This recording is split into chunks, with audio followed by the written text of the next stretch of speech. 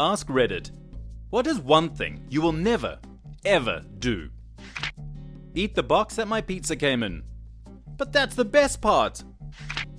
Combine frog and dinosaur DNA to create a theme park. Also combine pig and elephant DNA. It just won't splice. Haven't you heard that Loverboy song? Imagine that the audience is naked while giving a presentation. My brain power is trying to keep the words going. I don't have cells on the side for that kind of imagination. As if I need boner fuel. SRS, I tried that, and all that happened was I got a boner. Download a car. You wouldn't kill a police officer. Then steal his helmet. Lick a public toilet. But do you have your urinal cake and eat it too? Only if the rock candy is fresh. Meth. Not even once. For anyone who is considering heroin for any reason, I urge them to go read Spontaneous H's user page and posting history. Oh my, already wasn't planning on doing heroin, but now I'm staying very, very far away from that stuff. Heroin. I was on morphine after an operation and hated it. I have negative desire to try heroin. I was given morphine at the hospital to relieve stomach ulcer pain, and the feeling was so good that I understood how people get hooked on opiates. I never tried it again because I knew I'd get hooked. Purposefully break a Lego set. A psychological horror I could never bring myself to do. Laugh my ass off, I did that when I was like 11. My mum pissed me off, so I went to my room, grabbed my Lego Star Wars Gungan sub and just dropped it on the floor, and it never got put back together. I still regret it. Become the NBA's shortest professional basketball player. Like my hopes and dreams. Also, I'm 5'1" for those who asked below. Because someone shorter than you will also make the NBA. Drink and drive. It's the worst guilty feeling ever. I truly regret the times I have done it, but PTSD and alcoholism really skew your views. Luckily, no one got injured, but I don't think I could live with myself if that happened. Trust a Sicilian when death is on the line. Inconceivable! You keep using that word. I don't think it means what you think it means. Run for office. The country needs you. Anyone who is capable of getting themselves made president should on no account be allowed to do the job. Fight side by side with an elf. How about with a friend? I can do that. Swim over a trench. On my second deployment on my first ship in the US Navy, we had a swim call over the Marianas Trench. It was one of the eeriest feelings I've ever experienced as I walked to the end of the stern gate and peered into the water and thinking about how far down it is. Then I jumped off into the water. Good times! Treat any retail or service employees like garbage. After working retail, I couldn't bring myself to do it. It's funny. I work with a guy and we both spent years in restaurants, and he feels that his former experience as a server entitles him to complain and send stuff back and ask for comps. I can't go to restaurants with him. Have a period. Not even in your sentence, apparently. He is a man of focus, commitment, and sheer will. Cheat on any of my GFs. I had it happen to me in a bad way in a 4-year relationship, and I know the pain. So I vowed never to do that to anyone ever. Wait, how many girlfriends do you have? And do they know about each other? Because if not... When we first started getting serious, my boyfriend told me, I'm a one-woman man, I don't cheat, and if you ever want to sleep with someone else, then just break up with me first and be on your way. That was 30 years ago. Married 26 years. He still is a one-woman man, and I would never dream of breaking his heart by cheating on him. Have a man take a fat poop in my mouth. You might not have a choice. Smoke a cigarette. My grandpa smoked 3 packs a day starting when he was 12 years old until he was 50. He then quit and only smoked 2 packs a day. He lived for another decade or so before he unsurprisingly died from lung cancer. Seeing what he went through in the last few months was enough to convince me to never touch a cigarette. His lungs were so bad when the doctors diagnosed him, the doctor legitimately said, "Smoke them if you got them, because you might as well enjoy your last bit of time." I wish he could have quit for real in time for it to make a difference. My granddad died yesterday from cancer that was most likely caused by smoking. I saw him go from being really healthy, big guy to as frail as Scrooge in 6 months. My mum is pissed because about a third of that side of the family are being idiots and keep coming to see my grandma even though they should really be self-isolating as she is vulnerable to COVID. The thing that annoys me about all of this is watching my cousin and uncle continue to smoke even though they just watched what could happen in 6 months, and my aunt making stupid comments like, "Did you hold his hand as he went?" Like it's okay, and then going shopping with grandma trying to scavenge as much wealth as possible. It's vile. Have biological children. Too many bad genes that I would rather spare someone else from inheriting. Same here. I have cystic fibrosis. The last thing I want to do is give birth to children who simply carry the gene. I couldn't live with myself if my children end up having CF. If I do decide to be a parent one day and life is good, I'll adopt them. When another driver is trying to do me a favor that I deem safe, I'll never accept it or do it. If I do it at all, again it has to appear overwhelmingly safe without giving them a wave and saying thanks. A generally safe example, changing lanes was always a problem back when I was riding in big rigs. We sincerely appreciate the people in the lane we're merging into who see our turn signals on and flash their lights at us. This tells us, we see you, you have plenty of room, and we are not going to be the typical prick who demonstrates that they want to die by speeding up. We got you. Go ahead and get over if everything else looks good. If you do that for a trucker and they flash their lights back, that was their way of saying thanks. Same, I always wave. And I get old man disgruntled when they don't wave if I give them a driving favor. Kill someone if this whole coronavirus thing goes. I'm as the guy that dies first in the movie, the whimpering one in the corner. I feel like I could shoot someone, but there's no way I could bludgeon someone to death with something like a hammer or a baseball bat. I have a hard enough time even bonking a fish. Same, I accidentally stepped on a mouse and killed it when I was like 10. I still feel terrible about it over 20 years later. Bungee jump. A broken rubber brought me into this world, and I'm sure as hell not gonna let one take me out. It is seriously the best adrenaline rush ever. I ended up doing it twice, to clarify. Bungee jumping, not breaking a rubber. The adrenaline rush from the rubber breaking comes a couple of months later when you hear, "I'm pregnant." Fair, but I'm happy being at home playing video games. My heart already races when I get a big boss in them. Wouldn't want that feeling amplified by like a quadrillion. Thanks. I'll never have sex. I'll never do anyone. I'll never lose my virginity because I don't lose.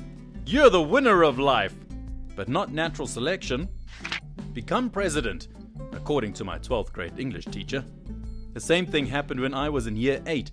I asked him if he always dreamt of being a PE teacher. Kill me. I wouldn't want to take that kind of pleasure away from someone else. You say that, but remember the person statistically most likely to kill you is you. Sometimes the smart choice is to get that bastard first. Marry for money. A lot of people asking me why not, because I get approached by rich douches who think I can be bought. I'm not marrying for anything other than love. Period. This dude must already have money, which means I must marry them. Be mean to my mom. Intentionally hurt someone in a major way. I think making other people sad or angry makes me even more sad or angry at myself. If I had coins, I'd give you the Wholesome Award. I hope this will do. Cut off my testicles with a rusty knife in the middle of a desert. Are you sure about that? I could never have a rusty knife. I'd have to polish and sharpen it.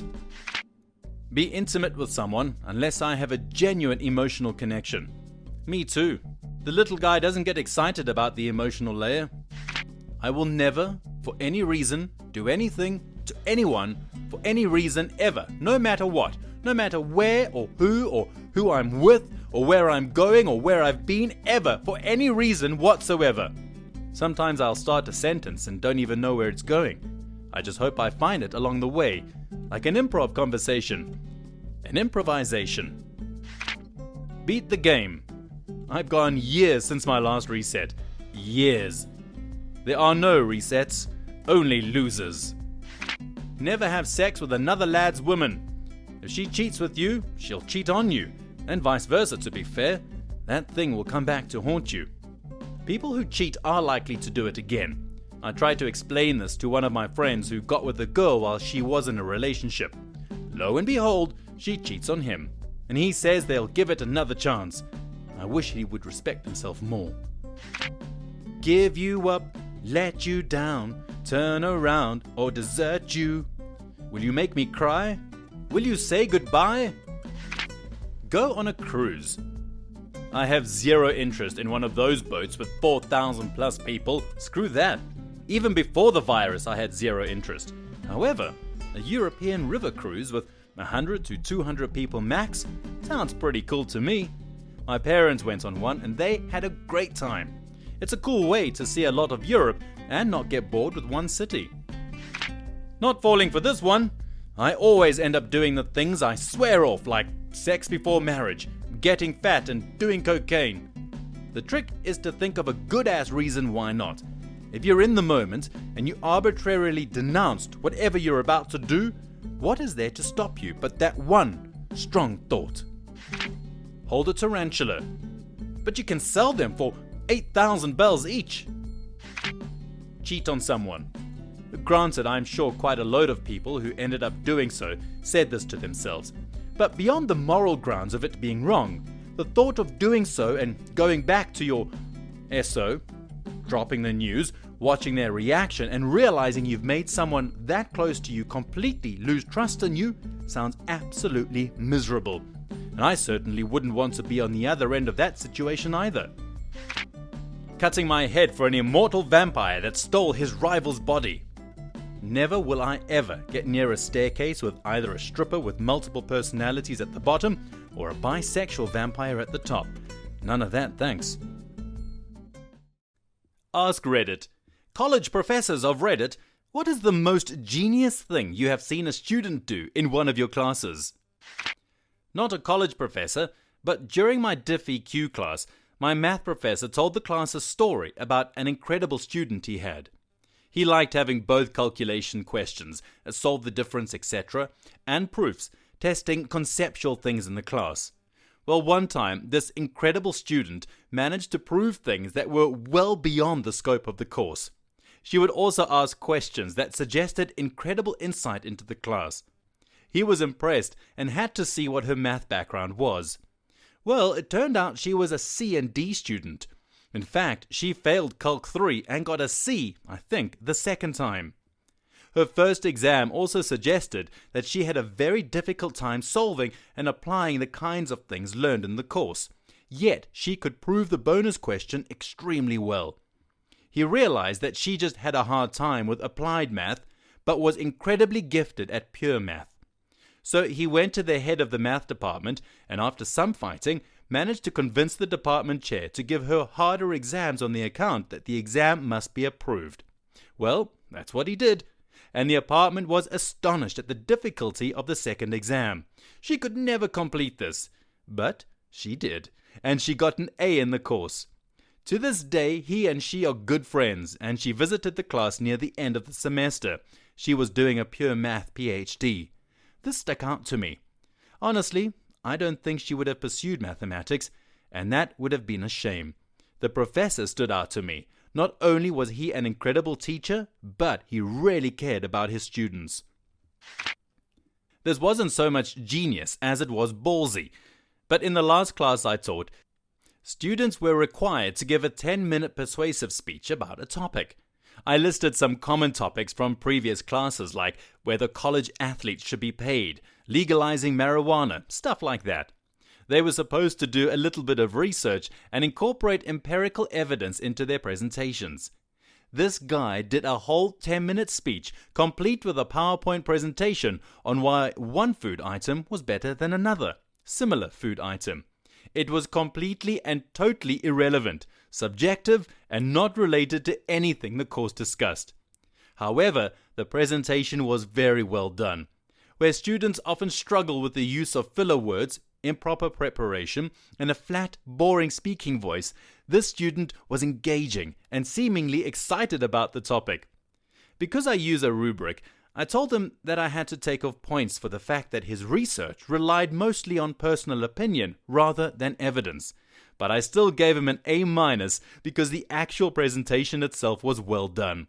Honestly, it was one of the better speeches I'd heard that semester, if you don't factor in the content. I had one student who recorded my class and sold the recordings.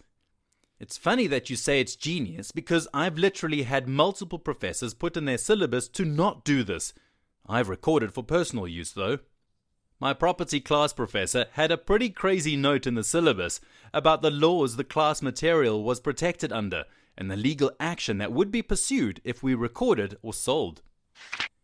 Former TA. On an exam, a student answered a question about DNA topology with an answer that neither the prof nor I had ever seen, and it was correct, and neither of us had come up with it. And that made us have to go back and regrade the entire class's answers to that question. What was the question and what was the answer? Can a recombination fork advance in this structure? If so, how? We thought the answer was no, but it was yes. And here's how. And we, Prof and I, both did a simultaneous facepalm. Not a professor, but was taking a romantic era lit class in university. Due to some quirk of scheduling, it was twice a week, 6 to 9 p.m. We all had to do presentations for a tiny part of our grade on whatever the topic of the day was throughout the term. We were encouraged to take a very wide-ranging view of what could constitute a presentation.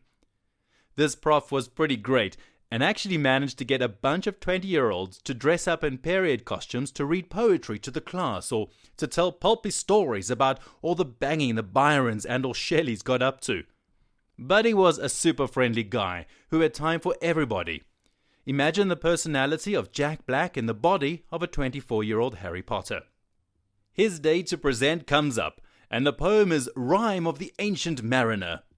At first he doesn't show.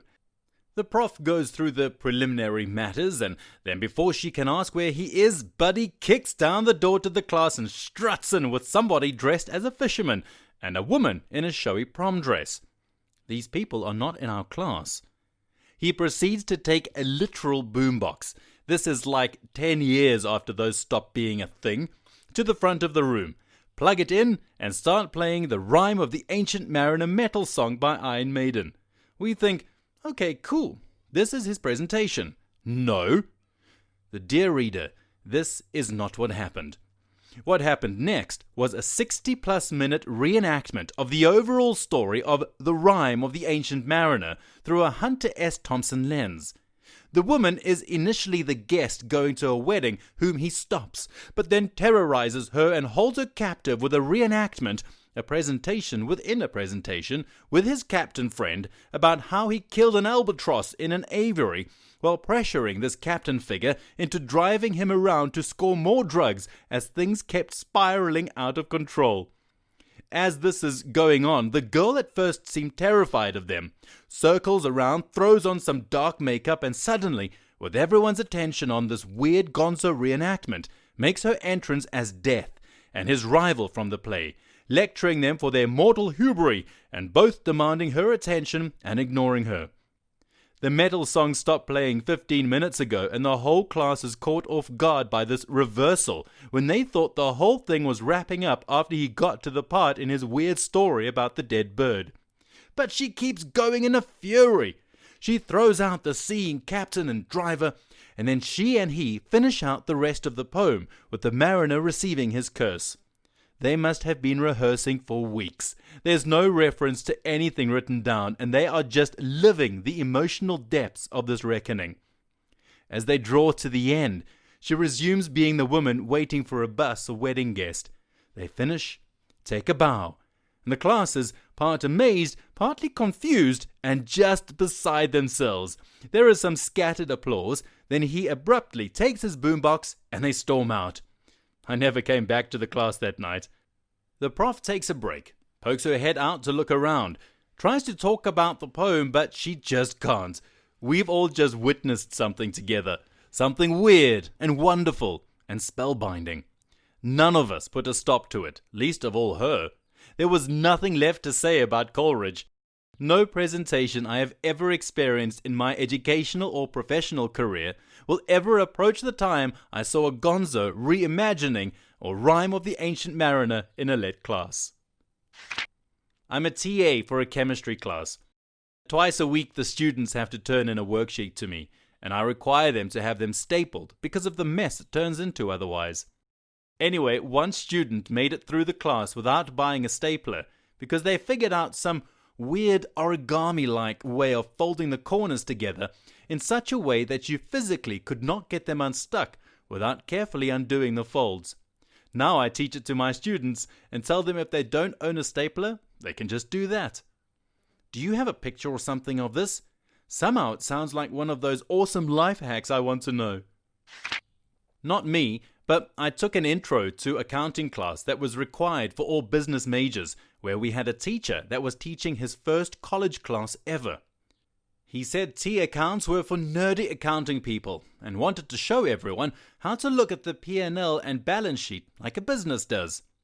He would assign us things to do, and if you couldn't figure out the answer, he would tell you to reread the chapter. The answer was in there. As you could guess, a ton of kids struggled or had to cheat to get by after the first test. But then there was some kid who had taken accounting before at a different university, and the credits didn't transfer, so he was forced into this class and he knew all the answers. He hosted a homework review in the library on a whiteboard and answered any questions and helped everyone study. I think we all just learned from that dude more than the teacher. Not a professor, but a TA. We had assignments based on the daily lectures in class. Assignments were due at the end of the week, but this one student always turned his assignments in minutes after each class. I noticed on his laptop, while everyone else was taking notes on theirs, he would be filling out the assignment as the professor went through his PowerPoint. He would also ask the professor questions about the lecture that gave him the answers to the assignment. Not only was he learning from essentially taking notes, but he never had to do homework outside of class. Not the professor, I was the student, but he told me no one had ever done this before and he was impressed, so I'll share it. I had a hard time in university. Personal things, won't go into it, but it's relevant to know. I couldn't attend some lectures, and I always requested to work alone for group work due to the problems. As you can imagine, things piled up. I fell behind. Countless emails I ignored from the head of department, and I avoided seeing him for as long as I could. I was studying computer forensics. The head of the department was a nice man, but his introduction had left us all a bit weary of him. He used to be military, and in his words, he was an interrogation expert. He was a giant of a man. So we took him at his word. He told us if you're ever called to the office and he has biscuits on the table, you should be okay. But if there are no biscuits, you're probably going to get shouted at or interrogated. Anyway, when I got called in, there were biscuits on the table. He wasn't wrong about the interrogation expertise because I was very much at ease. After 5 minutes of small talk, he then removed the plates of biscuits, and my heart sank, taking me completely by surprise. I knew I was going to get lambasted for missing lectures. This was before they knew what was going on with me. I already knew before going I was going to be in trouble, but he might understand if I laid everything out for him if I had the chance. I played my hand. I unzipped my bag and took out a pack of biscuits I'd brought with me. I opened them and offered him one. He looked gazumped, like I'd one-upped him and he didn't know what to do. But it bought me 2 minutes. I told him, I know you're going to shout at me, and I really can't handle that at the moment. I'm not doing great and I'm barely holding on. Can I please talk to you before you yell at me? Or words to that effect. He allowed me to explain. After listening to me, he pulled his plate of biscuits out of the drawer and replaced them on his desk. He listened to me and understood I needed help, and referred me to the student mental health team. He later told me no one had ever thought to bring their own biscuits, and it was a smart move. He left after my second year, but from the time I spoke to him until when he left, he checked up on me monthly, asked how class was, if I needed any help, even set it up for me to take my exams in an empty classroom with just him there. Good guy. What are some tips and tricks for arguing with idiots?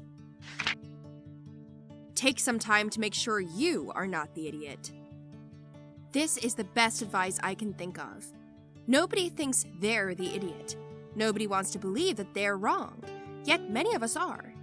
The only way to correct idiocy is a personal commitment to self-reflection, education, and skepticism. I would go so far as to say that everyone is wrong a lot more than they think. Nobody's immune to being wrong, and it doesn't have to be a shameful experience if you're gracious about it. I was going to say don't, but clearly that's been covered. Then I read the last guy say, just say okay to everything and watch them self-destruct. You might actually get a little further along with this method if you implement Socratic method and just ask them questions. The point is not to get to a gotcha moment from you, but come from a place of genuine curiosity, otherwise they may get defensive if they feel they're being manipulated. Either they will wind themselves up until they figure out they really don't know what they're talking about, or you will have a better understanding of where they're coming from. Ask another idiot to argue with them. But what if they agree with each other? You politely request a third idiot, and if that idiot also agrees with them, I'd start to worry about my statement. I'm going to give you the benefit of the doubt and presume that you genuinely want to engage the other person, rather than just win the argument or feel superior. First, and most important thing, don't call them an idiot. No one has ever changed their mind because someone called them stupid. Quite the opposite. Calling someone stupid will make them become defensive, react emotionally rather than intellectually, and reject everything you're saying as a self-defense mechanism. Calling your opponent an idiot is great for making yourself feel better, but it's terrible for getting anyone else to listen to you. No one changes their mind because someone said they were stupid. They just convince themselves that that person is an asshole. Along those lines, attack the idea, not the person. You disagree. You aren't enemies. Discuss your problems with their belief, but try to separate it from the person themselves as much as possible. This allows the other person to distance themselves from their belief and think about what you're saying without feeling defensive. Anytime you discuss your belief, or you think that, or say anything that links your argument with them personally, or attack the person directly, you're reinforcing the idea that their belief is part of their personal identity, which for them means that they need to defend the belief in order to defend themselves. Allow your opponent to separate the belief from themselves, as this gives them room to consider whether the belief is wrong, without feeling like to do so would mean to admit that they are personally flawed. And third, listen to the other person. Don't just wait to talk, actually listen. Respond to what they are saying to show that you are listening, and ask questions without getting angry or combative. Debates turn into arguments as soon as one person starts to become heated, because that just makes the other person become heated, and it snowballs until you're both yelling at each other. Once that happens, you're both going to react emotionally rather than intellectually, and neither one of you will be receptive to the other. Overall, stay level-headed, de-escalate emotions, be respectful, and let the ideas do the work. Expect to constantly have to steer them back to the crux of the argument. Be prepared to refute any spurious sources, and to back up your own facts with genuine sources. Pick your battles, because there will be many occasions where you'll be told, we will just have to agree to differ, and that's just your opinion. Don't always expect that the idiot will understand your logic. Also, expect them to accuse you of getting angry if you put any effort into arguing with them. Think of it like playing chess with a pigeon. Chances are, the pigeon will knock over all the board and then fly back to its flock to claim victory. LOL, by the time I typed the answer, you posted it. Have my upvote. It's kinda unpopular, but be as polite and as calm as you can. Intelligent people can sometimes act like idiots when arguing with idiots. This applies to the internet as well. I find a lot of intelligent people are only perceived as being intelligent in their own field of expertise. The smart ones stick to what they know, while the dumb ones are arrogant enough to argue outside their field. Presumably, the only reason you're arguing with an idiot is that you love them. Instead of arguing, try to find common ground on something and agree not to discuss the subject further. No reason to disturb the relationship about something like an argument. If the person you're arguing with is in a position of power over you, and the argument concerns things like punishment, try to carefully lay out why you believe the punishment does not align with the action performed. Tread very lightly here, because a slip-up could very well result in more punishment. Furthermore, ensure that the subject you're discussing is something that is in fact open or logical to discuss. Try to see it from the other person's point of view, because they obviously believe that what they're doing is right for a reason. Complex imagination is a gift. Use it to your advantage in this case. Overall, idiot's gonna idiot. There's nothing you can do to solve that, but make sure that you're not an idiot back. That's something you can control. Don't speak as much as the opponent. These means don't interrupt them in the middle of a sentence, no matter how ludicrous they are. Then, rather than providing counter-arguments, ask them open-ended questions such as, "What do you mean by that?" and "Can you clarify that for me, please?" Then, after you've expended all of their ideas, you simply stay quiet. Don't sneer or ridicule, just let the moment hang in the air like fog over wetlands. The point is to let them say everything they want or need to say. Then you systematically provide counter-arguments with factual evidence. Anytime they try to interrupt, you can always say, "Excuse me, I gave you time to speak.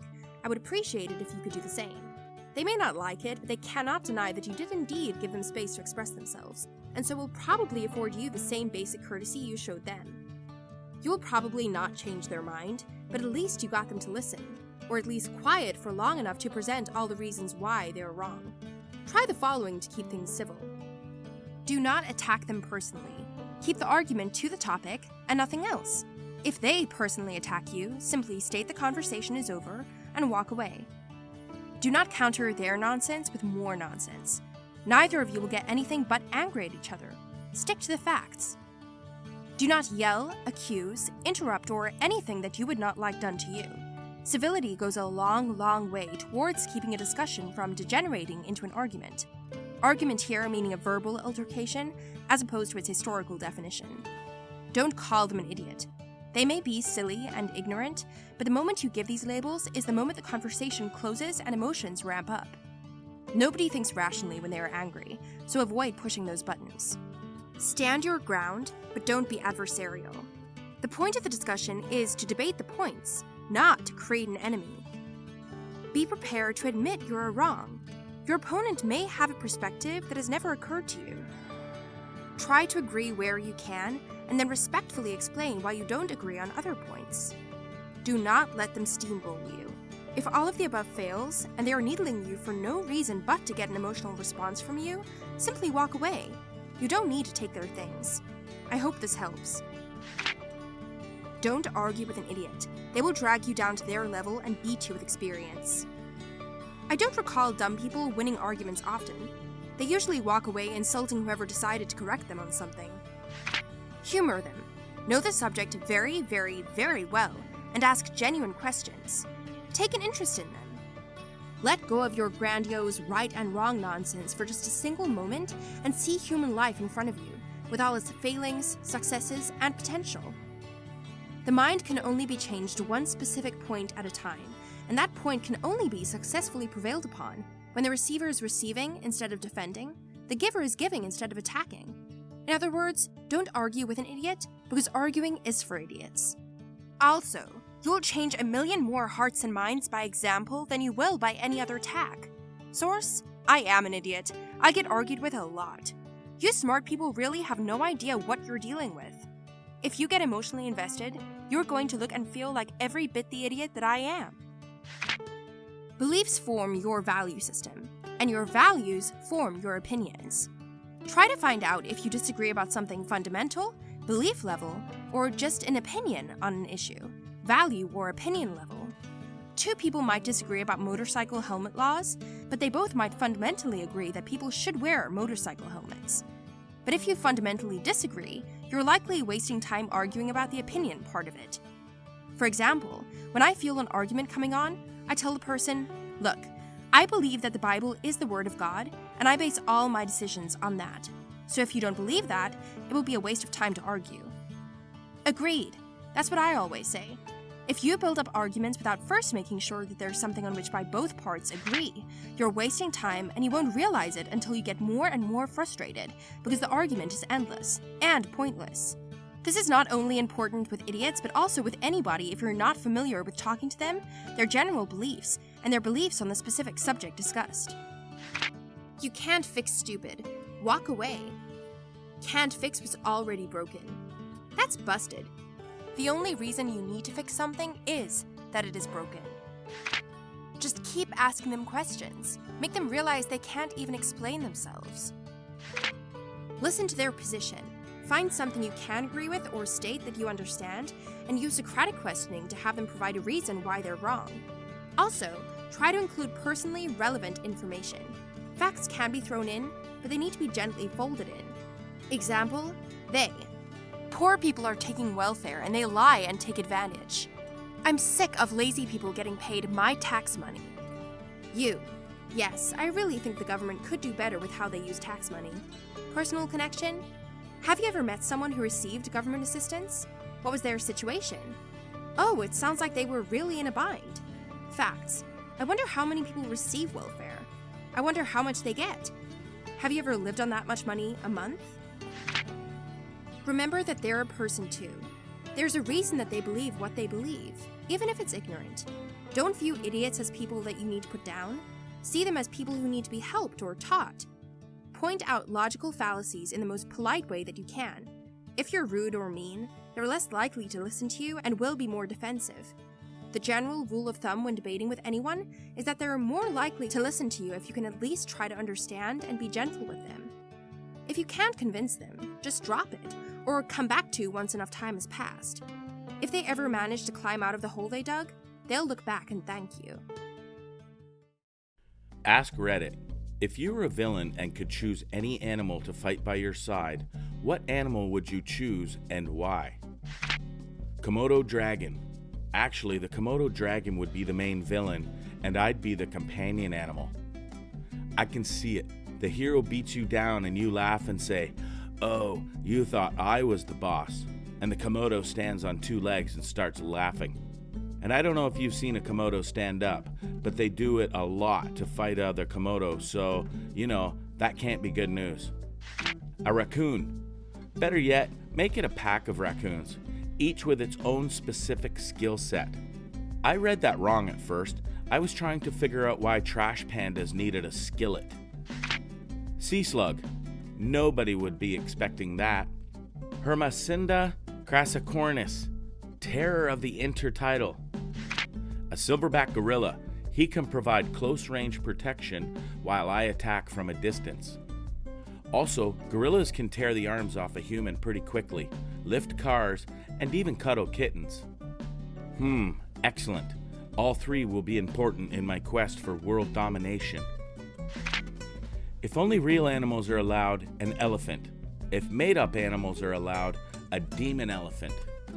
Ancient psychic tandem war elephant. Yep, I was gonna add that. Glad I checked first. Honestly, one of the most creative fantasy creatures out there. A Cape buffalo. They're massive tanks, and they also understand the concept of revenge. Supposedly, they can remember an individual years after being wounded, threatened, and will do everything they can to hunt down and kill the person. And also, they're the closest thing to a minotaur I could have as a real-world animal. They're essentially minotaurs, but the other half is also Tor. Black Panther. Lethal, stealthy, agile, badass as checks all the villain criteria. A rhino. They can flip a car with basically no effort. Hippos are basically the same, except for marine, and instead of one big horn, they have a trash compactor for a face. An African trash compactor is my new favorite name for hippos. A goose. Specifically this one goose at my local golf course I always feed crackers to when I go by the lake on the third hole. He's cool with me, and I'm pretty sure he'd be down to mess up as long as I provided crackers. So your supervillain name would be Maverick. Only if he plans to eject a goat out of a jet that breaks its neck. Canadian Goose. Just one is fine. Dude, it's supposed to be a sidekick, not the actual villain. This is gonna be a Sith-like situation where the apprentice offs its master. Grizzlies. They're tanks. A full-grown exemplary grizzly bear is probably worth a lot more than any who goes face to it. And they look cuddly. Why not polar? They would melt too fast. A white tiger because they look awesome. It could also camouflage and help you take over the Arctic. That place is pretty much up for grabs right now, and in a few decades will be prime real estate. Animal from Muppet Babies. He seems like he's been through a few fights. I love that you explicitly want the baby version and not like Animal from Muppets. Courage, the cowardly dog. The hero lies broken on the ground, gun pressed against their forehead. The things I do for love. Bang. You think you can just keep scaring this little pup over and over again, don't you? A crab named Citizen Snips. An elephant who never forgets to kill. A badger with a troubled past. A raven because ravens are awesome. And then anytime it did something cool, you could say, "That's so Raven." And if it killed your enemy, you could end with "Nevermore." Pangolin. Also, it's an adorable endangered species. Anyone who attacks it is the real villain. Pangolin use sneeze. The killer rabbit of Serbanon. Only a holy hand grenade can stop us now. Black cat. You just can't be a villain without a black cat. Modern villains tend to go with white cats. Imagine tracking the villain down to the end of a pier on a gray, rainy day. The waves are crashing and she's completely alone, out of options, nowhere to go. When suddenly, she turns around and she makes a motion with her hand, and a number of Lovecraftian tentacles shoot out from the dark waters, some swirling in the air, others grabbing your companions and dragging them off the dock and into the abyss as they frantically, pleadingly try to reach out for anything to help. Only you remain. You draw your weapon. Giant squid. Does it have to be a real animal? If so, I pick a capybara. Giant guinea pig friend for life. If not, I pick a dragon. Those things can mess you up. I feel like this movie ends with the hero slaying the villain and adopting the capybara because they are so chill and everyone loves them. But the capybara slowly and subtly push the heroes towards villainy because he was the real villain all along. A velociraptor. You didn't say the animal can't be extinct. A velociraptor is roughly the size of a turkey. If you want something similar to what was seen in Jurassic Park, except even bigger, you can go with a eutheraptor. Wolverine. What's the most appealing thing about wolverines? Huge claws and teeth, super aggressive, fast moving, like a honey badger. Fictional or non-fictional? If fictional, I would choose the Chimera from the I Am Number 4 series. A shape-shifting dog would be pretty dope to have as a villain. If non-fictional, I would choose a Tintaoba. A giant slithering snake would for sure be useful in situations where I have to strike fear in people. Gonna go with polar bear or tiger. Pretty much the only animals that consider themselves above us on the food chain. I see you have never met a chihuahua. A Terescu. That is the correct answer. Yeah, until a Dragolich pops up, or maybe that's just me. A polar bear, or a honey badger. The first one because it's fearsome, the second because of the memes.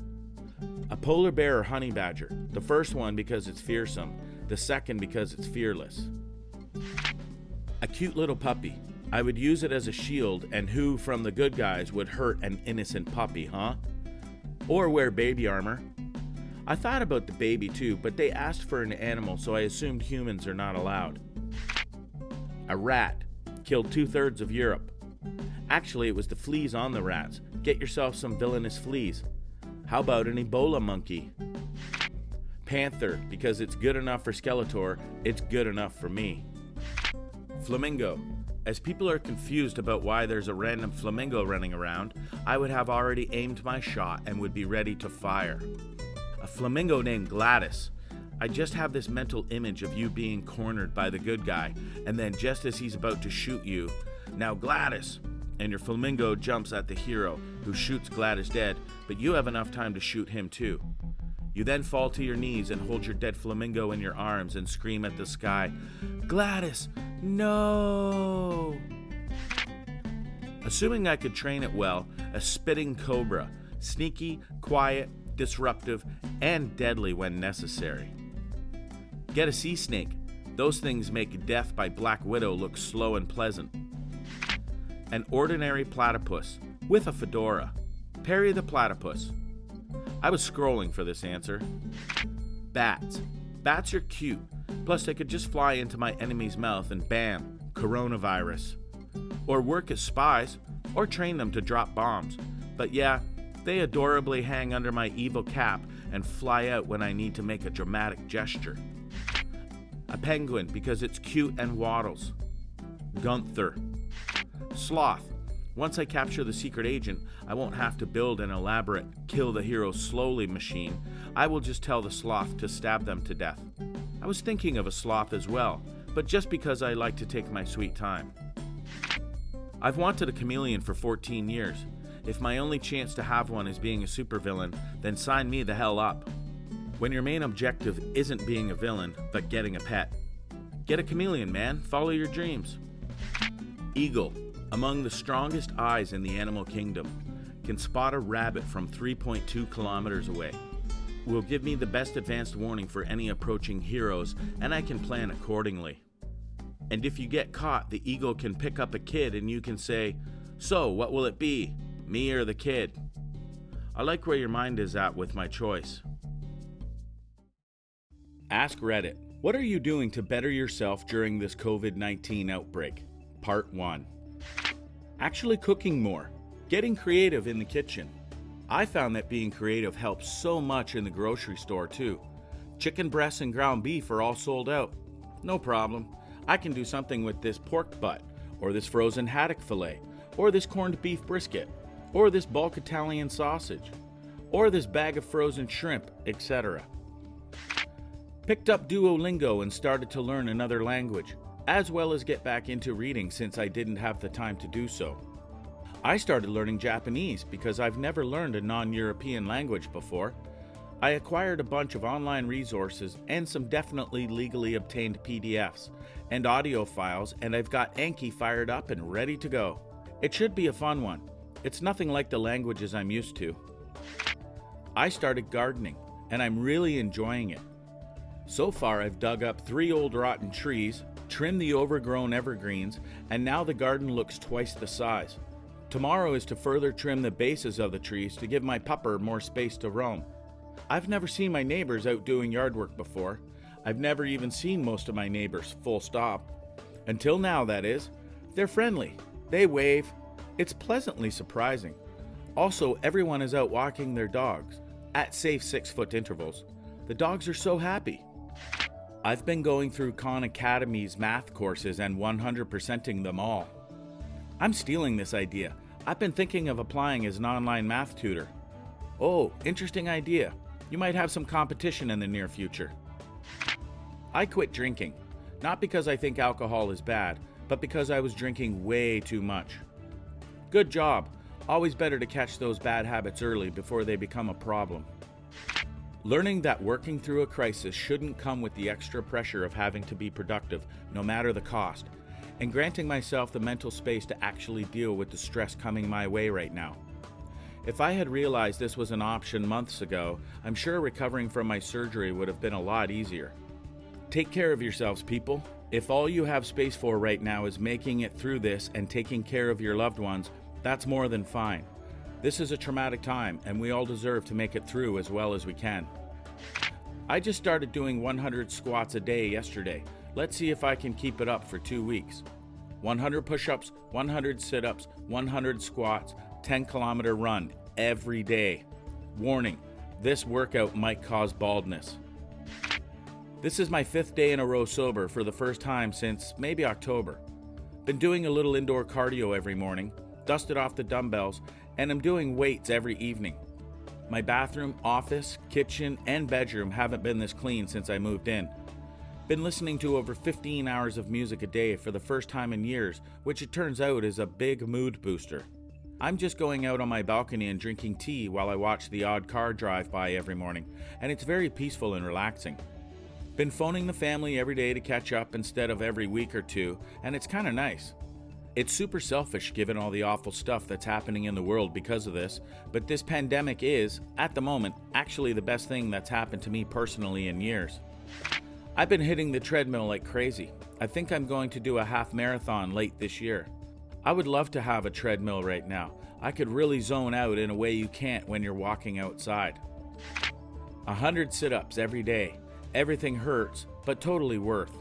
I started doing the One Punch Man workout. 100 squats, 100 sit-ups, 100 push-ups, 6.2 mile run. I love it, especially since I always sucked at body weight exercises. I usually break up each workout into 10 by 10. Still working because you guys need electricity. Thanks, bro. I take branches off trees in my yard and make things. Green woodworking. I made 2 mallets, carved a spoon, made coat hooks, and today I am building a 3-log bench. There's a group doing it here. I too am playing a lot of Animal Crossing. Getting back on the piano and doing an online Learn to Code class. Also started a garden for the first time. Piano players amaze me. Thank you. I have been working out so much. I already worked out a decent amount, but this is a new level for me.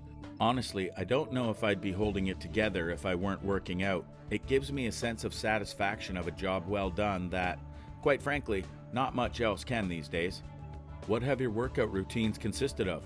I've been having low motivation, priority on working out since quarantine, especially since the gyms are closed. I am thinking of motivating myself to do things I otherwise wouldn't be motivated to do. Now, if I could only motivate myself to actually start doing said things. I could relate to this to some extent.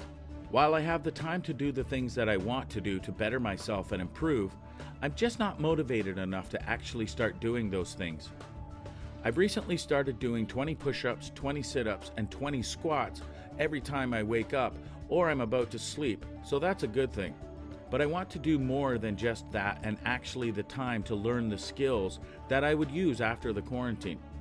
I wonder when I am going to start doing those things though, but I hope that it'll be in the near future.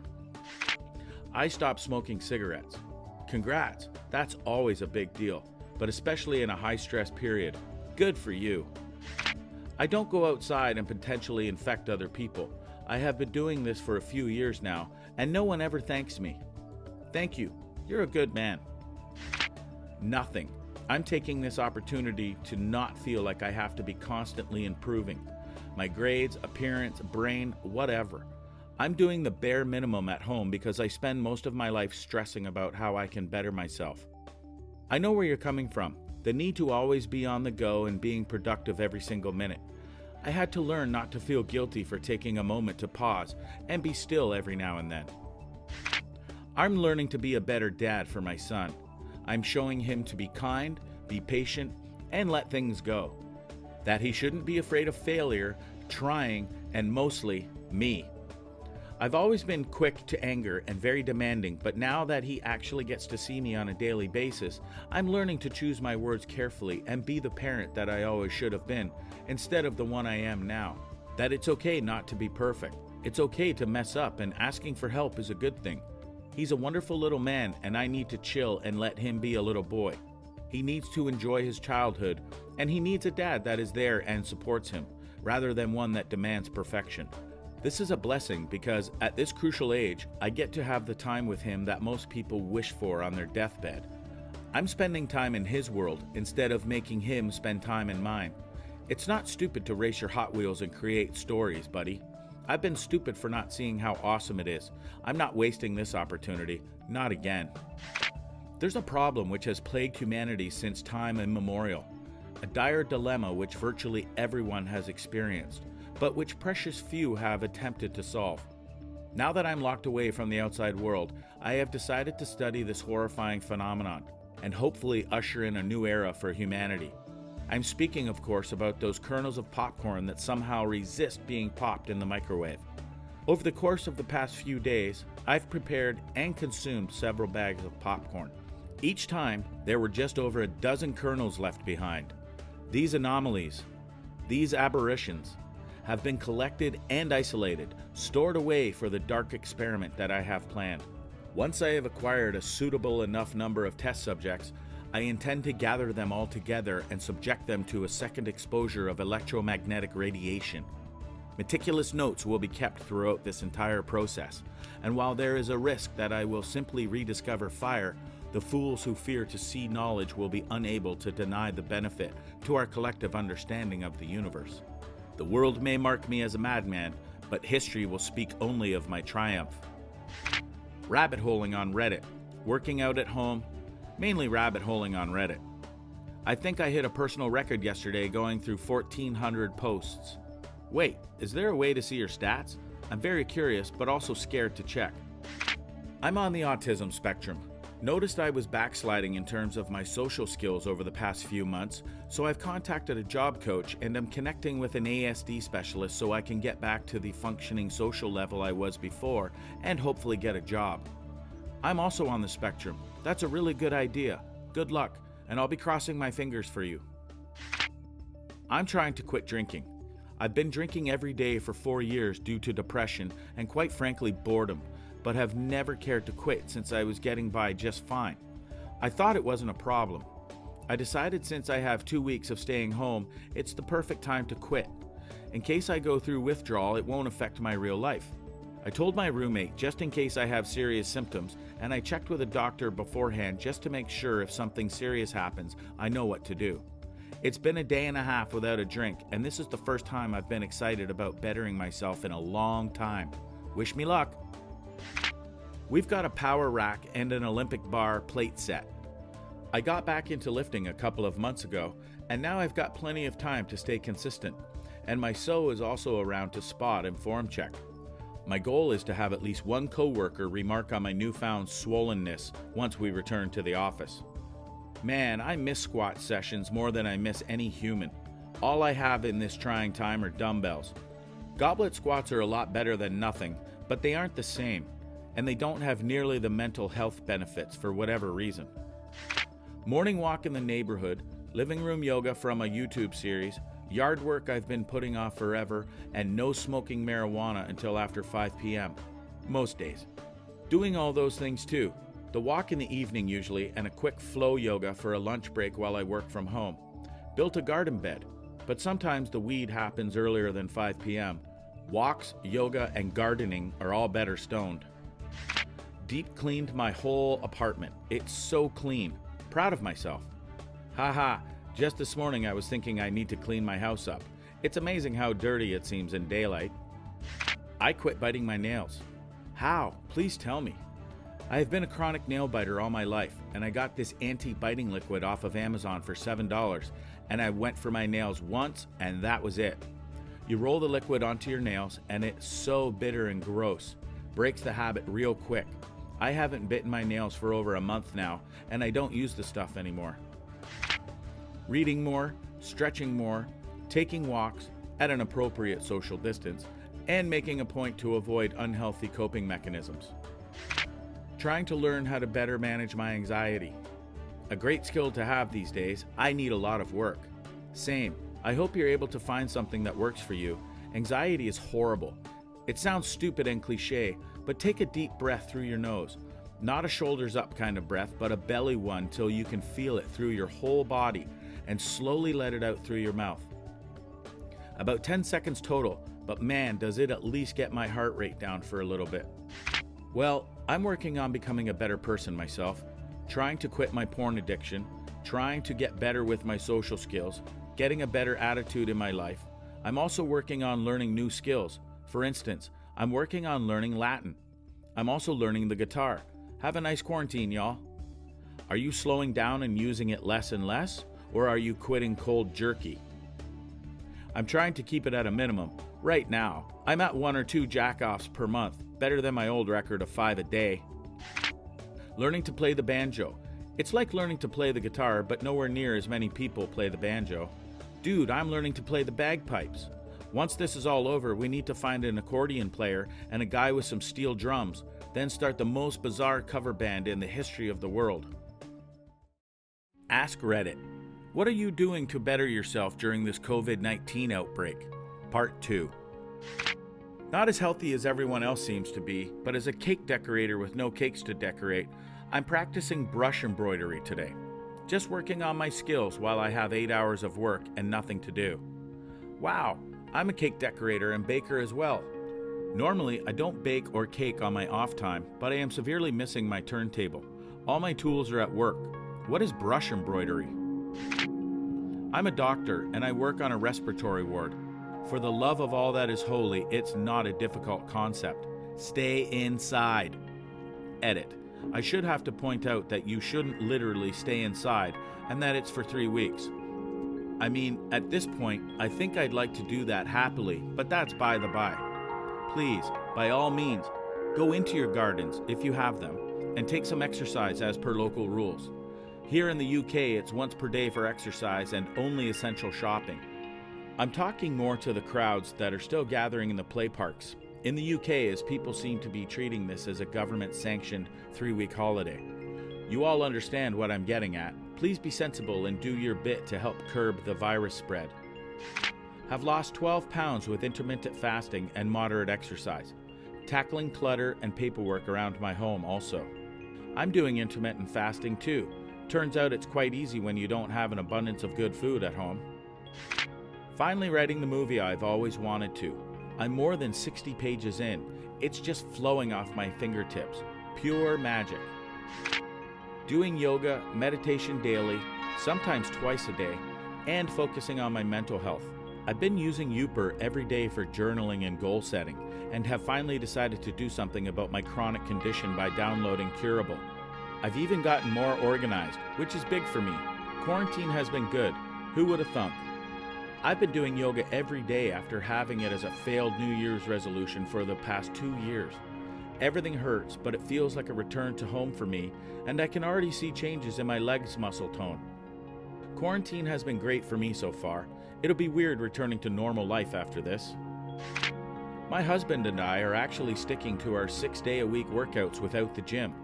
Today was an hour power walk up major hills and a 40-minute HIIT workout in the living room. Can you please describe the living room workout? I'm looking for something that doesn't require equipment like a treadmill or stationary bike.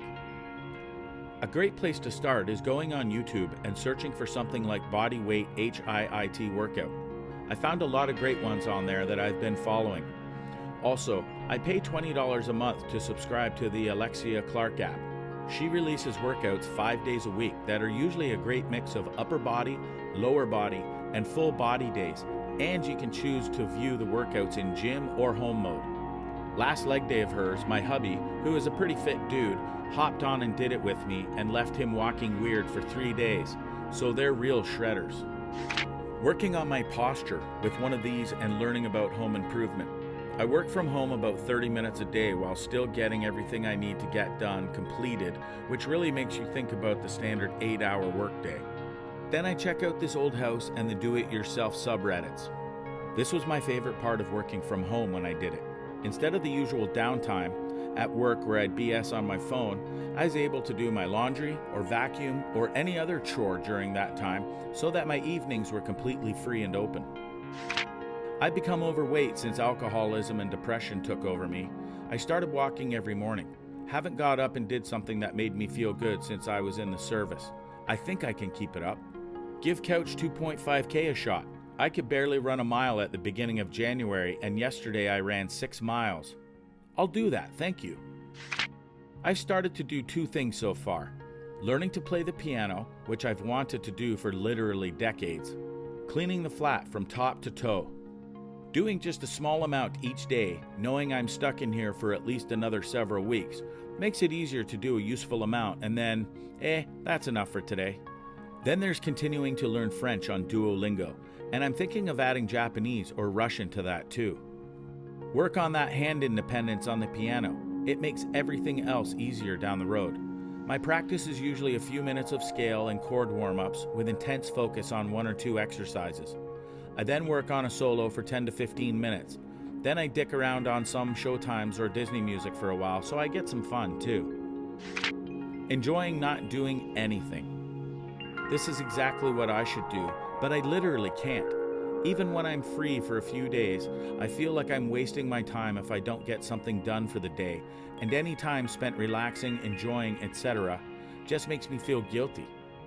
I've also never done nothing at all. And I guess I should stop and smell the roses once in a while, because would you look at the time?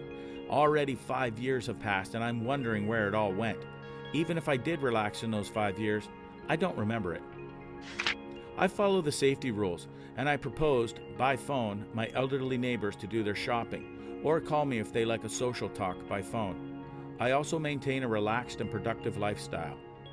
Honestly, out of everything I read on here, yours was the most simple and touching. Just asking some old, probably lonely people if they'd like to have a chat, that is effing beautiful. You're a great person. Besides online schoolwork, I'm working on my Raspberry Pi and Python skills.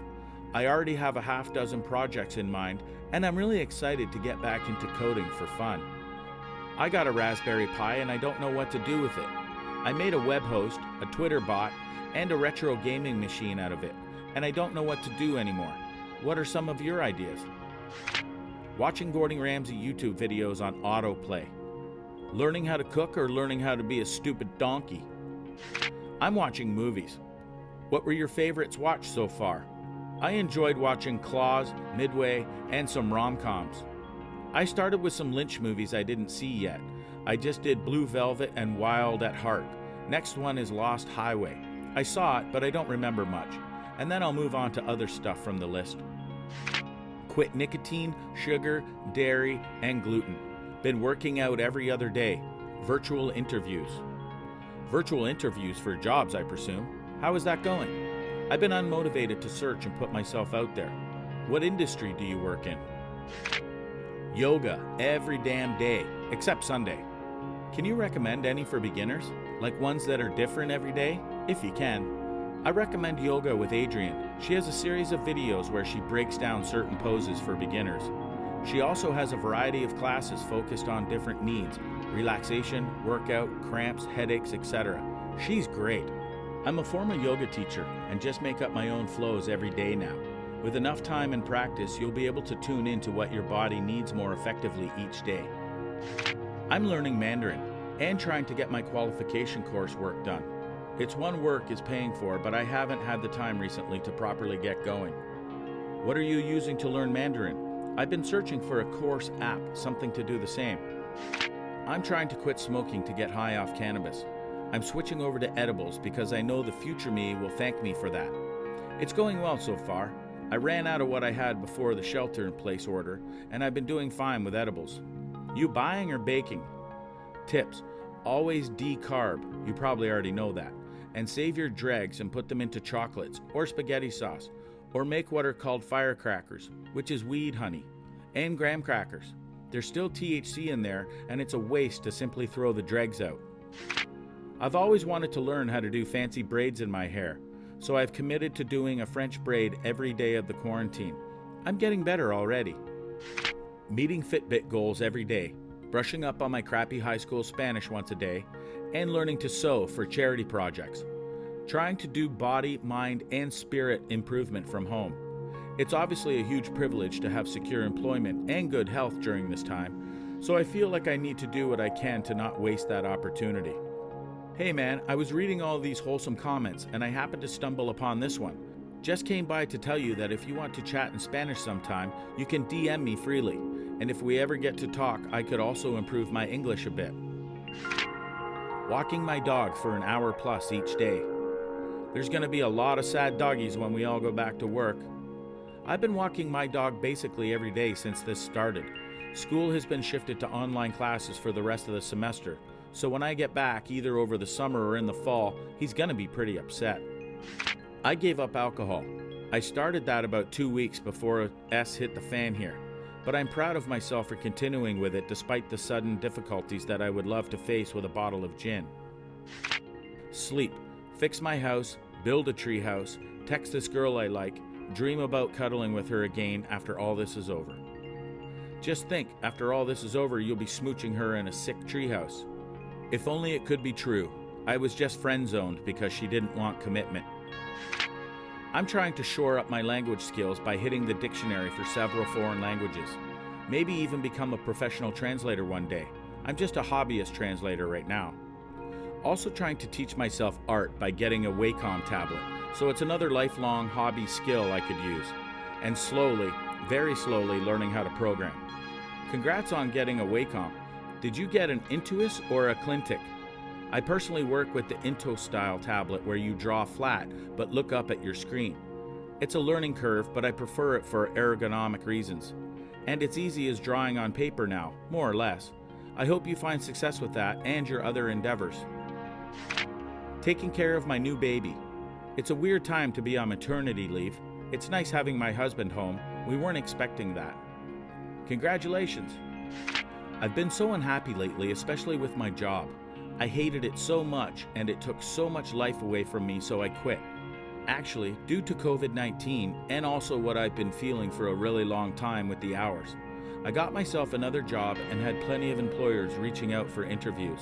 So there's that, and also I had the urge to paint. I'm not some big shot, but I wanted to use my time I had at home to do something I knew I had time for finally. I tried to paint once before, but I felt like I did it for the wrong reasons. But now that I did it just to ease my mind and not have a plan, I did a lot better this time. Hope to continue with this in the future. Hey, I'm also getting back into painting as well. I have so many art supplies just collecting dust. If you can, Michael's Crafts sells 5 packs of canvases for around $10 right now. I picked up 2 of those packs for my social distancing time. They were also having a decent deal on Liquitex Basics, I believe. You can order online or order a store pickup. That way you don't have to interact with anyone. Hope that helps. Honestly, I'm getting sober. Only 3 days right now, but for me, 3 days clean and sober is a huge step. Keep it up. Congrats on 3 days. So essentially, my senior year of high school just got canceled, along with my track season that was coming up. So instead of being sad and depressed, I've decided that this is my perfect opportunity to get the 8-pack I've always wanted. Still only have a 7, but I'm getting there. My end goal is to look like a Greek god. LOL. Ask Reddit. Identical twins of Reddit. Who owns a pet after living separately? What was your pet's reaction when it saw 2 owners? My mom is an identical twin. My childhood cat Linus was a total scaredy cat, abused at an early age and terrified of new people, but an absolute sweetheart with us. When my aunt came to visit for the first time, Linus walked right up to her and snuggled against her leg. She started scratching him, and all was going great until he saw my mom. Cue very quick back and forth head turns, followed by running up the stairs and hiding for hours. Poor baby. Damn, I figured cats identified people more by their scent, although I guess there's a good possibility that identical twins pretty much smell alike too. Rusty was a good boy and was ecstatic there were 2 of us. More to play with, I guess. He learned to tell us apart though, and I kind of felt like an indulgent uncle with him. It's even more fun as my brother and I have had children in our own families, and they can't tell us apart until they're almost 2. My nephew didn't meet me until he was 3. I had been living in another country. When he first saw me, he looked totally confused and eventually asked, "Are you like another daddy?" I'm not a twin, but we look enough alike to understand his confusion. My dad and his brother were identical and same voice too. My dad had rescued a nest of bird babies whose mama never came back, and he would feed them. He would go outside and say, "Where are my babies?" And their little heads would pop up, chirping and chattering, and he would feed them.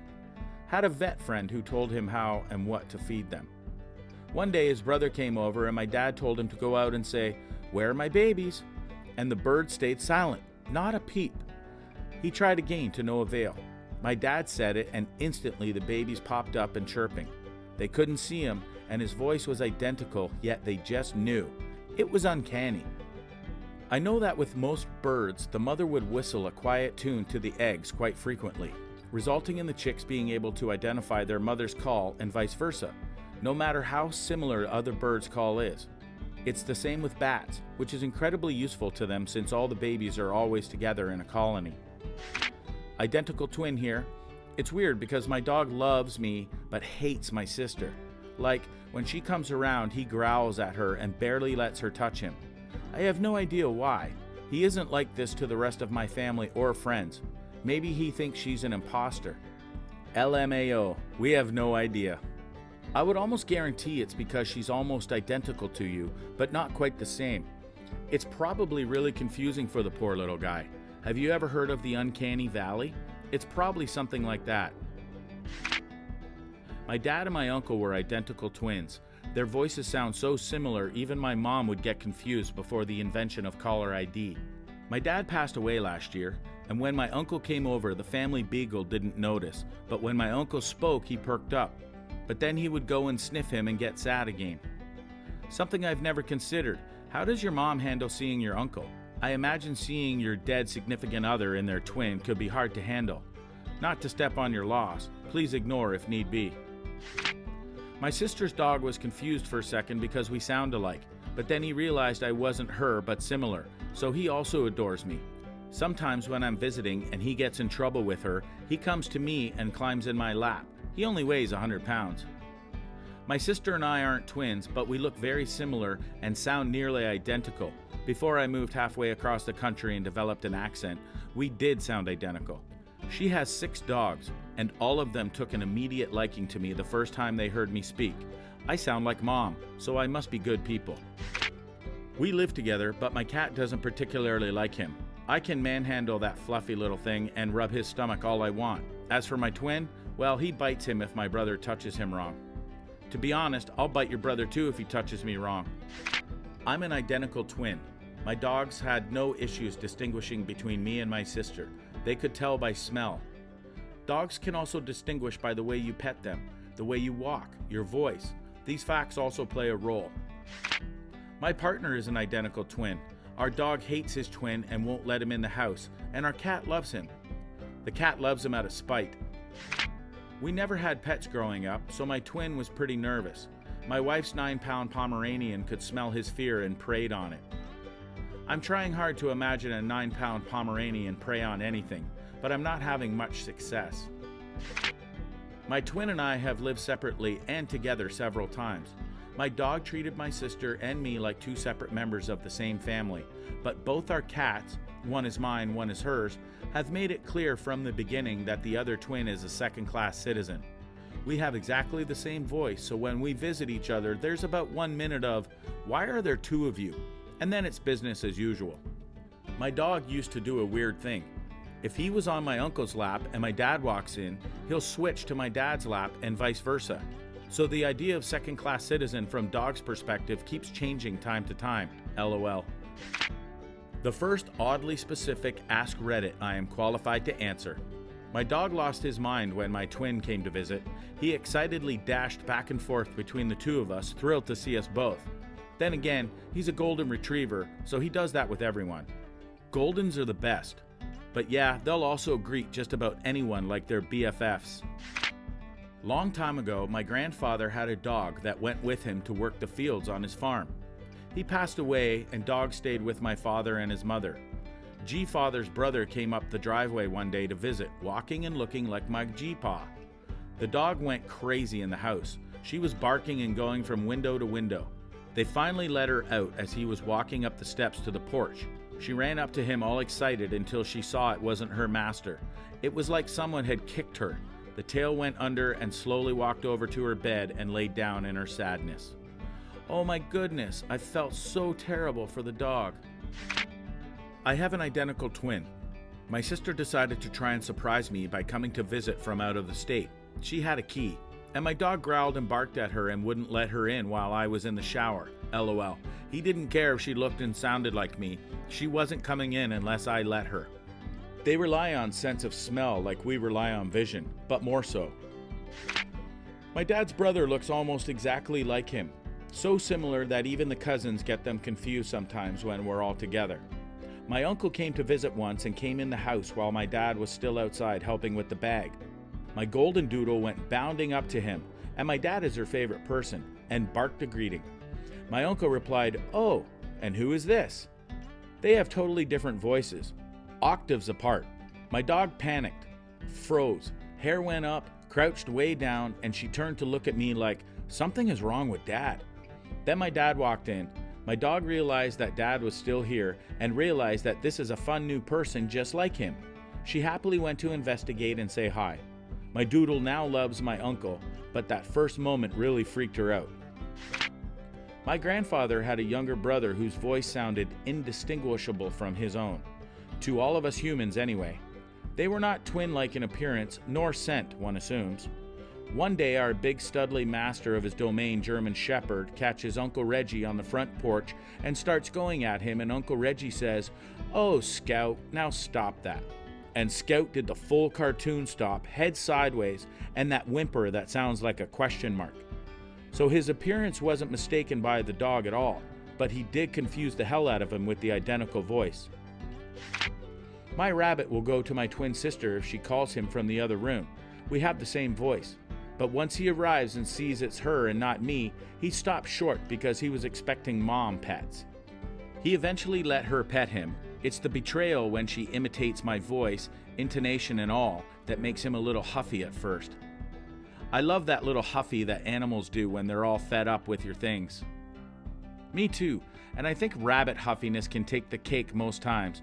Behaviorists have actually observed, and with my little dude I can confirm, that when rabbits are angry enough at you to hold a grudge, they'll sit with their fluffy butts facing you and every so often turn their head to make sure you're aware they're facing their backs to you. It's adorable and works every time to make me snuggle that fur face until he's not mad at me anymore. My cat could give a Her new puppy thought I was her until she walked in the room and then decided to bark and growl at me. He has only met me a few times and still gets us confused. On a separate note, after college, my twin's older dog lived with my parents at the same time I did. I can't remember why my parents had him for that period of time. He goes absolutely crazy when I visit, and it's the best welcome back ever. I think my dog is too dumb to realize we are twins and just comes to whoever calls her name because she thinks there is food involved. Call my name and give me food, and I'll come every damn time you call my name too. My mother's cat finds all opening fridge people identical. When I first saw my twin's pet, I was shocked. We hadn't talked to each other in about 3 years, and we both got a black toy cavoodle. It was literally like he had mirrored my dog. Still don't know whether he did it on purpose. My sister and I live 1,000 miles apart from each other, and each adopted all black cats in the same week without talking to each other. Crazy stuff, haha. I'd love an Ask Reddit about these kind of stories. They are my favorite. My mom's friend has an identical twin on the other side of the country, and one time her sister picked her up at the airport and they had on the exact same coat. Not really the same situation, but I think it's really all about smell and possibly mannerisms. My twin sister and I have a pet cat together, and despite being blind, he favors my company. He doesn't know we look the same, he just knows what I smell like and how I act. So in a scenario in which he could see and only knew one of us, I think he would still run away if he had ever met the other twin, despite liking a similar person already. This is the best answer.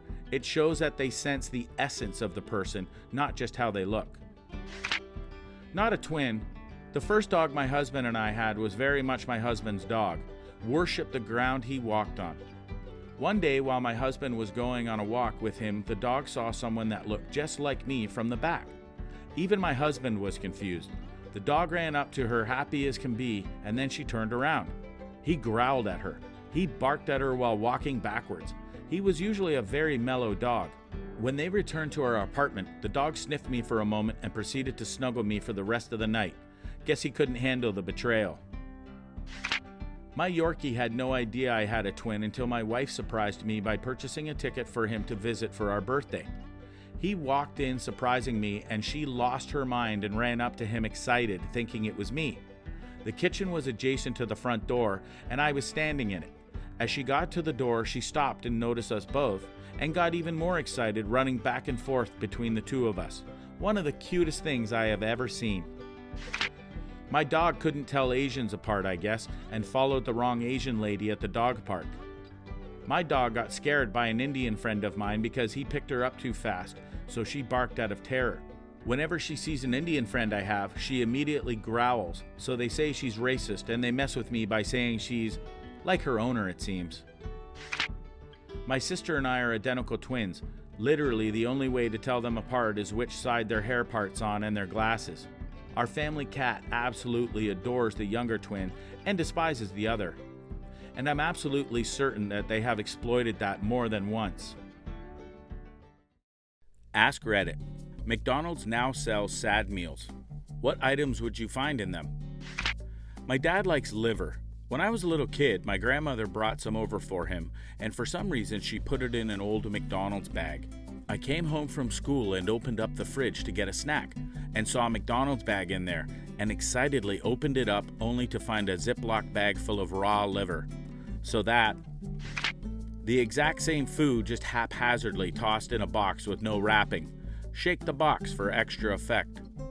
Toy would be a DIY cardboard set. So what Wendy's currently gives out in their kids' meals? LOL. Figurines of skinny, beautiful people eating McDonald's with a little button that says, "You'll never be good enough," when you push it. Featuring other fun phrases. "You're such a disappointment to your parents." Anything you think you're good at, there's some 5-year-old kid who is far better at it.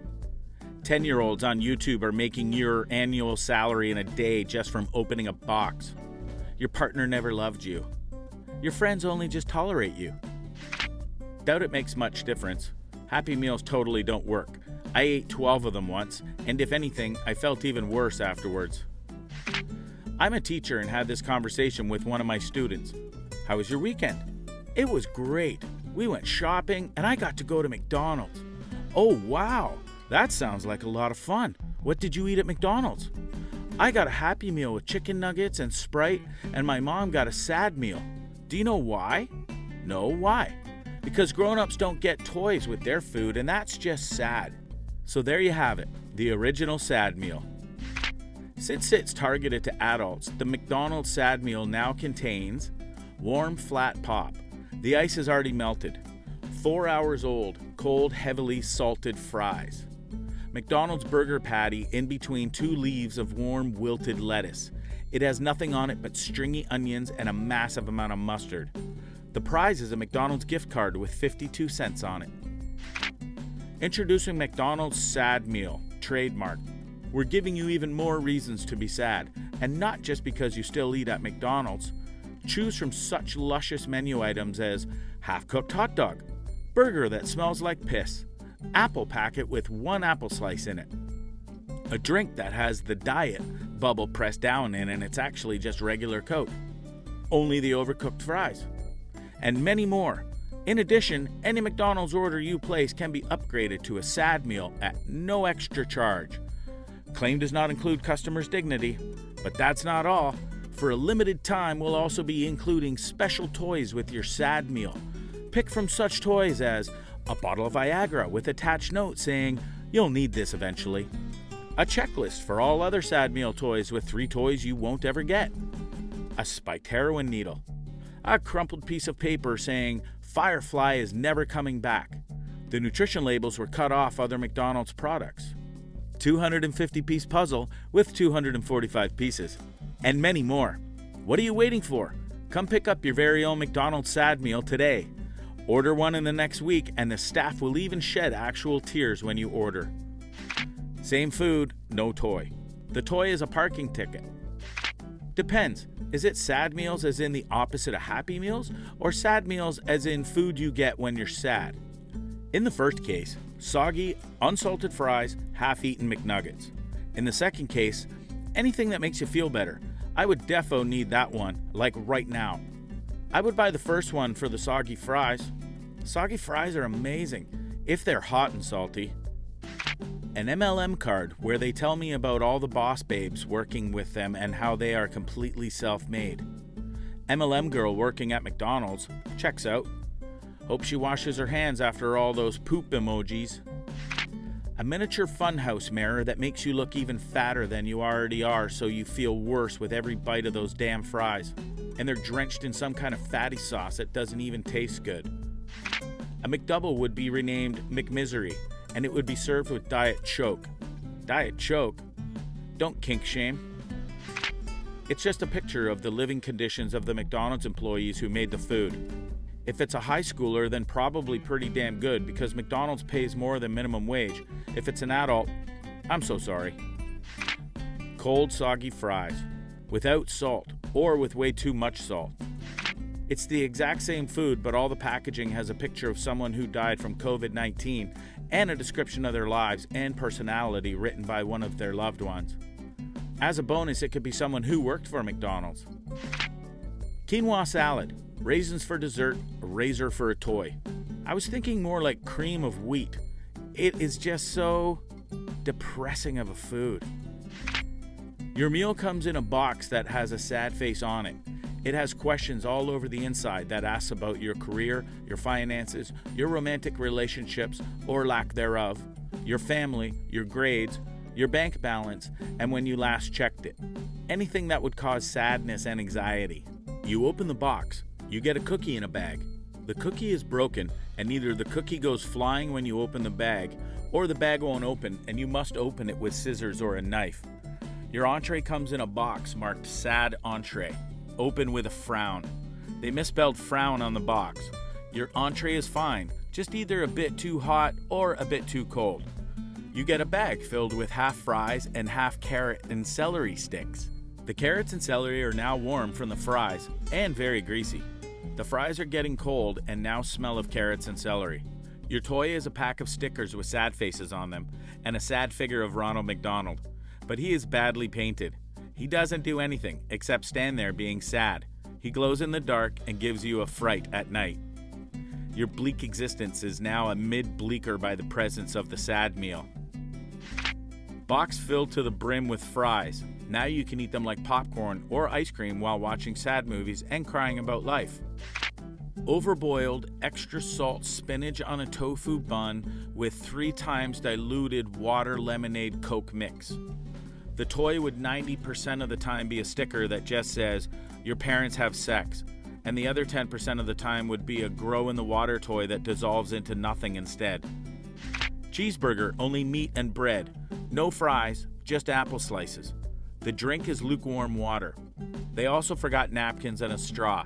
No sauce allowed. It's still a meal, but damn is it disappointing. OP said sad, not torture. The apple slices would be okay, but the lukewarm water is just awful. While it doesn't often happen, McDonald's can produce a sad meal with the following combined: toy out of stock, hour-old fries, a soft drink with syrup running out so it looks like lemonade but tastes like soda water, and 1 nugget missing. A collectible playing card of a recently deceased public figure whose work you associated with a particularly treasured memory or time period in your life. A cassette tape with the following playlist: 90 songs to cry to, Seal, Kissed by a Rose, Eric Clapton, Tears in Heaven, No Doubt, Don't Speak, The Verve Pipe, The Freshman, and Oasis, Wonderwall. A plain hamburger, 2 saltines, a water, and an edible McUnfortune cookie. The chicken nuggets are actually breaded Brussels sprouts, and the ketchup is barbecue sauce. I worked at McDonald's back in the day, and somebody ordered a Happy consisting of chicken nuggets with no sauce, apples instead of fries, no toy, and water. I still get annoyed thinking about this. That seems like a normal thing to get for a toddler, not saying they should eat McDonald's at all, but still. Coffee with a shot of vodka and 1 cigarette, also known as the Slavic breakfast. 2 chicken nuggets, a handful of soggy cold chips that are more oil by weight than 1 potato and covered in green patches, a soda with the very last few drops of syrup but not enough to stop it being crystal clear soda water, and a toy that one of the privileged redneck kids left behind because they already collected the whole set because they eat macas for dinner every night. The food is exactly the same as a Happy Meal, except there's information plastered all over the packaging about the health outcomes you can expect from a McDonald's heavy diet. A handwritten note that says, "I have to tell someone. We've been lying for years. The ice cream machine isn't really broken. We've never even had one." A Happy Meal, but the burger box has pictures of the mince room of one of their factories. The chips have statistics from how many pesticides have been on them and how many minimum wage immigrants' hands they've been through. The cola is just pictures of rotten teeth and information about how impressively acidic Coke is. The toy is just a sachet of salt, additives, and a scannable barcode giving you more free ice in your next extra large cola. Bias, worked in a meat factory. For Aldi and local grocers, I don't think we supplied McDonald's. Some cold fries. No cheese, no lettuce, no burger, no onion, just the bread. During this, the employees cry as they watch you eat. It is a terrible time. You wake up and realize you're in a hospital bed. It is a relief you are alive. No patty in the burger, uncooked chips. The ice cream machine is working, but the ice cream is more liquid than solid. The drink is completely flat and completely ice. A toy made from a recycled packing bean. A cup of McWater, a slice of McBread, and a small tub of McRice and beans. McSad Meal. Ha ha ha. Half $100 bill. The burgers are wrapped the same, but movie spoilers are on the inside of the wrappers like a Laffy Taffy. The cashier shortchanges you too. Same day old, sun-baked, partially opened ketchup packets, and some cold fries. Except the fries aren't wrapped in a standard McDonald's cardboard, rather a letter from a school you applied to that says you didn't get in, all topped off with some flat Fanta and a single raw chicken nugget. That is a sad meal. 2 pieces of bread with a slice of toasted bread in the middle and a picture of me on the side instead of chips. Oh, and flat Coke. It will only be full of burnt and half-bent soggy French fries, but it'll be completely full of them because as you eat them, it offers hope that a normal, perfect fry is in there somewhere. But alas, nope, just soggy, greasy fries. Endling animal toys. Animals that have only one known left of the species or endangered animals with a quick blurb on why they are dying off. Looking at us humans, or on an empty blister pack for the toy you should have gotten. Ask Reddit. Lawyers of Reddit. What is a detail that your client failed to bring up to you that completely lost you the case? Part 1. Opposing counsel. Isn't it true you hit victim in the face with a brick? Client. No, Marcus hit him with the brick. I hit him in the back with a piece of wood. To be fair... He'd sent a photo of his wife's beaten face to his wife with a message saying something along the lines of this: "Do you want this to happen again?" He came across very well in court up to that point, but his mask slipped when that came out. Yeah, sounds like someone I know. He can keep the mask on for a while, but it starts to slip when his perceived world isn't reality. A buddy of mine came as a public defender. A gal was busted on drug charges and told him she didn't have any drugs on her when they arrested her. He thought, okay, we'll use that. Turns out she didn't have any drugs on her when they arrested her because she just sold them to an undercover cop. Well, technically. Just kidding. I do wonder though if she was actually smart enough to think of that on her own, or was she just being stupid? Well, I guess technically she was being stupid either way. LOL. My house was robbed. In addition to all the stuff that the thief took, he also stole a bunch of my suits and all my neckties. I had a big collection, like 100 or so. However, the thief left fingerprints on a hard plastic box that I kept spare change in. Fast forward 3 months, the thief is caught in the act of robbing another house in the same neighborhood, same detectives on my case as the new theft. They fingerprint the guy and the fingerprints match the ones from my house. At the thief's arraignment, I see him stroll in wearing my suit and my tie. I tell the district attorney. He says there's really no way to prove it. However, the tie he chose to wear was a one-of-a-kind street map of San Francisco, and I still had all the documentation to prove it. The district attorney's eyes widened and he informs the judge. The judge has the thief placed under arrest again for possession of the stolen property. The thief's lawyer was dumbfounded. It was a nice end to a rough situation. Custody case. The client failed to tell me he was previously convicted of felony child abuse for breaking 16 bones in an infant's body. Sometimes I wish we could just stone people. I've often thought about how satisfying different sadistic punishments would be, but then realized that if you were to actually do something like that, then you're not really much different from the person you're punishing. Just give them a shot and put them down like a sick dog. Little late to the party, but here goes. And obligatory, not my client. The company I worked for at the time was doing due diligence before acquiring a small tech startup. The COO of the tech startup was a well-liked guy in the company, friendly and outgoing. Though we heard rumblings that the COO was rather hands-on with the work and with the female employees. Apparently there was a walkaway package proposed to the COO that would let him keep a sizable portion of his post-acquisition bonus because a young woman who worked in their sales department had filed HR complaints against the COO and obtained counsel. I sat in on the meeting with the COO and the company's retained lawyers while they grilled him about his contacts with the young women. The COO denied ever having contact with her within the company without multiple other people present. Those people said his behavior toward her in the meeting didn't raise any flags. The COO empathetically denied having any contact with her outside of work. The lawyers asked the question a half a dozen different ways, and each time the COO denied any out-of-work contact. Later, we met with the woman and her lawyer with the COO not present. Her lawyer gives us a rather graphic card that came with a bouquet of flowers addressed to her from the COO. The guy had an account with a florist linked to his credit card. When the company retained lawyers confronted him and he said, "But I never had contact with her. It's not like I delivered the flowers myself." COO got terminated for cause, so no walkaway package. At her request, the woman was given PTO until after the acquisition, then moved to another one of the companies under our umbrella. Lawyer in the UK. I acted for a member of a famous pedophile hunting group. My client was charged with various offenses relating to his vigilantism, most seriously causing grievously bodily harm with intent. He wanted me to fight the case on a public interest offense point that is not available to him in statute or at common law, contrary to my advice. I followed his instructions as I'm bound to do. If the state won't punish pedophiles properly, then it's left to men like my client to take the law into their own hands. A horse-dung argument for a whole host of reasons. His laptop was seized by police and submitted for forensic examination. He had a staggeringly huge database of child pornography on it. He himself was a massive pedo. Minor traffic cases can be the worst for this.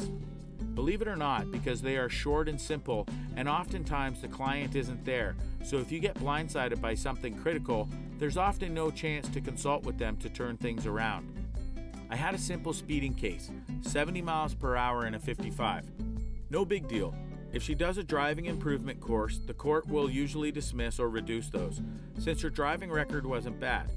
When I showed up for her, I found out that she had been driving 70 up an unplowed snow lane to get around all the other cars traveling in the lane that had been plowed because they were driving too slow.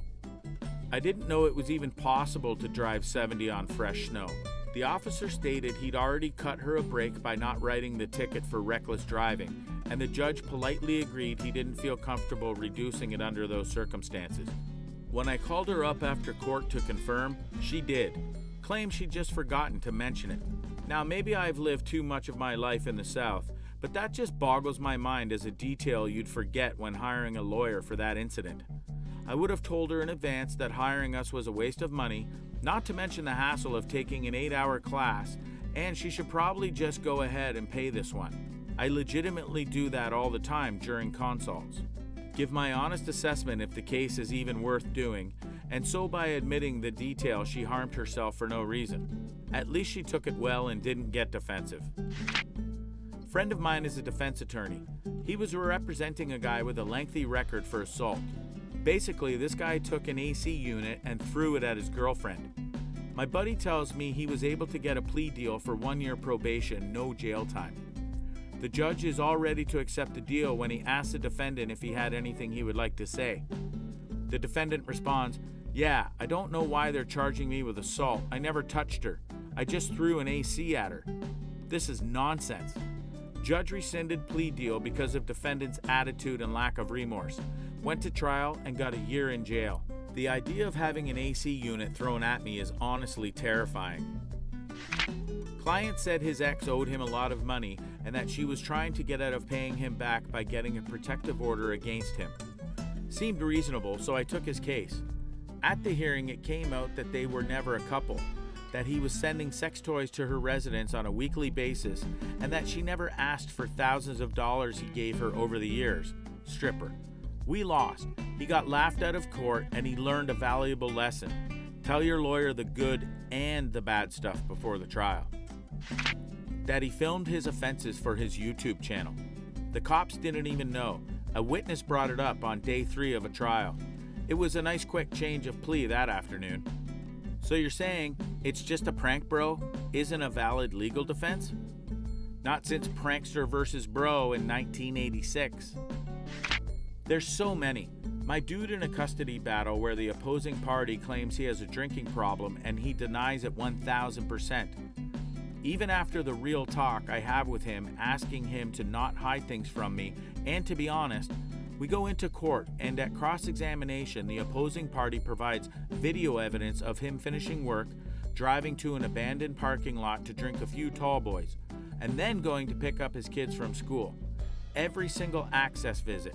He not only didn't tell me that, He forgot to mention that his ex-brother owns a private investigating firm.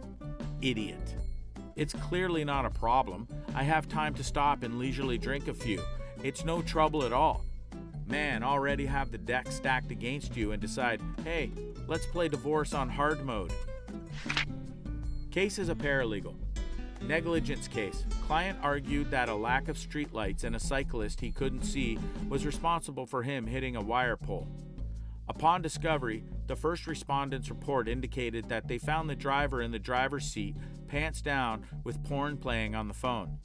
Wasn't difficult to figure out who was negligent at that point. Your Honor, if the cable repairman had simply fixed the cable in accordance with the professional standard practices, my client would have had no other recourse but to keep his ostrich in the corral on the evening in question. Guy in prison hired me to request a modification of his sentence because he was doing very well, completing a lot of optional programs, no rule violations, etc. He had his family come in and pay and everything to get started. I asked the family and the client if he had requested modification before because the law said that for his conviction, he could only request modification twice for any one sentence, regardless of if they were granted or denied. Swore to us up and down he'd never filed before. You can see where this is going. After spending a few hours going over records and preparing documents, a copy of the CCS, the case record basically, finally arrived. He'd personally filed for modification 6 times since he was arrested with handwritten pleadings that were all denied. So the one he hired me for was the waste of time and would never be considered at all. Employment case. We get to the deposition of my client and all set up. The first question is, please state your name. The client looks at me and says, can we take a break? We do, and she pulls me out into the hall and tells me she's lied to me about her identity. She's apparently a serial fraudster and has changed identity 7 times since the 90s. She apparently thought the other attorneys had somehow figured it out, and that's why they asked the question. I've got a Mr. Poe on line too. Something about a heart? I'm a court-appointed attorney for qualifying individuals and family matters. Termination of parental rights case. Have been fighting to argue that parent is stable, working lawfully, has a suitable apartment, doesn't need psychotropic meds anymore, ready to be a parent, etc. After a few months of negotiating with all the parties and Department of Children, Court Services, we have a pretrial to try and convince guardians. I met with my client before the hearing to see if anything changed. Nope, all good. Let's get my kids. Great, that's not happening today, but let's try. We get going in court. My client, who is super hot-headed and quick to anger, gets riled up and goes off on the guardians, screaming in open court. It doesn't end there, but reveals 1, that no longer is working, 2, no longer in apartment, 3, doesn't want to have a relationship with the guardians despite her kids loving them, 4, won't send her kids pictures of the toys they miss and can't have, 5, plans on moving out of state, 6, thinks they can live as a family off of state aid when she gets them back, and is 4 months pregnant. All in the matter of 15 seconds. I was too shocked to even react. Speechless. Not the image of stability and parental fitness I've been trying to paint since last July. Ask Reddit. Lawyers of Reddit. What is a detail that your client failed to bring up to you that completely lost you the case? Part 1. Opposing counsel. Isn't it true you hit victim in the face with a brick? Client. No, Marcus hit him with the brick. I hit him in the back with a piece of wood. To be fair, he'd sent a photo of his wife's beaten face to his wife with a message saying something along the lines of this: do you want this to happen again?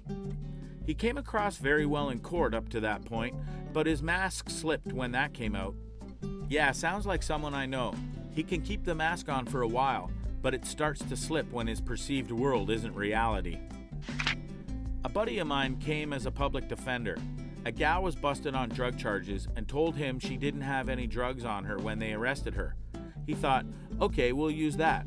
Turns out she didn't have any drugs on her when they arrested her because she just sold them to an undercover cop. Well, technically. Just kidding. I do wonder though if she was actually smart enough to think of that on her own, or was she just being stupid? Well, I guess technically she was being stupid either way. LOL. My house was robbed. In addition to all the stuff that the thief took, he also stole a bunch of my suits and all my neckties. I had a big collection, like 100 or so. However, the thief left fingerprints on a hard plastic box that I kept spare change in. Fast forward 3 months, the thief is caught in the act of robbing another house in the same neighborhood, same detectives on my case as the new theft. They fingerprint the guy and the fingerprints match the ones from my house. At the thief's arraignment, I see him stroll in wearing my suit and my tie. I tell the district attorney. He says there's really no way to prove it. However, the tie he chose to wear was a one-of-a-kind street map of San Francisco, and I still had all the documentation to prove it. The district attorney's eyes widened and he informs the judge. The judge has the thief placed under arrest again for possession of the stolen property. The thief's lawyer was dumbfounded. It was a nice end to a rough situation. Custody case. The client failed to tell me he was previously convicted of felony child abuse for breaking 16 bones in an infant's body. Sometimes I wish we could just stone people. I've often thought about how satisfying different sadistic punishments would be, but then realized that if you were to actually do something like that, then you're not really much different from the person you're punishing. Just give them a shot and put them down like a sick dog. Little late to the party, but here goes. And obligatory, not my client. The company I worked for at the time was doing due diligence before acquiring a small tech startup. The COO of the tech startup was a well-liked guy in the company, friendly and outgoing. Though we heard rumblings that the COO was rather hands-on with the work and with the female employees. Apparently there was a walkaway package proposed to the COO that would let him keep a sizable portion of his post-acquisition bonus because a young woman who worked in their sales department had filed HR complaints against the COO and obtained counsel. I sat in on the meeting with the COO and the company's retained lawyers while they grilled him about his contacts with the young women. The COO denied ever having contact with her within the company without multiple other people present. Those people said his behavior toward her in the meeting didn't raise any flags. The COO empathetically denied having any contact with her outside of work. The lawyers asked the question a half a dozen different ways, and each time the COO denied any out-of-work contact. Later, we met with the woman and her lawyer with the COO not present. Her lawyer gives us a rather graphic card that came with a bouquet of flowers addressed to her from the COO. The guy had an account with a florist linked to his credit card. When the company retained lawyers confronted him and he said, "But I never had contact with her. It's not like I delivered the flowers myself." COO got terminated for cause, so no walkaway package. At her request, the woman was given PTO until after the acquisition, then moved to another one of the companies under our umbrella. Lawyer in the UK. I acted for a member of a famous pedophile hunting group. My client was charged with various offenses relating to his vigilantism, most seriously causing grievously bodily harm with intent. He wanted me to fight the case on a public interest offense point that is not available to him in statute or at common law, contrary to my advice. I followed his instructions as I'm bound to do. If the state won't punish pedophiles properly, then it's left to men like my client to take the law into their own hands. A horse-dung argument for a whole host of reasons. His laptop was seized by police and submitted for forensic examination. He had a staggeringly huge database of child pornography on it. He himself was a massive pedo. Minor traffic cases can be the worst for this. Believe it or not, because they are short and simple, and oftentimes the client isn't there, so if you get blindsided by something critical, there's often no chance to consult with them to turn things around. I had a simple speeding case, 70 miles per hour in a 55. No big deal. If she does a driving improvement course, the court will usually dismiss or reduce those, since her driving record wasn't bad. When I showed up for her, I found out that she had been driving 70 up an unplowed snow lane to get around all the other cars traveling in the lane that had been plowed because they were driving too slow. I didn't know it was even possible to drive 70 on fresh snow. The officer stated he'd already cut her a break by not writing the ticket for reckless driving, and the judge politely agreed he didn't feel comfortable reducing it under those circumstances. When I called her up after court to confirm, she did. Claimed she'd just forgotten to mention it. Now maybe I've lived too much of my life in the South, but that just boggles my mind as a detail you'd forget when hiring a lawyer for that incident. I would have told her in advance that hiring us was a waste of money, not to mention the hassle of taking an 8-hour class, and she should probably just go ahead and pay this one. I legitimately do that all the time during consults. Give my honest assessment if the case is even worth doing, and so by admitting the detail she harmed herself for no reason. At least she took it well and didn't get defensive. Friend of mine is a defense attorney. He was representing a guy with a lengthy record for assault. Basically, this guy took an AC unit and threw it at his girlfriend. My buddy tells me he was able to get a plea deal for 1 year probation, no jail time. The judge is all ready to accept the deal when he asks the defendant if he had anything he would like to say. The defendant responds, "Yeah, I don't know why they're charging me with assault. I never touched her. I just threw an AC at her." This is nonsense. Judge rescinded plea deal because of defendant's attitude and lack of remorse. Went to trial and got a year in jail. The idea of having an AC unit thrown at me is honestly terrifying. Client said his ex owed him a lot of money and that she was trying to get out of paying him back by getting a protective order against him. Seemed reasonable, so I took his case. At the hearing, it came out that they were never a couple, that he was sending sex toys to her residence on a weekly basis, and that she never asked for thousands of dollars he gave her over the years. Stripper. We lost. He got laughed out of court, and he learned a valuable lesson. Tell your lawyer the good and the bad stuff before the trial. That he filmed his offenses for his YouTube channel. The cops didn't even know. A witness brought it up on day 3 of a trial. It was a nice quick change of plea that afternoon. So you're saying it's just a prank, bro, isn't a valid legal defense? Not since Prankster vs. Bro in 1986. There's so many. My dude in a custody battle where the opposing party claims he has a drinking problem and he denies it 1000%. Even after the real talk I have with him, asking him to not hide things from me, and to be honest, we go into court, and at cross-examination, the opposing party provides video evidence of him finishing work, driving to an abandoned parking lot to drink a few tall boys, and then going to pick up his kids from school. Every single access visit. He not only didn't tell me that, he forgot to mention that his ex-brother owns a private investigating firm. Idiot. It's clearly not a problem. I have time to stop and leisurely drink a few. It's no trouble at all. Man, already have the deck stacked against you and decide, hey, let's play divorce on hard mode. Case is a paralegal. Negligence case. Client argued that a lack of streetlights and a cyclist he couldn't see was responsible for him hitting a wire pole. Upon discovery, the first respondent's report indicated that they found the driver in the driver's seat, pants down, with porn playing on the phone. Wasn't difficult to figure out who was negligent at that point. Your Honor, if the cable repairman had simply fixed the cable in accordance with the professional standard practices, my client would have had no other recourse but to keep his ostrich in the corral on the evening in question. Guy in prison hired me to request a modification of his sentence because he was doing very well, completing a lot of optional programs, no rule violations, etc. He had his family come in and pay and everything to get started. I asked the family and the client if he had requested modification before because the law said that for his conviction, he could only request modification twice for any one sentence, regardless of if they were granted or denied. Swore to us up and down he'd never filed before. You can see where this is going. After spending a few hours going over records and preparing documents, a copy of the CCS, the case record basically, finally arrived.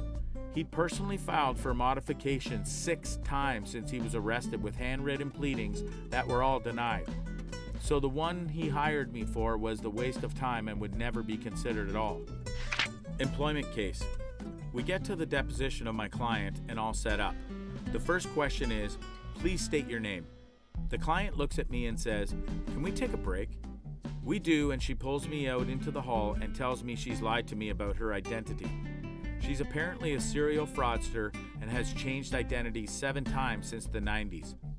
She apparently thought the other attorneys had somehow figured it out, and that's why they asked the question. I've got a Mr. Poe online too. Something about a heart? I'm a court-appointed attorney for qualifying individuals and family matters. Termination of parental rights case. Have been fighting to argue that parent is stable, working lawfully, has a suitable apartment, doesn't need psychotropic meds anymore, ready to be a parent, etc. After a few months of negotiating with all the parties and Department of Children, Court Services, we have a pretrial to try and convince guardians. I met with my client before the hearing to see if anything changed. Nope, all good. Let's get my kids. Great, that's not happening today, but let's try. We get going in court. My client, who is super hot-headed and quick to anger, gets riled up and goes off on the guardians, screaming in open court. It doesn't end there, but reveals 1, that no longer is working, 2, no longer in apartment, 3, doesn't want to have a relationship with the guardians despite her kids loving them, 4, won't send her kids pictures of the toys they miss and can't have, 5, plans on moving out of state, 6, thinks they can live as a family off of state aid when she gets them back, and is 4 months pregnant. All in the matter of 15 seconds. I was too shocked to even react. Speechless. Not the image of stability and parental fitness I've been trying to paint since last July. Ask Reddit. Lawyers of Reddit. What is a detail that your client failed to bring up to you that completely lost you the case? Part 2. My father is a judge. I remember him talking about a case where a woman was suing for a severe back injury that she said was preventing her from working and taking care of her kids and so on. In the middle of the trial, a pen rolled off the table and she is bending over trying to reach it from her chair, but pen was too far away. So she stands up and bends over and picks it up and goes back to her seat as if nothing is out of the ordinary. My dad is just looking at her and she snaps at my dad and goes, "What are you staring at?" My dad asked her if she was okay and her response was that she was fine. Her attorney leaned over and said something to her, and then she loudly started complaining about her back and how much her back hurt, but no one believed her. LOL. This one ended my marriage. Well, it was the start of the end of a marriage. My husband lost his job in the title mortgage business. Applied for unemployment, got denied. I decided to help him with his appeal hearing. I asked him multiple times before the hearing, "Is there anything you did that caused them to fire you?" He says, "No, absolutely not. They fired him out of nowhere." Hearing day comes. He testifies under oath that he did nothing wrong, was a good employee, no issue. Upon cross-examination, the other attorney pulls out documents from one of his real estate closings. Documents he forged and backdated. Had to admit he perjured himself. Needless to say, he didn't get unemployment, and he didn't sleep at home that night. I and all. And it's not even my stories, but my dad's. He was working as a fraud investigator for an insurance company. I have a few stories of his, but here's 2 of them. Guy was claiming theft of multiple items, but mainly a ring. Things weren't adding up, so my dad and the insurance company's lawyer decided to go do a depot of him. Guy shows up and is doing the depot when my dad notices the guy is wearing the exact same ring he's claiming was stolen. My dad slides a note to the lawyer telling him the guy's wearing the ring. Once the note got slid, the guy realized what happened and put his hands under the table and took the ring off. They asked him to stand up, and lo and behold, the ring fell to the ground. Another one is a guy claiming a break-in and theft. Immediately, things weren't adding up as the window was broken out instead of in. The guy submitted Polaroids of items he claimed were his, like TVs and such. Thing is, the Polaroids, you could see the reflection of the store they were in on the glass. He also claimed numerous CDs, records, but oddly enough, every single one of them started with an R, S, or a T. We're talking hundreds of CDs records. My dad was about to deny the claim in person, but noticed he had a gun on the table, so he decided to do it over the phone. Ready for an escalation? Later, the same guy was arrested for beheading a prostitute and throwing her head in the river. Not my case, which is a gift from above, really. Civil trial before a jury for injuries and prop damage from an MVA and punitive damages because defendant was intoxicated at the time of the accident. Let's call defendant DUI.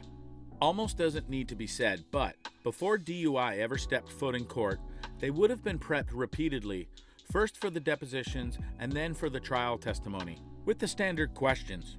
Were there any prior incidents, arrest convictions, anything that can be used to impeach any of DUI's testimony, yada yada, over hours? Denies everything and is as clean as a clean whistle. Thus, at trial, defense counsel puts DUI on the stand to give them an opportunity to tell the jury of their contrition for this one-time error in judgment, describe the difficult time DUI was going through at the time, and otherwise show themselves to the jury as an upstanding member of society in order to reduce punitive damage. It goes well. Then plaintiff's counsel gets to cross. I'm going to paraphrase what allegedly happened next, which is purely hearsay. PA, earlier you testified that this was a one-time mistake and you've learned from your lesson, is that correct? DUI, yes. PA, isn't it true that you've already been convicted of a DUI in another state?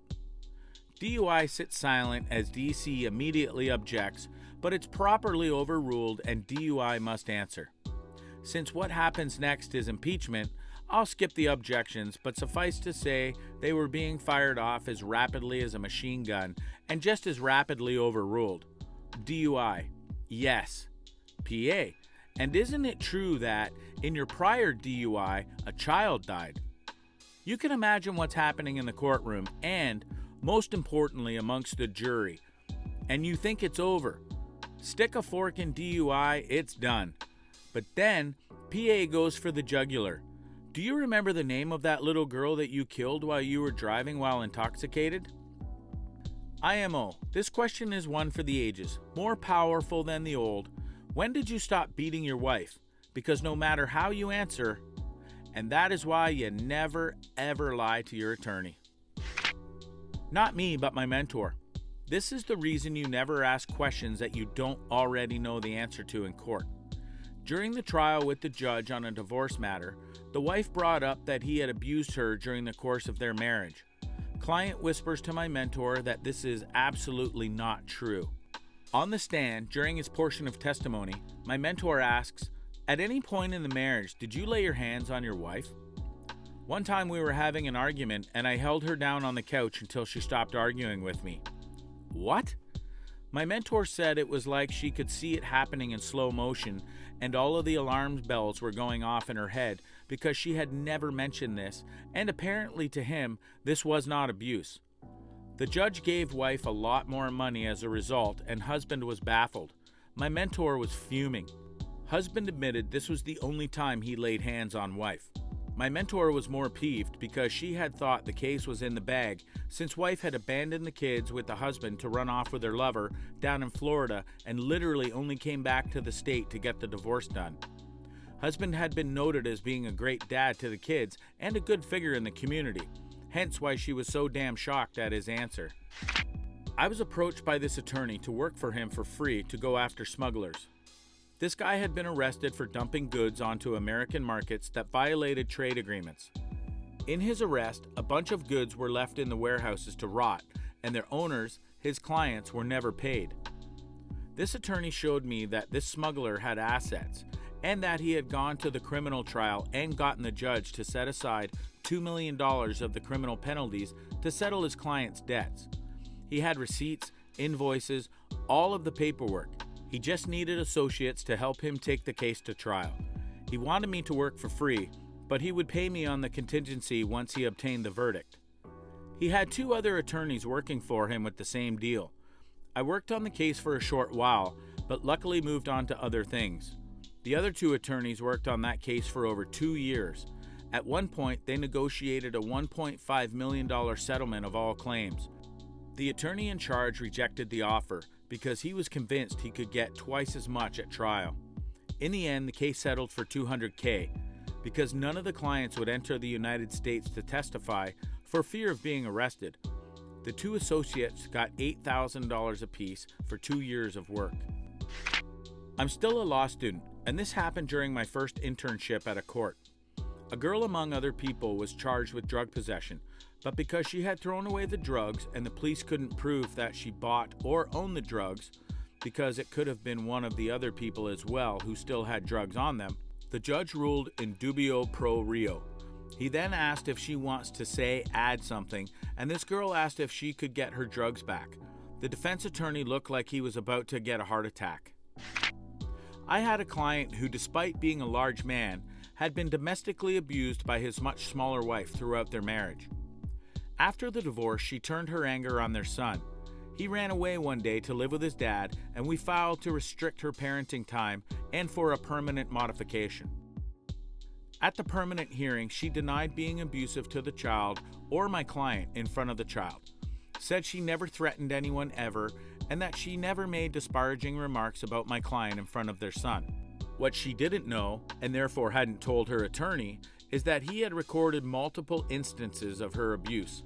So I called my client back up for rebuttal and played an audio recording of her screaming at my client, threatening to break his face and calling him a loser, all while the child could be heard in the background begging her to stop. I looked over at the other attorney and she had her face in her hands. We won. Years ago, I had a client charged with drunk in public. It's a minor infraction, but he was on probation, so he needed to fight it. He told me he was very drunk that night, but had made it to the lobby of his brother's apartment and was waiting for him to come down to get him upstairs. I take this information and run with it, bringing photos of the apartment complex and the bylaws to court. My goal was to prove that the lobby of the apartment was secured to guests and residents only, which would arguably take the drunkenness out of being in public. There is no formal discovery for minor infractions in my state. Since there isn't a real option for a plea deal on the minor charge and wanting to ambush the officer with my argument, I do not discuss the case with him and we go to trial. The wheels come off the wagon when the officer testified that he encountered my client at an apartment building on the other side of the city. He was outside at the call box, not even in the lobby of this different building, rambling and barely able to stand. I'm whispering to my client about his reversal, and he slumps over and says something to the effect of, "Sorry, I meant to go to my brother's apartment. Maybe that's why he couldn't find me." And he sounded angry on that phone. Cross-examination was not fruitful. It was basically, "Officer, are you really sure it happened where you said it did and not at this other apartment building miles away?" Closing argument that he wasn't that drunk also didn't get us anywhere.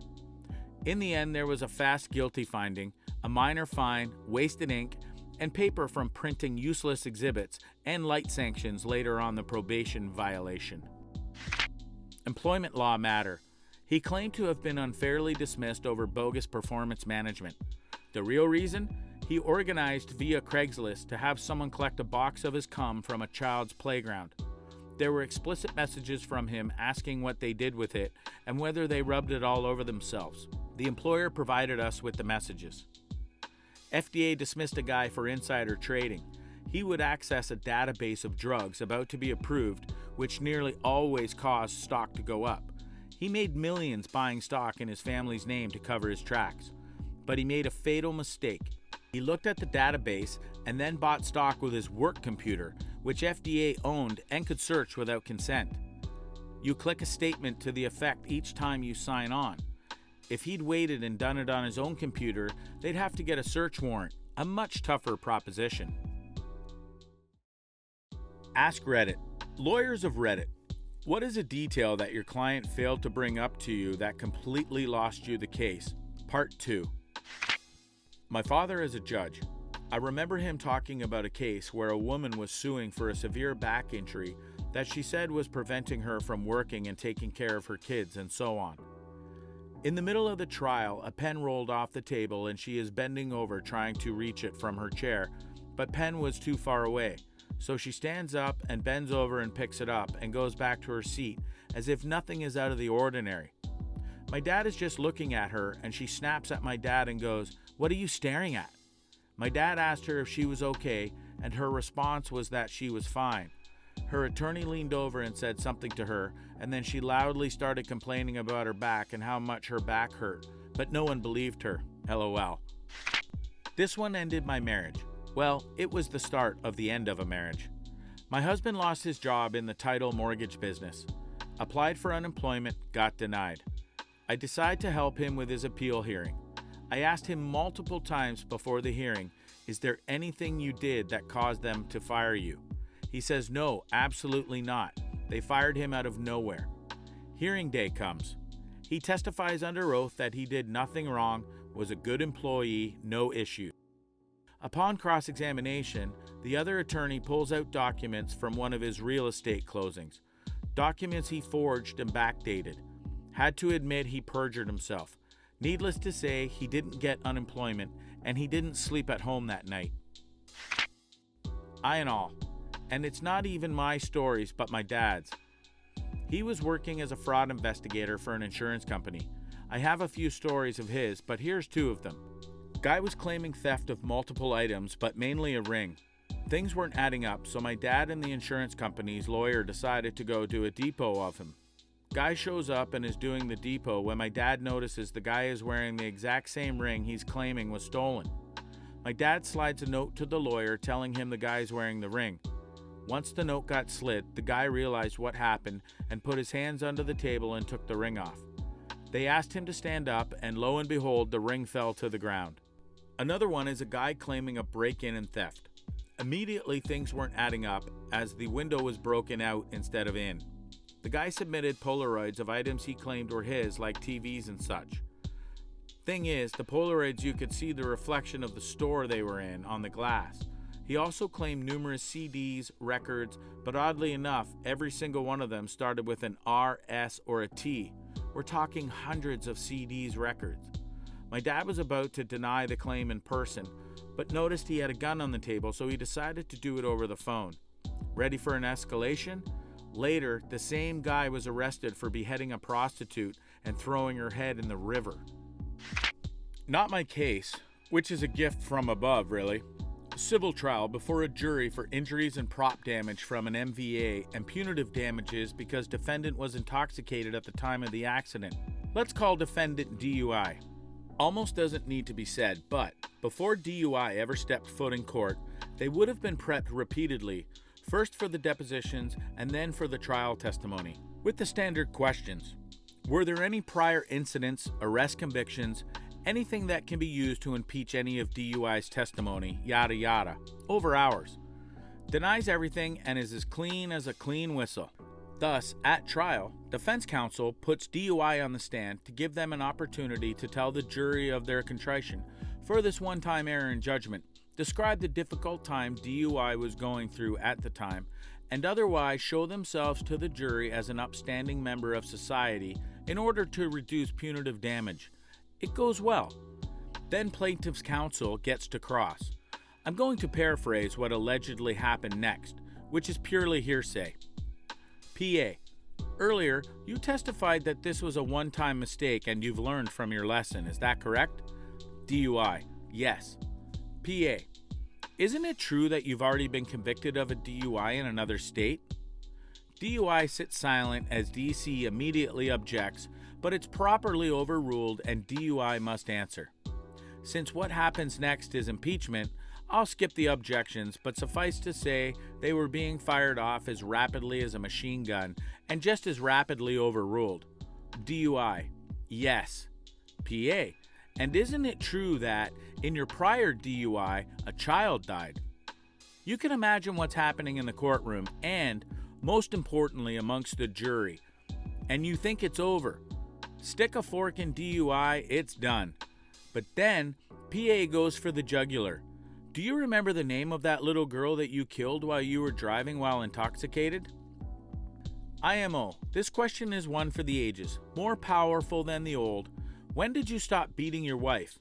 Because no matter how you answer, and that is why you never ever lie to your attorney. Not me, but my mentor. This is the reason you never ask questions that you don't already know the answer to in court. During the trial with the judge on a divorce matter, the wife brought up that he had abused her during the course of their marriage. Client whispers to my mentor that this is absolutely not true. On the stand, during his portion of testimony, my mentor asks, "At any point in the marriage, did you lay your hands on your wife?" One time we were having an argument and I held her down on the couch until she stopped arguing with me. What? My mentor said it was like she could see it happening in slow motion and all of the alarm bells were going off in her head because she had never mentioned this, and apparently to him, this was not abuse. The judge gave wife a lot more money as a result, and husband was baffled. My mentor was fuming. Husband admitted this was the only time he laid hands on wife. My mentor was more peeved because she had thought the case was in the bag since wife had abandoned the kids with the husband to run off with her lover down in Florida and literally only came back to the state to get the divorce done. Husband had been noted as being a great dad to the kids and a good figure in the community, hence why she was so damn shocked at his answer. I was approached by this attorney to work for him for free to go after smugglers. This guy had been arrested for dumping goods onto American markets that violated trade agreements. In his arrest, a bunch of goods were left in the warehouses to rot, and their owners, his clients, were never paid. This attorney showed me that this smuggler had assets, and that he had gone to the criminal trial and gotten the judge to set aside $2 million of the criminal penalties to settle his client's debts. He had receipts, invoices, all of the paperwork. He just needed associates to help him take the case to trial. He wanted me to work for free, but he would pay me on the contingency once he obtained the verdict. He had 2 other attorneys working for him with the same deal. I worked on the case for a short while, but luckily moved on to other things. The other 2 attorneys worked on that case for over 2 years. At one point, they negotiated a $1.5 million settlement of all claims. The attorney in charge rejected the offer because he was convinced he could get twice as much at trial. In the end, the case settled for $200K because none of the clients would enter the United States to testify for fear of being arrested. The 2 associates got $8,000 apiece for 2 years of work. I'm still a law student, and this happened during my first internship at a court. A girl among other people was charged with drug possession, but because she had thrown away the drugs and the police couldn't prove that she bought or owned the drugs, because it could have been one of the other people as well who still had drugs on them, the judge ruled in dubio pro reo. He then asked if she wants to add something, and this girl asked if she could get her drugs back. The defense attorney looked like he was about to get a heart attack. I had a client who, despite being a large man, had been domestically abused by his much smaller wife throughout their marriage. After the divorce, she turned her anger on their son. He ran away one day to live with his dad, and we filed to restrict her parenting time and for a permanent modification. At the permanent hearing, she denied being abusive to the child or my client in front of the child, said she never threatened anyone ever, and that she never made disparaging remarks about my client in front of their son. What she didn't know, and therefore hadn't told her attorney, is that he had recorded multiple instances of her abuse. So I called my client back up for rebuttal and played an audio recording of her screaming at my client, threatening to break his face and calling him a loser, all while the child could be heard in the background begging her to stop. I looked over at the other attorney and she had her face in her hands. We won. Years ago, I had a client charged with drunk in public. It's a minor infraction, but he was on probation, so he needed to fight it. He told me he was very drunk that night, but had made it to the lobby of his brother's apartment and was waiting for him to come down to get him upstairs. I take this information and run with it, bringing photos of the apartment complex and the bylaws to court. My goal was to prove that the lobby of the apartment was secured to guests and residents only, which would arguably take the drunkenness out of being in public. There is no formal discovery for minor infractions in my state. Since there isn't a real option for a plea deal on the minor charge and wanting to ambush the officer with my argument, I do not discuss the case with him and we go to trial. The wheels come off the wagon when the officer testified that he encountered my client at an apartment building on the other side of the city.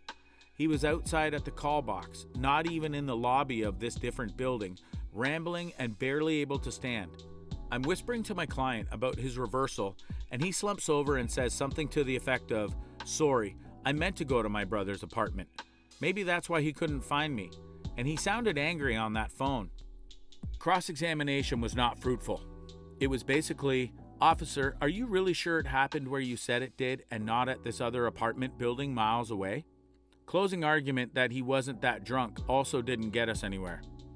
In the end, there was a fast guilty finding, a minor fine, wasted ink, and paper from printing useless exhibits, and light sanctions later on the probation violation. Employment law matter. He claimed to have been unfairly dismissed over bogus performance management. The real reason? He organized via Craigslist to have someone collect a box of his cum from a child's playground. There were explicit messages from him asking what they did with it and whether they rubbed it all over themselves. The employer provided us with the messages. FDA dismissed a guy for insider trading. He would access a database of drugs about to be approved, which nearly always caused stock to go up. He made millions buying stock in his family's name to cover his tracks. But he made a fatal mistake. He looked at the database and then bought stock with his work computer, which FDA owned and could search without consent. You click a statement to the effect each time you sign on. If he'd waited and done it on his own computer, they'd have to get a search warrant, a much tougher proposition. Ask Reddit. What is the best reply to, "You aren't funny"? 18 minutes of continuous crying is usually my response. I don't even remember the last time I cried this long. It's usually 2 minutes of tears, followed by 30 minutes of sadness, overthinking part. I always try to make myself laugh. Anyone else is just a bonus. I genuinely like this. In recent years, I've stabilized my life long enough in my career and personal life to legitimately stop caring about the opinions of most people. It's liberating, and I found myself enjoying my own company more. I don't shy away from being friendly or kind, but if someone wants to be a rude guy, it doesn't faze me anymore.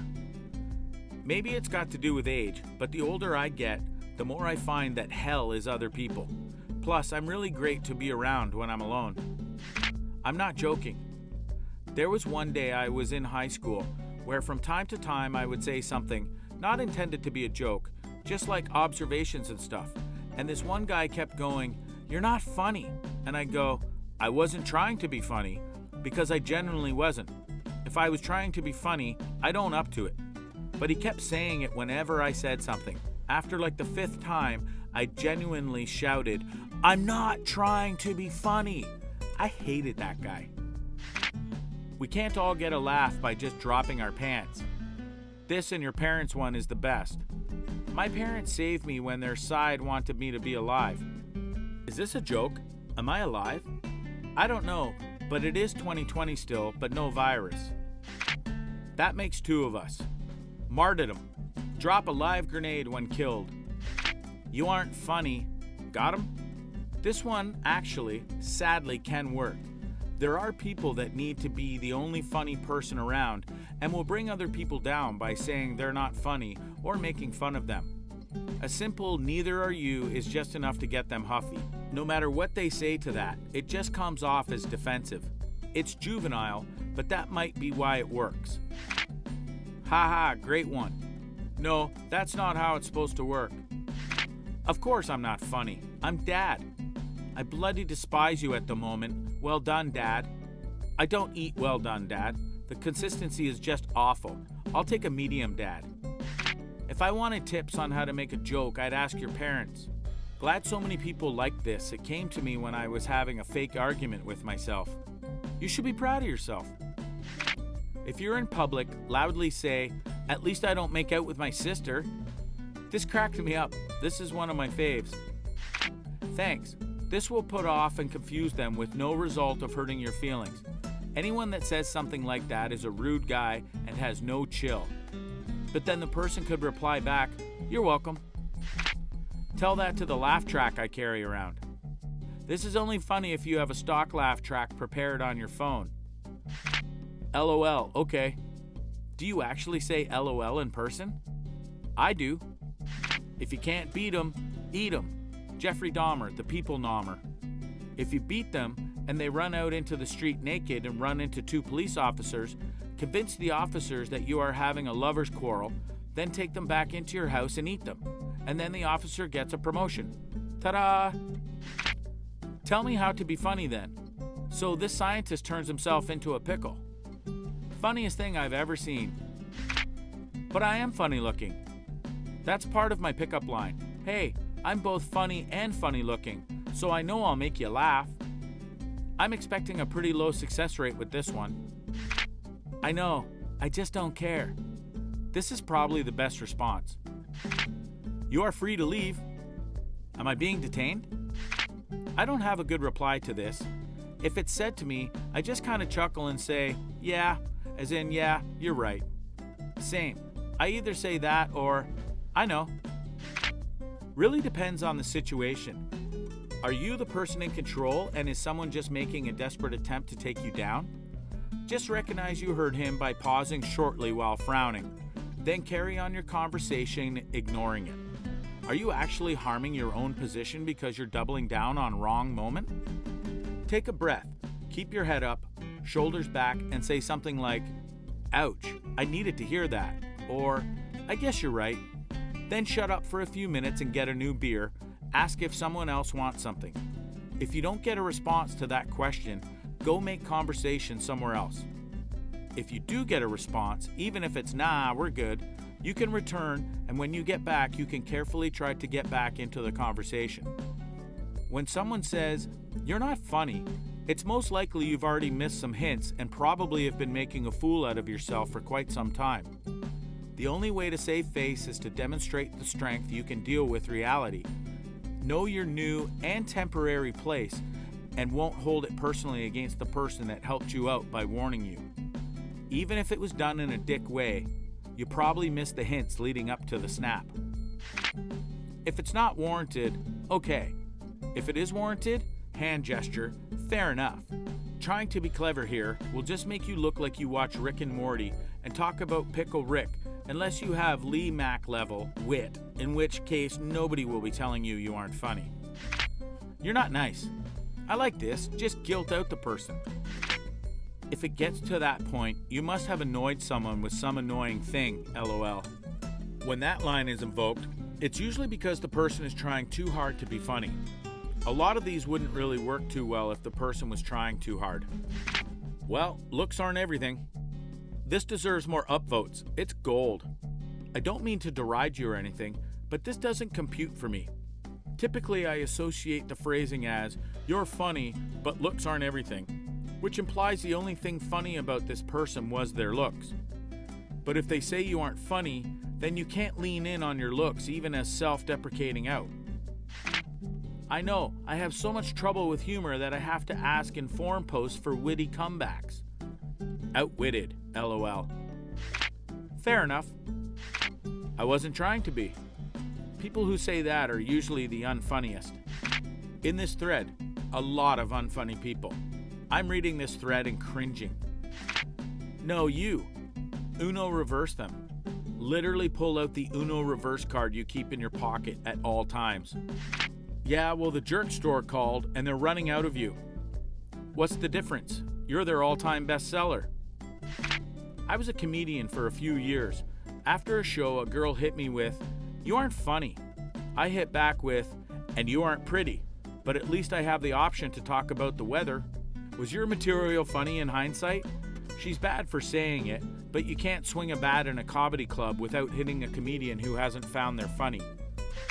Well, you just missed a perfect opportunity to stay silent. Not talking or typing, just trusting God. Man, it's painful to see so many people pretend to be witty. These are bad. Few of them were good, but suddenly we were taken to a tour of damn Cringetown. Yes, I am. Hell to you. Tell me something I don't already know. The dot on a lowercase I is called a tittle. Just start crying and talk about your horrible childhood. They always seem to apologize, so it works for me. You're not funny. Uncontrollable sobbing. I'm sorry, you can spank me now, Daddy. Call me Dada. I thought of a response to this and it was too horrible to pass up, sorry. I know, I tried. That's just sad.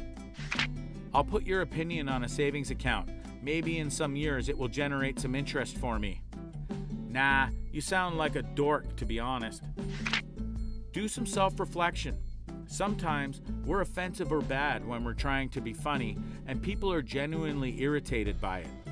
It happens to everyone, but the appropriate response is to do some critical thinking to figure out how much, if any, you need to amend your behavior, and then go from there. Sorry, this isn't the snarky answer that you guys might want, but I think it's the best way to be. It's a bit hard to make a clown laugh outside the circus. Oh, this is a good one. You should tell them that at parties.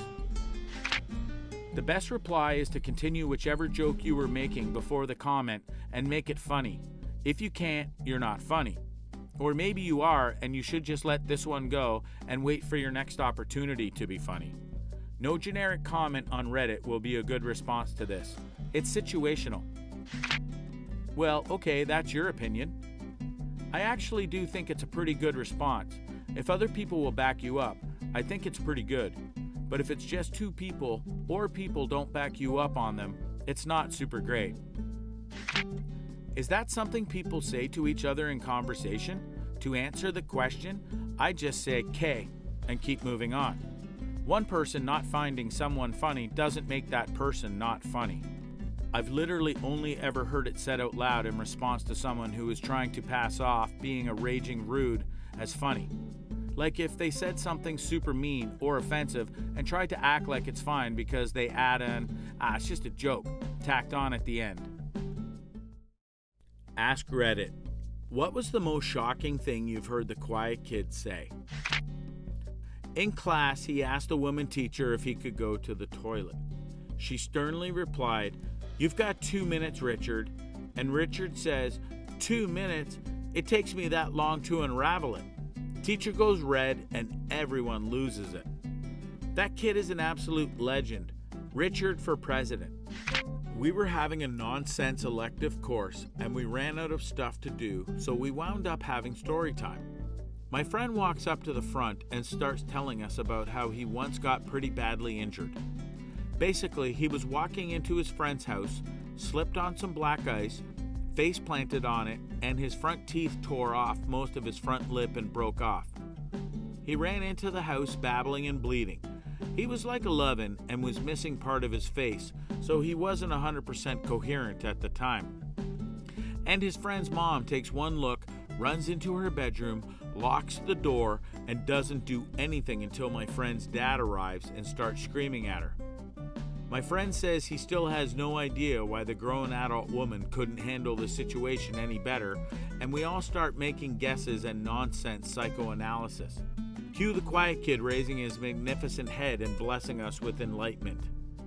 Maybe she just needed to finger herself real quick. So this one kid who barely ever said 2 words one day asked the teacher for the time. It was at some after-school thing and there was no clock. The teacher says the classic, "Time for you to get a watch," which for some reason was very funny to everybody else. The quiet kid doesn't laugh. He looks the teacher dead in the eyes, and once everyone quieted down, he says, "So are you going to tell me the time or what?" We're like in 7th grade. Can't blame him. Can't tell you how many times I've heard that stupid joke. In class, we're studying genetics, and one guy was being a real douche, and the teacher couldn't get him to shut up. Then after discussing inbreeding in dogs, one quiet kid raises his hand and says, "So, is this likely how Peter Douche became so retarded?" I've got a friend like this. I relate him to a sniper rifle. He doesn't make comments like that often, maybe once every month or two, but every one of them is damn glorious. It's an art. Most people then try to carpet bomb the conversation with forced jokes trying to get the same response. What if we killed everyone with cancer to stop it from spreading? You finally decide to speak and that is what you go with? This happens in my school all the time. You've got kids that just play on their iPad all semester, hardly paying attention, and then one day they come in with some stupid thing in the middle of a discussion. This douchebag kid who constantly messed with people was in line with the quiet kid and the quiet kid's friends. The quiet kid is a bit overweight, so when he gets up to the lunch lady and gets his chicken nuggets, the douchebag says, "You don't want extra nuggets, big guy?" The quiet kid out of nowhere just starts ranting. "No, I am all set, but what are you up to this weekend? You want to hang out and grab some food, maybe a bit? I like to be on top, and you look like a bottom. What do you say? You want to do something tonight?" The entire line is dead silent. The douchebag starts getting all pissed off and acting like he's going to start a fight, and the quiet kid says, "Okay, fine, you can be the top, baby." The douchebag kid leaves to the entire line laughing their asses off at his expense. No idea if the quiet kid was gay, or he just knew that even jokingly suggesting the douche kid was a homosexual would upset him more than anything. But I do know he left the line with his delicious chicken nuggets and a huge smile on his face. Quiet guy I work with never said much until he came up to me and asked, "What happens when an Eskimo comes?" Before I get the chance to respond, he throws a handful of ice cream at me and walks away. It's so much funnier if you're normally a quiet person, which I'm not, but I'm still using this. In junior high in the mid-'80s, the game Trivial Pursuit was all the rage. We played it in math class one day, and this kid, Gary, who never said anything at all, totally spanked everyone else by answering every single sports-related trivia question.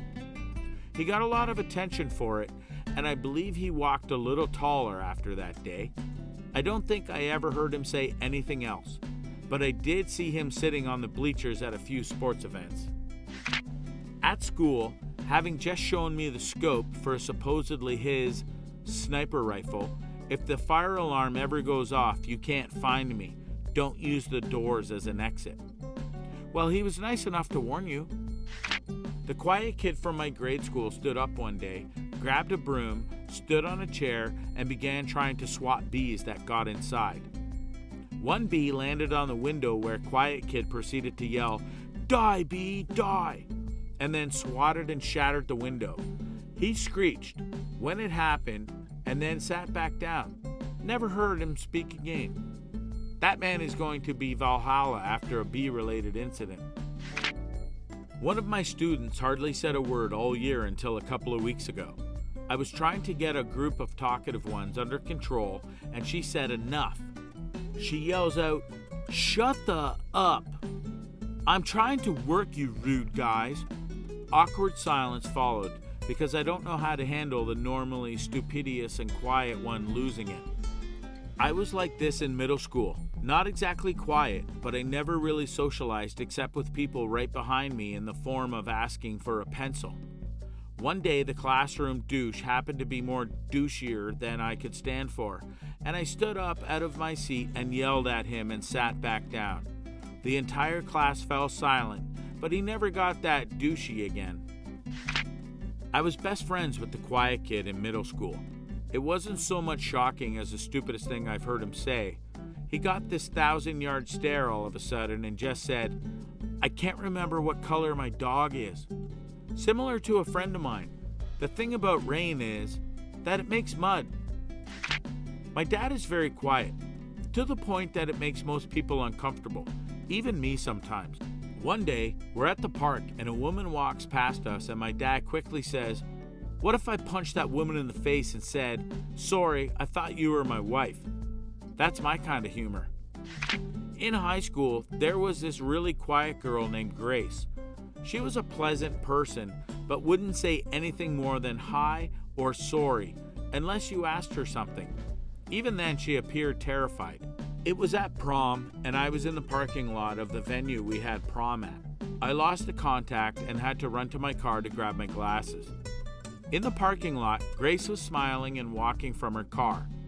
She looked at me, laughed, and said, "Ryan," her prom date, "just fingered out of me." I still laugh about it to this day. He started to attack someone in my class with a table when the teacher got a cup of coffee. That was quite something. Wait, he attacked another guy with a table? That's like a whole new level of pissed off right there. I was in a marching band in high school, probably 7 years ago now, and we had this huge muscular guy as our brass instructor. He would always yell at us to nail these chords, or "You're not playing loud enough." There was this little Asian trumpet kid that was so innocent and nice. He barely ever spoke a word. One really hot afternoon, our instructor was being especially loud and said, "Why don't the trumpets blow hard enough?" Dead silence across the field as all the brass are waiting the next instructions. Then we hear, "Why doesn't your mom blow this PP hard enough?" from quiet trumpet kid. Needless to say, we all laughed, got push-ups, and laughed some more. Wow, literally this question came at a perfect time. I was just thinking about this, and it was by far in sophomore year of high school. This kid was so odd that honestly no one ever really noticed him. But one day he's sitting across from me at a table and he sees this one girl in really tight shorts and goes, "Damn, I could have my head up her ass for months." It was pretty shocking. Dude could have worn her like a hat. I went to middle school and high school with this boy named Daniel. Never once heard him say a word. A friend of mine said he would whisper sometimes. The night of our senior party, we heard some music coming over from the corner where the karaoke machine was set up. At first, no one really noticed him because people had been singing on it all night, and most people stopped paying attention. But this was different, because no one was singing and the music was playing. The DJ stopped the music and started the song again. Daniel was standing there looking frightened, but this time around, when the song started, he began to sing. Everyone in the room stopped what they were doing and just crowded around him.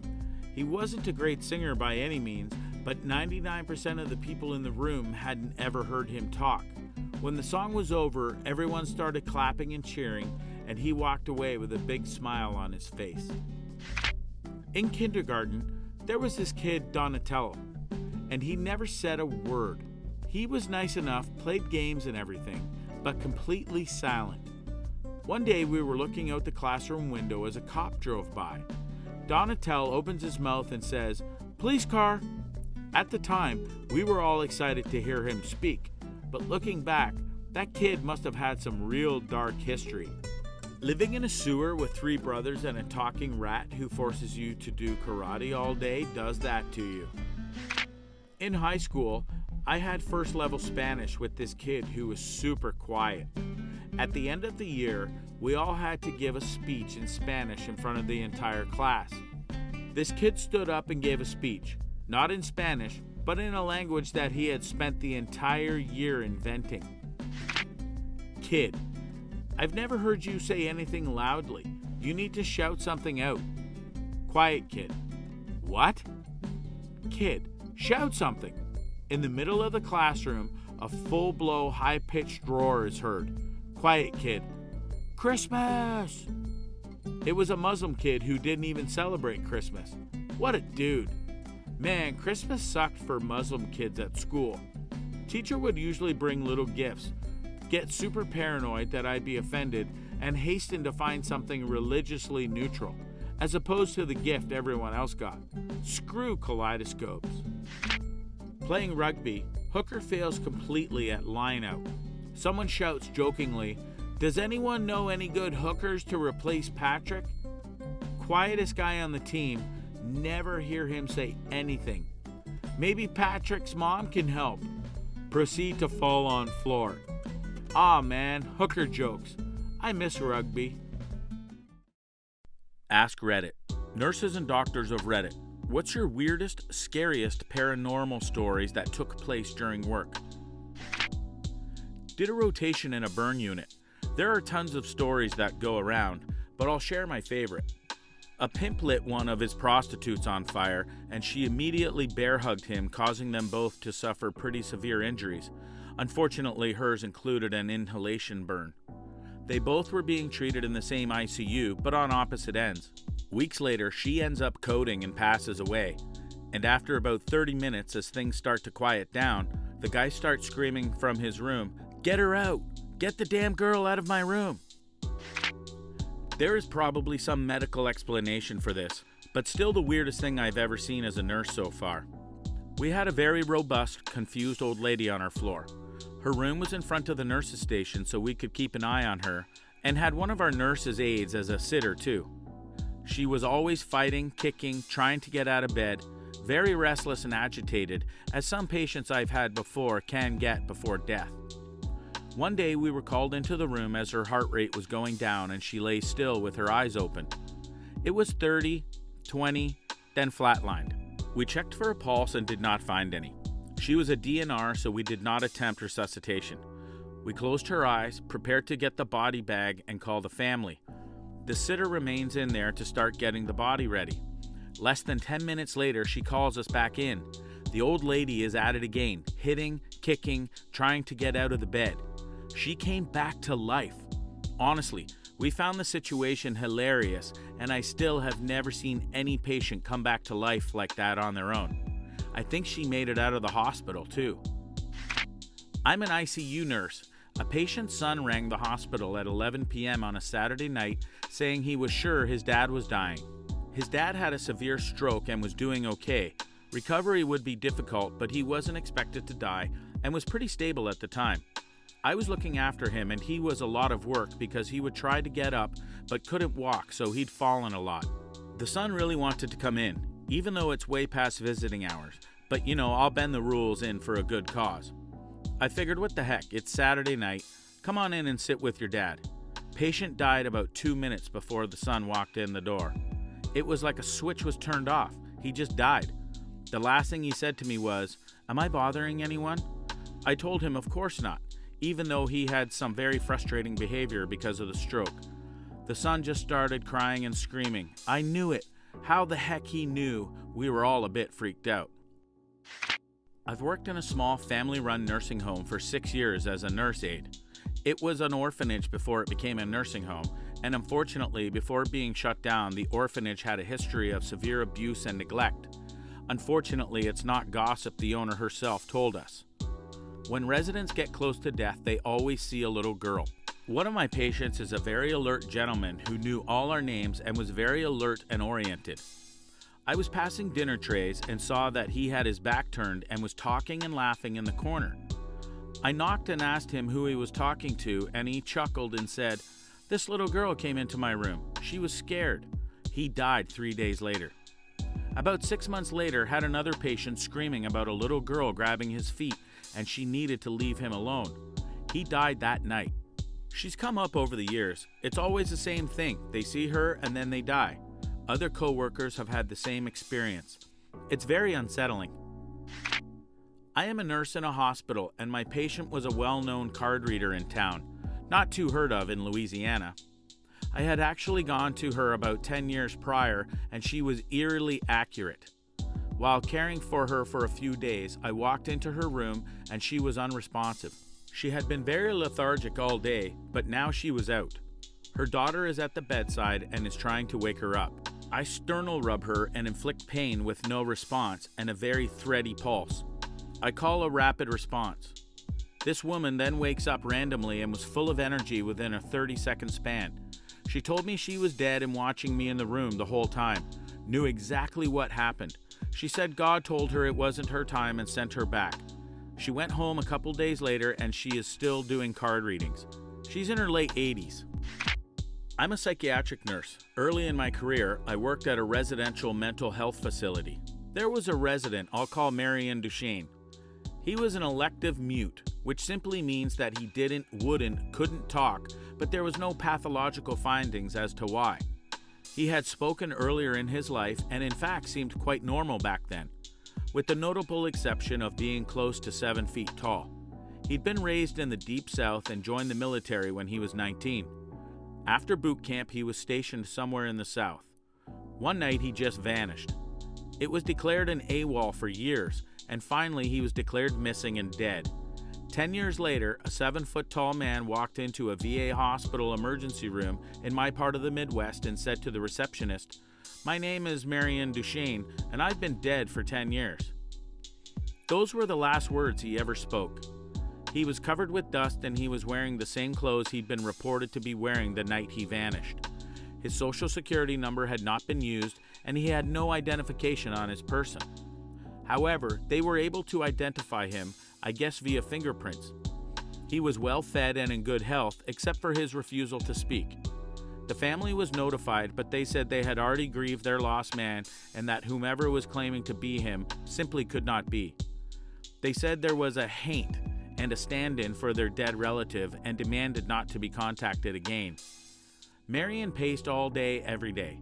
Not in a frantic way, but just lumbering up and down the halls and outside. He smiled all the time and would be moving his mouth in a way that indicated talking or muttering, but he was dead silent. He had an unnerving habit of throwing his head back with his mouth wide open, as if he were laughing heartily, but not even a breath could be heard. If told to go to the dining room for a meal, he'd go and eat. But if nobody told him, he just kept pacing, never indicating hunger. If offered a cigarette, he'd smoke it in an oddly formal way, almost delicately, if that makes sense. But he never seemed to crave smoking. The man wanted nothing. If I talked to him, he appeared to listen, periodically throwing his head back in that laughter-mimicking way of his. There was nothing to do for this man. Various medications were tried, but they did not affect him either positively or negatively. Occupational therapy did nothing because Marion would just grin, and unless told to stay put, he'd get up and start pacing again. On my last day at the job, on my way to something better, the last thing I saw was Marion pacing in the parking lot, throwing his head back to laugh. Later, I wondered if all along I'd been dealing with a ghost. All these years later, I still don't know. I worked in a pediatric hospital and had always heard that the 4th floor right outside our oncology unit was haunted. I worked 312s normally, but would pick up overtime and picked up a night shift. I was working in the NICU, which happened to also be on the 4th floor, but on the opposite side. The oncology unit had a staircase that was a shortcut down to the cafeteria, which was on the 2nd floor. At about 3 a.m., I was ready to take a short break and wanted a cup of coffee from the cafeteria, so I decided to take that staircase. I walked through the automatic double doors and saw a kid skipping down the hall. I called out to him as I was afraid a little kid had snuck out of a patient's room. As soon as I called out to him, he turned and in the blink of an eye totally vanished. A lot of other nurses and docs had seen the same little kid skipping in that same hallway. Of course, I chalked it up to just exhaustion and didn't really think about it much after that. But you are damn sure I didn't use that hallway at night ever again. I was working at night and one of the patients died while I was in the room. We tried everything to revive this person, but it didn't work out. So after doing the papers and everything, I went to another place in the hospital, and I swear that this patient who I saw dead touched my right arm. I think that I have never cried that much in my life. Maybe it was their way of saying thanks for trying. One of the rooms we have is obviously having something of a haunting. A man in a gown gestured each one of the techs to come in. She went in and he was gone. 1 week earlier, a female patient was asking to get a different room because a man wouldn't leave her room. We just thought it was some sort of delirium. Maybe others have seen him too. Savage Amelia. I grew up in an old farmhouse and I saw an old man ghost walking down the corridor with his back to me before disappearing into thin air after turning into a room at the end of the corridor. My mother, brother, as well as 2 tradesmen also saw the exact same ghost and sequence of events at different times over the years. I used to work in a nursing home, both as a CNA and an LPN, and while nothing too crazy happened, there were definitely things that happened out of the ordinary. I remember one time after someone had died, I was cleaning up her body and the door to the room swung open even though it had been firmly latched. Nobody was there. It gave me the creeps. There were instances of furniture being moved, lights turning on and off by themselves, and toilets randomly flushing by themselves as well. I also remember I had one resident one night who asked me to make sure I closed the door to the closet that was at the end of her bed. And she told me that when it was open, that woman kept going in and out of it all night and it kept her awake. Oh, I have so many I don't know where to start. I worked in a geriatrics nursing homes for years, so most of our patients died within a few years of being with us. Anyways, I had a new patient move into one of the rooms on my hall that my previous patient had just passed in. My new patient kept calling at night saying that there was this woman who kept coming into her room and trying to talk to her. At first, I just passed it off on her being in her 90s and struggling with dementia. So I assured her that I would lock her door at night to make sure no one could come in. After about a week of this continuing to happen, I sat down with her and was asking what the woman looked like, thinking she may just be hallucinating her daughter or sister or something. And she proceeded to tell me that this woman had a pink robe on with blue fuzzy slippers and her hair up in curlers, and the woman would come in and sit at the foot of her bed, pat the new patient's feet, and try to talk to her, but she couldn't understand what she was saying. I almost pissed myself.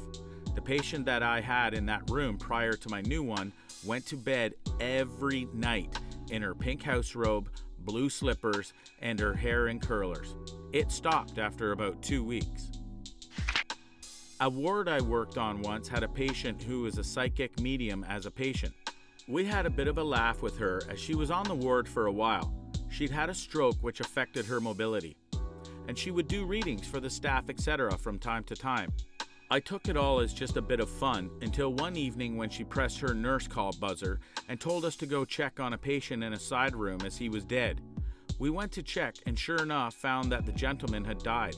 Later on, we asked our psychic patient how she had known, and she told us she had seen him coming out of his room and obviously distressed. She realized he had died and had to explain to him what had happened and help him to pass over, go to the light. Now, I am not a believer, but that gave me the creeps. Ask Reddit. Should the USA place a fat tax on sugary drinks and junk food to combat obesity? Why or why not? Part 1. We have a sugar tax in San Francisco. I work for a soda company and we expected our sugar-free sales to rise, but we found out people actually don't care about paying 5 cents more for what they want. This could have to do with the demographic of San Francisco and might not hold the same across the country. We have this in the UK. It seems to be working.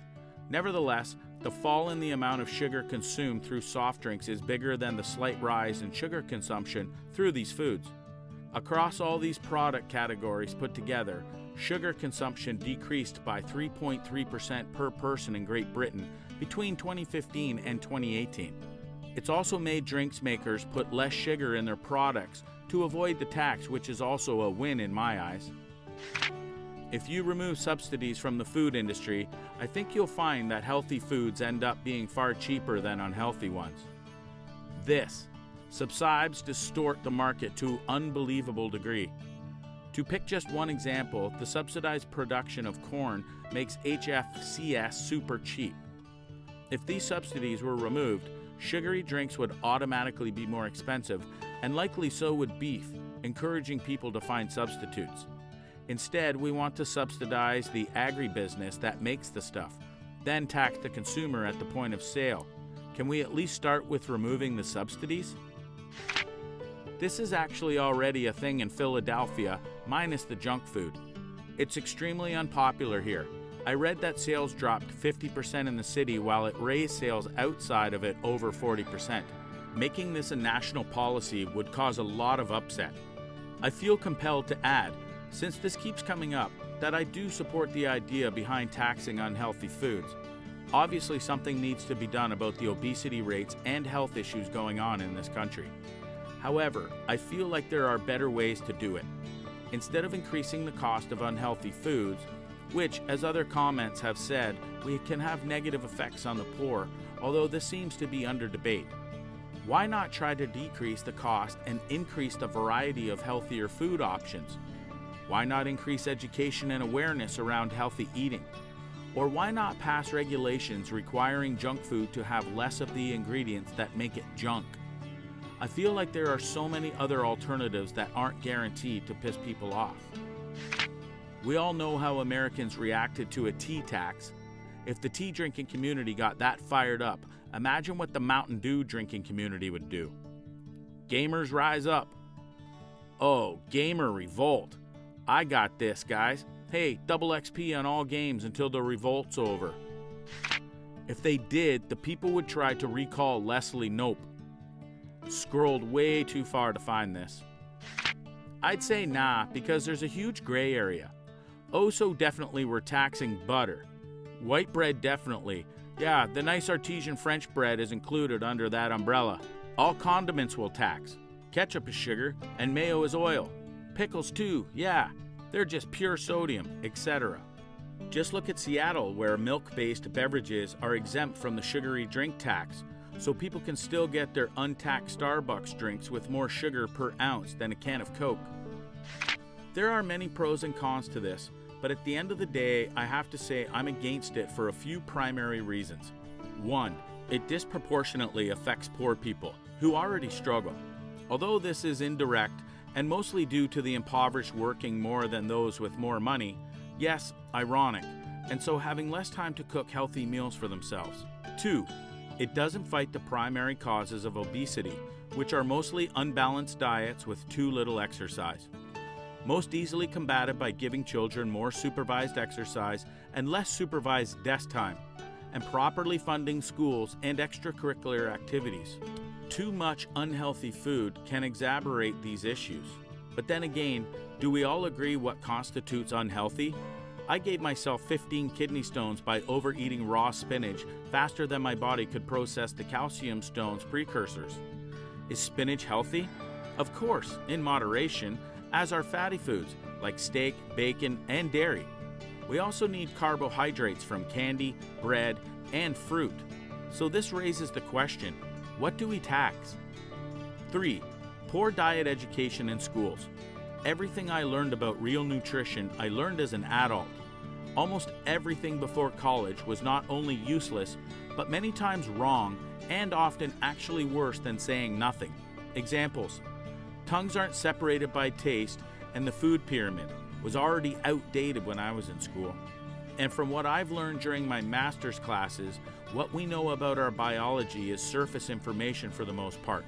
A lot of facts about nutrition are our best guess at the time, and what works for me might not work for someone else. Separate but relevant, label laws in the USA are worse than useless, and a much more noticeable cause of obesity. Incidentally, also easier to fix but harder to lobby for because name brands make a lot of money off these poor laws. Case in point, Tic Tac brand mints are legally labeled sugar-free as containing 0 sugar, despite being made almost 100% from sugar. This is due to the fact a serving is a single Tic Tac, which weighs barely under 0.5 grams. Legally in the United States, anything with less than half a gram of sugar can be labeled sugar-free, rounded down to 0 on the nutrition sheet. Legally, I could label a 0.25 gram sugar packet as sugar-free, nutritionally 0 sugar. The point of a tax on an unhealthy product is to offset the healthcare costs related to its use. Deterring use because of cost is a bonus. As the US government does not believe in universal healthcare, it should definitely not be taxing it at a higher rate. That's my opinion anyway. In European studies, it actually costs a lot less in healthcare for people to live unhealthy lives because it more often leads to heart attack and stroke, the cheapest deaths right around retirement age. The majority of healthcare costs come from people who live a long time and are on like 30 meds a day and double knee and hip replacements and multiple hospital stays and elderly care services. This is, of course, putting no value on living behind retirement age, but purely economically, it really doesn't have any. Instead of making soda and junk more expensive, how about we make healthy foods less expensive? Rice, beans, potatoes, lentils, chickpeas, onions, bananas, spinach, peppers, eggs, squash, tofu. All that is some of the cheapest food there is. I think it's more that processed healthy food is more expensive than processed unhealthy food. If you're willing to do basic cooking, it's possible to eat very well and very cheaply. Yep, I never understood why people think junk food is cheap. It's not cheap, it's just fast to make. I could make myself food for 1.5 to 2 days for a single price of a kebab or a Big Mac kit. No, I don't believe it's the government's job to control the choices people make. Even if it was, the US provides abundant subsidies to the corn industry, so sugary food is already technically subsidized. Also, I don't trust regulators to do it right. For some reason, we already have a meaningless label on our food for added sugar that makes juices appear healthy. No, it just seems like a patronizing money grab that will disproportionately hurt low-income individuals that live in food deserts, neighborhoods with few or no grocery stores and limited availability of fresh and non-processed food. Soda is a luxury good. There's literally no reason for anyone to buy soda, even in a food desert. If you're in Flint, Michigan, even bottled water will be cheaper than soda. Do you feel other things which are taxed, like tobacco and alcohol, shouldn't be because they're more commonly used in lower income areas too? We don't have health care, so how's that going to combat obesity? People will still pay for things that's bad for you. Look at cigarettes and alcohol. I'd be pissed if my mother, a diabetic because her pancreas crapped out, she's not obese, had to pay another tax on the soda she drinks when she has a low blood sugar. No, sin taxes are stupid and shouldn't be legal. Sin taxes are basically a tax on poor people, and it doesn't help them at all. It hurts them more than it hurts anyone else. Also, we have a sugar tax in the UK, and it basically ruined a lot of products. Rest in peace, Iron Brew. Since companies changed the recipes to comply with the rules, reducing sugar amounts, adding substitutes, etc., why should everyone be punished because a few people don't have any self-control? No, that's called petty tyranny. There's this underlying idea that I've encountered a lot recently, in which any social problem needs to be solved via top-down legislation, usually at the federal level. Obesity and diet are a major issue, but I think there are probably better ways to bring about the change without jumping into the murky waters of ban-it legislation. Incentives, social change, supporting healthier food options, etc., etc. Nope, I lift weights, spin, and run. I keep myself at an acceptable weight and health level. I don't want to pay extra for an occasional snack because other people can't control themselves. Then what would you think about a higher premium on an individual's healthcare plan? Their weight makes them more prone to sickness, similar to how smokers pay a higher rate. I understand that a small amount of individuals have hormone imbalances that cause weight gain, but the vast majority of overweight individuals, I believe, are due to unhealthy lifestyle. No, I don't believe it's the government's place to stop citizens from doing stupid things that harm themselves. So, no seatbelts? Seatbelt laws are some of the dumbest laws in America. I can go out on a learner's permit and hop on a motorbike that I got for $1,500 on Craigslist and do 0 to 60 in 2.4 seconds with no gear and no helmet and be perfectly legal. But if I hop in my truck that weighs over 30,000 pounds and not put on a seatbelt, that's a huge ticket? No, it's one of those feel-good legislations which causes more harm than good. That's not true at all. They have a sugary drinks tax in Philadelphia that raises between $70 and $80 million a year for free pre-K and parks and recreation budgets. It brought about a drastic, about 50% reduction in sugary drinks in Philly, and though they have gone up in the surrounding counties, it is a net decrease in sugary drink consumption, reducing strain on our health system as well as on working-class parents. No, it's their choice to consume unhealthy goods. My body, my choice. It'd be nice if they didn't inflict their choices on me through higher taxes for Medicare and higher insurance premiums as healthcare companies struggle to pay for their chronic illnesses. As our beloved Ron Swanson once said, the whole point of this country is if you want to eat garbage, balloon up to 600 pounds, and die of a heart attack at 43, you can. You are free to do so.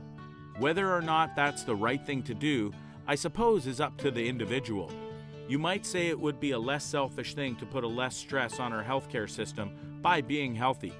But leaving responsibility in the hands of the people is a double-edged sword. It works sometimes, and it often doesn't. Ask Reddit. Should the USA place a fat tax on sugary drinks and junk food to combat obesity?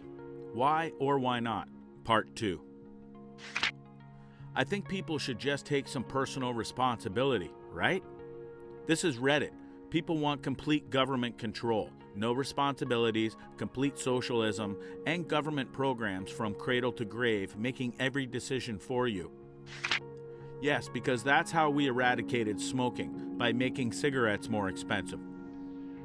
In general, I don't think it's the government's job to tell people what choices to make, but cigarettes are disgusting and terrible, and I'm glad they're eradicated.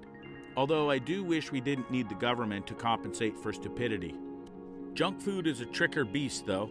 There's a lot of gray area to it and a big slippery slope. I personally don't drink sugary drinks, and it kills me a little when I see a fat person drinking a soda, but that problem is much more complex than you can fix with a tax disincentive.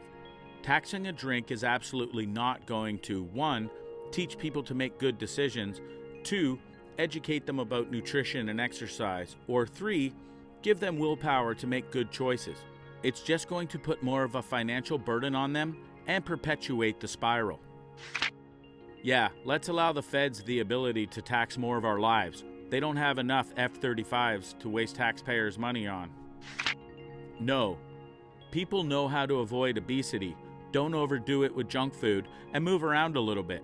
Why should a fit person have to pay a bit more for a treat just because obese fat people eat it for every meal? Because kids are at the mercy of their dumb parents. The worst cases of obesity begin in childhood. Once you have set that hormone imbalance off by too much sugar, it's almost impossible to set it right again.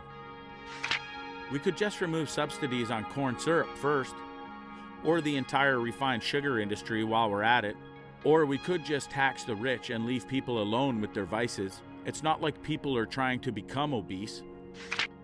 No, it's up to the people to decide to be healthy or not. The government shouldn't punish a company for what is clearly known. It's a free country where people have to pay for their own health care, isn't it? So what does it matter if people get fat? The poor don't pay for their own health care, though. Medicaid is paid for them. Being honest, I didn't know that. I'm not a U.S. resident, but I still believe that you can't police others' free choice of how they live their lives. I'm going to go with no. The U.S. government has more power than I like already. They can screw right off with new taxes. Hell no, this is a free country. Don't tell me what to eat. Attempting to adjust obesity levels via economic incentives is going to do nearly nothing to solve the issue. People are not obese because they cannot afford healthy food. Portion control alone would allow someone to maintain a reasonable weight even on a carb-based diet. The root cause is low self-control. If someone eats exclusively McDonald's because he or she is addicted to the flavor and portion size, then raising the cost via tax will only accomplish making the person bankrupt. The government has tried the same strategy to combat smoking with little success, and the same problem occurs. Addicts end up spending even more of their limited money on the object of their habits, leaving their dependents without food and the addict's addiction intact.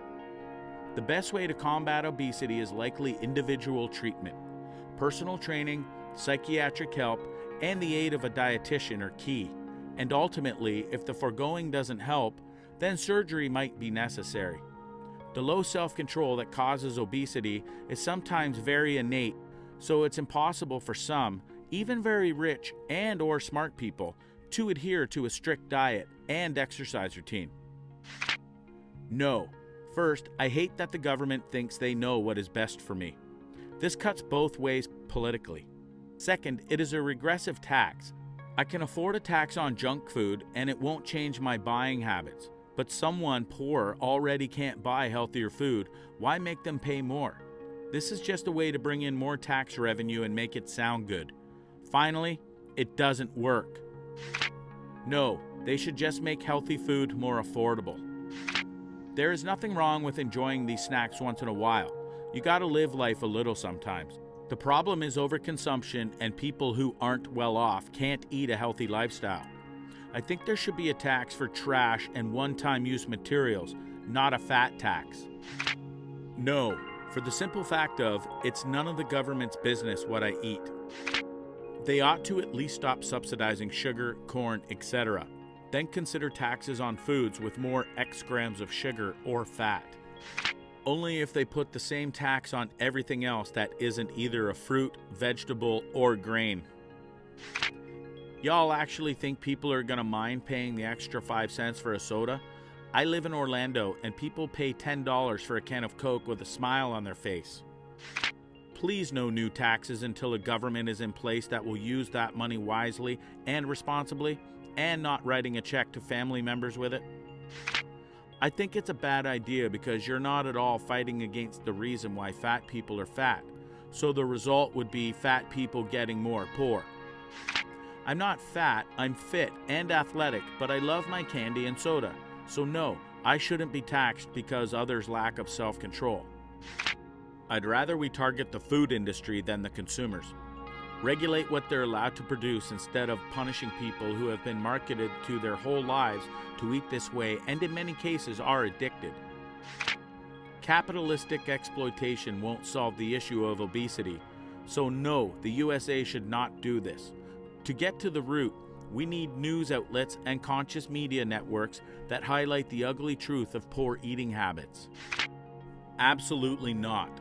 It's not the job of the government to change the tax rate on products they do or don't like.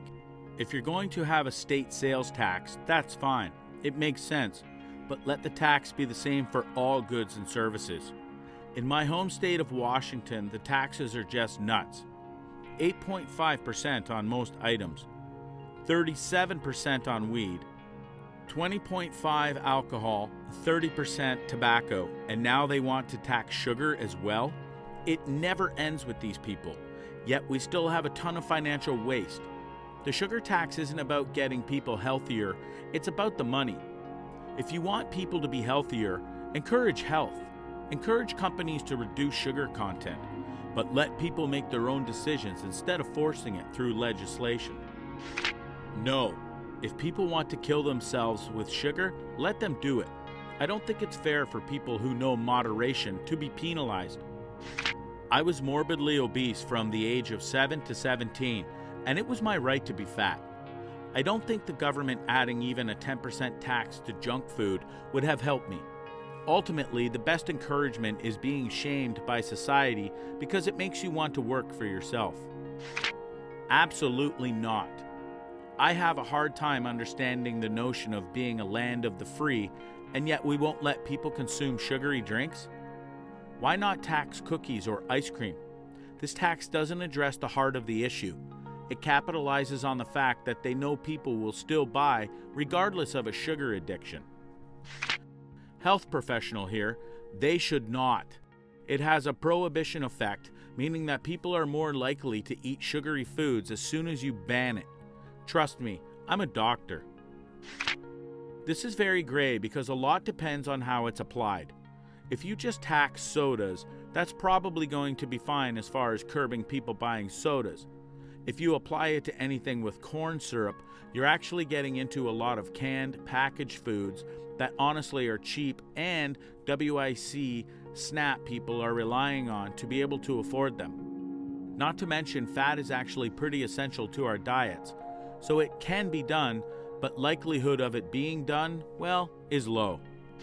I don't think a fat tax is necessary. However, the US need to stop with the fat acceptance nonsense. Keep putting thin and healthy women on magazine covers. Charge more for airline seats if a fat person is buying it. Go back to how it was before the day acceptance movement. Being fat should not be shown as a positive thing, just like being super thin is not a positive thing. Both are very unhealthy. You know, here is an idea.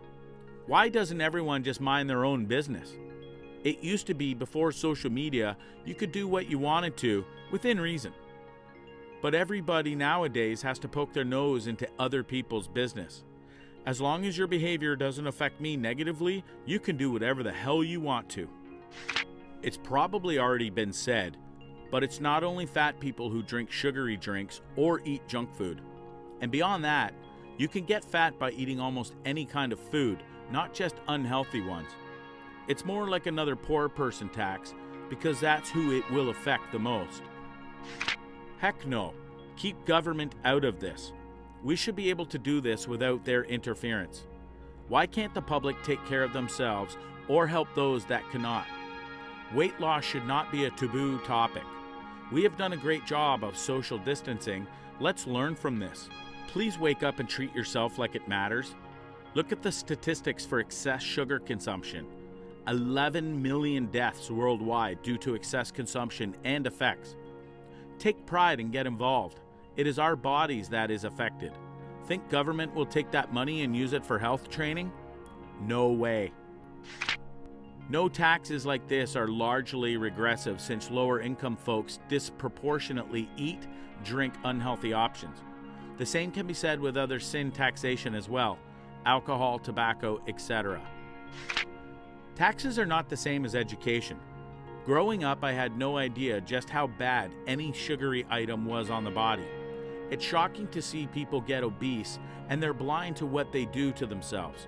Soda, soft drink might as well be meth in a can.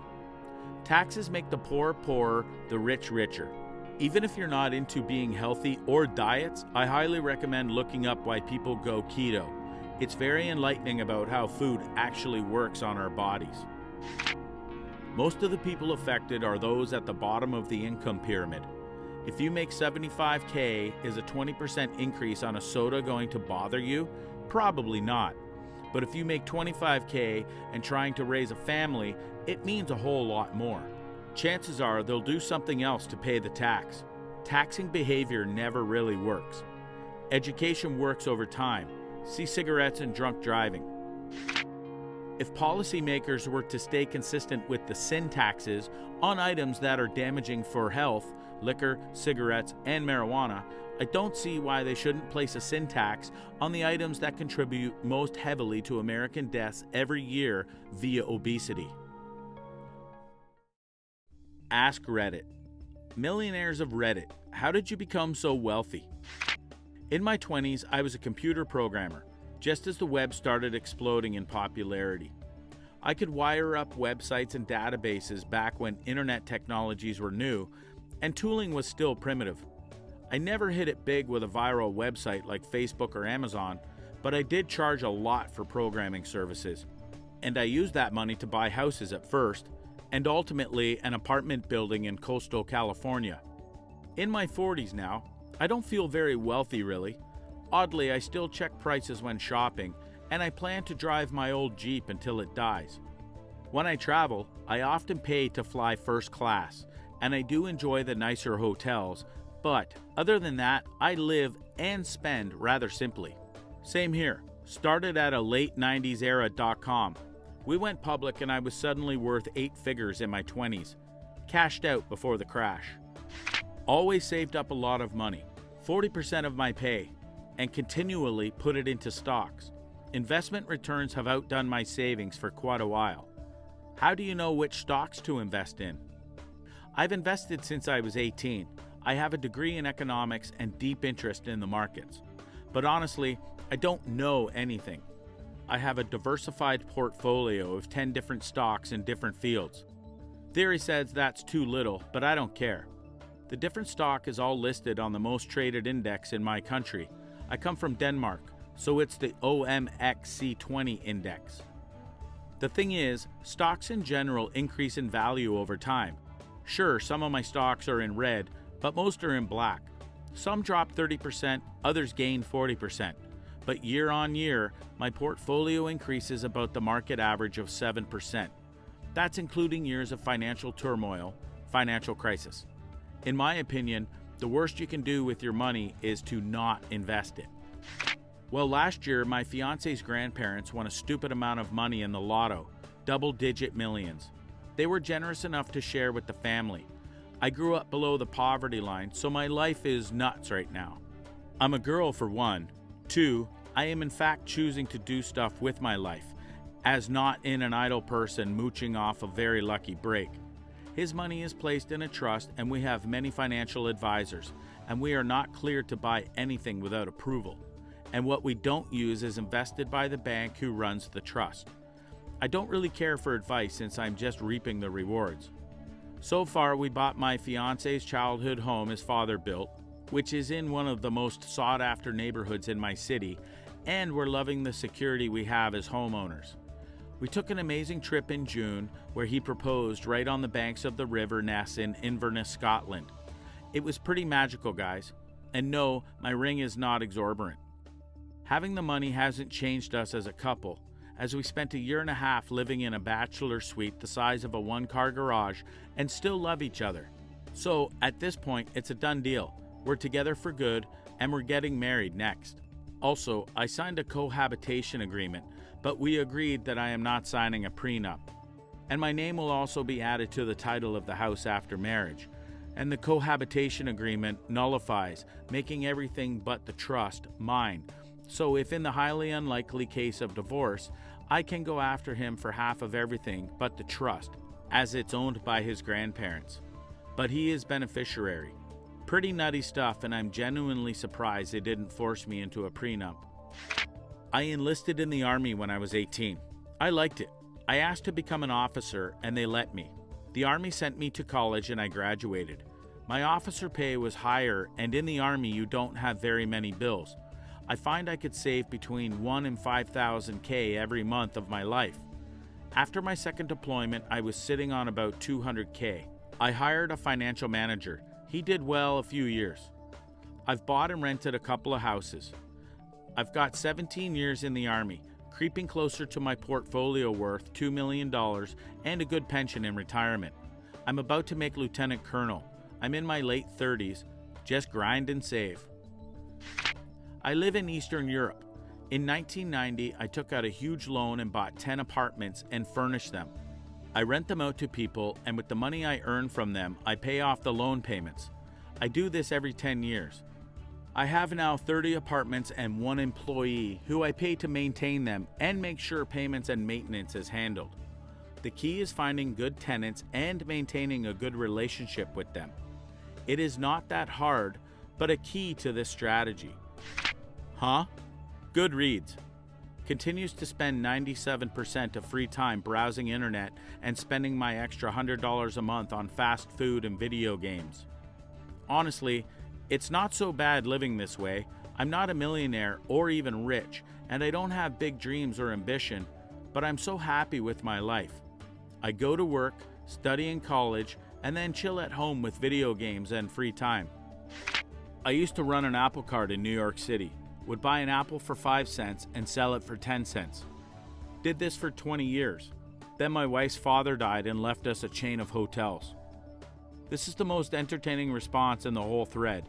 Sorry to hear about your father-in-law, though. I sell overpriced consultancy time to CTOs who don't know any better. Well, I mean, technically you get a consultant in the first place because you don't know any better. Consultants are for due diligence. Shows insurance companies, investors, high-ups, and outsiders that you did your part to make sure everything is right. If it all goes to hell on the word of the consultant, it's not because you didn't know what you were doing. It's because your consultant messed up. Could mean the difference between getting fired and getting a second chance. Could also mean the liability of a lawsuit is no longer on you. Should have probably put a serious tag on, but whatever. Hope you get some advice worth thinking about. I used to read frugal blogs a few years ago when RSS readers were a thing. Some of them were more extreme than I cared about. I remember an article about making your own laundry soap, and another about one calculating how much they saved by using cloth rags to clean house versus using paper towels, including a breakdown of how much it cost to wash those rags, LOL. They seem to be more about making a game out of saving insignificant amounts of money than actually building wealth. But the point of them was to always be in the mindset of saving money. I guess to show you that usually isn't an overnight thing that you just stumble on. Now I have less time and I like to listen to Dave Ramsey's podcast whenever I'm on 30 to 45 minute or longer drives. I can't say that I live by his advice, but it's the mindset of always being ready to make smarter decisions financially that I'm aiming for.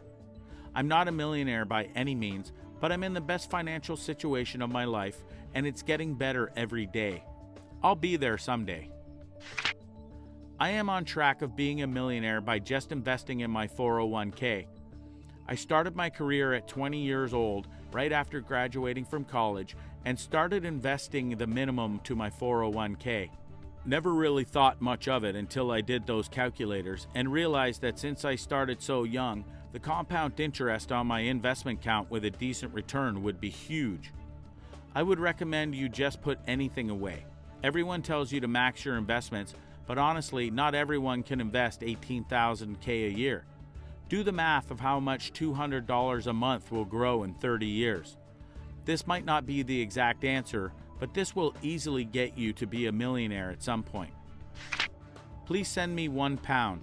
When 1 million people have sent their pound, I will be able to answer this question. That is exactly it. Ask one person to give you £1 and he'll tell you to piss off. Ask 1 million people to give you £1 and you are much more likely to be successful. I actually hit it big at a casino a while back. Not enough where I can afford to quit my job and buy a mansion, but I'm comfy and so will my son be. $2 million in one night? What size bets were you making? pretty substantial ones, was in a dark place. Compounding interest is a hell of a drug. Save, save, save. Stuff that savings into Vanguard S&P 500 index fund. Forget about that money. It doesn't exist until you're ready to retire. Warren Buffett gave us the keys to the castle. Is this limited to America, or could I as a Canadian take advantage of this as well? I recently came into a modest amount of money from an insurance settlement and have been just sitting on it. I grew up poor, and although I'm currently comfortable, I still live below my means and am comfortably frugal, so it makes sense I should just invest it, but I have no clue where to start. Parents died. If you're gonna make a Batman joke, just know that you're not at all clever, original, or funny. It turns out you were always a millionaire. Not if they had large life insurance policies and no assets while living.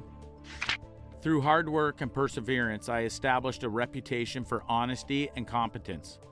I was slowly promoted to increasing positions of responsibility and remuneration. I saved prodigiously and invested wisely. I married well to someone with similar values. Converted all of my money into Zimbabwe dollars. Brilliant, I just printed FYO bucks. It was hella easy. We have such an inflation problem, I'm worth several billion. Most people go Zimbabwean, but Vietnamese dong is a lot cheaper, about $50 to become a millionaire. Being frugal, not buying new cars, not caring about what others think. Saving and investing and doing it again. Not making knee-jerk investments. Letting them ride long-term and not freaking out at every market correction. For me, it was a slow game, but fun to watch it take off. The stock market is a tool for transferring wealth from the impatient to the patient. We got some advice here for the UK. Lots of 401k talk, which isn't all that useful over here. Save and invest. 401k is just a vehicle, albeit a nice tax-deferred vehicle, and has a maximum annual contribution of something like $18,000 anyway. I guess it sounds like ISA, but also has employer contributions. Not me, but my family. My dad was piss poor as a kid because he was one of 5 kids to a single mother since my grandpa died when dad was like 11 or 12. Moved out at 17 after getting his HSC, Aussie SATs, went to work, worked a lot. My dad's really smart, so he was good at what he did. Mom and dad weren't meant to be able to have kids, but when both of them were 40, they conceived me. Dad had just started his own business in the tech industry, but he believed in himself and the 2 mates he started the company with, and it boomed. Mom hasn't worked since I was born because she was taking care of me. When I went to school, she started doing a lot of charity work. She fell pregnant again with my little brother, but he was stillborn when I was 3 years old, so I stayed an only child. This year, both my parents turned 60, and my dad retired because of his business, and was doing so well. We live in a nice house, but most of our money goes to charity anyway, since Dad knows how it feels to have no money. What doesn't go to charity goes to family.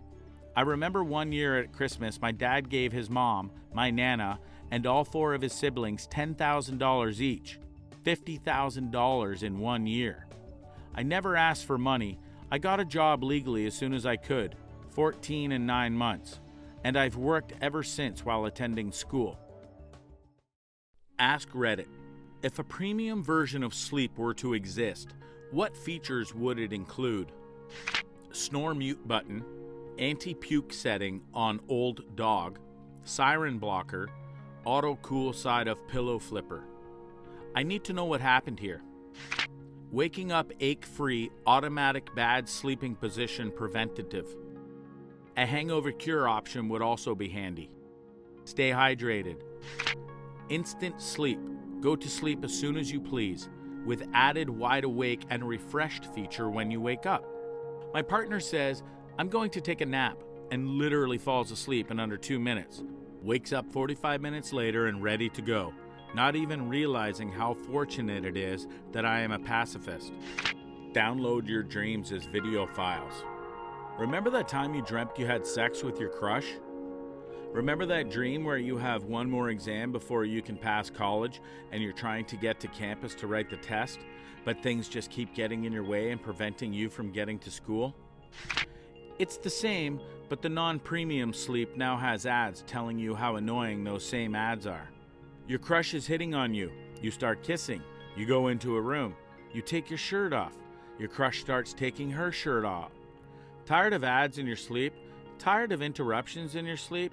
For only $19.99, you get to enjoy a full sleep-as-free. You now know you're dreaming. Your crush turns into Steve Harvey. You're screaming.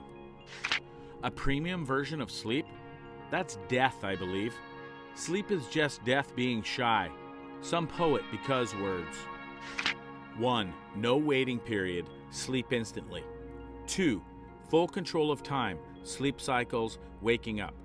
3. Control of dreams. 4. Administrative dashboard to tweak settings, i.e. REM versus non-REM percentage. Add in faster sleep. You need less time for the same amount of benefit, and I'd buy that for $4.99. You get to go to the bathroom and fall back asleep instantly. Why not just, you don't need to go to the bathroom during the night and skip that whole mess? Am I the only person who never has to get up to go to the bathroom during the night?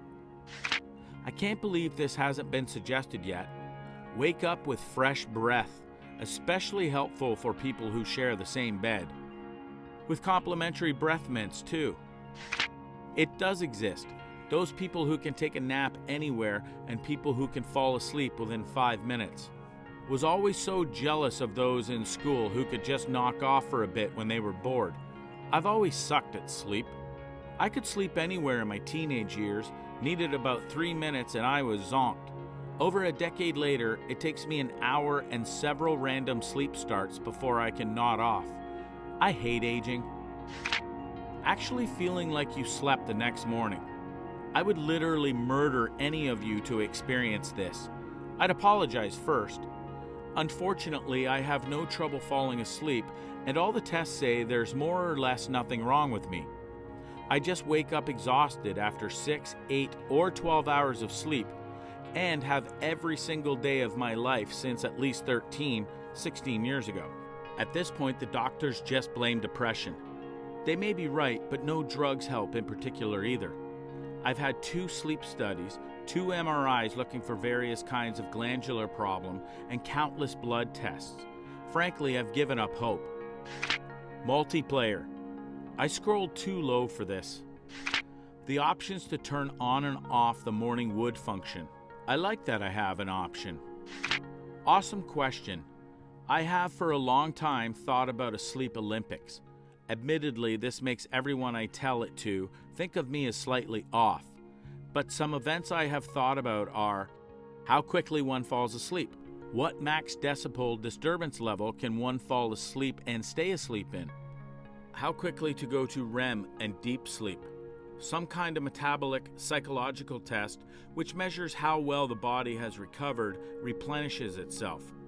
The competition idea is to help bring forth quantum improvements in sleep. As you can imagine, I am an insomniac. Sleep faster to ease the grind. Dreams come with more built-in control and ad-free. Now we know you gotta be up at 4 a.m. tomorrow, but first a word from our sponsor.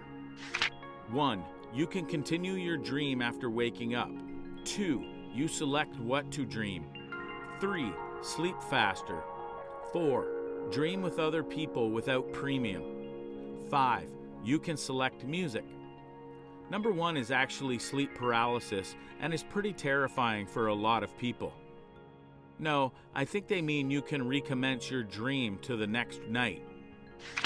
Xanax, heated sheets, no shoulder pain, cold AC, no interruptions, a sound machine, water to drink nearby, lots of ultra soft down pillows, amen and amen. Unlimited sleep. You mean death? I mean, it's not an exception. 1. Personally experience your dreams. 2. Control your dreams. 3. Feeling refreshed. 4. Not having a migraine or back pain after a bad night. 1. Immediately fall asleep. 2. Full control of dreams. 3. Unlimited amount of time in dreams without affecting real-life time. Full dive single player, here I come. Presses red button. God mode activates. Knocks self unconscious. You never have to wake up to pee. Wait, you're supposed to? From like 12 to probably 35, I never ever had to wake up to pee at night. I always slept straight through. I might have woken up to pee once or twice per year. Now, at 45, there have been nights where I've woken up every 2 hours to pee the entire night, so like 3 or 4 times that night. It sucks. I already have sleep apnea, so sleep already doesn't do much for me, and waking up every 2 hours doesn't help matters. Remembering your dreams. It is very easy to remember your dreams. You always have about 3 to 5 dreams, but you don't forget most a minute after you wake up. If you want, you can remember your dreams next morning. When you wake up, only think about your dreams, and all you have to do is try to remember even a single detail. Even a single detail of the dream can lead you to all 5 dreams. If you can't recall your dreams from the next night, write as many details as you can to your notebook, dream journal, and try next night. It doesn't work well if you don't sleep enough. Insta-sleep. No more waiting for half hour to sleep. Groggy lists rise. No more feeling bad in the morning. Day max. No more running out of energy in the middle of the day. 1. Having a perfectly comfortable sleeping position. Not a single part of your body being uncomfortable or stressed. 2. Your mind is completely clear. Whenever I sleep, I usually think of scary things in my mind. 3. No sleep paralysis. Only sleep 3 hours for 8 hours of sleep. Fall asleep instantly when you want to. Full control of dreams. Remove snoring sleep paralysis, etc. Nothing can wake you up unless you want to. While sleeping, you can no longer die. Option to skip sleep without feeling tired. While sleeping, any pain, injury, sickness, etc. will be healed. If you so choose, you can sleep back in time instead of forwards, can skip as much time as you would like. 30-day free trial that doesn't start charging you money after it's over. Record dreams as video. Remember all your dreams and you can instantly forget them if you want. $9.99 US a month. Guaranteed wet dreams. But you'd have to wash your pants every day, LOL. Oh, that's why I had to scroll this far to see wet dreams mentioned. As a woman, I think premium sleep should include all sex dreams, actually end up in proper sex, and you're awake in seconds before finishing. It's hypothetical. Let's just add dry orgasms for men. Video files of my dreams. Ability to cure all aches and pains. Granted, your internet upload speed is now 1 Mbps, so it'll take ages to send your video to anyone. Lucid dreaming all of the time. I wouldn't say all the time, just when you wanted to. It would regenerate your body and keep it in some half comatose state and make it do all your assignments, because please help me. Regeneration? I don't want to go. Not having that weird thing that you feel like falling or missing a step and waking up almost having a heart attack. Dude, that's so annoying. I hate that thing. It comes like 1 every 2 weeks. Once I got 2 in a row. Horrible. Inception sleep. You sleep for 2 hours with goal being to reach lucid ASAP. In lucid state, instruct your body to sleep as long as it needs to be at peak restoration. Profit. No more accidentally crushing your nuts. I have nuts. I have never experienced this. Control your dreams. You can, but it's hard. 1. No random moments where you think you're falling and jerk awake. 2. No random cramps in your legs or feet. 3.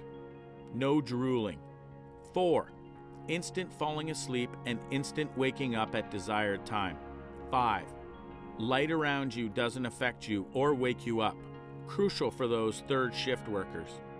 6. No nightmares. 7. Sleep paralysis issue fixed. 8. No snoring or sleep apnea. 1. Birds chirping is no longer a problem. 2. Stress has been disabled at work. 3. Being in control of ring finger and pinky at wake instead of a 10-second cooldown. 4. Hot chalky milk ready nearby. What is 3? You must be young. Welcome to joint pain every morning and sometimes randomly throughout the day. For me, it's my air quote fingers, all 4 of them. Choosing certain things in your dream.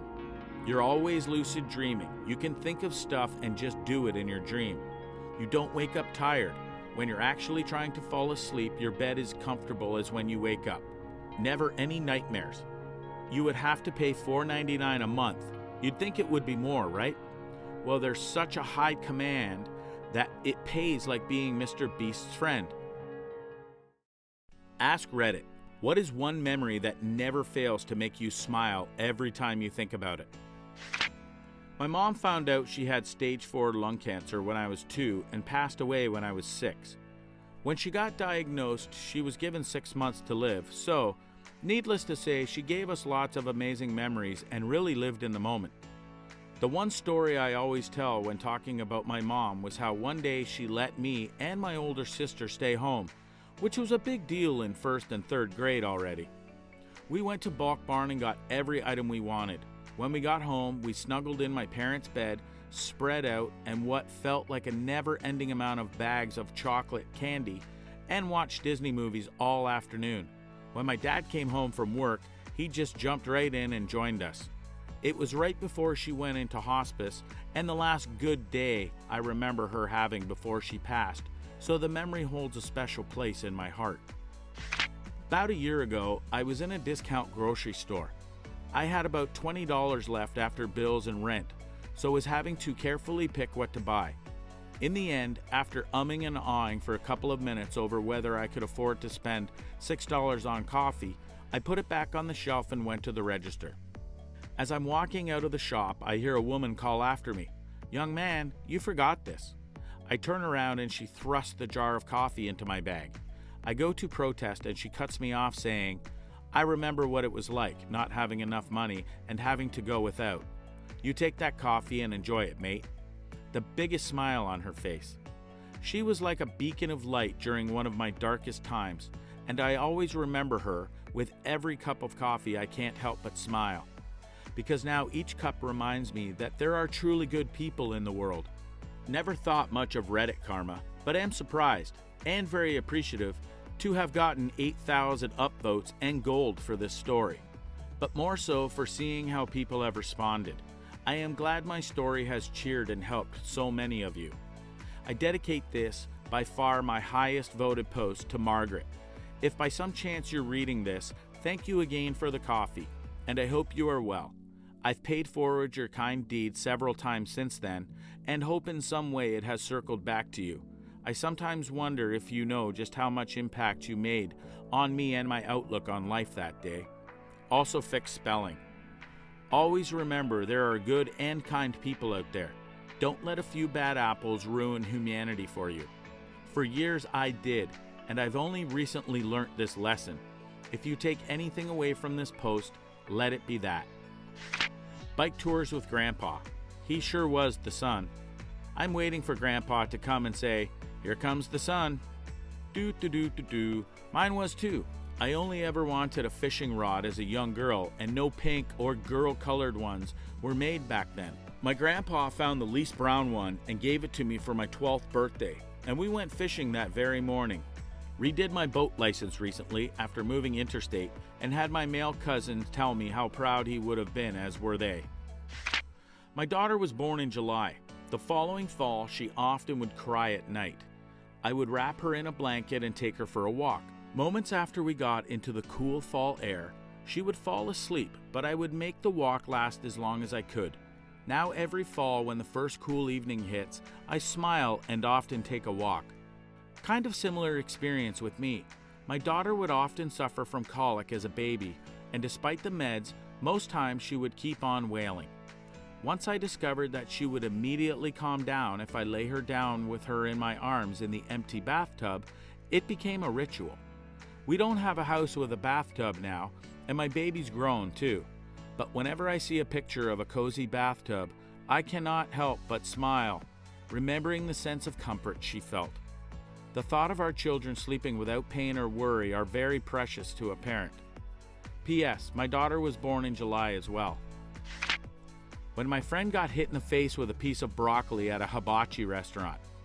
This made me remember that for my birthday one year, I went to a restaurant called Au Noir in Montreal with my sister and some friends. The wait staff is people who are blind, and you eat in the dark. My sister managed to throw a mushroom at me and hit me right in the middle of my forehead. Of course, I threw one back, but in the dark I missed and could not tell where it went.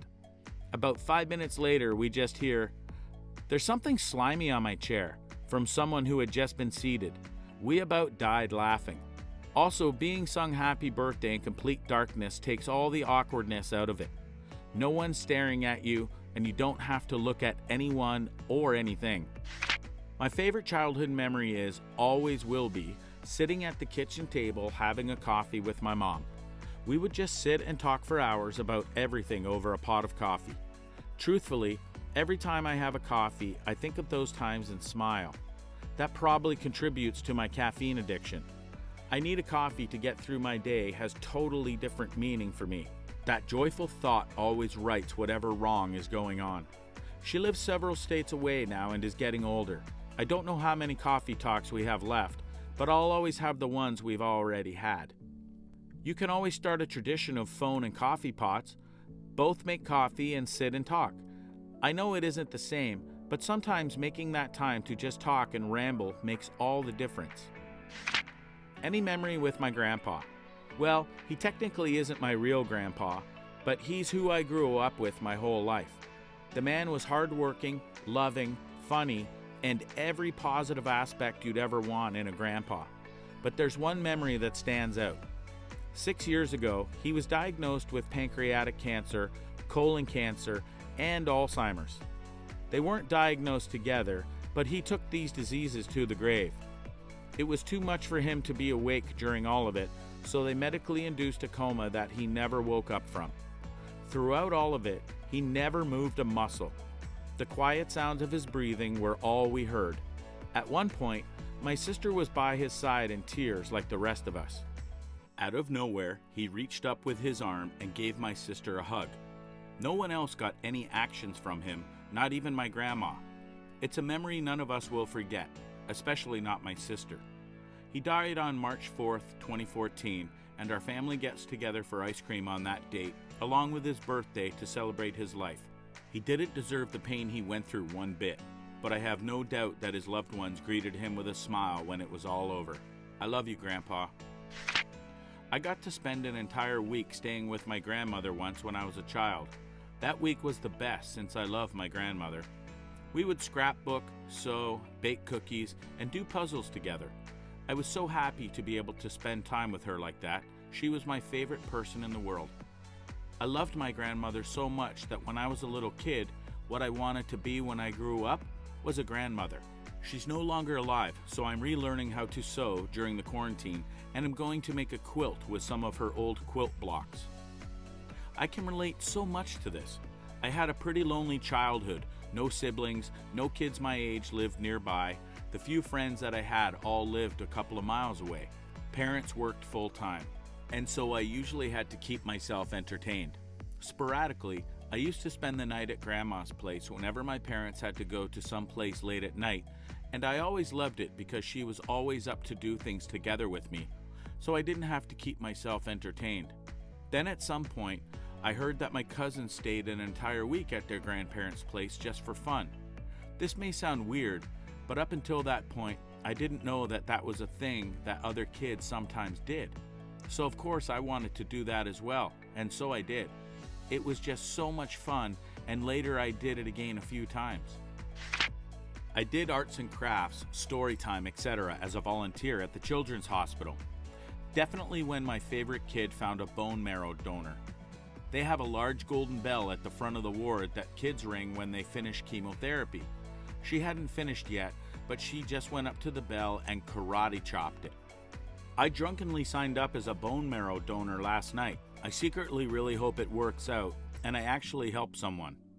One of the better drunk decisions. Nice, man. The first time my daughter spoke an intelligible word. She woke up in the morning and looking at me said, "Papa." The funny part is that my wife had, according to her, the perfect plan. She would say repeatedly to the baby the word "Papa." Then supposedly when the baby would need anything, she would call me and not my wife. It worked until a certain point. Now she's jealous that the first word was "Papa." But when the baby wants something, she calls for her mommy most of the times. I did the same with our first, secretly repeated "Dad, Dad, Dad, Dad" to him every chance I got. Seeing the happiness light up on my husband when the first word out of his beloved son's mouth was his name was absolutely worth it. My mom would sing and dance in the kitchen every Sunday morning when I was growing up. Times were always tough and money was always tight, but my mom always made sure we were happy and healthy. One particular day when I was 8, I was woken up by the sound of Gloria Gaynor's "I Will Survive," blasting through the house and my mom singing off key. As I walked to the kitchen, the smell of chorizo and eggs filled the air, and there I saw her. My mom, who only a few days earlier looked so miserable with her life, was dancing her heart out with a spatula in her hand. When she passed away 7 years later, I cried every time I thought of her, except for this memory. This is the only memory that got me through her death. It not only makes me smile every time I think of it, but it's my favorite memory of all time because I'm so lucky to remember her for who she was. The last afternoon I spent with my grandma. She was such a firecracker, always joking around and giving people the bird. We had a great time, just the two of us. She passed away in September 2019, about 2 months after her husband. I miss them both, but thinking about that last afternoon with her always makes me smile. That sounds so nice. My grandma passed away Tuesday, and I was unable to go tell her bye or anything because of the virus. It made the funeral very frustrating not being able to go. One time, my brother said something funny while I was eating cereal, and I had a huge mouthful of unchewed mini-wheats and milk, and I started to laugh, but then my sister said something funnier, and then I thought of the most epic funny thing to say, but I was trapped in the state of laughter, trying not to spit out or choke on my food, which actually made me laugh even harder because of the situation I was in. Then my brother looks at me like, "What is wrong with you?" And I just point at him, and then my sister, and then myself, and it was so stupid, and I just fell to the floor crying with laughter. I can almost see you crying and rolling around, still crunching. Made me chuckle. Thanks. My first time coming home from college. I was worried my dog would forget me while I was gone, but when I walked through the door, she lost her mind. I've never felt so loved and relieved. Dogs never forget. Ask Reddit. What's your favorite subreddit to binge read? HFY is currently experiencing the rise of a legend. One man has put out over 120 chapters, sometimes 2 or 3 a day. He has built an amazing universe and continues to do so at breakneck speed. I highly recommend checking it out if you are into sci-fi or general humanity, yeah. I couldn't help but notice your name. Life Before Death? Journey Before Destination. Radiant. Death. I'm a closed captioner, and it's very useful to get a glimpse into the community that I've never worked hard enough to be able to truly communicate with, even though, I like to think, I provided them with an essential service. I want to start learning ASL too. I know a tad, and being able to communicate with deaf or hard of hearing in public sometimes brightens them right up. Smiles for days, especially the older people. You don't only help deaf people. My hearing's fine, but I can't understand half of what's being said in films or TV without subs, especially if I'm eating chips. Tomorrow on BuzzFeed, top 10 subreddits to binge while in quarantine. Wow, for real? I've noticed that. For time to time, they will make an article based on what's trending on Ask Reddit. And they always say, "We asked people on Reddit," as if every Ask Reddit question was posted by a BuzzFeed bot. Idiots in Cars. I just watch things. I love this sub. I've lost hours scrolling through it. Ask Historians. Such a good subreddit. I love that sub too. The deleted answers can be frustrating to see, but the strict moderation is why the answers are such high quality. Ask History doesn't have near the same level of moderation, which makes it more fun but also less reliable. I love reading posts in personal finance.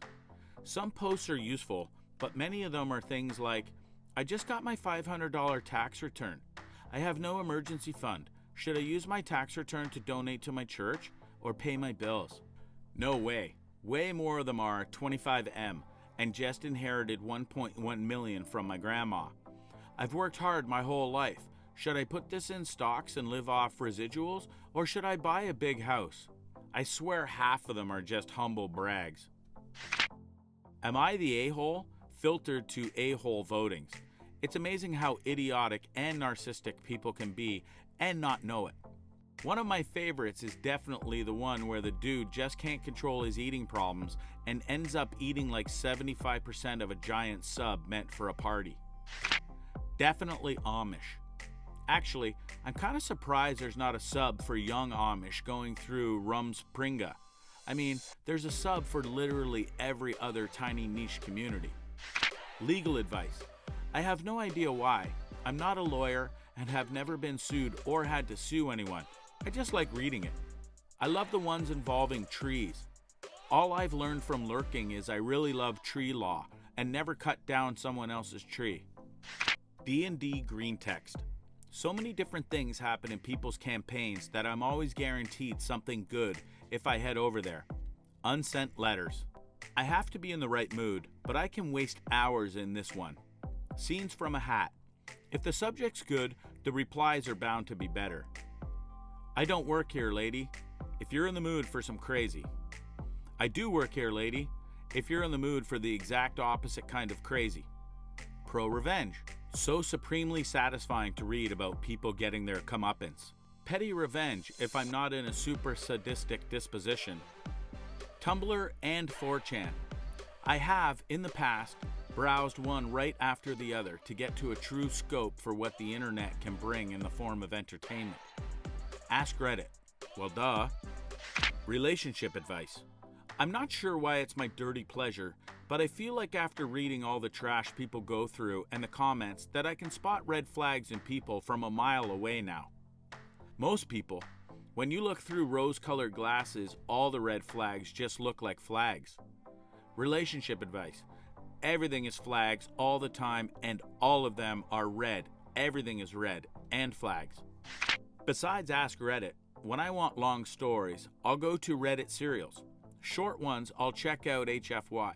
When I want to binge art, I'll go to Imaginary Leviathans and Reasonable Fantasy. TIFU also has a ton of creative fiction on there too. Botched surgeries and Instagram versus reality, because I'm insecure. Suffered from eating disorders, and looking at those subreddits helps motivate me to keep working out, plus eating healthily to achieve a healthy and realistic physique. How does Instagram versus reality and Instagram reality differ? This is the first time I've seen versus reality. Not the Onion news articles that you'd think are from the Onion, but are actually real. There's some absolutely mind-boggling stuff in there. 8 the Onion. People believing the most outrageous Onion-type articles and commenting on them as if they're true. Freaking hilarious. Unpopular Onion. Sorted by controversial. You really get an insight into the depths of the human psyche. In a perfect world, sorting by controversial on that sub, you should just end up seeing loads of popular opinions, but oh well. That's the irony of the sub. If your post makes it to the top, it's not all that unpopular. No sleep. That subreddit made me feel like such a moron. Read the whole staircase series of posts and was losing my mind because everyone in the comments were discussing it like it was true. So I was like, oh no, this is actually real? I finally looked at the subreddit rules after reading them all. I was like, oh, I'm just an idiot. Power washing porn. Somehow better than oddly satisfying. Ha, same. Every time I visit that sub, I think to myself, why do I enjoy this so much? Spicy. Salsa snobs. Hot sauce recipes. Hot sauce. Mexican food. Tacos. Just joined your whole list. Thanks. Cozy places. Landscaping. Room porn. Plus all the subs it links. amateur room porn, man cave, woodworking, and then the dozens of animal subs. Thank you. I guess I never thought to look for landscaping. I only really found new subs linked off other subs. RPGH horror stories. For geeks that feel bad about themselves, seeing that asshats they talk about there makes you think, wow, at least I'm not that guy. It's amazing how many of them are basically about sexual assaulting people, often a player character, in a game. Like, of course most people don't appreciate that. That should just be common sense. Apparently not, since a YouTube dungeon master just got in big trouble for doing that. Came out with an apology on Twitter of, oops, my bad, let's not meet, and serial killers. Sometimes it's nice to read about ourselves on the internet.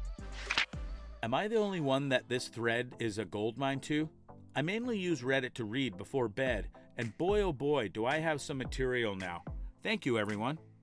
Well, if you look at any Ask Reddit about the most toxic subs, I'd say 75% of these are usually among the top replies. Be careful out there. Nah, you're not alone. This is Reddit crack for me. Been joining awesome subs and upvoting like my life depends on it. Anti-MLM. Just discovered it recently and can't stop reading it. I'm high right now and really appreciate this post. Love binge reading interesting things while stoned. The problem is the first suggestion was unresolved mysteries for me, and that ended in a spooky high, lol.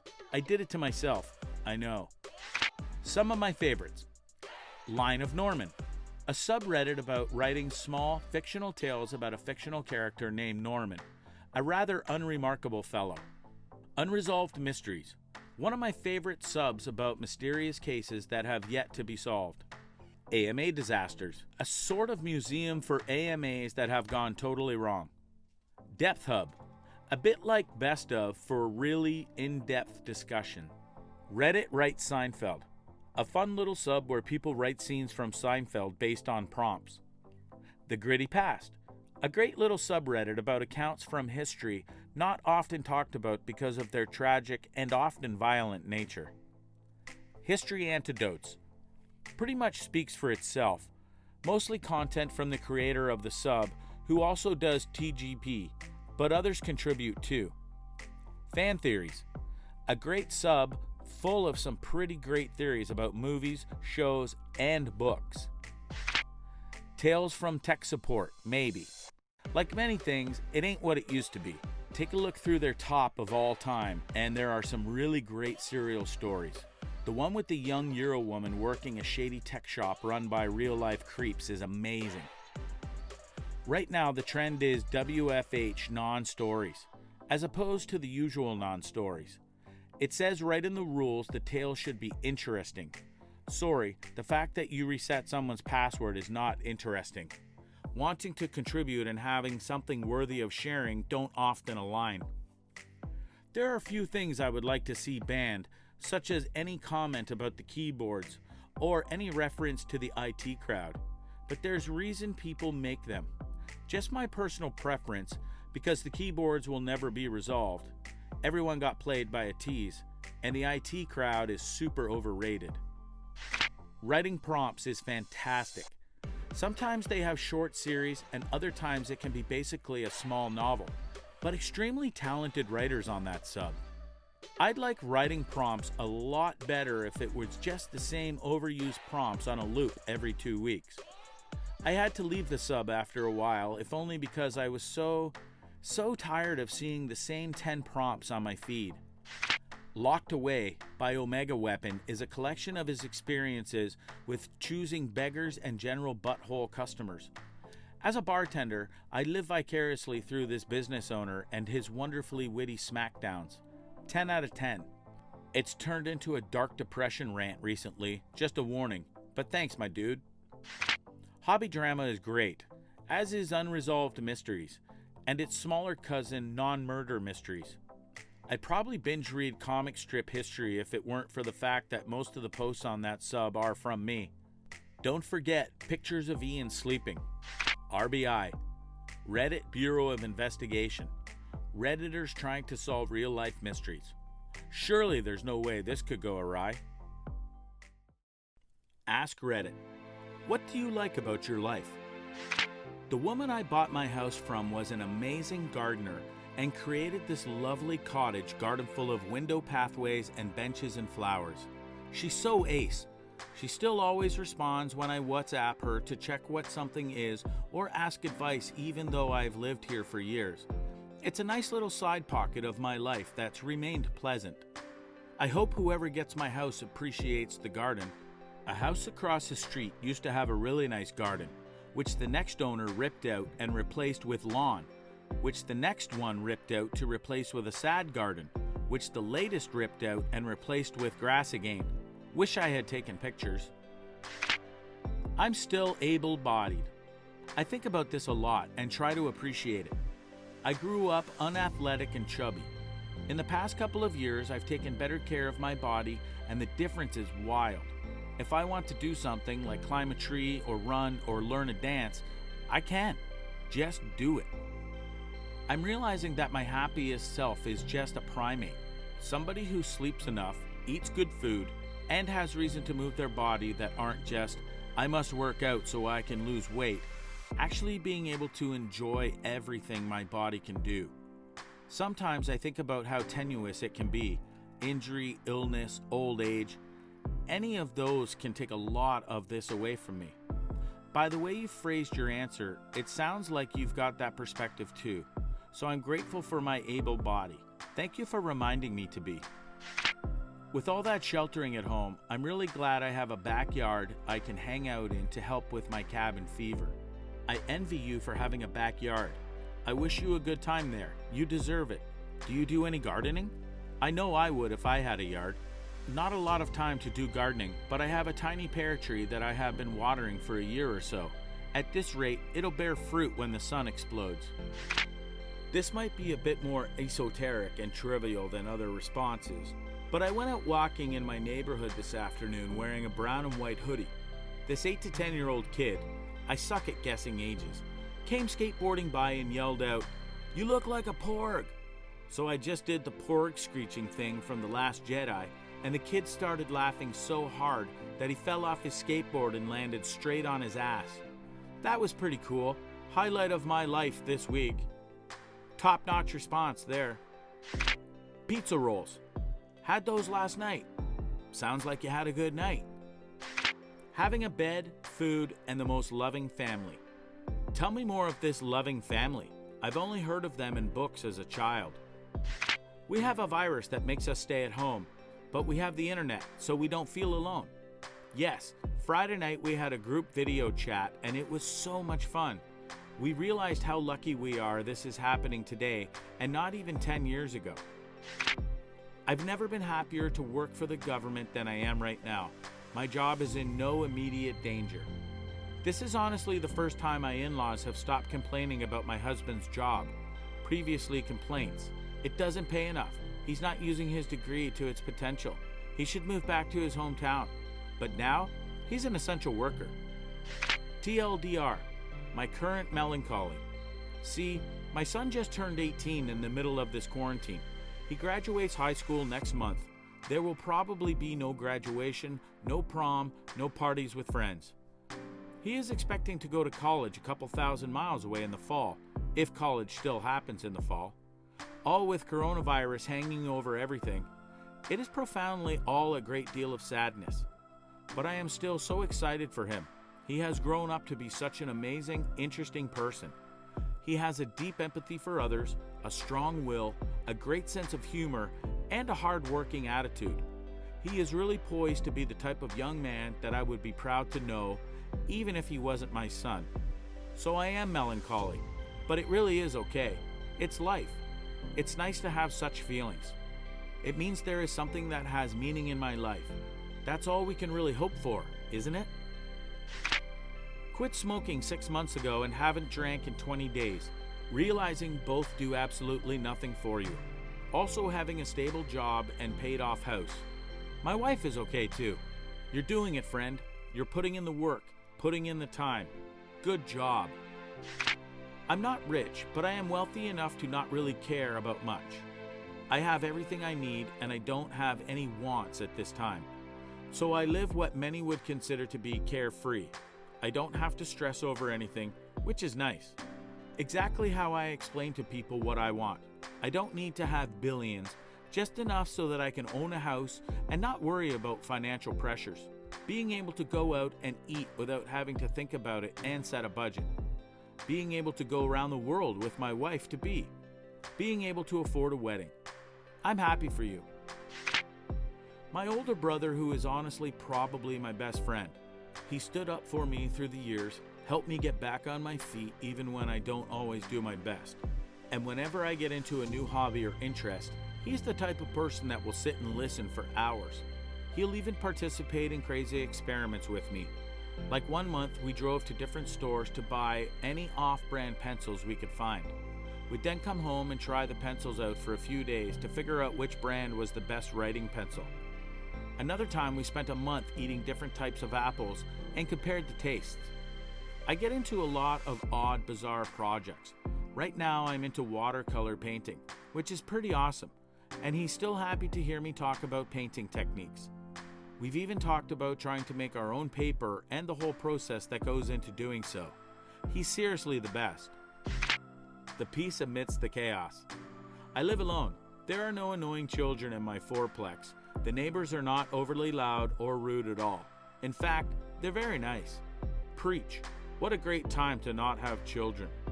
I love kids, but my boss has a toddler, and from our video chats and attempt at video training, I am so glad that I currently do not. I'm a young divorced mother of two who still went to college and is pursuing the career I've wanted since the 8th grade. I like that I didn't just give up and let myself become a statistic. I also really like my best friend and my boyfriend. I have a fantastic support system in these people. Wish you the best. I have been putting my college on hold due to some external factors, but I am also determined on going back too, as well as no matter how long it takes. You are never too late for education. A lot, but most specifically my mom is the best. She has given up a lot of herself and denied herself from having many things for the sake of my sister and myself, and often just so that little baby me could have what I wanted. Not only what I needed, but a lot of what I wanted. Not only did she, and still does, often sacrifice being able to get things for herself that she would like to have, so she could instead give something to me or my sister, but has never failed to be there for us however she's needed, regardless of what she is going through. She has always made us feel loved. Although she will never believe me no matter how many times I tell her, she is the best. What I like about my life is that my mom is my mom. In fact, I love this about my life. Despite feeling lonely, I like that I have my own home to live in every day. I'm just glad I bought last year instead of a month ago, because my savings were pretty sparse back then, and this whole pandemic is making it feel like I might lose my job. We bought a house at the end of last year when, in our planning stages, we weren't planning on buying a house until around May or June. I am so happy I am spending this time in a house of my own instead of either of the places we were renting from. We also kind of stretched our budget because the house we bought was one we fell in love with because of the backyard. We've got a small forest area with a bonfire. Things are stressful right now, but I'm there with you. We accidentally had great timing in buying a house. I'm 6 weeks sober as of today after 18 years of alcohol abuse. Everything in life has gotten better. Work, wife, hobbies, depression. It's a joy just to be alive. Even this quarantine hasn't gotten me down. That's amazing. Congratulations. Thank you. It's been tough, but feeling amazing. Reddit/stop drinking really helped me out. I have my dog, a roof over my head, and enough food. Dogs are essential workers. They just work from home. I agree 100%. I like this community very much. Reading the comments are so very wholesome. Right now it's raining in California. We don't get much rain, so this is such a good feeling. The town is being cleaned, plants and trees getting water, me drying off my 2 dogs after they play in the rain. All is good despite the virus and frustrations. I have a 15-month-old son who I put to sleep every night. I sit with him in his room right before I put him in his crib. I make up songs and sing to him as he lays on my chest. He looks at me and smiles ear to ear. Now he's starting to mimic some sounds and notes that I sing. It is the purest form of happiness I've ever experienced. And it's available every single night. I have an 18-month-old. He sleeps through the night and settles himself. Sometimes he cries out, I go in and pick him up. His head goes right down onto my shoulder and I rock him gently. After a few minutes, he turns and reaches out for his crib and goes back down to sleep for the night. Knowing he just wanted to be held by me for a quiet moment and being there for that brings a euphoric calm I've never felt anywhere else. I've actually got a girlfriend now. I'm still not quite sure how, but I'm very excited. I wish I had a boyfriend. Normally this would be the point where I offer myself, but I'm currently taken. I'm sure you will be too in time. I teach high school and my students love me almost as much as I love them. 14 years into my career, I'm now at a point where my earliest students are just hitting their strides as adults, and I get to watch them prosper and know that I played a small, sometimes not too small, role in their success, because many specifically told me. There's a lot of nonsense that comes with the profession, but there's also a lot of nonsense teachers out there who may know their subject well, but don't know things about connecting with the students in their charge. I wish more teachers understood that. I am taking a regular English class as someone who is usually in honors classes, and the teacher for it is my favorite ever. He cares so much about the students and connects on a professional and emotional level with his students. Mr. Lovegren, if you are reading this, you are awesome. Not gonna lie, my life is turning out pretty great. Got a job I love, moved into a new apartment with my girlfriend, I'm paying for her studies. I'm also planning on popping the question soon. Wish me luck. Let's go. Good luck with it, stranger. Ask Reddit. Doctors of Reddit, what's the best asking for a friend story you've heard? Wife's dad is a urologist. When we first started dating, a friend of mine wanted her to ask if any of the penis enlargement pills were legit and actually worked.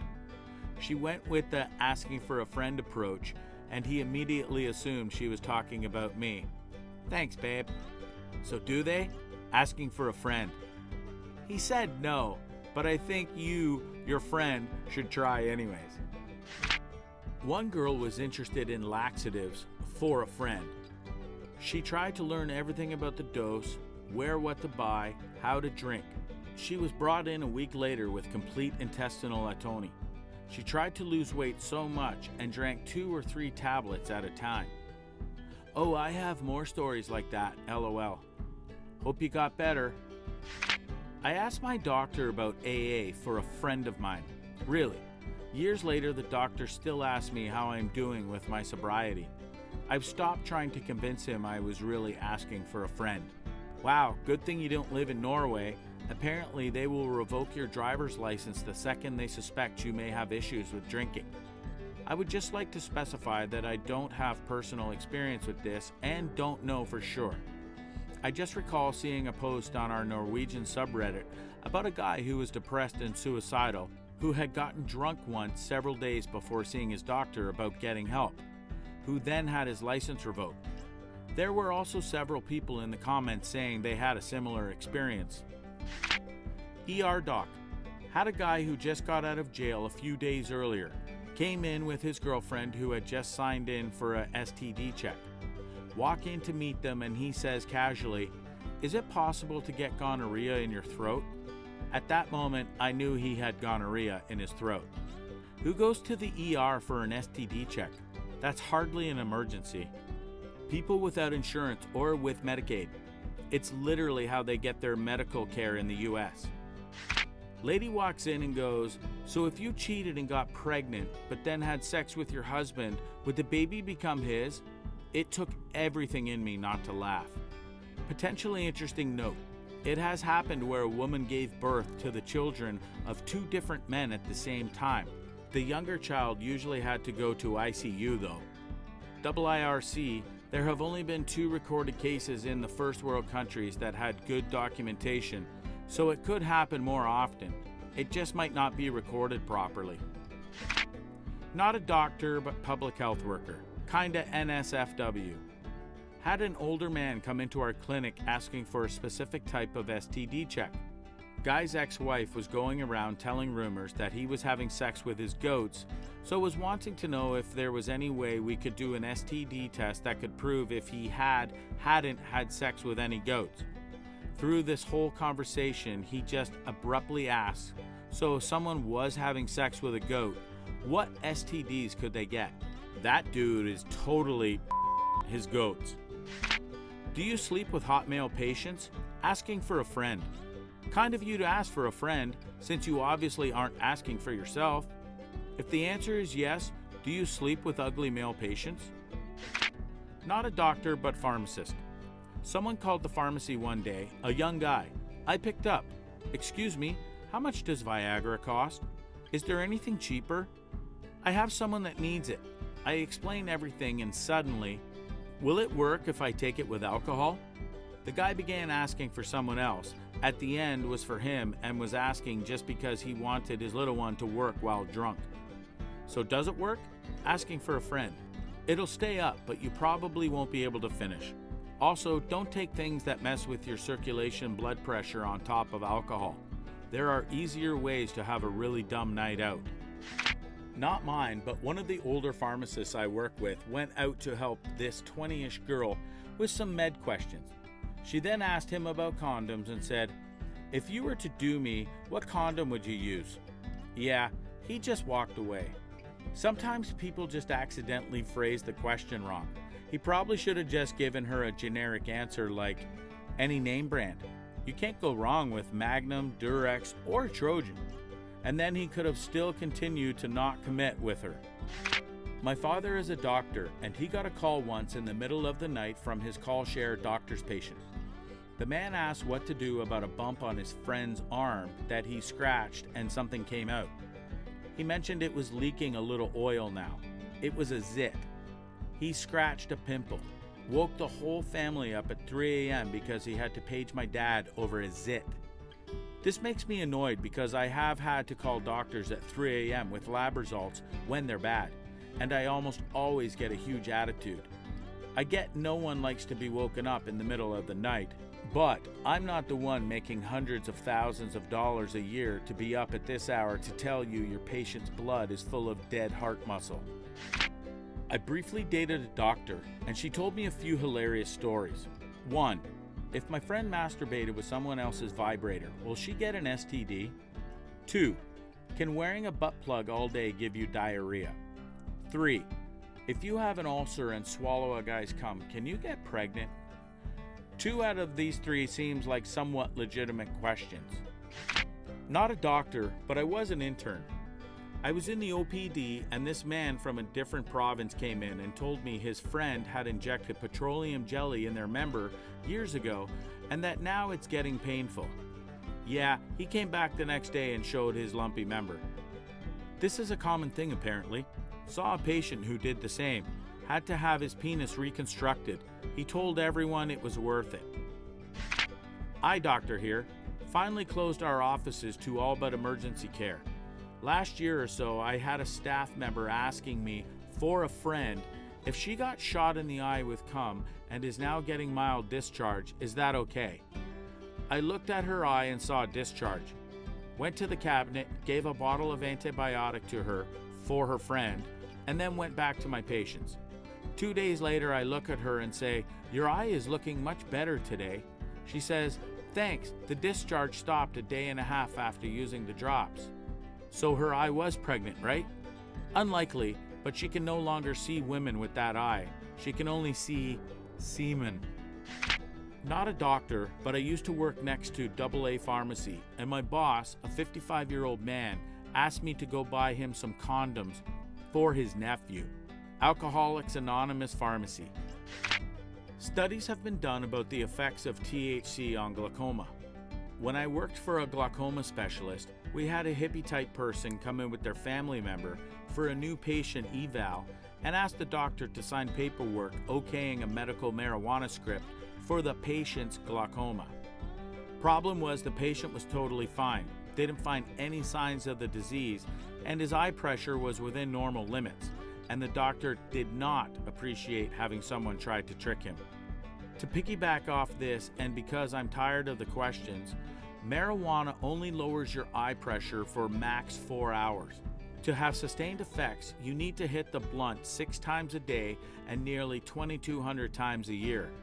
Take the damn eye drops.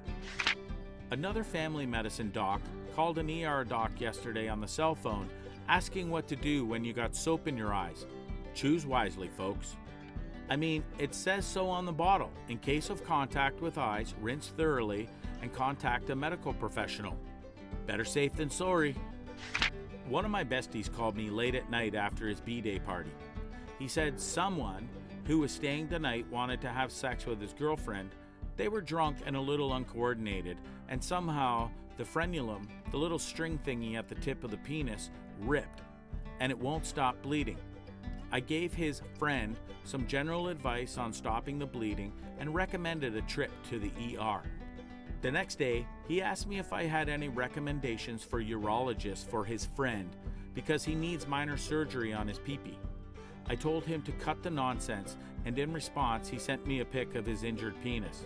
So long story short, his wang got a remodeling, and he is still with this vagina dentata sporting women.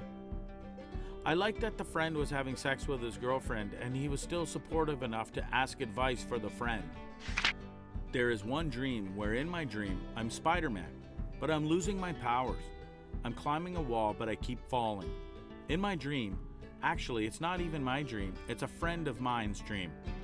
You know, I'm something of a doctor myself. Doctors are all busy at the moment, and I was sure the top comment was going to start with, not a doctor, but I saw this dude say to a doctor, "Can 2 white people have a black child?" asking for a friend. The man's wife had an affair. The dude had the baby in the stroller, and when he was walking out, he looked like he was going to yeet the child, and I was secretly dying inside. That's rough. He must have had so many emotions running through his head. I wonder if the guy ever suspected anything before his wife gave birth. Yes, hi, this is Dr. X. I need to call in a prescription for hydroxychloroquine. Do you have any in stock? Asking for a friend. I have lupus, and while I no longer take Plaquenil for a couple of reasons, reading about how doctors are writing themselves and their families' prescriptions makes my blood boil. There are a lot of people who legitimately need it for autoimmune issues, and they can't get it right now. We're already at higher risk for COVID, now we have to try not to catch anything while flaring. Divorced women, cougars, like to explain muscle strains as sex injuries to get a rise out of docs. Best way to deal is to stay monotone and not react. Patient describes proximal abductor muscle pain in the hip flexion during recreational activity. Rated 7 out of 10. Pain is now present during ambulation. If you don't react, they move along. Doesn't take long in the office to have seen and/or heard everything. I'm not interested that you are recently divorced, started working out, and discovered Tinder. Good on you, but it takes more to get a rise out of me. One colleague in training had a professional cuddler with a similar injury. Doc was very conservative, possibly on the sheltered side, and in front of 2 of his superiors during the case, and she was not shy. I would add she was not visually what I assume most would hope for in a professional cuddler either. That one I enjoyed on account of him, not her. Ask Reddit. What is the dumbest question you've been asked? A coworker of mine, without any context, asked me, "Is Ash Wednesday this Friday?" This sounds like the kind of person who believes the Facebook posts about Halloween falling on Friday the 13th this year, making it some sort of super devil day. Why do you wear glasses? Because my eyes aren't right. Cool, so what do the glasses do? They help me to see. Like what, night vision? I hate you, not my 15-year-old cousin asked this. His sister wears glasses. People sometimes ask me to remove my glasses, wave a hand in front of my face, and say, "Count the fingers." Seriously, I mean, people in their mid-20s still don't know how glasses work. Do you really think I can't count the fingers? People just ask me how bad my vision is because of the thickness of the lenses. I then let them try them on and always find their reactions pretty dang funny. I had one person who asked if my glasses let me see into the future. That was at the Ren Fair though, so I'm fine with it. During my exchange year in the US, I was sitting in my English class and we had a few minutes until class started, when one of the guys I spoke regularly to suddenly turns and asks me if I could speak English since I'm from Germany. I calmly asked him in what language we had been speaking just a second ago. It was pretty hilarious, and even our teacher had a good laugh with us. In short, guy asked me if I could speak English while we were talking in English. Are you a real black person? Your skin is too light. Thankfully, it was asked by a little kid, but it was so stupid that I still laugh about that years later. To be fair, I used to work at a porn store, and one year the movie 20XX's Hottest Black Porn Stars had Cassidy Banks on the front cover and the Irish redhead on the next DVD cover, who was still visibly white, had darker skin because of her tan. This has stuck in my mind because of A, the absurdity of it, and B, some train of thought about, well, if her skin is that light, I guess I see black just in her bone structure. Wait, Irish redheads can tan? I'm a redhead with Irish heritage and can get a burn from a light bulb. What nationality are you? Canadian. No, I mean what nationality? Do you mean heritage? Polish, I guess. No, listen. Nationality. I don't know what you're asking. Whispers. Nationality. Like, are you white, black, etc.? Just look at me. I'm white as snow, and that's not nation. Cool. I didn't want to assume anything. Won't they hatch? Asked by a guy who had just thrown out 24 eggs that had just passed their expiration date. He was concerned about having 24 little chicks running around inside his refrigerator. Dude was a university-level science major. Heard a story from a PhD ninja once. I think it might be apocryphal, but I see why this might float around academic circles. Physics prof has supreme faith in his students, and to cut them some slack, one question on the exam was simply, if you let go of a pen on the moon, what happens to it? They had all the math down, but just about all of them got this simple plain English question wrong. It's easy to miss the forest for the trees when you're in a demanding field. How do you spell TV? To be fair, that one came from a young kid. Here's a runner-up from a middle-aged woman in a meat shop where I used to work. Grown woman. What's the difference between the cooked prawns and the raw prawns? Me. These are cooked, and these aren't. GW. But these ones are pink and those are gray. At the same job, I was ringing up a young woman's purchases, and it turned out she didn't have enough cash to pay for them all. I suggested an item to take off that would bring the total just under what she had, but she decided to take off 2 more expensive items. This brought the total down more than enough, and I gave her change with her receipt. Her. Oh, looking at her change, then pointing at the 2 items. Do I have enough money for that now? On second thoughts, maybe I should have just put that one first. When I was working at my city zoo, a woman asked me if she was at the zoo. In order to ask me that question, this woman had to get off the train at a station called Zoo Station or drive into the parking lot on a road called Zoo Road. Then, she had to walk down a long hallway with lots of pictures of animals with the zoo's logo, which includes the word zoo under them. Then stand in a long-ass line in front of a huge picture of a koala and the words, "Welcome to the City Zoo," printed in 3-foot-high letters. I was also wearing a shirt and a hat with the zoo's name and a giraffe on it when she asked me this question.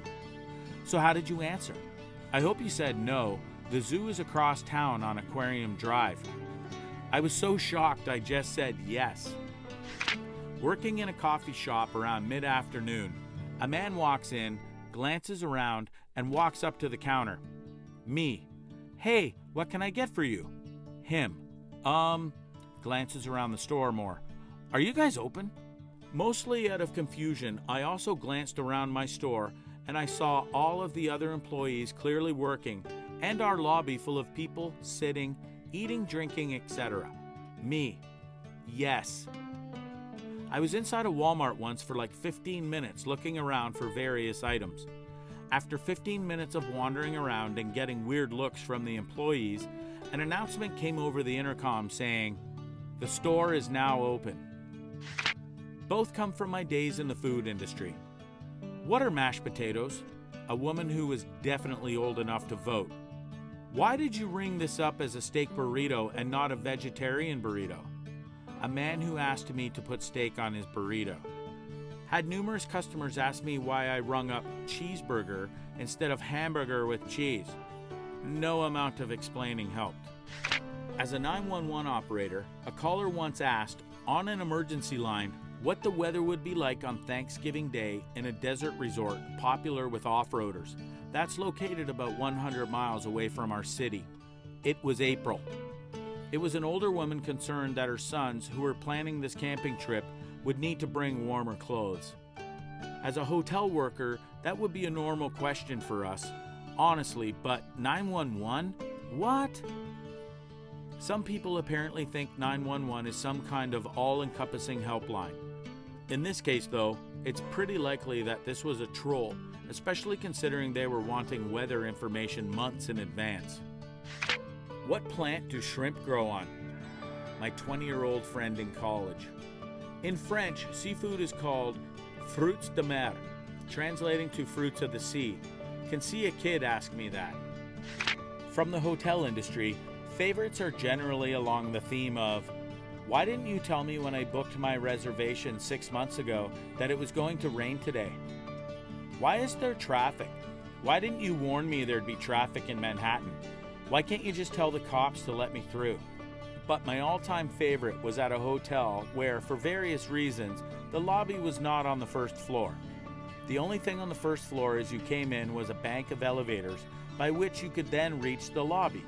Had a guest ask, in complete seriousness, why couldn't the taxi drop me off at the lobby? All the other hotels it drops me off at the lobby. All attempts to answer this were met with increasing rage on the part of the guest, because why couldn't the taxi come to the 8th floor? While watching Frozen with a group of friends, my brother's girlfriend, 30 minutes in, looks confused and upset and looks me in the eye and asks, if their parents died, are they still sisters? She'd been thinking about it for 30 minutes. I had to console her and let her know that if her parents died, her sister would still be her sister. That's adorable. I don't remember the dumbest thing I've been asked off the top of my head, but I remember when I was little and didn't really understand how years work. I asked my mom if I had been born in 1888 or 1988. Well, 1788 sounds about right. Someone asked me if my dog's eyes were naturally that color or if she was wearing colored contacts. What color are they? She has an ice blue one and a brown one, which makes the question even more ridiculous. Why wouldn't they have asked if my dog just lost one of her contacts? I'm a girl, and one time I was forced to have a play date with one of my mom's friend's son when I was younger, and we were bored and started asking questions about each other. And he asked me if it was possible for girls to poop. And I asked, do guys have kneecaps? How do I test to see if my turtle is gay? Is this really that dumb? I think most of us reach adulthood without a particularly developed turtle gaydar. Coming off an overseas flight carrying a 4-foot-tall framed, butt-wrapped painting, the customs officer, did you get that out of the country? I assumed he was kidding and answered, no, I take it with me everywhere I go. And that was it. Let me go through. I went on a month-long backpacking trip a few years back, so everything I needed was in a carry-on bag. So after I land in my home country, I bypass baggage claim and head for customs. As I walk up, the customs officer tells me baggage claim is over there. I inform him that I didn't check a bag. He starts to get suspicious and asks, where are your bags? So I point to my backpack. He responds, how did you spend 1 month out of the country without any luggage? I just kind of stare at him and say, I did laundry? How can I learn to read? Is there a book or something? Well, this is awkward, but I'm going to be the one to break it to you that your reading is as bad as my hearing. We were stopped at a light in a car while someone was driving us to school, and the girl next to me goes, "How fast are we going right now?" We were 14 at the time, so I can't even blame young age for that. Just remember that you're standing on a planet that's revolving at 900 miles an hour. Are you better than me? By some kid at a wedding where all kids, me too, were bored. I said yes, and then he wanted to be my friend. I would have said, of course, everyone is. I wasn't sure if that's true though. I guess I was a smart kid. Most people are as dumb as that little boy. Can you answer a rhetorical question for me? This was in a 911 call that I answered. She meant theoretical, but I was like, well, technically I can't, but ask away. But can you answer a rhetorical question for me is a rhetorical question. So you did answer it, and she did ask one. I thought, can you answer a rhetorical question for me is not a rhetorical question per se. Ask Reddit.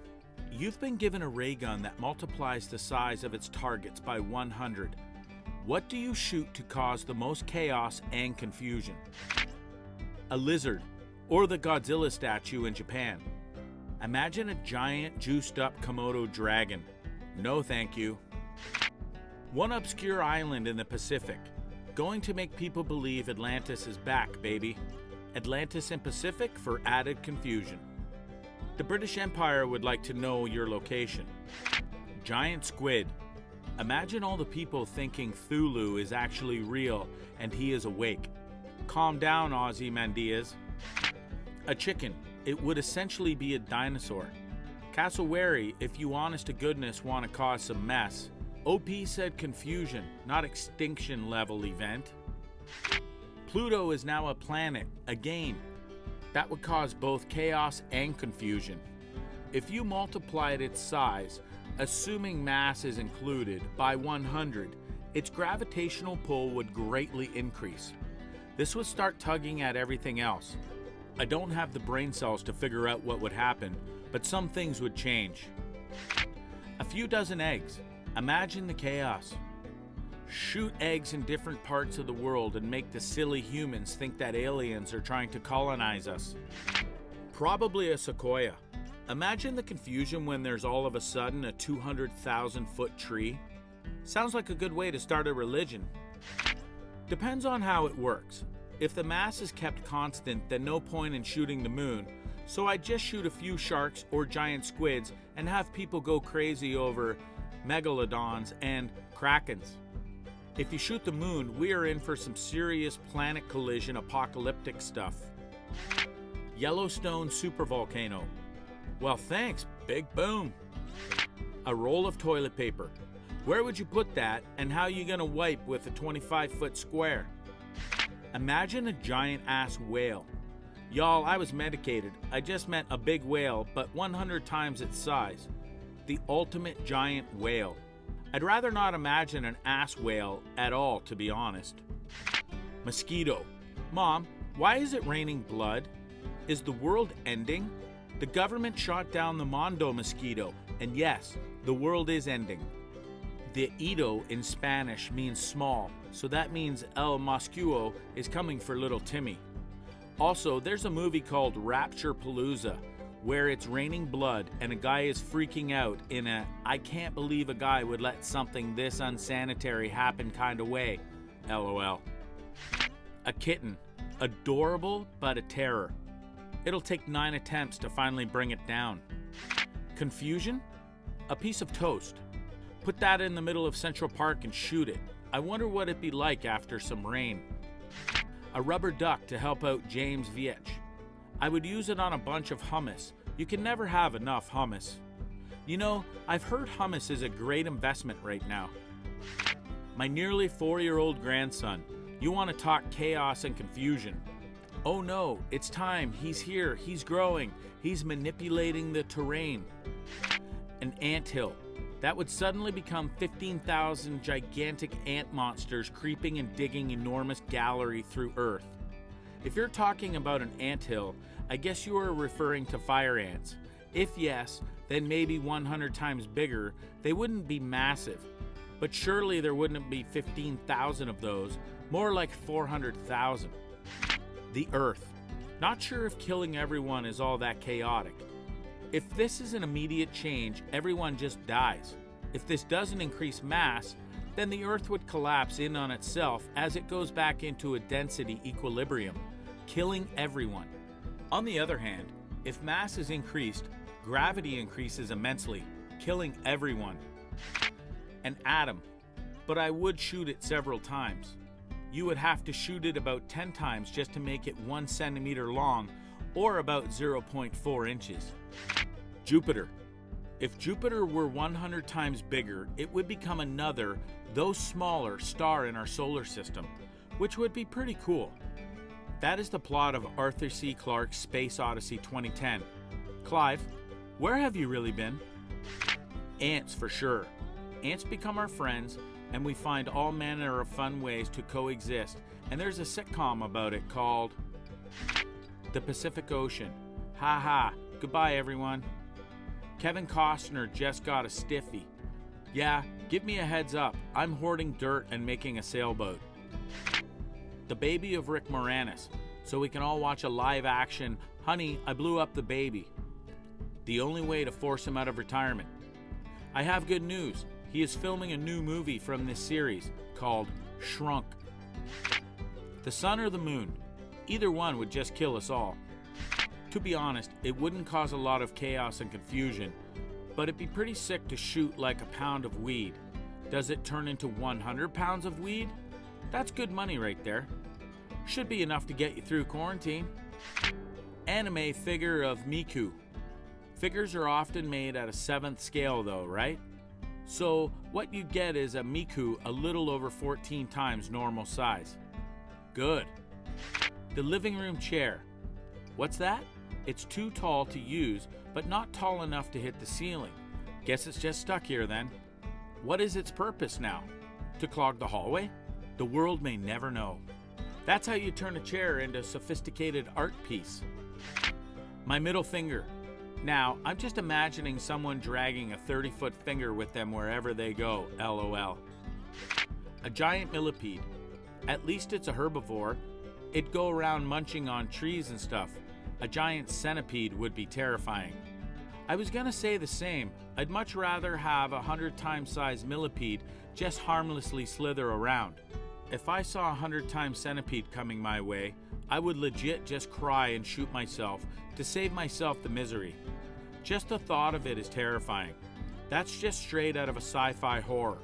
100 times centipede has to easily be in the top 3 of most terrifying insects at 100 times size.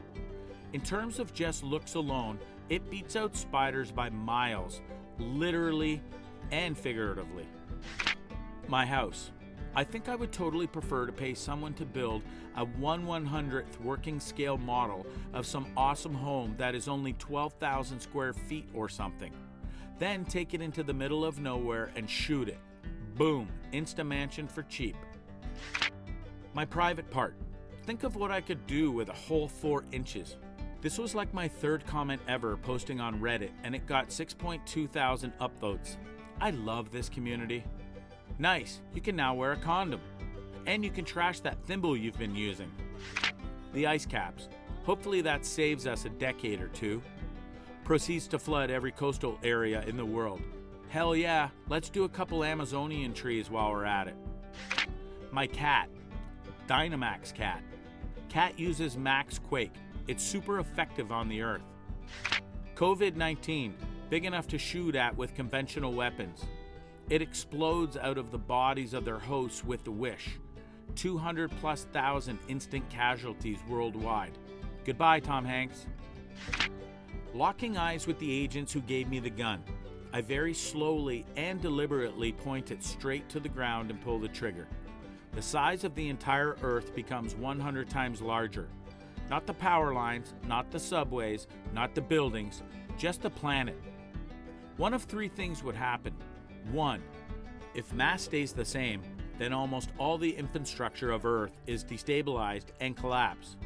The power lines would rip as the points they connect move 100 times further apart. Satellites would smash into the ground, effectively removing all but short-wave radio signals for communication. Society would be crippled. 2. If mass increases 2, then the gravity of Earth is 100 times greater. Every single man-made object would crumple like tin. Every human would instantly die from the immense gravitational pull. The average person would weigh 80,000 kilograms, or 80 metric tons. The increased gravitational pull of the moon would likely accelerate the decay of its orbit, causing it to collide with the Earth. But all the humans would be dead before then. Humanity as a whole would cease to exist, and an entirely new form of life would evolve, specially suited to the huge gravitational force. 3. If conditions are right, and I'm no astrologist or a physicist, then it's entirely possible that the supersized Earth would fall into the Sun due to increased gravitational forces. Or I could just shoot the Sun. Myself. Have fun being imprisoned at age 51 for the rest of your life. He'd have the thick extraterrestrial cellmates to bang though, so it wouldn't be that bad. The Higgs boson. To nitpick, Higgs bosons are particularly common. The Higgs field is, as it permeates all space. Analogously, if you changed the energy of a single photon, nothing major would happen, and you wouldn't be able to detect the event with a particular detector. If you changed the strength of the electromagnetic field itself, oops, all atoms wouldn't be in equilibrium anymore, and would immediately and very aggressively try to reach it. In the case of the Higgs field changing, space itself would not be in equilibrium. We'd get a Big Bang 3, electric boogaloo. A landing airplane, preferably heading toward a city. Just when it's about to land, blam, I zap it.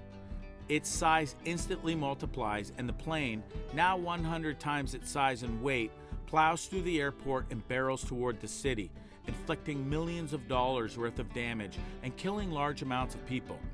The massive plane destroys everything in its path with its built-up momentum and knocks even the tallest buildings over. Does its density decrease, or does its mass increase? If the mass increases, where does the mass come from? Either or. And I can't give away the secret of my ray gun's energy source. That's classified information. Most chaos? A big huntsman spider. Most confusion? A starter motor for a 1998 Dodge Neon. Dodge Neon EV confirmed. Screw chaos and confusion. I'm going to shoot the first few batches of coronavirus vaccine. But after that, I'm going to buy as many gold coins as I can, shoot them, and live like a king forever. Well, if you make it this obvious, no one will fall for it, and the value of gold will fall. If you're smart about it, just get small pieces of gold, ascend small gold nuggets, and smelt those into really tiny gold bars, and shoot those. Today I effed up by searching my name on Reddit. So I have a fairly uncommon name, and my curiosity finally got the best of me. I wanted to see if I could find people with the same name, or maybe some kind of unique name subreddit group I could join. I hit the search button only to find out that my name is the same name an artist uses, which isn't terrible except for the fact that they explicitly draw furry porn. So here I am trying to scroll past all the countless furry posts, still hoping to find a post about my name, and from the corner of my eye I see movement. One of the cleaning folks started working around me without me noticing. We made eye contact. Terror filled my eyes as I realized she must have seen me scrolling past countless furry porn posts. I don't want to work here anymore. Wanted to find other people with my name, only to find out that it relates to a furry porn artist, and was caught trying to filter past all their posts. Wow, I just did that and found 2 amateur porn stars. An NSFW furry artist, reposter, and a singular normal person.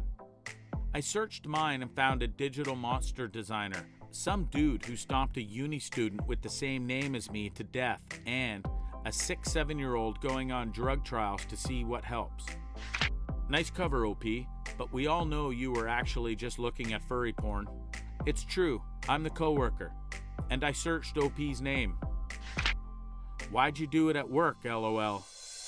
Now the same coworker is going to dig through the browser history and tell everyone in the office that he is, in fact, the original artist for all furry porn on the internets.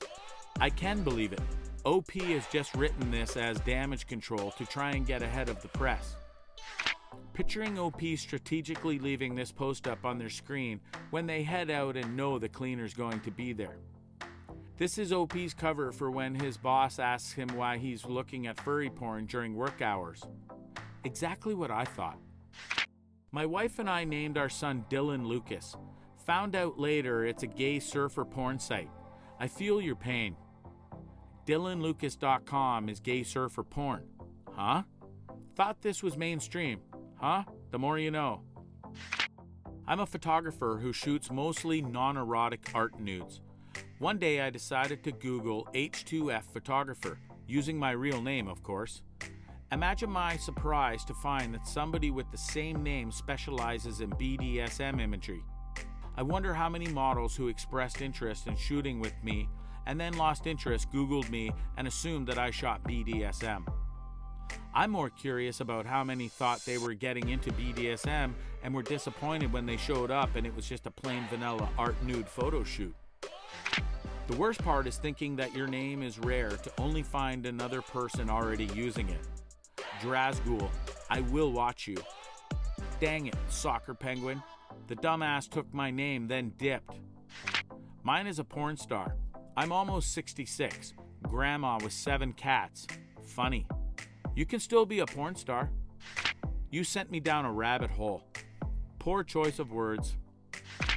So, your cleaner probably has weirder fetishes than you do. Can confirm, I'm a cleaner, look up some pretty weird stuff when I'm supposed to be scrubbing sinks. The sink is clean, your browser history is not. There's a guy in Australia with my name, he gets my email sometimes.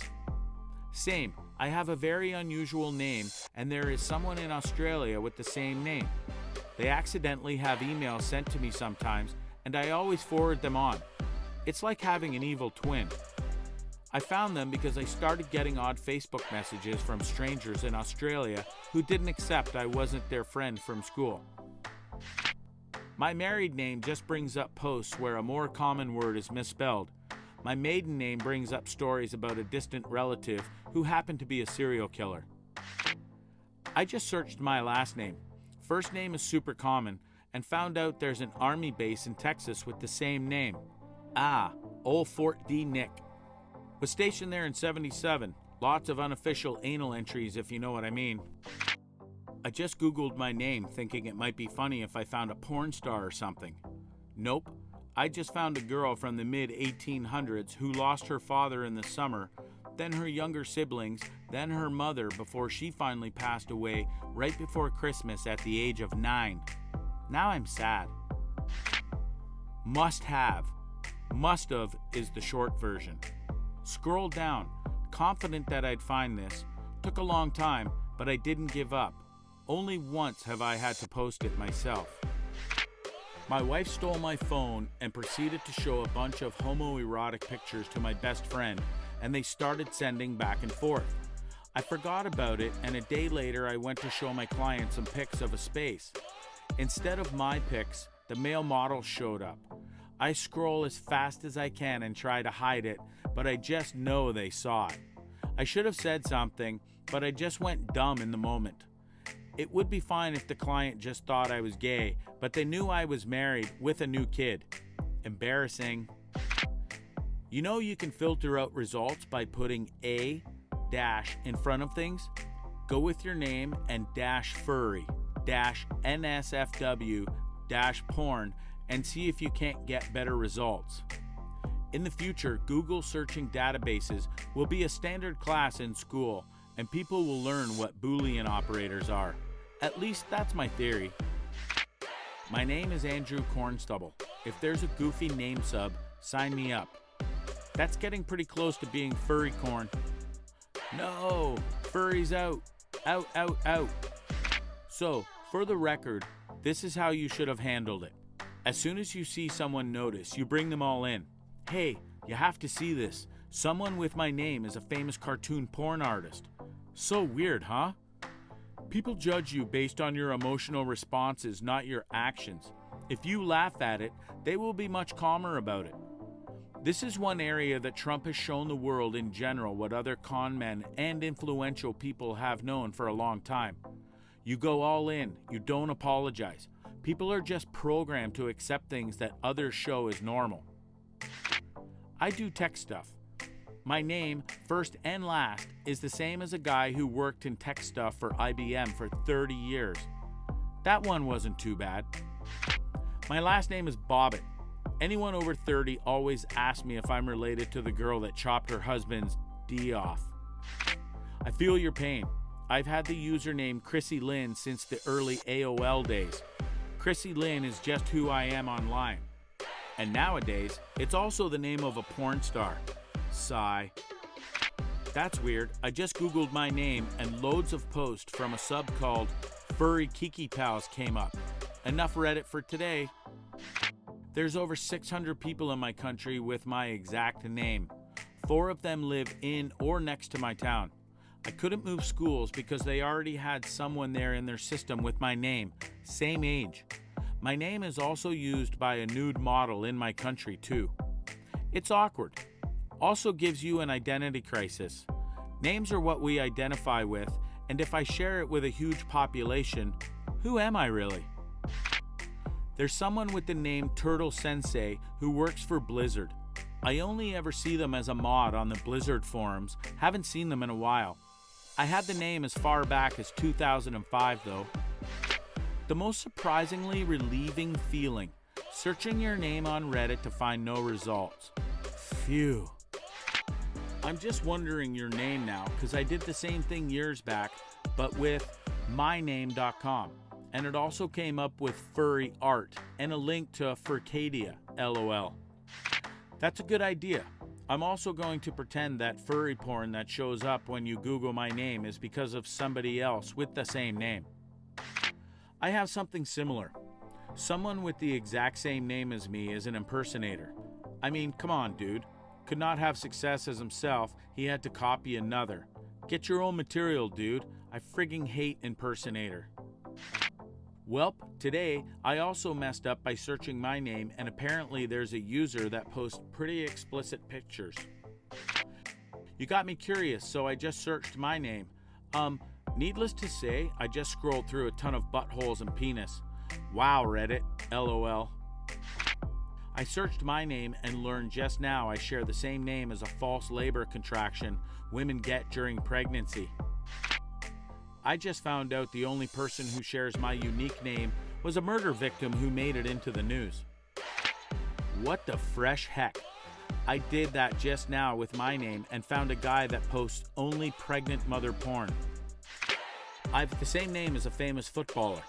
Made me chuckle when I got an email from LinkedIn once to say my name made the news, and it was the footballer instead who played a great game. Buddy, the only famous guy that has my name is a serial rapist. Literally, when you search my name, the only results are posts of him loose, accounts from his victims, and loads of court case posts. I'd take furry porn any day. I feel this. One of my middle names is the same name as a porn star known for squirting. I'm the only person in the world, as far as the internet shows, with my exact name. That's a bummer. Just looked up mine, and only hits were lists of Alcatraz prisoners and Columbine copycats. OP made me curious, so I did the same thing.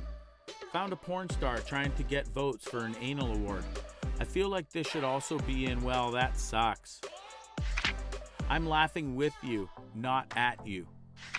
My actual name is the same as a serial killer.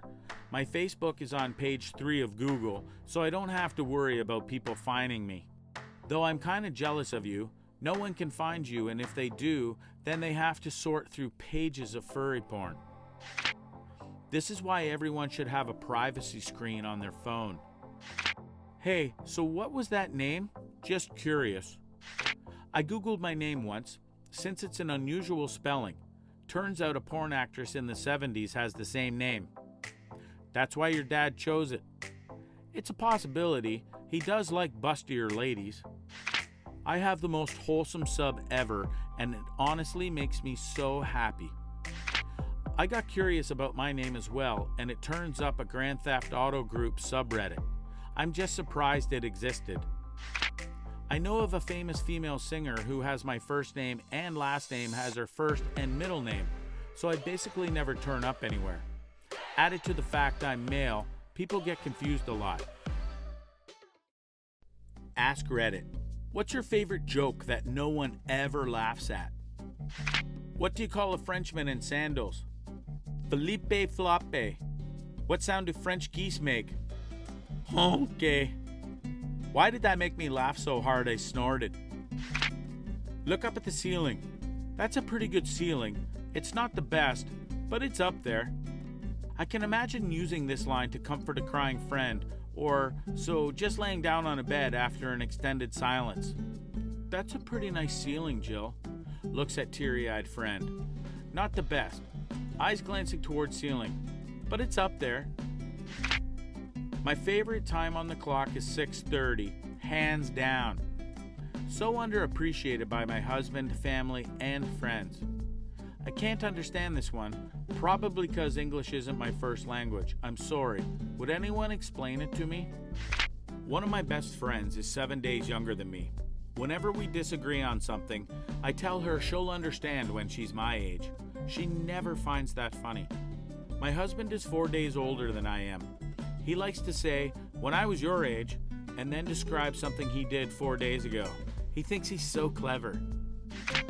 Two monkeys are taking a bath, and one monkey says, "Ooh, ooh, ah, ah, ah," and the other replies, "Just add a little cold water." Ha ha ha. My wife hates that joke. Reminds me of this one of my favorites. Two whales are sitting in a bar. The first whale goes, second whale goes, "Shut up, Frank, you're drunk." You really got to go all out on those whale noises. Try to draw them out an uncomfortably long time. Three logicians walk into a bar. The bartender asks, "Does anyone want a beer?" The first logician says, "I don't know." The second logician says, "I don't know." The third logician says, "Yes." I'm not smart enough for this joke. I apologize. First one wants a beer, but can't know about the others. If he didn't want one, then it wouldn't be everyone, so he'd say no. Same for the second, plus he knows the first wants a beer. The third wants a beer and knows the others do, so he can say yes. I handed my father his 50th birthday card. He looks back at me, tears in his eyes, and says, "One was enough." I did this to my best friend on Valentine's Day. Some classmates would deliver anonymous letters in front of the class to whom they were addressed to. I sent around 30 to my best friend. She was really red in the end, and she obviously knew I had sent them. Why do you never see pigs hiding in trees? Because they're pretty good at it. Why do elephants have red eyes? So they can hide amongst the strawberries. Have you ever seen an elephant amongst strawberries? No? It works. I once read a psychology book by that Rorschach guy. What a perv. It was nothing but pictures of my father's penis from cover to cover. I always heard, "Who's that Rorschach guy, and why did he paint so many pictures of my parents fighting?" A pirate walks into a bar with a steering wheel sticking out of the front of his pants. The bartender looks at him and asks, "Hey, you know you have a steering wheel sticking out of the front of your pants?" Pirate looks at him and says, "Arg, it's driving me nuts." What did the octogenarian pirate say at his birthday party? "Aye, matey." When musicians perform on stage, the sound bounces around the room off the walls. When a pigeon performs on stage, the sound does not bounce. This is because acoustics. As someone in a band, I'm going to start using that at every show. They already try to keep microphones away from me, but every chance I get, I'm doing it. These three dudes crash on an abandoned island. Turns out the thing is infested with cannibals.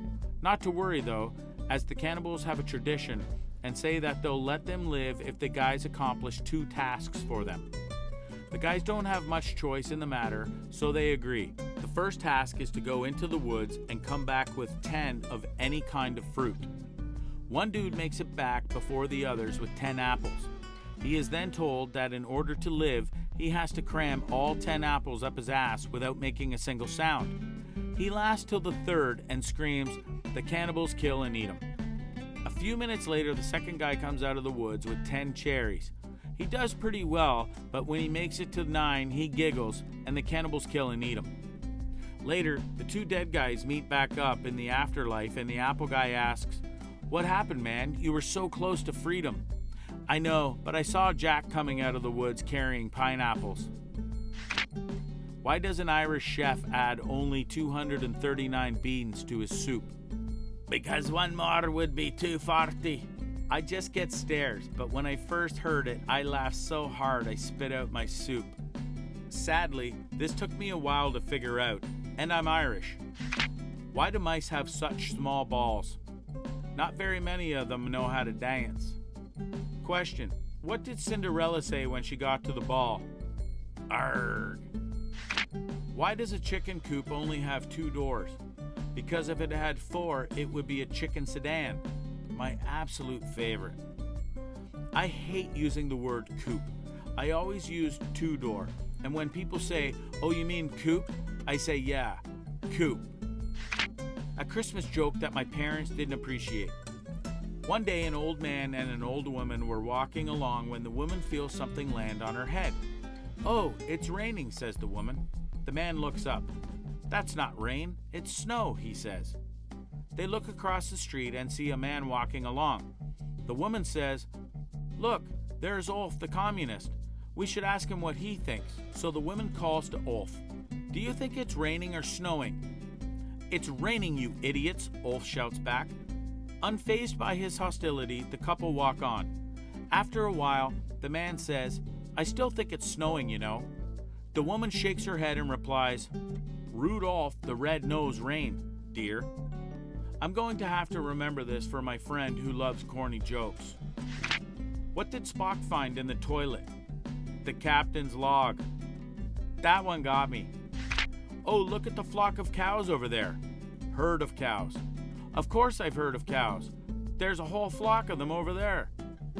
No one laughs at it because it's tired out, but I still manage to smile every time, and I'm not even a dad. That made me chuckle. What do you get when you combine a rhetorical question and a joke? This is wonderful. Back before COVID-19 shut everything down, a British university professor attends an academic conference in Boston. He has a week of packed schedules with lectures during the day and networking events at night.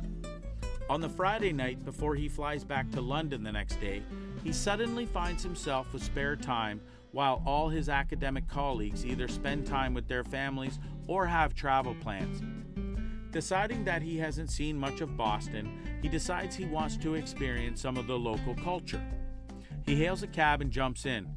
"Where to, buddy?" asks the driver in a thick Bostonian accent. "Well," says the Englishman, "is there somewhere nearby I could have scrod?" "You know," replies the cab driver, "I've driven this taxi for 20 years, and I've been asked that question 1,000 times, but never before in the pluperfect subjunctive." What's green and smells like red paint? Green paint. What's brown and sticky? A stick. What's brown and rhymes with Snoop? Dr. Dre. If I have leftover food at a restaurant and the waiter asks, "Do you want a box for that?" I respond, "I'm not much of a boxer, but I'll wrestle you for it." They never laugh, they just look confused. As a server, if someone said that to me, I'd die laughing. I usually don't believe politicians, but everything the Canadian Prime Minister says is true though. True though. I see what you did there. I'll say I'll be back, then pause and tell whoever I'm talking to that they can be Beethoven. Not really super funny, but the last joke my dad ever told, so I was trying to keep it going. Use the back door. The handle on the front door is barbecue. Sign on a music teacher's door. Gone shopping. Be back in a minute. How did the diamond find a girlfriend? carbon dating. Credit to 10-year-old me for inventing that. 10-year-old you sounds like a fun person. Medic. Sir, I think you need to stop masturbating. Man, why should I stop? Medic. I'm trying to examine you. He's just trying to help. Just trying to get full marks. A pirate walks into a bar with a paper towel on his head. The bartender asks, "Hey, what's with the paper towel?" The pirate says, "Arr, I've got a bounty on me head." Nowadays, that'd still get him attacked. A man walks into a bar. His friend jumps over it and laughs at him. I have a variation of that joke. Two men walk into a bar. Knock, knock. When I do an accidental rhyme, I say, "I'm a poet and I didn't realize it." Only I have ever laughed at this. I say this too, but add, I make a rhyme every attempt. Why can't you run through a campground? You can only ran because it's past tense. Why does the River Mersey run through Liverpool? Because if it walked, it would get mugged. Anytime anyone mentions jelly or jam, I say this joke. No one has ever laughed. It's not even the joke that's funny to me anymore. It's just the fact that I keep telling it. You know what the difference is between jelly and jam? No, what? I can't jelly my in your. Now, I say this so many times around my wife. The real joke is when we're around polite company, like at a baby shower or having dinner with her parents, and someone brings up jelly or jam for some reason. Then I get to say, you know what the difference is between jelly and jam? Huge grin. Wife looks mortified, seemingly in slow motion. No, what? Me smiling ear to ear and looking at my wife. Well, jam is made from the flesh of the fruit, while jelly is made of the juice. Wife visibly annoyed. Oh, that's interesting. I never knew that. My second favorite joke is whenever chickpeas or garbanzo beans come up. I love to ask, you know the difference between a chickpea and a garbanzo bean? No, what? I never paid a garbanzo $300 to bean in my mouth. My wife loves that one too. You hear about that constipated accountant? He had to work it out with a pencil. Have you heard of the new movie Constipated? It's not out yet. Just blurt out in a group. I'm so glad they are back together after all that stuff. When someone takes the bait and asks who, you answer, my butt cheeks. Similar joke for you, say, they're on the way out. And when they reply, say, exit signs. If an apple a day keeps the doctor away, then what do the other fruits do? A whole lime a week makes scurvy's possibilities bleak. Keep your teeth, kids. I thought that was oranges. Any citrus fruit will do. A prune a day keeps the proctologist at bay. A tomato a day makes you get in lots of arguments about whether or not it's a fruit, because you haven't stated if you're talking about fruit in a botanical sense or a culinary sense. Knowledge is knowing a tomato is a fruit. Wisdom is refraining from putting it in the fruit salad. Charisma is successfully selling a tomato fruit salad. A cantaloupe an hour gives you unlimited power. Yeah, bowel power. You're going to power wash the toilet if you eat that much fruit. An orange a day makes you unable to rhyme. An orange a day makes you glad I didn't say banana. Knock knock. Who's there? Orange. Orange who? Orange, you glad I didn't say your mother's in the hospital? I'm sorry, I'm so sorry. Is there anything I can do? Listen, I'll drive you over there. We'll leave right now. Grab a coat. It's a little cold out. I'm so sorry. A pomegranate a day makes public transit okay.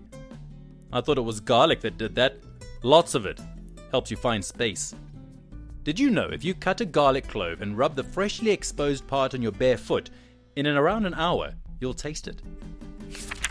If you hit someone's face with a melon, it would be considered a felon. An avocado a day makes you pretentious. I'm not pretentious. By the way, your backswing at the golfing range? Awful. Bites into avocado toast on gluten-free wheat bread. A banana a day will, jokes aside, keep the cramps away.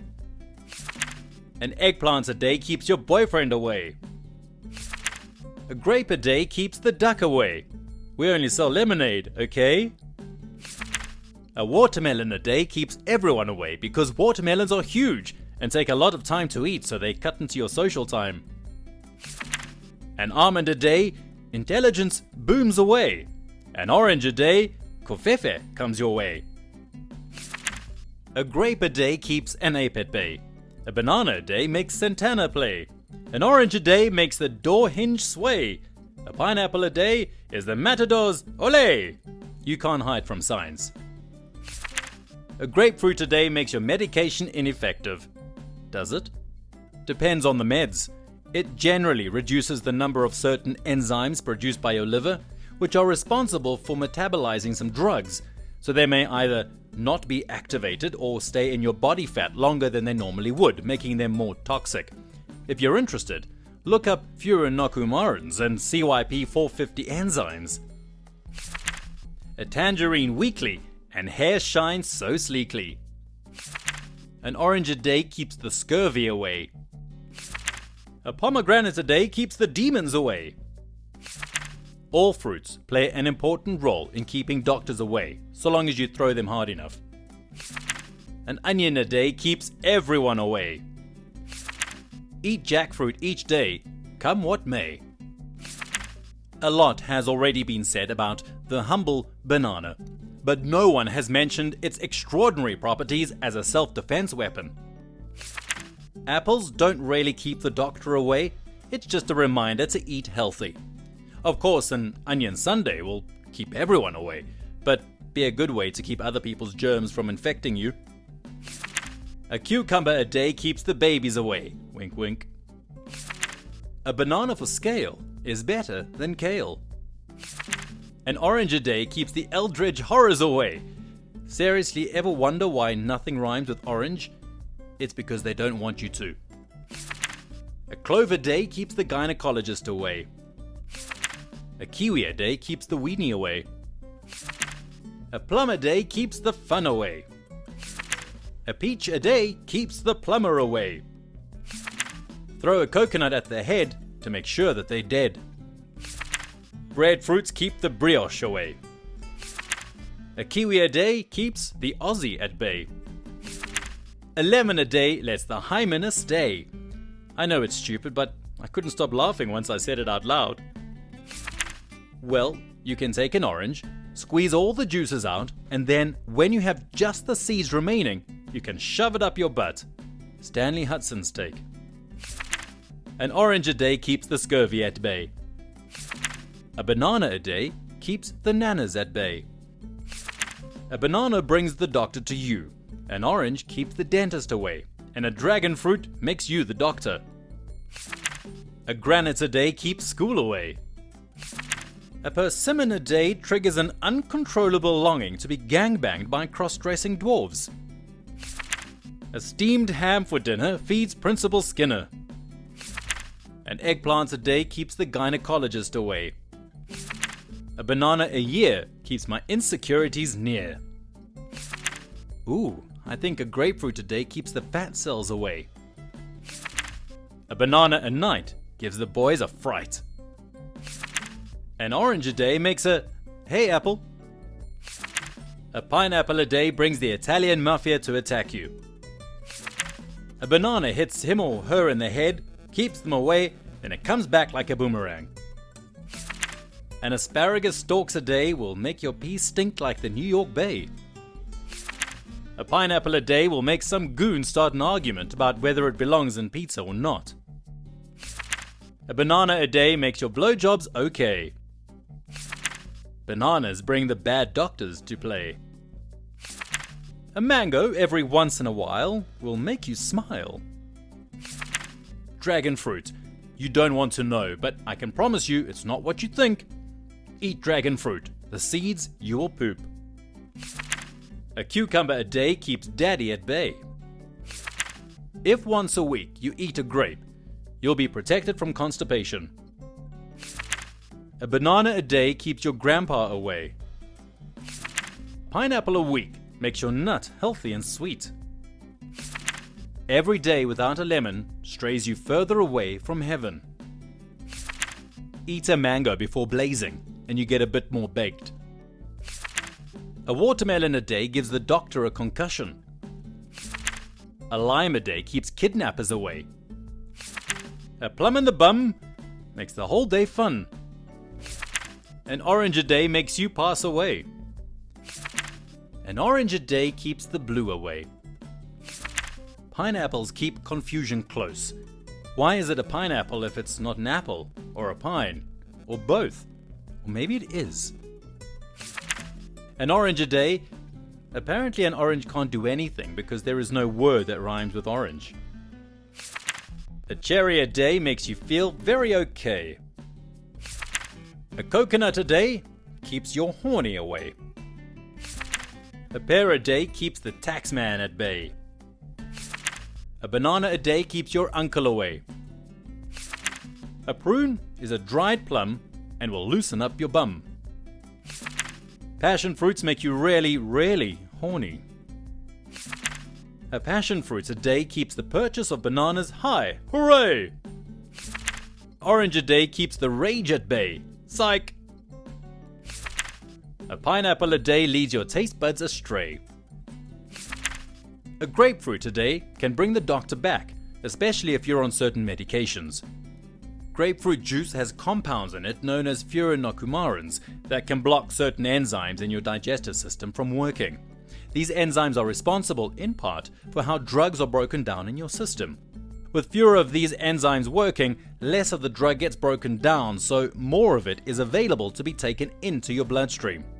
This is taken into account when drug manufacturers decide how much of the active ingredient goes into each pill, which means that you may end up overdosing by accident. An orange a night gives scurvy a fright, and a lemon an hour tastes very sour.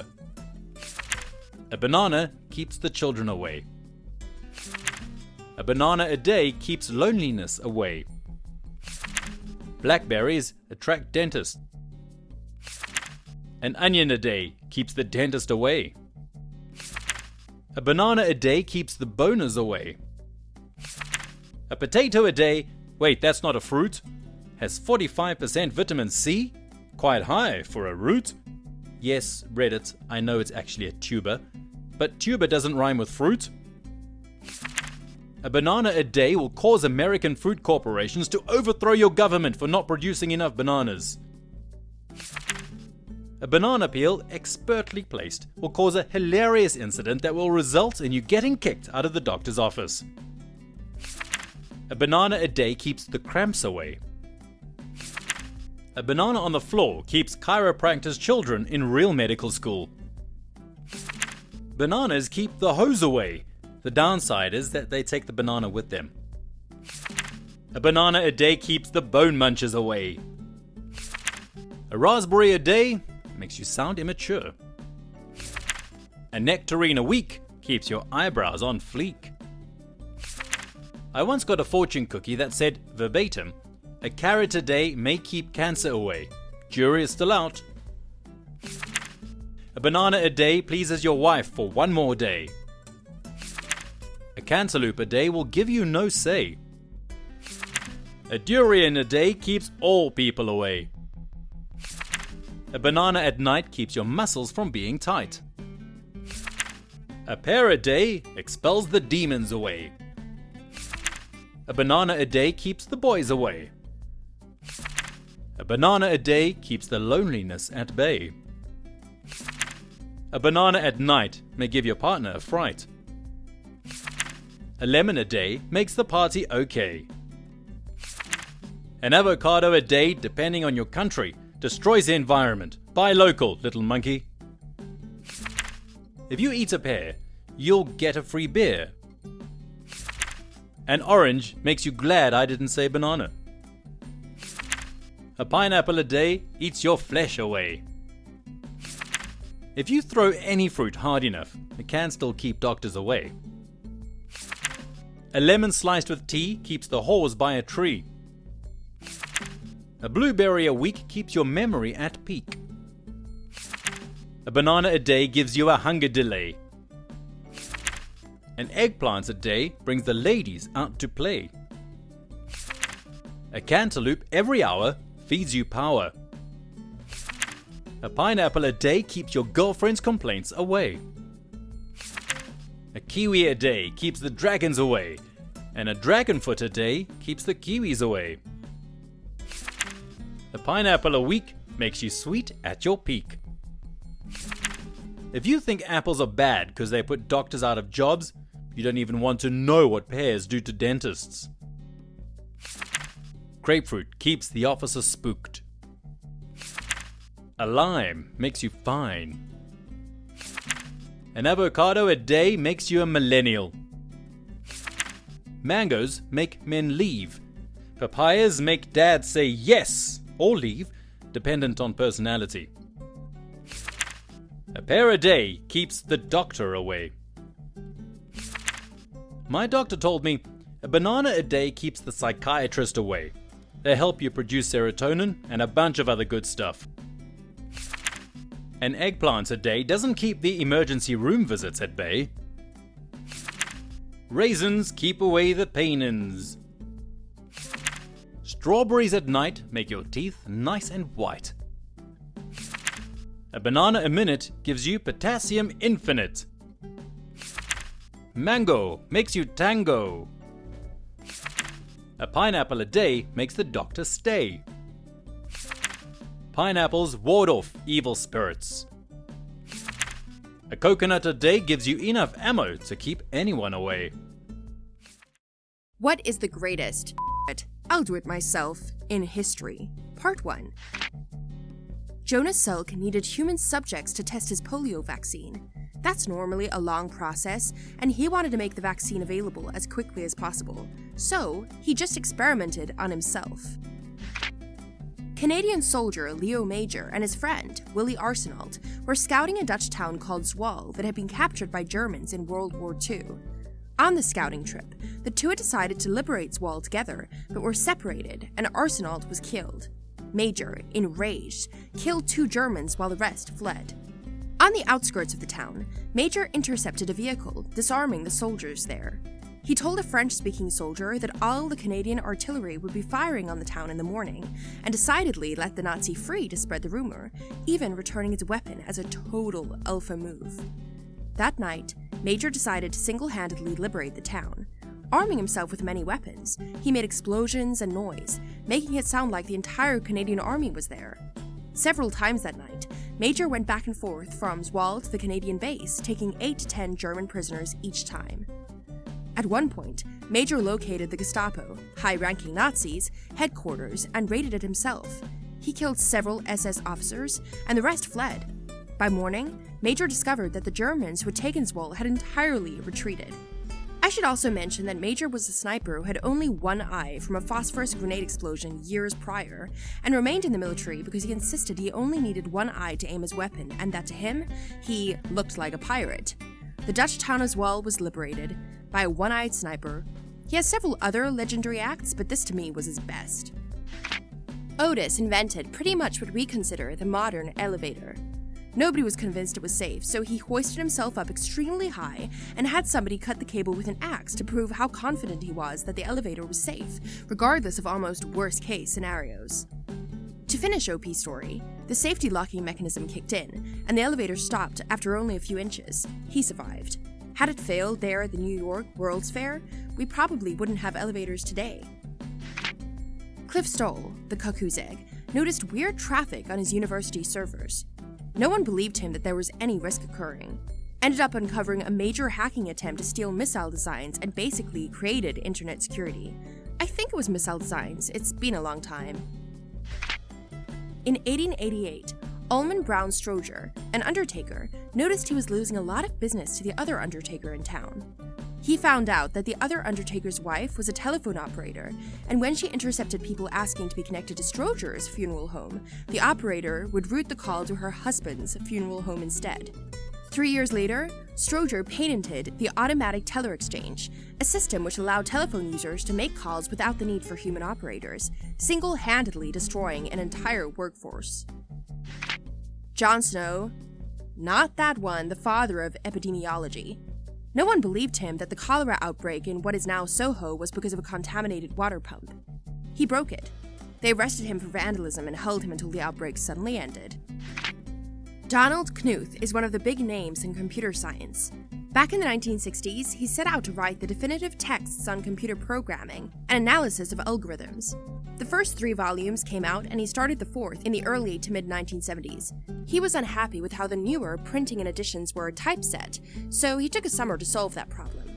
A decade later, the 4th volume still had not been completed, but as a consolation prize, we got TeX, later extended to the more commonly used LaTeX, without question the most comprehensive and powerful language for creating documents with heavy technical requirements. It is a strange mix of a markup language like HTML and a compiled language like C.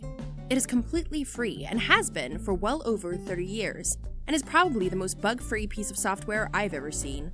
Certainly, for its size and scope, there is not much out there of comparable quality. There is literally no mathematics that cannot be properly typeset in TeX or LaTeX. Its default style is instantly recognizable to any working mathematician. It is used across nearly all STEM fields, and there are hundreds, if not thousands, of journals that only accept manuscripts written in LaTeX. It wasn't until the early 2000s that drafts of the 4th volume started to appear. Nobody has seemed to mind. Let's not forget that Isaac Newton ran out of math to work with and was like, I guess I'll just invent calculus then. Probably the time Nando Parado and Roberto Canessa decided they couldn't wait around any longer and legged it for 10 days across the Andes with no warm clothes, climbing gear, or food except some scraps of their dead friends stuffed into a sock. They finally found someone out in the middle of nowhere, Sergio Catalan, who rode horseback all night and then took a bus to get some help. The mountain climbers had come from the wreckage of a crashed plane that everyone had been looking for over 2 months. They needed help for the other survivors who were injured and starving. They saved 14 of their friends. It's got to be Emo Koivunen. He was a Finnish soldier in the Second World War where the Finns were trying to reclaim land from the Soviets. He got separated from his unit mid-war in the middle of nowhere. He was the one tasked to carry the drugs they held in case of injury or tiredness, one of which was Pervidin, which was literal meth in a tablet form. Instead of just taking 1 or 2, he downed the whole bottle and went on a weeks-long methed-up rampage. He got hit by a landmine, evaded Soviet soldiers, caught up a bird and ate it raw, all while on skis. He finally made it back to finish lines where, on arrival, he weighed only 90 pounds or so, and he had a heart rate of 200 beats per minute. He ended up living for another 45 years. I love it whenever the story gets mentioned. It's so crazy as to be unbelievable, but it's true. A movie needs to be made about this guy. Brian Acton interviewed at Facebook and got turned down. He said, screw it, and built WhatsApp. Several years later, Facebook bought WhatsApp for $19 billion. Maurice Hilleman invented over 40 vaccines during his career in the pharmaceutical industry. In 1963, his oldest daughter caught the mumps. He cultured a sample from her, developed a vaccine, and injected it into his younger daughter. That vaccine is still in use and has saved millions of lives. In total, it's estimated that his work has saved 118 million lives globally. Fun fact, this vaccine is also the fastest ever to be made in history, from start to finish taking only 4 years from the beginning of development to the first distribution. This is also why it is unlikely that we will get a vaccine faster than a year for the current epidemic. The guy who started FedEx wrote a college paper on an overnight shipping company and got a C. Started the company anyways. Later, after he started it and it was struggling, he couldn't get a loan and the company was almost bankrupt, and he bet next week's payroll at the casino on blackjack and won. Also got a Silver Star in the Vietnam War, and now co-owns the Washington Redskins. The latter often viewed as the biggest failure in his life. Keep in mind that this was in 1962 before grade inflation really took off nationwide, so a C at Yale didn't necessarily mean it was a bad paper.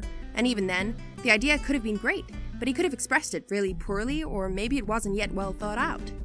IIRC, it was the opposite. The teacher claimed that the paper was well written, but the idea itself was unfeasible. The giant Norse axeman who held the choke point at the Battle of Stamford Bridge. By the time the bulk of the English army arrived, the Vikings on the west side were either slain or fleeing across the bridge. The English advance was then delayed by the need to pass through the choke point presented by the bridge itself. The Anglo-Saxon Chronicle has it that a giant Norse axeman, possibly armed with a Dane axe, blocked the narrow crossing and single-handedly held up the entire English army.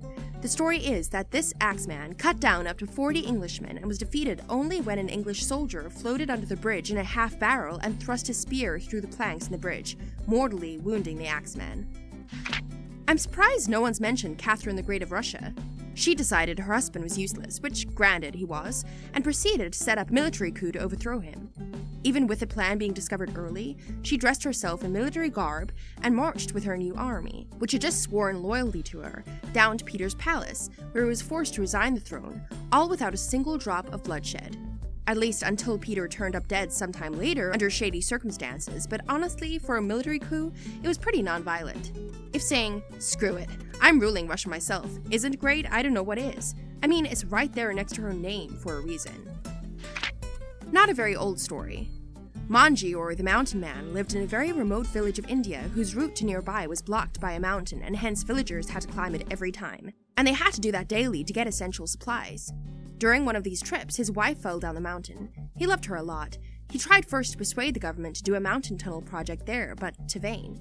So he went on alone to break the entire mountain with just an axe. He did that for 10 plus years and finally succeeded. There's a Bollywood movie on him too, titled Manji, the Mountain Man. Nikola Tesla was tasked with lighting up the World's Fair, but Thomas Edison wouldn't allow him to use any of his patents, so Tesla had to invent a new light bulb that didn't use any of Edison's patents and could still have thousands made in time for the event. Tesla was definitely one of the most underrated geniuses of his time. I believe he died penniless in 1943. He chooses to be penniless, and releasing Westinghouse from his patents only made it worse. He could have licensed his technology and died in a mansion in New York. With that being said, his name alone today is worth more than the great majority of millionaires of his era. Desmond Doss single-handedly saved from 50 to 100 men up on Hacksaw Ridge in Okinawa.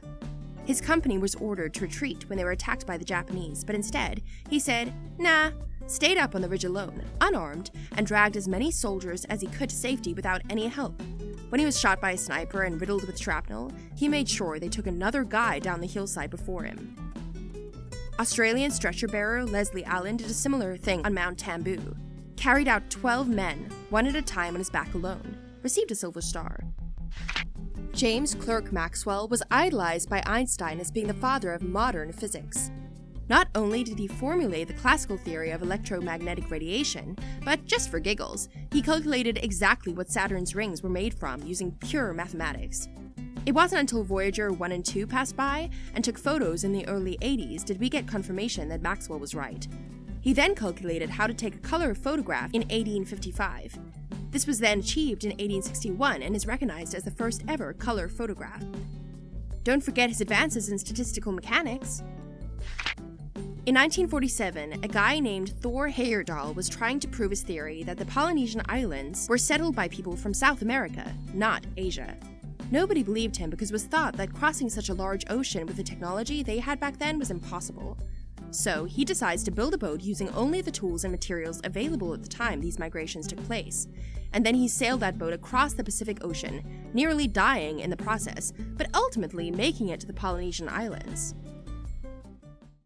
What is the greatest I'll do it myself in history? Part 2. The guy who made body armor shot himself to test it. I mean, I'd use a test dummy the first few times. Judging by the dude's decisions, I would call him a test dummy. Leonid Rogozov removing his own appendix, or Inez Ramirez Perez doing her own C-section. Rogozov was a doctor, Perez a poor Mexican woman. I remember reading a story about a woman, possibly stuck on a boat, who was forced to do her own C-section and stitched herself back up with fishing line. I was in middle school, so it was in the late 90s, but I can't find a news story with some quick Googling. I remember it vividly, because the article mentioned that her stitches to close herself up were praised by the doctors. I had a proper C-section 9 months ago and couldn't even imagine. Metallica fired Dave Mustaine, 1983, because he was sort of a control freak and wanted to take the band in a more prog or jazz metal direction. He was also abusing drugs and was known for violent behavior at the time. He went off and created his own band, Megadeth, and over the next 30-plus years, he sold millions of albums and toured the whole world writing and controlling pretty much everything he's ever wanted. It seems they've all now patched things up. Dude is an absolute genius beast of a guitarist and songwriter. Also, when guitarist Hillel Slovak died, 1988, John Frusciante was a 19-year-old kid and a huge fan of the Red Hot Chili Peppers. He was heartbroken and didn't want to see the end of his favorite band. So, he went and auditioned to play lead guitar. He got the gig, helped take them to the top of the charts. The rest is history. Today, he's considered one of the greatest rock guitarists out there. Martine Rothblatt, founder of SiriusXM and Unbelievable Polymath, was told her daughter Genesis had 3 months to live. She'd been diagnosed with a type of pulmonary arterial hypertension, which was fatal. The disease causes too much pressure in the blood vessels, leading from the heart to the lungs, and causes them to narrow and not carry enough oxygen. So, Rothblatt quit all of her other work and went to the library to save her daughter. Even though she had zero background in the field, she figured out a cure, and, in the process, founded United Therapeutics, which is a $1 billion biotechnology company. Rothblatt's life story is amazing. Clara Lemlich, taking the stage at a union meeting in 1909 to declare a general strike after the older male union leaders told the working girls that there really wasn't a point in striking and it would be too hard. Just be patient and deal with it. So, 20-year-old Clara interrupts them, climbs up on the stage, and shouts at the crowd that she's tired of just talk. Time to strike! And everyone went for it. Instant agreement from the workers. Which union? The International Ladies Garment Workers Union, ILGWU. Closest I can think of is Erwin Rommel during the Blitzkrieg, seeing an opportunity to make an exploit and instead of waiting said screw it and charged 200 miles into French territory. Which is interesting since in World War I the German leader, can't remember his name, pushed beyond where he was supposed to since the French resistance sucked, but it partially cost them the war for overextending. Marie Curie, Polish and French chemist and physicist who, without going into great detail, died of constant exposure to radiation while seeking a cure for others, more or less sacrificed herself as a human guinea pig knowing full well the consequences of her actions. Here in Scotland, we have many Marie Curie charity shops who provide funds for hospices and the like. I'm pretty sure she's responsible for saving my ass and many countless others for her pioneering works. Was quoted in July 1912 as saying, "Screw it, I'll do it myself." Allegedly. The Soviet woman that lost her husband to the Nazis sold everything to pay for a tank with a request that she gets to drive it to fight Nazis. Go read up about Maria Oktyabrskaya on Wikipedia. Hannibal of Carthage deciding to take his army over the Alps includes war elephants. When Sony and Nintendo partnered for a CD add-on for the SNES, but Nintendo decided to partner with Philips, instead leaving Sony behind. Sony took all the knowledge about video games that they learned from working with Nintendo and created the PlayStation. All the while, Nintendo was still buying the sound chips for the SNES from Sony. Alexander the Great solving the Gordian knot by cutting it with his sword. Alexander loved to do things like this. During the Malian campaign near the end of his conquests, his army was besieging a citadel. Alexander thought the battle was taking too long, so he took a ladder, climbed up the citadel wall himself, and suicidally jumped over the wall into the heart of the enemy garrison. He sustained awful injuries during this battle, but perhaps in part due to his recklessness, his army was able to complete the siege of the citadel.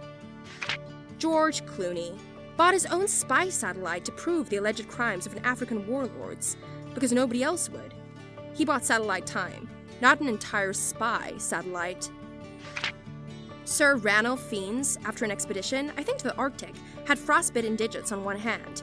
After becoming irritated and uncomfortable waiting for the docs to sort out treatment, he went to his garden shed and amputated them himself.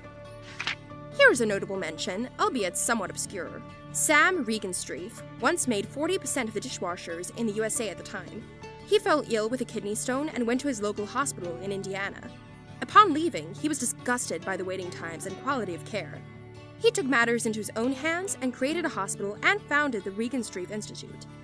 This institute helped map the genome of COVID-19 and translated its finding into 20-plus languages, helping the world fight this virus.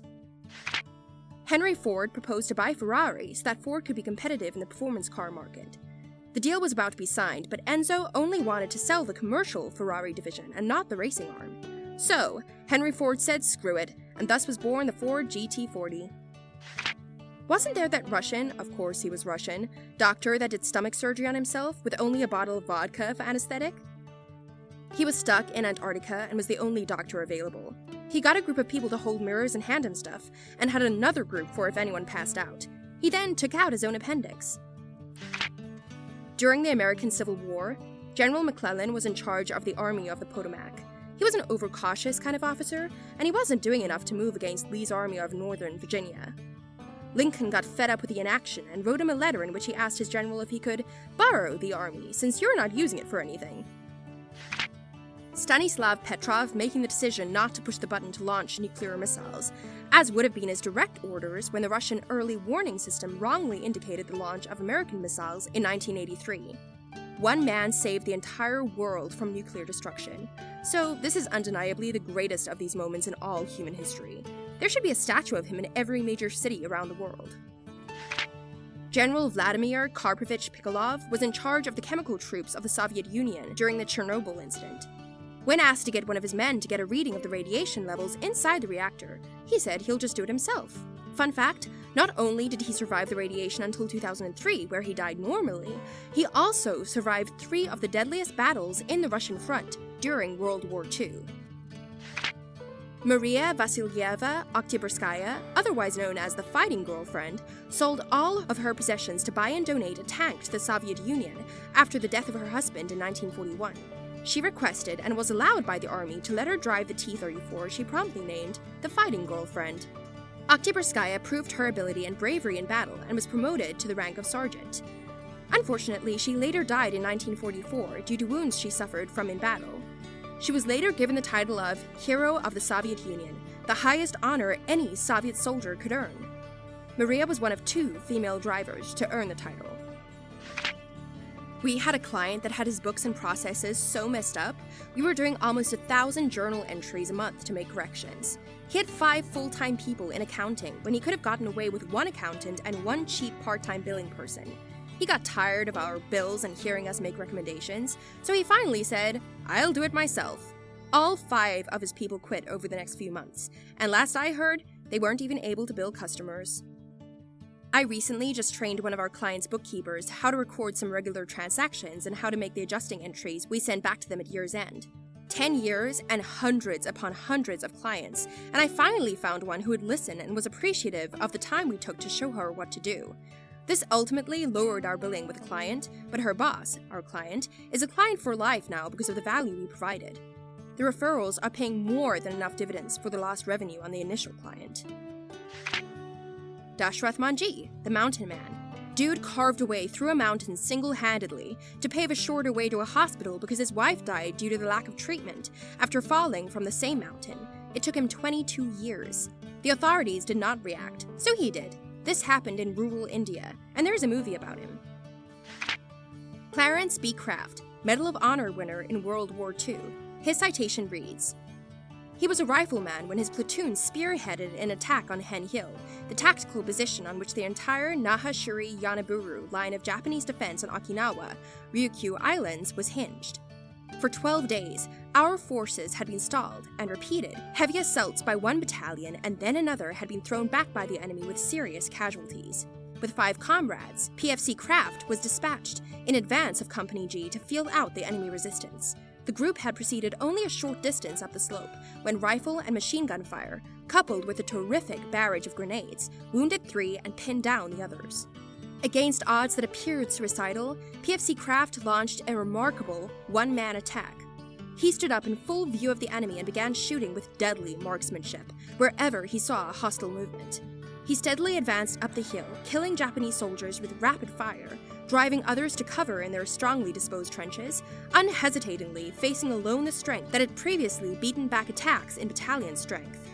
He reached the crest of the hill, where he stood silhouetted against the sky while quickly throwing grenades at extremely short range into the enemy positions.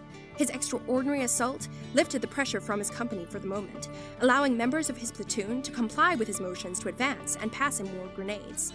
With a chain of his comrades supplying him while he stood atop the hill, he furiously hurled a total of 2 cases of grenades into a main trench and other positions on the reverse slope of Hen Hill, meanwhile directing the aim of his fellow soldiers, who threw grenades from the slope below him. He left his position, where grenades from both sides were passing over his head and bursting on either slope, to attack the main enemy trench as confusion and panic seized defenders. Straddling the excavation, he pumped rifle fire into the Japanese at point-blank range, killing many and causing the others to flee down the trench. Pursuing them, he came upon a heavy machine gun which was still creating havoc in the American ranks.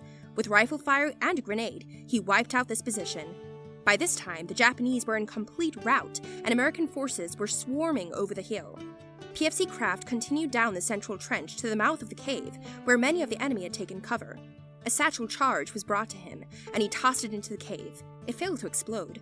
With great daring, the intrepid fighter retrieved the charge from the cave, relighted the fuse, and threw it back, sealing up the Japs in a tomb. In the local action, against tremendously superior forces heavily armed with rifles, machine guns, mortars, and grenades, PFC Craft killed at least 25 of the enemy. Doctors and nurses have read it. Have you ever witnessed a couple have a child that was obviously not the father's? What happened? Part 1. Had 2 women deliver on the same unit, same baby daddy. He would go back and forth between rooms. A hospital where it was a med student had a baby born with high drops, which is where a baby gets 2 bad copies of a red blood cell gene, one from each parent. Baby died shortly after birth.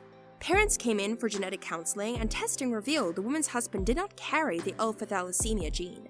The couple asked what the chance was another baby of theirs would have this condition. The doctors were honest and told them 0%. They left it at that. Had a mum-to-be who had narrowed the options for baby daddy down to her top 3. She was having a C-section and didn't understand why all 3 potential dads couldn't come into theater. She then asked if we could rotate them through, and maybe she let the one that was there when baby came out be the real daddy. Took all my professionalism to smile politely. A nurse friend of mine told me about helping with a vasectomy when the doctor saw that the patient, a married father of 2 children, was clearly infertile and would have been all his life. Due to the man taking Valium before the local anesthetic, the doctor made the guy come back for a follow-up where he had to explain the man's medical condition to him. No idea what the fallout was.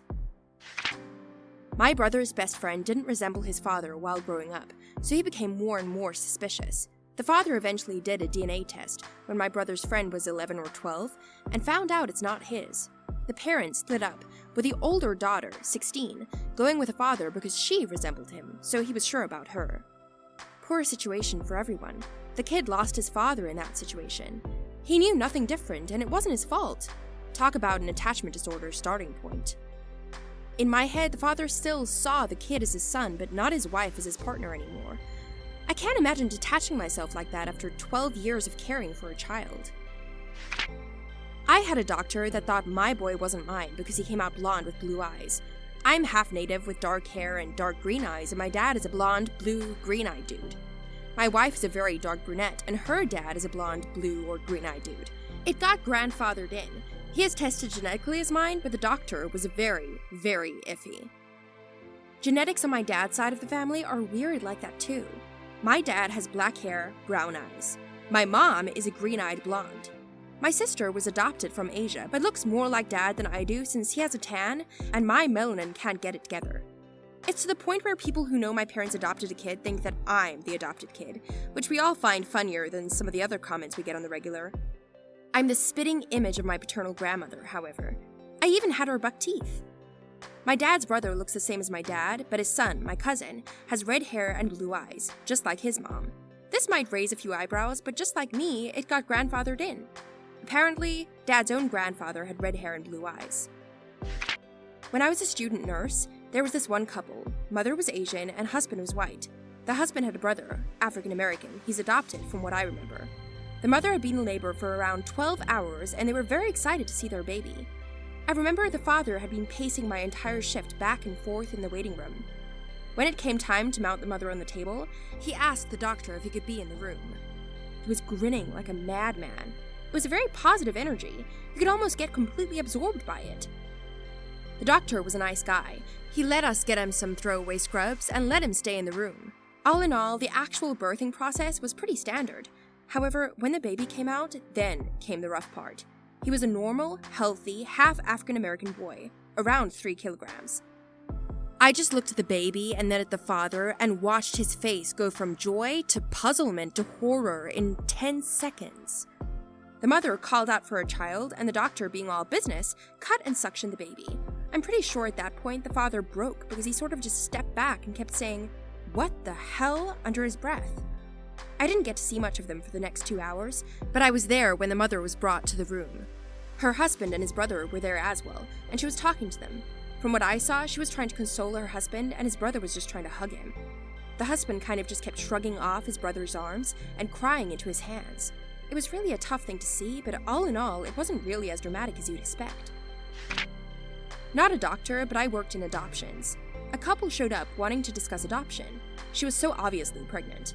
The catcher, she and he both insisted that they had never had sex of any kind, only heavy petting, and they assumed some semen had traveled through clothing.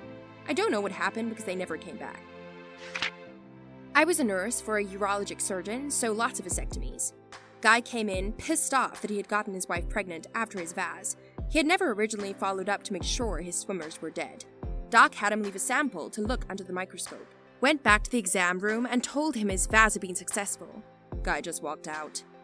Since you didn't mention this, it is important to note that the catch with a new vasectomy is, a man can often start having sex again soon after vasectomy, but another birth control method should be used. This is because some sperm may stay in the vas deferens for some time after surgery. Other birth control should be used until the surgeon tests the semen to be sure there are no sperm left. This is often about 3 months after surgery. Yep, that's why normally men will follow up to make sure their swimmers are dead. His surgery was at least a year old. I'm a doctor, and the story actually involved my colleague. So I'm friends with this guy who we'll call Nut in med school. We're not close friends, but we have some common friends, and we shared some rotations together. And this girl we'll name Mary. Mary was already married at the time and had a 3-year-old daughter. Nut and Mary were close, but Mary got held back because Mary got pregnant, and therefore had to temporarily stop studying. During that time, me and Nut became interns, and Nut began hanging out often with another girl named Belle. Nut and Belle weren't that close or physical with each other, so it came as a surprise when 2 months before internship ended, we found out that Belle was pregnant. Turns out that the two were buddies the entire time. Anyway, they graduated, and eventually Belle gave birth to a baby boy, who looked like Nut's miniature clone. It was as if the baby got nothing out of the mother. At all. Some of us even joked that Nut's seed was just that strong that he doesn't create offspring, he creates clones. Now, Mary eventually got caught up with her studies and entered junior internship, so she had to rotate with some of us. And when she showed us the picture of her baby boy, he also looked exactly like Nut. Note that we knew what Mary's husband looked like, and what Mary's daughter looked like. Her son looked just like Nut. So much that if you placed her son beside Belle's, you could easily mistake them as twins. We did just that. Not sure what happened to them now. I moved to a nearby hospital, but I never really talked to any of the three. But last I heard from Nuts and my mutual friend, Nuts' partner, he claimed he won't marry her, and son were left in a city around 4 hours away. Belle worked there. Mary's husband, daughter, and son were in the US. Mary's husband was studying aeronautics or something similar, and Nut and Mary were on duty the same day at the same hospital. No paternity test? No admission? No questioning? Mary's husband doesn't know Nut, or he probably thinks he's a random colleague or something. We had several pictures before during parties, but I'm sure he'll get suspicious once he catches sight of him, preferably while holding his son, or takes a closer look. There were rumors that Mary was ready to leave her real family to be together with Nut, but Belle being pregnant got in the way. No one I asked could confirm it, though. Our NICU does not allow paternity testing to be done inpatient, and some of our babies stay with us for 3 to 6 months depending on their gestation. We've had a few long and awkward waits for babies to get discharged before we could find out who the dads are. The 2 most recent cases were babies born at 23 and 25-week gestations, both kids with 3 possible dads. None of the potential dads stayed involved in the 3+ month hospital stays, waiting to find out if they're the father. It's so awkward for the staff. I read an article several years ago about a doctor who was involved in the studies about the Rh blood factor in the late 1930s or early 1940s. The study took place in a New York maternity hospital and was done with married couples. Blood samples were taken from newborn babies, the mother and father, and tested. In about 10% of the cases, the results of the blood test for a couple didn't match what the Rh factor should have been. The doctor went to the mothers alone and asked if the husband was actually the father. Most of the women admitted the husband was not, or he might not be. This was back in the 1930s and 40s with married women. I'm a father who had this happen to him, but it was fine. My wife and I adopted a set of embryos, and my wife birthed them. The genetic parents are Chinese and Korean descendants. My wife and I are European descent. We let the doctors know, and they all agreed to not tell one of the doctors in training, resident or something like that. When he would come in to wiggle the twins' legs and do all the stuff, He would look at my kid's eyes, then nervously glance at me, then do his exam and quickly walk out. I asked him a few questions about why they had such dark hair when my wife and I are lighter-haired. He responded about grandparents and recessive genes. Pretty good, future doc. On our second to last day in the hospital, the staff told him, and he was very relieved. He was scheduling a chaplain visit for us. I work in an NICU, and frequently, babies will come down to our units accompanied by their father while mom is still getting stitched up, and it is usually the time when fathers will question us about how to do a paternity test, or they will ask us questions like, "Does this baby look half black to you?" or "Would you say this baby could be mine or not?" We've also had an occasion where mom has admitted to us dad isn't baby's father, but we're not legally able to say anything, so we just have to pretend we know nothing, and we'll just submit a social work consult to look into the situation a bit more. Mom has admitted to us dad isn't baby's father, but we're not legally able to say anything. The way men are treated in this process is appalling. The thread through all these stories seems to be, the Dumbo gets what he gets, unless he wants to push for a test that could potentially destroy his relationship with the mother if his suspicions are wrong. Obligatory, not a doctor, Fremulon, shh. But I know a couple that were very excited to have twins. Baby birthday comes, mom and dad are in the delivery room. Baby one comes out and it's immediately clear they aren't his. He's white, she's white, the babies are... not. The community was shaking. They're divorced now. My dad told me the story. He was an NCO in the army, and one night he received a call that the wife of one of the soldiers was in the hospital having a baby. His first response was, "So why are you calling me?" It turns out that the wife was 99.9% sure the baby wasn't his, and she needed someone to make sure he didn't go crazy at the hospital. So my dad drives down there, and he finds the soldier trying to push past the doctors into the delivery room. He's screaming that he has a right to be in there, etc. My dad puts his hand on his shoulder, a preface to physically restraining him, and tells him that he can't go in. The guy must have realized that he really wasn't getting in there, because he just sank to his knees, started crying, and kept saying, "I just wanted to see my son being born." It was apparent that he wasn't going to hurt anyone, so they got him to the waiting room and my dad left him, thinking, "I just watched the end of someone's marriage."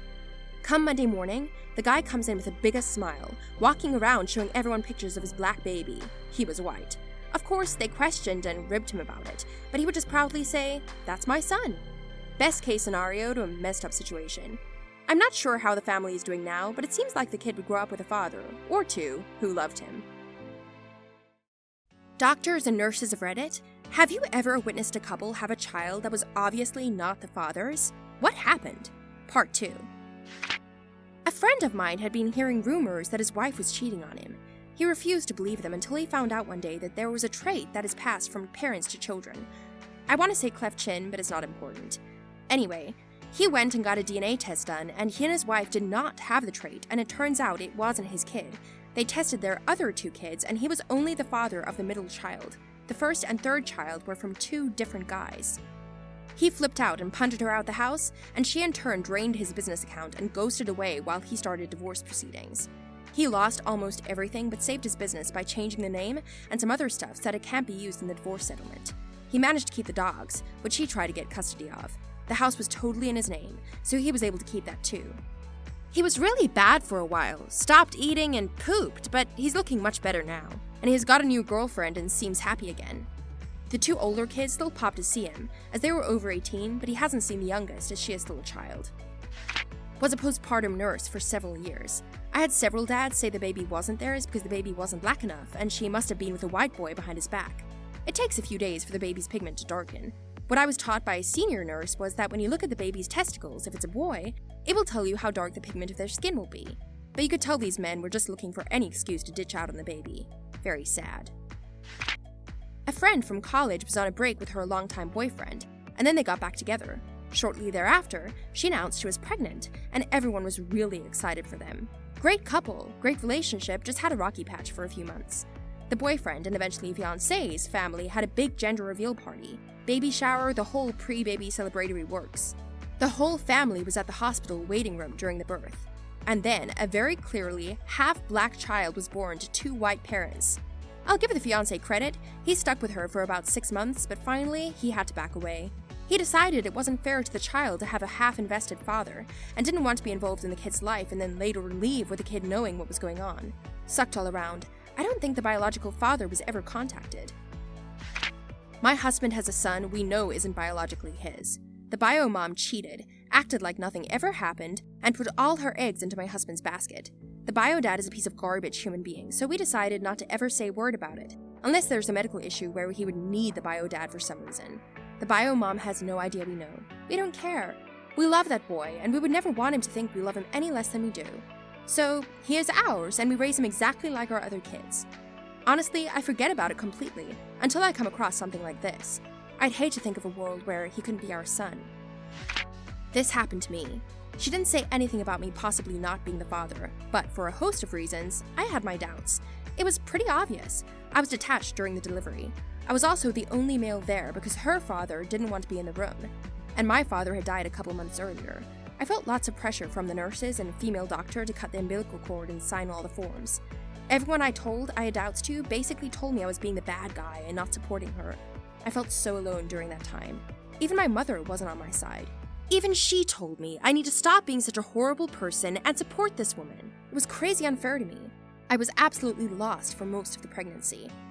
1 week after the baby was born, I got the baby tested. Turns out I was right all along. The baby was not mine, and it wasn't until then that the mother came clean about everything. Both the mother and child are out of my life now, but to be honest, I still feel like I abandoned that child, and I don't know if this feeling will ever go away. I wish the child the best and hope the child is raised in the most excellent of ways. I had a close-ish call story. My wife and I make jabs at each other over our blood type. She's A-, I'm A+, so I'd like to say mine is better because I got an A+. Anyway, when my twins were in the NICU, this came up and we asked what the blood type was. They said O. I can't remember plus or minus. We both looked at each other confused, and the doctor came over immediately to explain how this is easily possible. Basically, we are both AO type, which just comes out as A in the test. We both passed on the O, and voila! Plot twist? The doctor was an O and covering his tracks. There was a white couple who had a black child. When the baby was born, the husband tried to divorce the mother. The court ordered a genetic testing to prove the mother's case, and it was indeed the man's child. The skin tone was simply a different color because of an unknown family history on one of their sides. It doesn't help anything or anyone to jump to conclusions. I actually warned my husband about exactly this. He's got super white Irish genes, and I've got a mixture of what my dad calls black German. If we make babies, don't be shocked when some of them come out brown. My 100% German cousins frequently have people come up to them and start speaking Spanish. It's weird. So, I'm not a nurse, but a counselor who works at a methadone clinic. A longtime patient who was stripping at the time became pregnant. Long story short, she had the baby and was definitely a mixed child with either a black or Hispanic father. Her husband, who is a very white man, never batted an eye and just acts like the kid is his? Maybe he knew she was cheating all along, or maybe he loved her so much he didn't care. Good thing too, because she overdosed, and her husband is all the boy has now. And he's an amazing father to the boy. Hard story, but I always wonder about the conversations that we had in private, if any. There's definitely no way it's his bio son. This couple had been married only a few months back. A month or so into the marriage, the lady had told him that she was carrying someone else's child. The husband was okay with the pregnancy as long as the child was given up for adoption. Twins were born, and the mother died birthing them. The twins were given up for adoption to an orphanage that had associated itself with the hospital. Not a doctor or nurse, but I was doing a client's immigration application, and the government requested a DNA test for all the kids. There were like 5, I believe. Paternity test came back negative for 2 of the kids. The application was withdrawn. Not a medical worker, but my married-in uncle's mom is one of 5 sisters from Brooklyn, New York. One Christmas a couple years ago, one of the sisters got them 23andMe kits. When you send in your information, you can opt in to be notified if similar DNA is found to find distant relatives and stuff. Only one of the sisters got a result saying she was related to this family. Let's call them the Romano family. All of the sisters were really confused as to why the youngest sister was the only one to get this result, until one of them goes, "Hey, wasn't there a Romano family that lived on the apartment floor above us growing up?" When they asked their mom about this, now in her 80s, she simply lit a cigarette and told them that the test was full of crap and to never bother her with it again. Can I tell you my terrible story as the pregnant lady? I was with my boyfriend, we found out I was pregnant and were so excited. Then we went in to see an ultrasound and heartbeat. The doc said when I got pregnant, and my boyfriend decided that couldn't be his because it was right around when we first started, you know? He argued that it was from the end of when I was dating my previous boyfriend. I told him that I had stopped dating him before the date they gave us and looked through texts to confirm. Still, didn't believe me. Spent my whole pregnancy without having someone to be excited with. Gave birth and recovered alone. Eventually broke up with him. Got tested with my previous boyfriend, and guess what? I was right all along. This guy missed the birth of his first son, all because he didn't trust me. We could have had a baby together and been happy, but he threw it away. Now I'm raising a son alone. Not a nurse. Well, yet. But this is a personal story. My youngest sister is my half-sister, as my mom got pregnant while my dad and her were separated. Shortly after, they got back together, and my dad decided to raise her as his own, being that the biological father didn't want to be involved. At church one afternoon, shortly after the birth of my little sister, a family member was holding her and exclaimed, "Oh wow, look at her, she looks just like my dad's last name, Baby." My dad immediately left the church after hearing this. My mother rushed outside looking to console him, worried he'd been hurt. Instead, she found him outside laughing his ass off. They are divorced now, but my baby sister has had a loving father all her life, and 2 divorced but amazing co-parents. Sometimes it works out. Not a doctor or nurse, just have a family story. Before I met my husband's 2 cousins, he explained to me how his uncle had got with their mother during an overlap period, and they always knew there was a chance the older girl might not be biologically his, but nobody in the family wanted to know for sure. As far as everyone was concerned, she was his daughter, and that was that. So I meet the cousins. My husband is Asian, his uncle is Asian. The younger of the girls is clearly half Asian. The older one, with her white skin, blue eyes, and fair hair, looks very much like her mother. I'm not a doctor or a nurse, but a white female friend I had known since we were kids together got married to a white military man. He was stationed in Korea, so she went to visit him for a couple of months. Upon her return, she informed us she was pregnant. We were all happy for them. My other friends and I put our money on her having a Korean baby. We were all quite shocked when she had the baby, and it was a black baby boy. Beautiful child, but threw us all for a loop. Her husband filed for an annulment the next day. Lol. Not a doctor, but a child from this exact situation. My mom used to sleep around a lot when she was a teenager. She already had 1 kid before me and continued to do so. When I was conceived, she was only hooking up with 1 man at the time, supposedly. When my mom gave birth to me, I came out extremely pale with red hair and blue eyes. My mother is Italian with brown hair and brown eyes. Meanwhile, the guy she slept with was Filipino with black hair and brown eyes. My mom immediately told the dude to leave since it was obvious he wasn't the father. He was devastated and tried to contact her, but nothing happened. Fast forward 2 years later, my face started to grow more and more like Asian dude. My mom contacted him, and they immediately got a DNA test. It turns out he was actually my dad, and I somehow got all of the recessive genes in my family. My parents ended up having my sister that looks exactly like my mom. My dad ordered a DNA test again, since there was no sign of the dad in her. Turns out she was his. My mom admitted she was sleeping around the whole marriage after the DNA test was ordered at the hospital. Another big scene with the exact same scenario, but this time they filed for divorce too. I didn't work in OBGYN, but sort of related.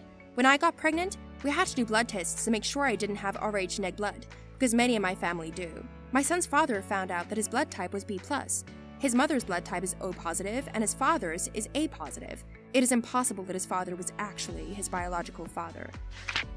Yes, there was suspicion before the birth, and the baby was clearly another ethnicity. The dad was asking how to get paternity testing throughout the night. Most of us were not 100% sure of the process, so he just kept asking everyone if the hospital could do it for him. Honestly, it was just sad. Birth is usually such a happy time, and so to watch a relationship quietly crumple and witness a child born into an unstable situation is just so heartbreaking. This question makes me wonder what the reaction was from my partner's mom and her husband, who isn't the father. She knew early on, but waited to tell my partner until he was 27. His bio dad has been living down the block, wanting to be a part of his life the whole time, but mom made certain that didn't happen. She even denied his sisters when they tried reaching out. Some woman, man. People no longer bound by their non-disclosure agreements? What can you now disclose? Part 1. I disclosed to a minority partner that the majority partner owed him $100K. He could have easily received a check for that amount, but he sued for $700K, spent $300K on a lawyer, and got nothing. I saw the owner of a company I worked for do the same thing. A sales employee sued for not getting proper commissions, and the CEO easily paid 10 times that amount fighting it in court, only to lose and have to pay anyways. Spite. Not me, but my cousin. He was working his first job in marketing in one of the top marketing firms in the country. My cousin is ridiculously good looking. He used to be a model for A&F, not just the local store models, but one of the national models, and dresses well. So he gets to the job and his boss's boss, male, starts hitting on him ridiculously. He's invited to lunch, dinner, asked if he wanted to go to the boss's weekend home, all the time turning him down. One time in the car, his boss told him how quickly he would advance if he spent the weekend with him, and my cousin recorded the entire conversation. He nopes the boss and then ghosts him on invites for weeks until the boss stops asking. Fast forward to 3 months after he's hired, and he's doing his review with HR, and his immediate supervisor is there. He starts to hear about how he's not a good fit, not a team player, etc. They let him know they were terminating him, and he grabbed the paperwork they wanted him to sign and put it in his pocket. Then he pulled out his phone and played his boss's recording. After he was done, he looked at the HR manager and asked if she had anything to say. They both left the room acting shell-shocked, and he stayed there in the conference room until the HR manager came back an hour later. She put her boss in the conference line, and they started telling him it was illegal to record private conversations. They would file charges, etc. He laughed and told them he was going to the press, and that he knows they would love to put him on TV. 3 days later, he was signing a non-disclosure and picking up a check almost big enough to pay for his 3 years of law school. For anyone wondering, no, the guy who harassed him was not fired, and he has since been promoted again by the company. My best friend worked at a roadside attraction near Chattanooga, TN, called Ruby Falls. There's something else called Ruby Falls elsewhere in the country. It's supposedly a waterfall inside a cave. Of course, the trail to the cave is redone with all sorts of rock brought in from around the world. I think they've owned up to that part now. But the waterfall itself is barely a trickle naturally, and then only in the wetter season. They run a pipe up there to supplement the falls, hidden by cracks and crevices and cemented over, and powered by a pump off to the side, which you can't hear when the water is splashing down from 100 feet overhead. It's 99% from the city of Chattanooga, or maybe Lookout Mountain, municipal water supply. Of course, with such a wet area, old electrical wires going back to the Great Depression, and 300 feet underground, it sputters or shorts out and stops every now and then. The first rule in the falls room is make everybody leave immediately if the power goes out. Not for safety, but because the fable agreed upon will be shown as fake. The book you're reading might only be a bestseller because the author had enough money to buy thousands and thousands of copies, have them shipped to a warehouse for storage, and eventually destroyed. It's not an NDA. It's a secrecy agreement with DoD that elapsed after 25 years. I worked as a programmer for the U.S. Air Force on the global USAF budget in 1979 through early 1981. There was a period of time after Reagan became a leading candidate, but before he won the election or took office. Jimmy Carter was a lame duck president, and many senior officers really hated him. During this time, the USAF had flown the B-1, not the B-1A, not the B-1B. This was when it was just the B-1. People had spent a significant portion of their careers working on delivering the B-1 program. They really believed in the B-1 as a strategic, long-range supersonic bomber. Jimmy Carter hated the B-1. He viewed it as a wasteful, unnecessary, bloated program designed to keep the builders afloat at the expense of the taxpayer. He had cancelled the project in something like 77, but a couple flying examples were available, but never to see service. Reagan loved the B-1. It was everything he loved about our military programs. Fast, sexy, high-tech, and better than anything the Soviets had. All of that being said, here's what happened. Jimmy Carter gave explicit orders that the only 2, not certain, B-1s currently flying be broken up into parts, the program completely cancelled, the engineering materials be archived at the Pentagon, and all funding ended. He wanted direct evidence sent to him that this had happened, in the form of pictures of the broken-up aircraft. Ronald Reagan was informed of this order by sources in our organization. Reagan let it be known that Carter's order was absolutely not to be followed under any circumstances. Now, where do I come in? I was just this guy working on the AF budget. It was a top-secret clearance, mainly because any analyst could correlate money to named projects, both globally and on bases. So, one day I am going over daily reports, and I see this massive new expenditure for, I think, Wright-Patterson. It's not in the approved project list. It's not in the unapproved project list. So clearly, it has not gone up to Congress. Yet the money is actually in the dispersal. So I go to my boss and I point it out. It doesn't belong there, so obviously it's a mistake. He agrees, and we reverse it. A couple of days later, all breaks loose when a general officer I'd never seen before comes rampaging through the office, demanding to know who shorted this funding. Now at this point, we get hauled into a room, sworn to secrecy, and told to fund this maintenance project. What was the project? Pay a huge team of contractors to very carefully disassemble one of the B-1s, drag in parts from other aircraft, show it being crushed, and send pics to Carter. Meanwhile, reassemble the plane and hide both of them inside black hangars. And that was why Reagan was able to have the program restarted literally within days of taking office. The program was fully back online in 1981. Technically, I'm still bound by the NDA, but the company didn't know how to write NDAs. It's like they had the following conversation. Legal. Hey, we need an NDA just like all these other companies have. Publisher. Do you know how to write an NDA? Legal. No. The NDA was for a role-playing game that I signed up to playtest with a group. The NDA itself actually forbade me, the person running the game and providing feedback to the company, from talking about it, but had no such restrictions in place for anyone I ran the game for. It only required me to sign it, not any of my players. The way it was written, I was not allowed to play the game with any of the players in the group. How they expected anyone to playtest the game, I don't know. The way that RPG playtests are supposed to happen is 1. The company releases a playtest document. 2. People play it. And then 3. They make changes for another round of playtesting. What actually happened is the company changed the core resolution mechanic of the game in the middle of the first round of testing, in the middle of a long message forum thread, based on the feedback of people who were openly admitting they only read the rules and hadn't actually played the game. One of the people who stated they hadn't played the game also said he didn't have a group of players they were going to play it with. So they changed the game based on nothing but feedback from people who hadn't tested anything. To top it off, after my group actually played the game and submitted feedback, we weren't invited back to the second round of playtesting. Also, we were left off the playtest credits. The secret ingredient in Jimmy John's tuna salad is Kikkoman's soy sauce. I worked at a small bakery in New York City when I was younger. Every morning, the bakery would take their day-old cupcakes and deliver them to a tour company that did Sex and the City tours. The tour company would pass our cupcakes off as cupcakes from Magnolia, and significantly much more popular bakery. When I was fired from Auntie Anne's in 2010, I signed a 10-year non-compete or NDA contract, promising not to detail the baking secrets or work for another pretzel establishment. Well, that ended this year, so now I can run out and start a pretzel store, because the secret I was keeping was making pretzels literally requires 2 products, one of them being water and the other a large bag of pretzel meal or dust or powder. Quite literally anyone with $2,500 can start a pretzel stand and make perfectly fine pretzels. It's not difficult whatsoever. Well, you forgot to say what the secret browning agent is that all the pretzels get dipped into before they go on the sheet and into the oven.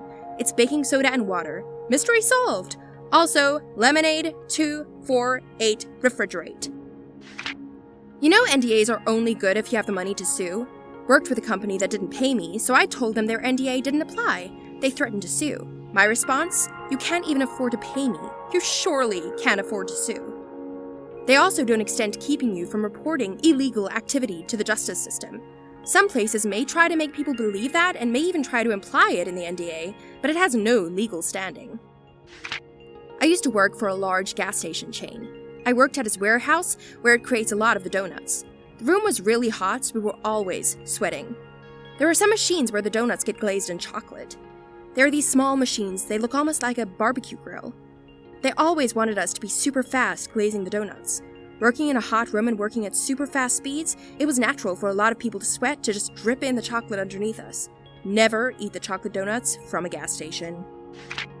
I was wrongfully terminated by a past employer. They now balled a settlement offer and withheld payment on my accrued vacation. This part was actually illegal.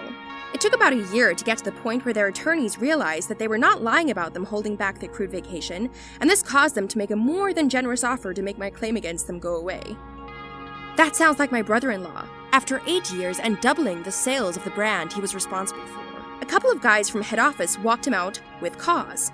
The last year on record at the time was also their biggest year by about 10%. They sent him an offer on a Friday night and said they needed it signed by Monday morning. He ended up suing and winning way more than the pittance they offered. A couple months later, 2.5 days before Christmas, they walked me out the door. Worst part was, I was almost on holidays for a week. Had they not gotten me before Christmas, the calendar year would have changed over and I would have been entitled to profit sharing. I signed an NDA after negotiating a 6-figure settlement with my mortgage lender. Back in 2013, the bank illegally sold my home while I was living there and making monthly payments. I discovered this when new owners evicted me and my 3 kids. At the time, I thought someone was trying to steal my identity, etc. I spent the next 2 years writing legal documents and had to represent myself in court. The bank owned every legit legal firm I contacted. Also, the first lawyer I hired took my last $7,000 and was promptly disbarred for misconduct with previous cases. I had no money, no home, but I had a laptop, printer, and access to the county court law library. We were about a week away from selecting a jury when we came to a settlement agreement. In the end, each of my kids, now in their 20s, got an inexpensive new car and I live at the beach. Which bank, you ask? I can't tell you the name, but might I suggest that it rhymes with case? They settled because they were worried that if the case went to trial, it would become public. Then everyone would know for certain that they'd lied, cheated, and swindled to steal homes from hard-working people. The bank would lose when no one took out new loans with them. People no longer bound by their non-disclosure agreements. What can you now disclose? Part 2. I had to sign an NDA to be cast in a pretty big movie this year with a bunch of Marvel people.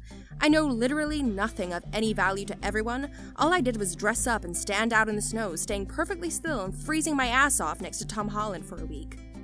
Spider-Man 3, Winter Spider confirmed. I once had to sign an NDA to get a price on a printer for my sign shop. This was a printer that was only sold by one distributor, by the way, so there wasn't even any direct competition on this particular model.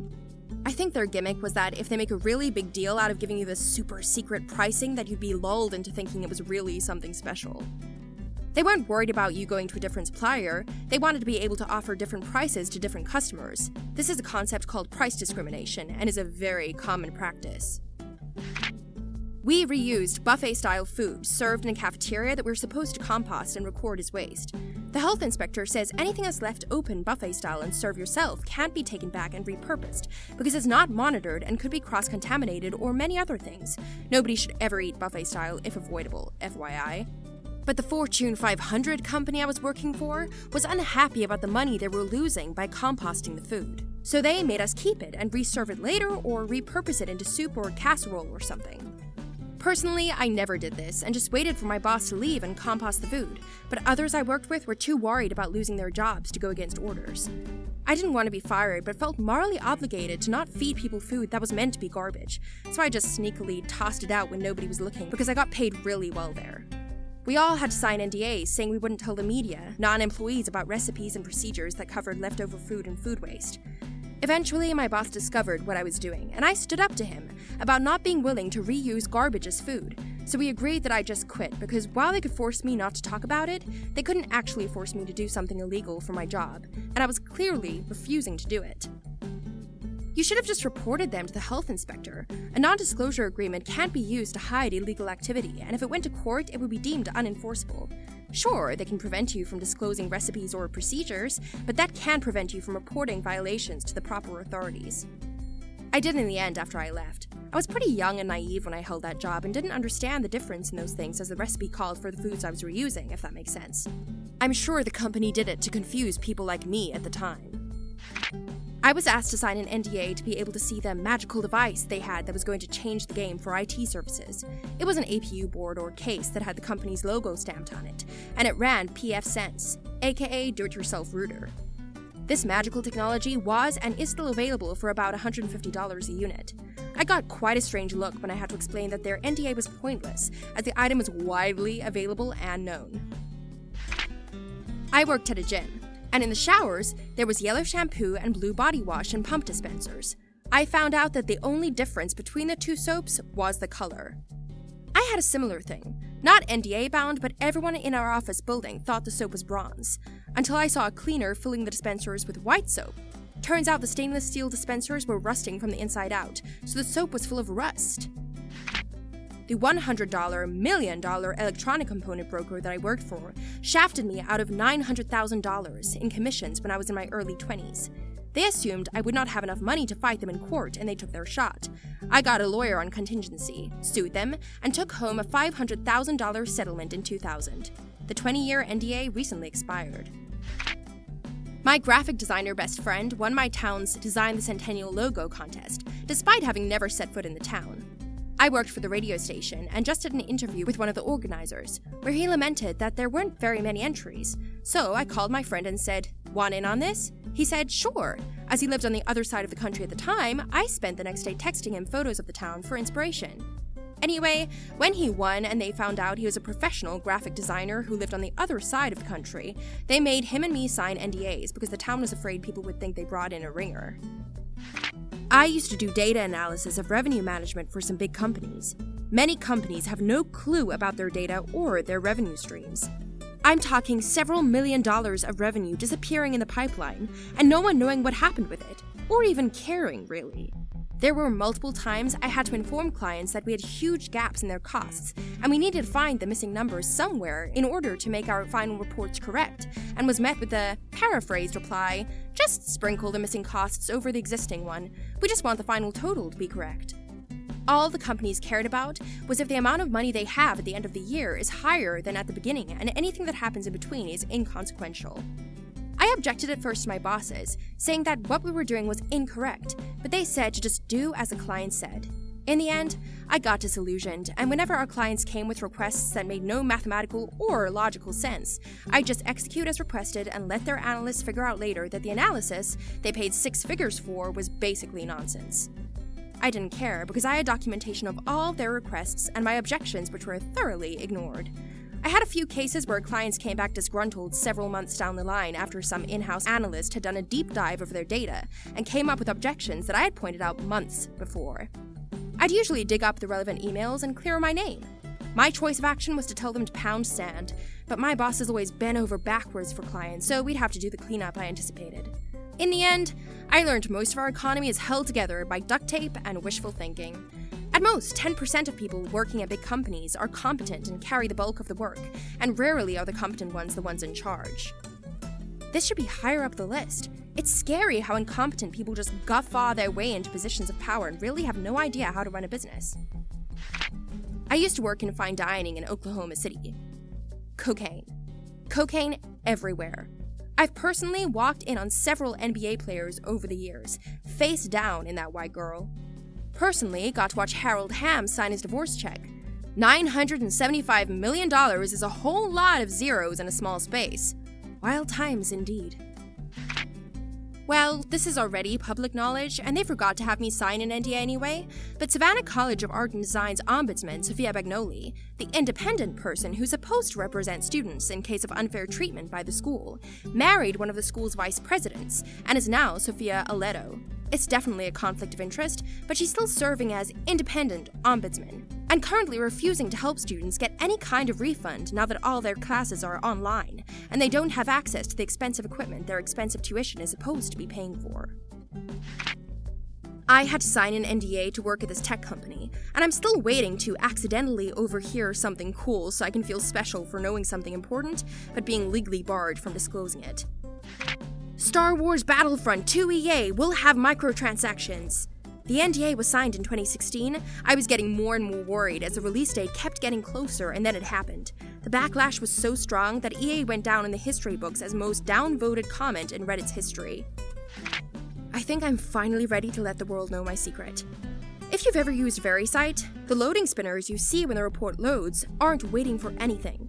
People kept complaining that reports were coming back too fast, so it must not be working right. It doesn't take long to complete a few hundred Google searches simultaneously, so the loading spinner just makes you wait a few seconds longer, so it feels like more is happening. So glad to finally get that off my chest. As a lawyer, I viewed a lot of these in tort settlements. The most common use of the NDA is to keep the award amount quiet, so everyone won't sue the company, hoping to get that sweet, sweet settlement money. In the IT world, it is often that the piece of internal software or system that gives your company an edge is not quite as huge a deal as it seems. Often, it is not much more than a couple of technologies mashed together to automate things in a way nobody else is doing yet. And those things are fiercely guarded. I had cases where people saw stuff in action and tried to replicate it, but could not because they were missing just one small piece. I used to work at a zoo. I've got a few. One day, electricity failed, so the polar bears and wolves were able to break out of their barbed wire compounds. Zookeeper told me this while I was located in a kiosk that was situated right next to both the wolves and polar bears. Yikes! Luckily, they decided to not test the fences that day. A few baboons escaped. Zookeepers had to shoot one and tranquilize the other. Supervisor told me I would be fired immediately if I called the press. Thanks. A Swedish car brand called us to ask if we were willing to rent them a moose for a commercial. We told them, no, we do not rent out our animals. Probably the biggest one. One of our zookeepers saw that they had too much of a certain rat-like species. He was tasked to shoot them, but didn't have the heart, so he released them into the wild without our supervisors knowing. A few years later, we have reports of these animals actually causing destruction to our dikes. Oops. Had to keep them a secret while working there, but have been working other jobs for a few years now. Used to work as a content marketer. Basically, companies of all sizes and all industries would pay my company money to essentially ghostwrite articles for their websites, ebooks, case studies, white papers, daily blogs, etc. Very, very rarely would we have a writer who was actually an expert in a given area. Most of the time, we just Googled for a few relevant points and some pretty bare-bones research. Then these companies slap someone else's name on it who has a fancy, related background but played no part in creating that content to try and make it look credible. Had some huge companies on our client list who painted themselves as thought leaders in their industries, who actually just had a bunch of underpaid, fresh-from-college writers cranking out thousands of words of content a day, with no real knowledge or training in those fields. Some of them weren't secretive about using our services, but we had a lot of NDA clients who were very concerned about their reputations if people knew how much of their research and written content was created this way. A major higher ed resource company comes to mind, software companies, government cybersecurity, healthcare industries, etc., etc. Popular dog kennel I worked for would have people leave their dogs for long periods of time. Dogs would stop eating. They wouldn't tell the owners this. People would leave beds and special toys and treats for their pet, thinking they'd get these items, a little slice of home. These items would go in a trash bag and it would be set aside. Treats would be thrown out. They used the excuse that it created too much laundry and that having personal items in a dog's kennel made them aggressive and protective over their stuff towards both humans and other dogs. Okay, but no, these are people's pets and they're not wolves. Short of making a Facebook post that no one would see, I had no real way of telling the public and risking some lawsuit because I signed an NDA like a dummy. But I told everyone I knew with a dog to tell other dog owners not to send their dog there. Your dog can't tell what happens when you're not around. Dogs would run into us with their tail wagging because they liked the yard workers, but the conditions overall weren't great. Dogs are so good and loyal. Small spaces and loose regulations on how many dogs you can have at once, it still boils my blood when I drive by. Hopefully, things there are better now. I worked at a dog boarding hotel that did similar things. We would provide these packages that allowed your dog a nice dog bed and toys and extra treats before bed. Most of the time, the dog's beds were taken out because they chew them up. But we couldn't tell the clients that, so they would pay for a service they didn't get. What's something strange your body does that you know isn't quite right, but also isn't quite serious enough to get checked out by a doctor? Well, every once in a while, my eyes will go blurry and I can't see for a few seconds. I've learned to wait it out, but it seriously freaked me out when I was younger, but from what I know, it's basically harmless. By the way, I have 20/20 vision, so it's not my eyesight getting worse over the years. Chirophonics. I don't know, mine's similar to your condition, but instead of going blurry for a few seconds if I've been lying down for too long, then I stand up, then I get this dizzy feeling, and I kind of have a blackish static around my eyes that lasts for about 2 to 4 seconds, then I just feel normal. Wait, no, just found out it's called orthostatic hypotension, and I'm just really dehydrated. This is what has been happening. Just wanted to edit this to show everyone I finally figured it out. Thanks for the advice from everyone though, and have a nice day. I get that when I'm overly tired. Then I won't be able to focus my eyes and I'll have to go to sleep. When I cough, a spot in the middle of my back itches like mad. Also, once every few months, I'll turn my head a certain way and it feels like something snaps in my head and a sensation of warmth spreads out on my skull. Probably not a tumor. I will sometimes catch myself mouthing or whispering the last sentence or phrase I spoke. Drives me insane. I have one piece of hair on my arm that is white and grows super fast and can get way longer than I've ever seen an arm hair be before. I have one of those, and a few rare ones that pop up anywhere. The one on my arm is the old reliable, though. I've seen it mentioned on Reddit before, so do liberally salt this. And someone said it was because the DNA for the protein that makes dark pigment has a little mutation that makes it make the same protein as a hair. So, your body is making a double hair instead of a dark hair. A hair. At totally random times, it feels like my heart keeps skipping a beat, and I feel short of breath. It goes on for a few hours usually, and then stops. I get rubber band headaches sometimes when I focus on doing a certain task. Sometimes the muscle in my hand will tense up and I have to use my other hand to unfold it. I have the first issue too. It is so uncomfortable that I've been to the ER 3 times for it and seen 2 cardiologists. Lots and lots and lots of tests later, we found out that my body is super sensitive to adrenaline. Does this happen for you when there's a situation that induces adrenaline? Nope. Most of the time it's happened is when I'm just lying in bed. I've seen a doc about it in the past, a long while ago. They just said it was my anxiety, but to be honest, I don't see how it could be because when it happens, I'm never upset or anxious. Sometimes I feel a very acute short pain in my chest for like 1/10 of a second. It feels like it's in between my ribs, like they pinch the meat. Happens rarely, but been happening for years. My body doesn't let me know when I need to pee until it hurts. Like, I could go a whole day without peeing, and then wake up the next morning with intense stomach cramps that go away after a solid 5-minute pee. I can't tell you how many times I've been like, have I peed today? Well, you never know, and I sit down to discover that my bladder was full. You might be super constipated. Sounds weird, but I went to a urologist for the same thing. They x-rayed me, and that was the answer. When I sit in a position for too long and then arch my back, my breastbone cracks into place. Not sure if it is the breastbone, but definitely in my chest. Not me, but my uncle. He's almost 70 now. Over the past few years, he has gotten more and more grumpy. Yeah, nothing to worry about. His uncle was like that too. Something old people get. He never wanted to see a doctor, even if his cold didn't seem to go away after 2 months a few years ago. Progressed to pneumonia. He still has a nasty cough. About a month ago, my grandmother was celebrating her 93rd birthday with her children. My uncle just sat there, staring in the distance, and when trying to talk, he just mumbled. My aunt finally took charge and took him to the hospital. Brain scan was done. Turns out he had a lot of tiny brain bleeds, probably over the course of several years. Don't ignore personality changes, no matter how slowly they progress. Similar thing happened to me. When I was 24, I started changing personality-wise. I became a very angry person, irritated and then irrationally angry at the snap of a finger. In my head, I could see myself being stupidly angry and I talked to myself to stop and calm down, but I just couldn't, sometimes for hours. One time I was playing pool and I kept tipping my husband's cue. He asked me politely to stop, and I got so mad at him that I stormed out of the pool hall and refused to talk to him the rest of the night. It started affecting my job. I work customer service at a call center, and you just can't be angry and sarcastic with customers, even if they deserve it. I got so many complaints, I was on the verge of being fired. So I set up a therapy appointment because I felt like I was going crazy and on the verge of a breakdown. I went, but it didn't help.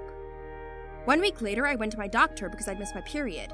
It was time for a checkup anyhow, so my doctor did a pregnancy test and some blood tests. Pregnancy test came back negative, but the blood tests came back showing my thyroid levels out of control. I had Graves' disease. It's an autoimmune disease that attacks your thyroid and makes it produce thyroid hormone constantly. One of the major symptoms is extreme irritability, which I had in spades. I was on LiveJournal at the time, and I went back and read some of my blog posts that I'd been cataloging my symptoms, without even realizing they'd been symptoms. Insomnia, hand tremors, feeling hot all the time, skipping periods, fatigue, heart palpitations, tachycardia, weight loss. Went on disability for a few months while my doc fiddled with my medication to bring me back down, and it saved my job and my marriage. At the time, my husband was just boyfriend and was seriously considering leaving me. I can't burp. I just get this weird gurgly sound as air bubbles come up through my throat if gas comes up that way. My friend has this issue, so much so that it affects her everyday life. She went to Chicago and saw a doctor who gave her Botox in her throat. Now she can burp, and has to practice burping so that her brain learns the muscle memory. It has positively changed her life so far. Sometimes I get this weird feeling like everything is going in slow-mo. In contrast, I feel like everything I do is at normal speed. My brain just wants me to do stuff, and I feel this burst of energy that makes me feel great. However, there is always a moment where I feel like I should keep moving because if I stop, something bad will happen to me. Usually lasts a few minutes tops.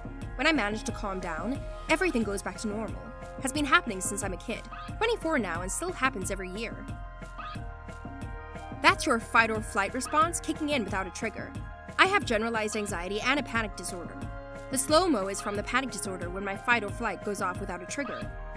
It's happened to me doing laundry, walking into a room, all kinds of mundane stuff that does not justify the response. The first time it happened, I was 10, and it was accompanied by some auditory hallucinations, an overwhelming buzzing noise. I didn't know it was anything not normal, and always just thought it was something cool my brain could do. It wasn't until I was diagnosed with anxiety that we figured out what that was too. I feel the need to close my eyes very tight about once every 5 minutes. Hopefully it doesn't make me look like a complete psycho. This sounds like a motor tic, motor Tourette's. I have the same thing, but I rapidly blink and clench my eyes shut like constantly, as well as raising and lowering my eyebrows. So yeah, great fun. Every once in a while holding a stack of books or a box or similar shaped stuff, where the tips of my fingers are bent but the rest are straight, my fingers would lock in place, so I'd have to move my arms and hands in a specific way to unblock them and move my fingers properly. My knees, legs, and butt always vibrate. I don't know why, I might have a phone inside me. Lol, personal trainer here. It's probably just muscle spasms. Eat more bananas, drink more water, and get more sleep. Easier said than done, I know. Random twitchy muscles. Often enough to notice that it happens, yet infrequent enough not to be of any concern. Muscle spasms. Totally normal. You probably aren't eating enough potassium, drinking enough water, or getting enough sleep. My stomach makes so much noise. Hungry, full, doesn't matter, just weird audible squeaky or whistle or gurgle noises all the time. Like there have been times when my husband is across the room and he can hear my weird tummy talking. I also am very irregular and get horrible stomach cramps, dizziness, heart palpitations, and get overheated almost every time I go to the bathroom. I had a loud stomach, but I later learned it was lactose intolerance. It's all quiet in there now that I don't eat dairy so much anymore. I don't need to pee, then I really need to pee. Like if I don't get to the toilet ASAP, I'm going to pee myself. There's no in between. Sometimes when I sneeze, I get severe pain, stiffness, and pressure in my arms. Internet says it's a pinched nerve. It goes away after a few seconds. Never told the doctor about it, even though it's been happening since I was a kid. Sometimes I can't swallow food or water. It's like my throat just randomly closes, and it isn't a food allergy either. I'm able to swallow if I quickly twist my neck to the side. It temporarily opens my throat. Doesn't happen often enough to warrant a doctor visit. Every single time I swallow, my ears pop. The bags under my eyes get purple sometimes. I got a bit of a farmer's tan, but the parts of my skin that are exposed to the sun are like an olive color. Some days I look as pale as a dead man, but feel perfectly fine. My right testicle randomly hurts. I started balding at 16. Sometimes it feels like my heart skips a beat, but that actually went away. I hear people arguing when I try to fall asleep. Look up exploding head syndrome. I hear odd noises when I fall asleep sometimes too. People yelling, often my name, or loud clapping or banging sounds. Always just for a second. This is one that previously happened and is solved as far as I'm concerned. For a couple years, every time I ran my dishwasher, my eyes got really dry. That makes no sense, right? It was a minor annoyance, but too ridiculous to say out loud, even to a doctor. Years later, I got diagnosed with Sjogren's syndrome. My immune system mistakenly attacks my tear ducts, and my eyes get really dry. Scientists think it's kicked in by an exposure to a toxin, like mold, that sends your immune system haywire. My old apartment was full of black mold in the walls. Every time I ran my dishwasher, it got in there and wet the mold and made it worse. I'm so glad to figure out I wasn't just imagining things because I knew I wasn't. Well, I don't think it's really a problem worth getting worried over, but it's something that I always thought wasn't really normal. I get this really weird feeling in my brain sometimes that's incredibly hard to describe, which is honestly why I've never talked to anyone about it. It's like a brain shiver? Like when you get the chills, but it's only happening inside your skull and not the rest of your body. There's also a weird, almost squeaky sound in my ears when it happens. When I was little, I used to think it was my brain getting another wrinkle because I learned something that made me smarter, LMAO. Huh, sounds a bit like a symptom of SSRI withdrawal. When I stare at something for too long, everything goes dark. You oversaturate your retina. It's like going inside from a bright outside, but when you stare, you aren't blinking and the light takes over. Blink more. My stomach hurts between breakfast and lunch almost every day, because I'm hungry, I guess, and hurts worse after I eat. It's a sharp pain that goes away if I lay completely flat on the ground. I've resorted to laying down in a few public bathrooms before, happening since 4th grade. I'm going to college now. What's something strange your body does that you know isn't quite right, but also isn't quite serious enough to get checked out by a doctor? Just about every time I step outside on a bright day, I have to sneeze. Me too! And whenever I feel like I have to sneeze but it's stuck, I glance up quickly at the sun or a reflective surface. Works every time. I get these moderately painful hiccups 1 to 2 times a day. Sometimes they're so unbearable I have to literally clutch my chest in pain as it lingers for 30 seconds to a minute. I hate my diaphragm. I don't breathe right. You know how you barely breathe? Maybe for 0.2 seconds in and 0.2 seconds out so it looks like you're not breathing, aka sort of like how you're taught to breathe in choir while singing. I breathe like that. I didn't think much of it, but I also have chronic medical migraines. I recently realized that if I inhale deeper, expanding my lungs fully, like how most people breathe, it hurts to stretch them and I get a little dizzy. But it also feels good, like I just saved some brain cells dying from lack of oxygen, lol. Just like a sudden rush to my brain. My hair grows unusually fast, only on my head. I hallucinate when I wake up in the mornings, anywhere from spiders on the wall to figures standing silently in my bedroom. I always wear a sleeping mask before bed to avoid it, but sometimes I forget, or it slips off. I experienced something similar and mentioned it to my psychiatrist who specializes in schizoaffective disorder, and said it's likely resting waking hallucinations and that anyone can experience them. I told him I know they're not real, so he said it's not a problem then, that it rules out schizophrenia. I experience the spider one frequently. P.S. I have bipolar, so sleep-related hallucinations are just part of the game for me at this point. I yawn all day, no matter how much sleep I get. I am otherwise very healthy, except lots of stress and trauma, woohoo! Yawning is often more about breathing than tiredness. If your work environment doesn't have a lot of fresh air, that could cause it. You should also try breathing techniques. Stress and anxiety sometimes cause you to hold your breath or breathe in a very shallow way and not get enough air. Inability to take a leak when in a public restroom or when I think people can hear me. My left eye makes a weird squeaking sound when I rub my eyelid. I've heard this is a clogged tear duct. You should try wetting a clean washcloth with warm to hot water and holding it on there for a minute or 2. Source: my optometrist told me to do this when I told her about something similar. I have a very petty nosebleed that has persisted for months now. Sometimes when I'm running, I hear a clicking in the back of my neck or base of my skull. Also, I can hear a creaking and rubbing sound when I turn my head very slowly. Every once in a while, one of my ears, most recently the right one, will go deaf and a high-pitched noise will occur for a few seconds and then go back to normal. Have had my ears tested last year and the results said I had no hearing loss. I get this too. It's super weird, like after a bomb explodes in the movies. But I did some research on Google and it's a normal thing where your ear malfunctions for a split second. I go blind when I stand up too fast, but for like 5 seconds. Just a bit of low blood pressure. Basically, the pressure is not high enough to reach your brain quick enough when you stand up quick.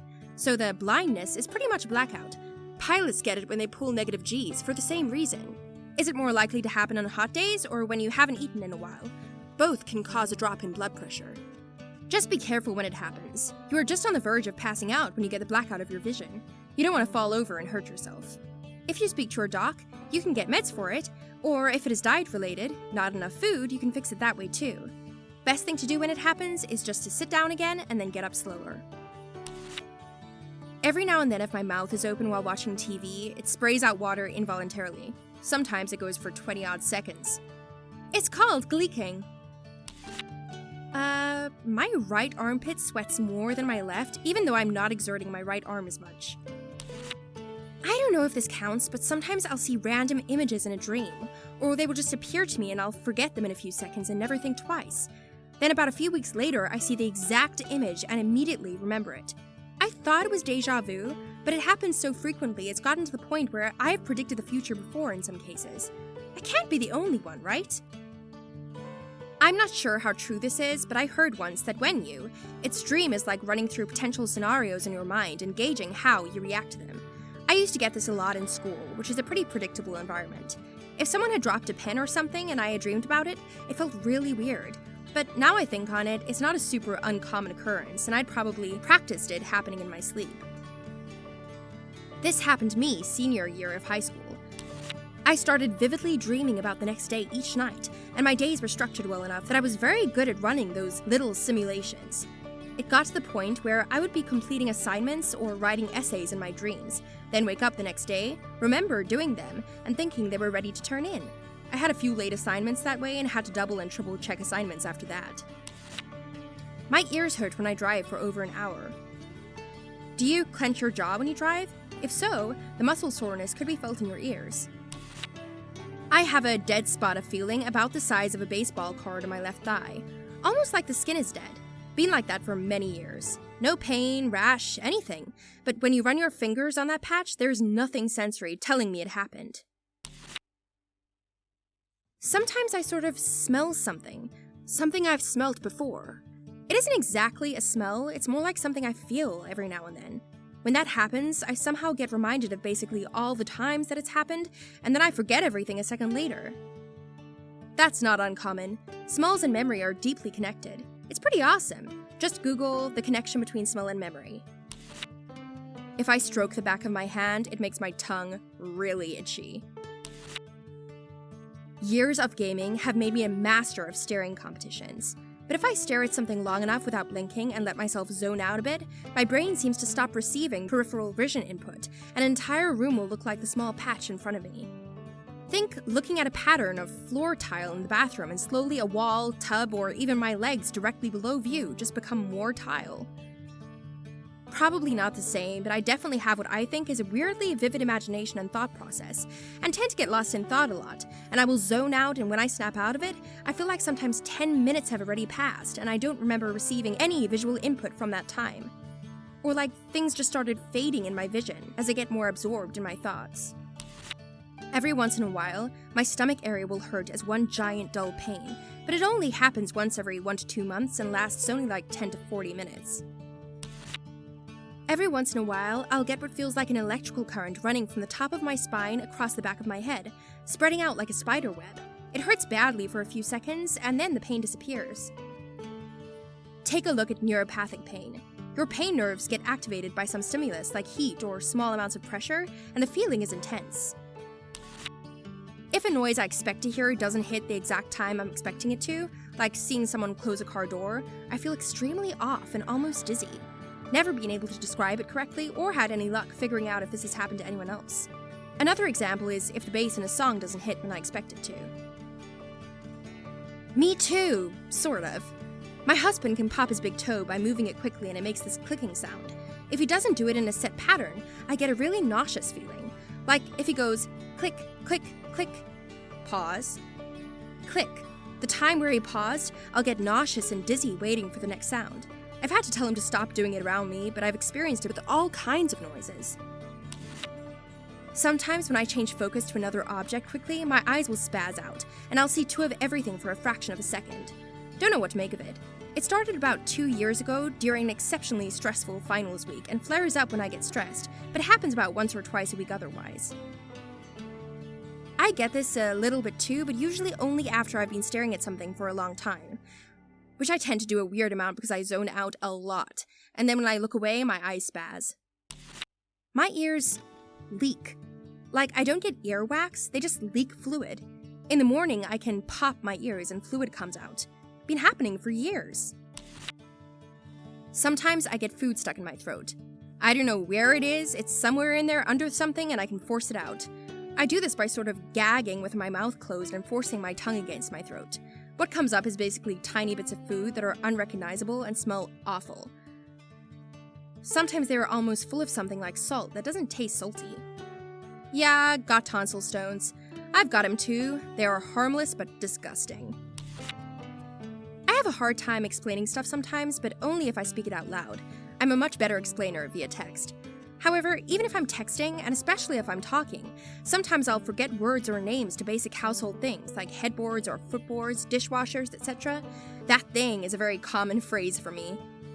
If I'm writing a sentence and get distracted by something else or read or think about a different word or sentence, I'll start writing that word or sentence instead. For example, I could be writing, "The quick brown fox jumps over the lazy dog," but in the middle I think about, for example, pizza, and I end up writing, "The quick brown fox jumps over the pizza." Sometimes this happens before I even start writing what I intend to write.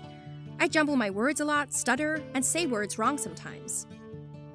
Me too. I can be very articulate through text, but I feel like a moron talking to people face to face. Words, phrases, and expressions get jumbled, and I have a hard time completing sentences properly. I also have a difficult time getting my point across when it's so clear in my head. I've always attributed it to my anxiety disorders. One of the ribs at the bottom of my rib cage will pop back and forth sometimes. I can get it to do it if I lay on my back and breathe a certain way. I can pop both of my bottom ribs by grabbing them with my hands and pulling outward. Sounds gruesome, but it's something I discovered I could do when I was 5, and now at 34, I can still do it. When I eat apples that have the peel on them, my ears feel weird.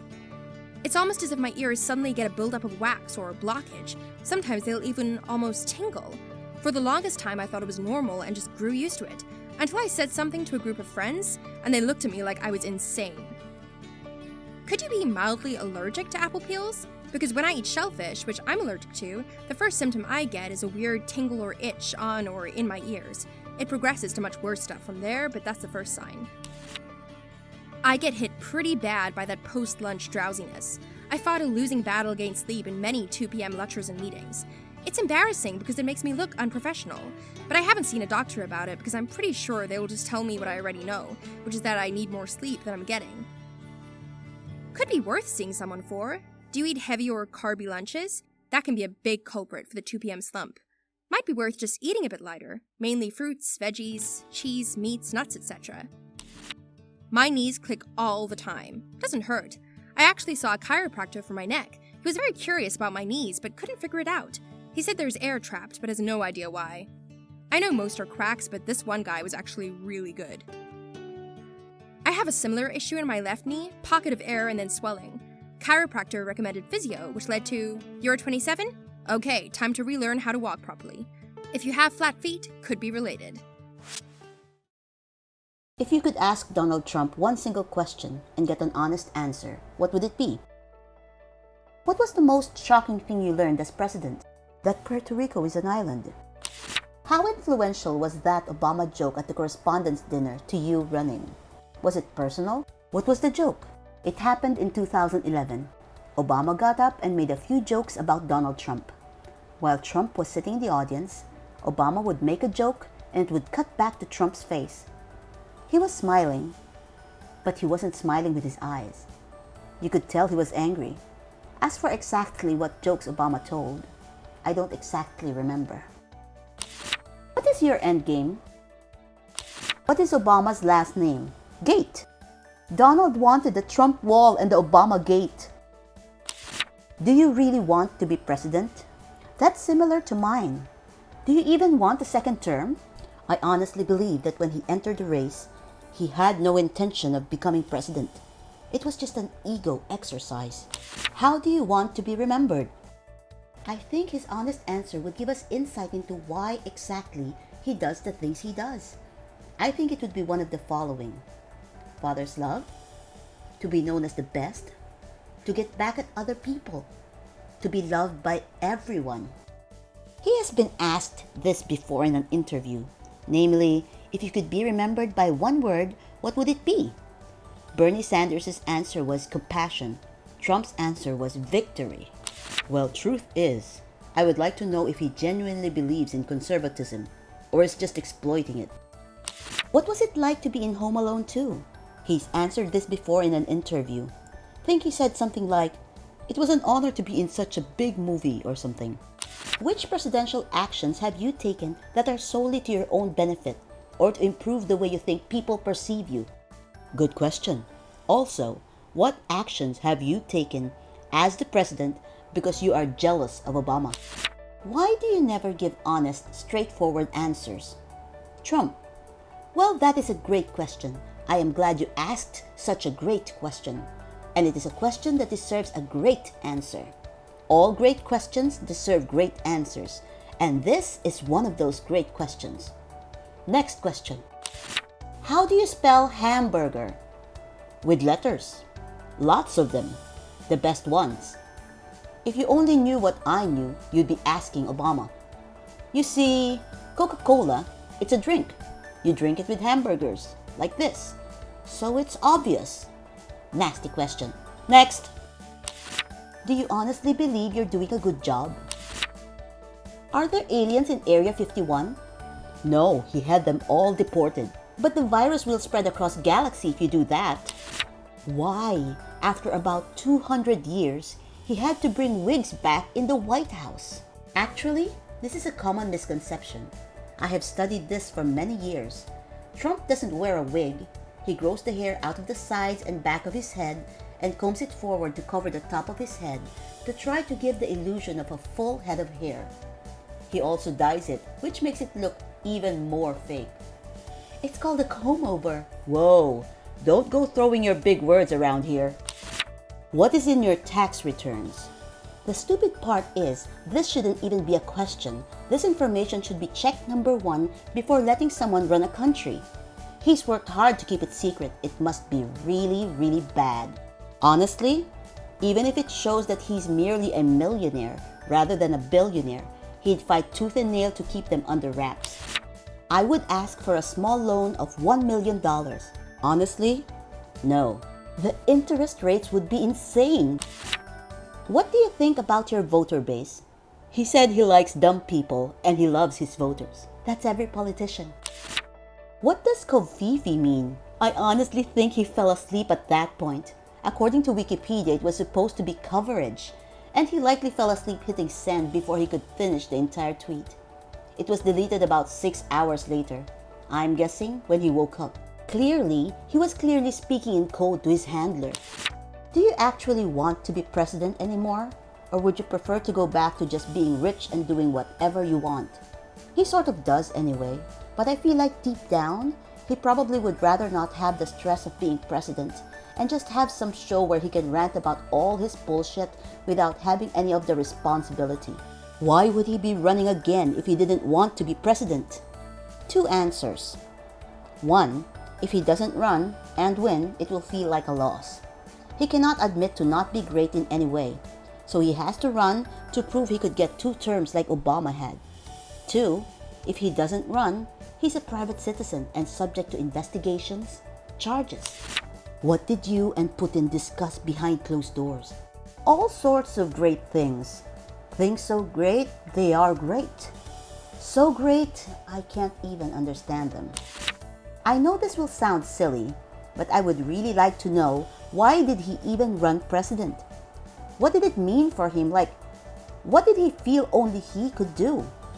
I'm curious because if you watch old videos of him, it's a completely different human. And to be honest, I would have voted for that Donald Trump. But why go from a public figure that people as a whole thought was kinda cool, aka mentioned in rap songs, makes crazy amounts of money, etc., to being very much hated for those same things on a separate stage? You're the president of the USA, so if anyone knows, it's you. Do intelligent space aliens exist? Nah, I've watched like 3 UFO documentaries, so now I'm an expert. The president is only on a need-to-know basis, and until something really happens, he doesn't need to know. If they wouldn't tell President Whitmore, they're certainly not telling Trump. Do you solemnly swear that you will faithfully execute the office of the President of the United States and will, to the best of your ability, preserve, protect, and defend the Constitution of the United States? He solemnly swears that he is up to no good. What is a fact that can possibly save your life? If you ever almost drown to the point of throwing up water or passing out, even if you feel 100% fine, get to a hospital. Your lungs can unwittingly self-fill up with fluid over the next few hours. Secondary, Drowning is no joke. More people definitely need to be aware of the dangers. This is a New Zealand specific one, but all emergency numbers work here. The official number is 111, but 999, 000, 911, etc. will all work. This is so that tourists can still reach emergency services easily. Soy sauce is deadly if consumed in large quantities at once, so no stupid soy sauce dares or challenges, please. Is it because of the sodium? Yes, there was a horrible case where a woman drank like 2 liters to cleanse her body because she read it online. She's dead now. If you're being tied up, puff yourself out as much as possible so it'll be easier to wiggle out of. Tense muscles, inhale deep, and stretch out your arms and legs to make more space. Me and my classmates used to have competitions where we tie each other up with rope. It started out with hands, but it went to full body, and we'd time ourselves on how fast we could get out. It was also good practice for tying someone up since we got to see which methods worked best. I used to pull this trick all the time and get the fastest time. My hands would be really red and there would be lots of marks, but it was worth it. And that, kids, is how I found my fetish. If you get impaled or stabbed, leave the object in and call 911, or your country's equal. That object is keeping all the blood on the inside of your body. If the wound is still bleeding, wrap cloth around the impaled object to try stem the flow of blood. You can look up how to do a donut wrap. It's super quick and easy. If your cloth's saturated with blood, cover it with another. Never take off a bandage. Also, try not to get impaled or stabbed. Real pro tip: when having a heart attack, you don't swallow aspirin, you chew it. Is this real? Gets to the bloodstream faster through the walls of your mouth. Then why don't people always take it that way? Besides, I assume the powder inside tasting bad. Exactly. It tastes like doo-doo. If you smell a fish smell in your house, some people also report a urine-like smell, for no reason, 9 times out of 10 it means there's an electrical fire. I was actually a hero in this situation. I was visiting my sister a number of years back, hanging out on her couch, smelled a smell of urine, with a bit of dead fish mixed in. I asked her what that was. She answered, "It's been here for weeks. We think a rat or a squirrel got trapped in the walls." That didn't sound right to me. A dead animal would smell different. And for whatever reason, I Googled smells like urine. Electrical fire was the first answer. So I sniffed all around the room and found it was coming from the plug of an old lamp. Unplugged it, odor vanished. Instant hero. If you're visiting an unfamiliar location like a cinema or a concert hall, take a few minutes to look around for the nearest exit. Then pick out a second as a backup in case the first becomes blocked or cut off. If something happens, especially in a crowded public place, most people's first instincts are to turn around and head for the main entrance. But this is not always the closest, safest, or easiest way out. 9 times out of 10, there usually will be a closer exit. If the ocean is retreating, there is a tsunami coming. Evacuate the beach immediately. If the animals are running, I'm going to follow them. Maybe they are running because you are following them. When will you stop? There's a tsunami coming, and this dude won't stop chasing me. This is like the worst day ever. If you were ever buried in rubble, earthquake, tornado, building collapse, etc., don't shout. You'll lose your voice and waste energy. Instead, grab a piece of rubble and knock in patterns of 3s.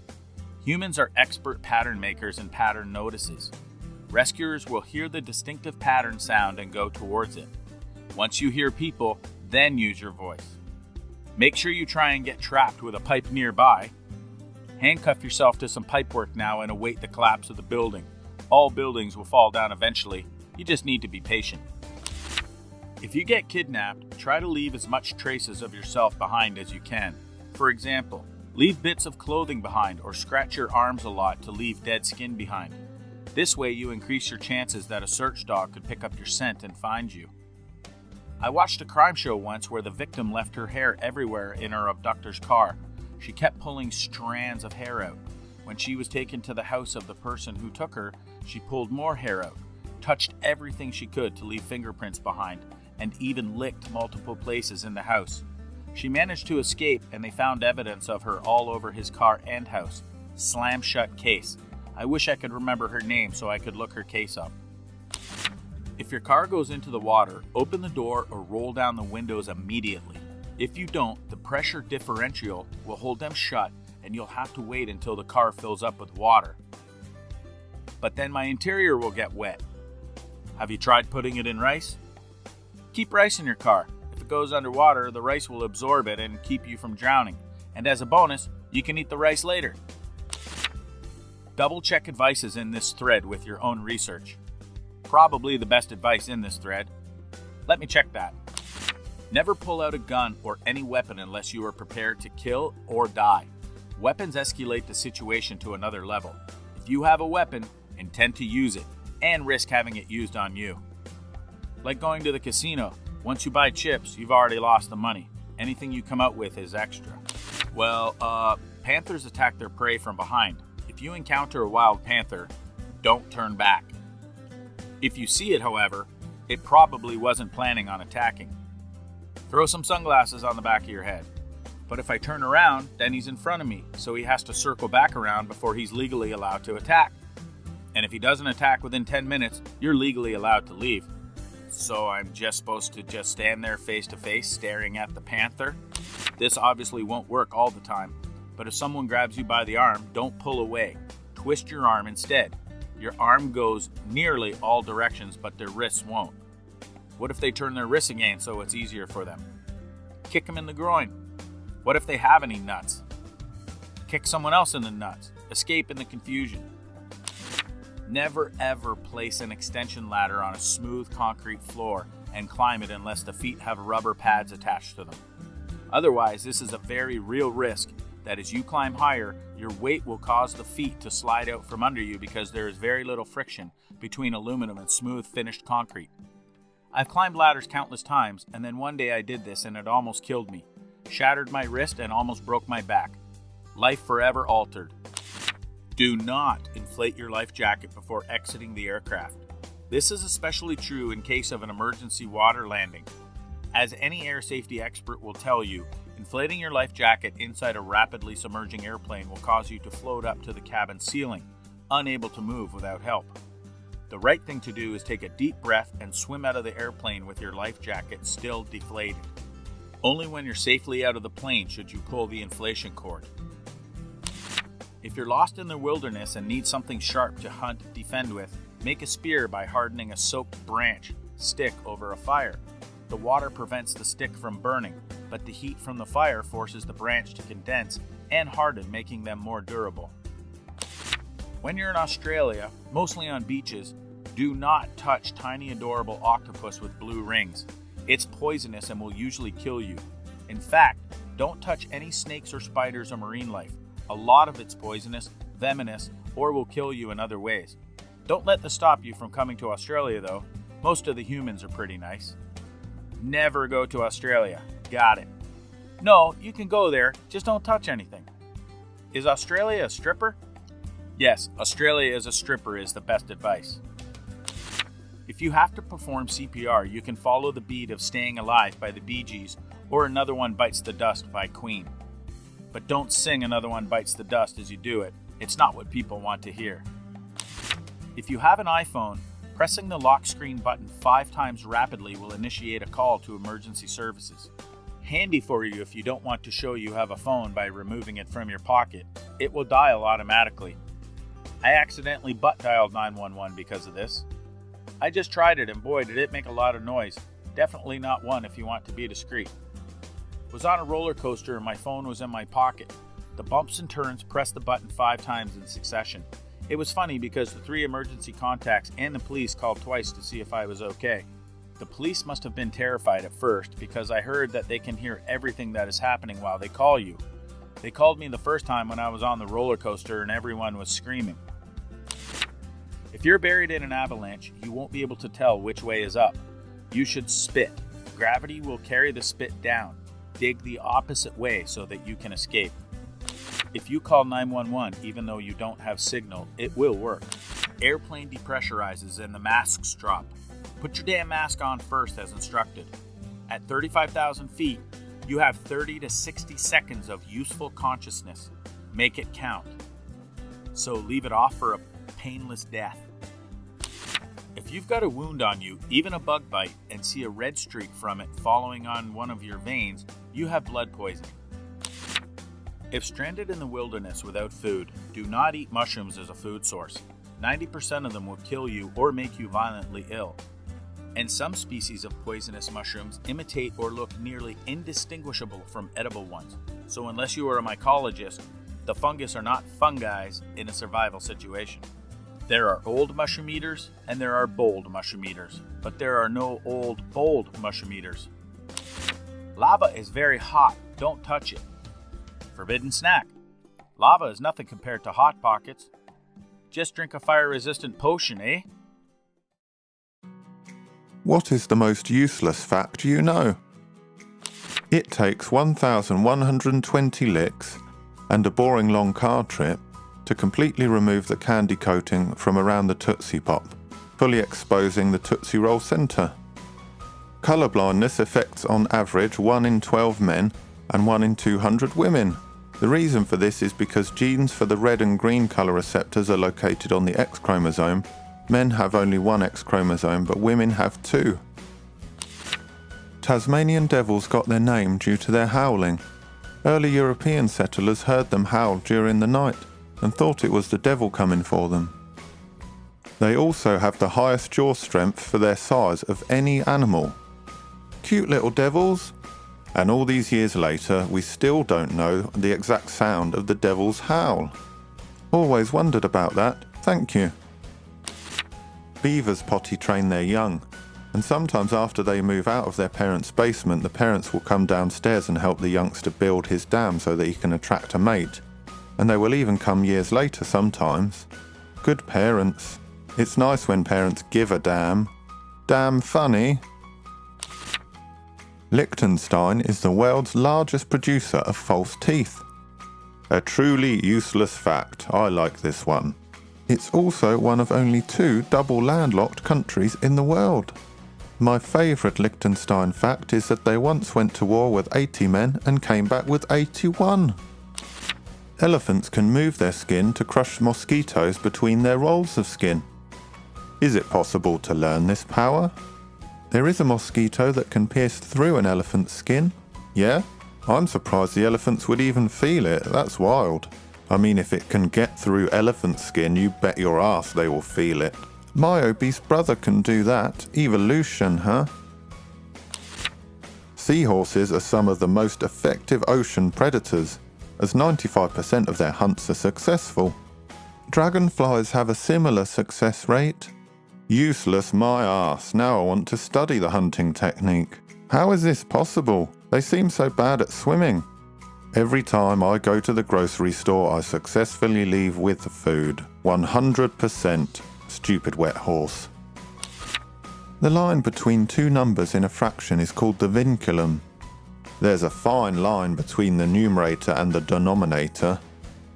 How did I go through my math field and trivia field life without ever knowing this?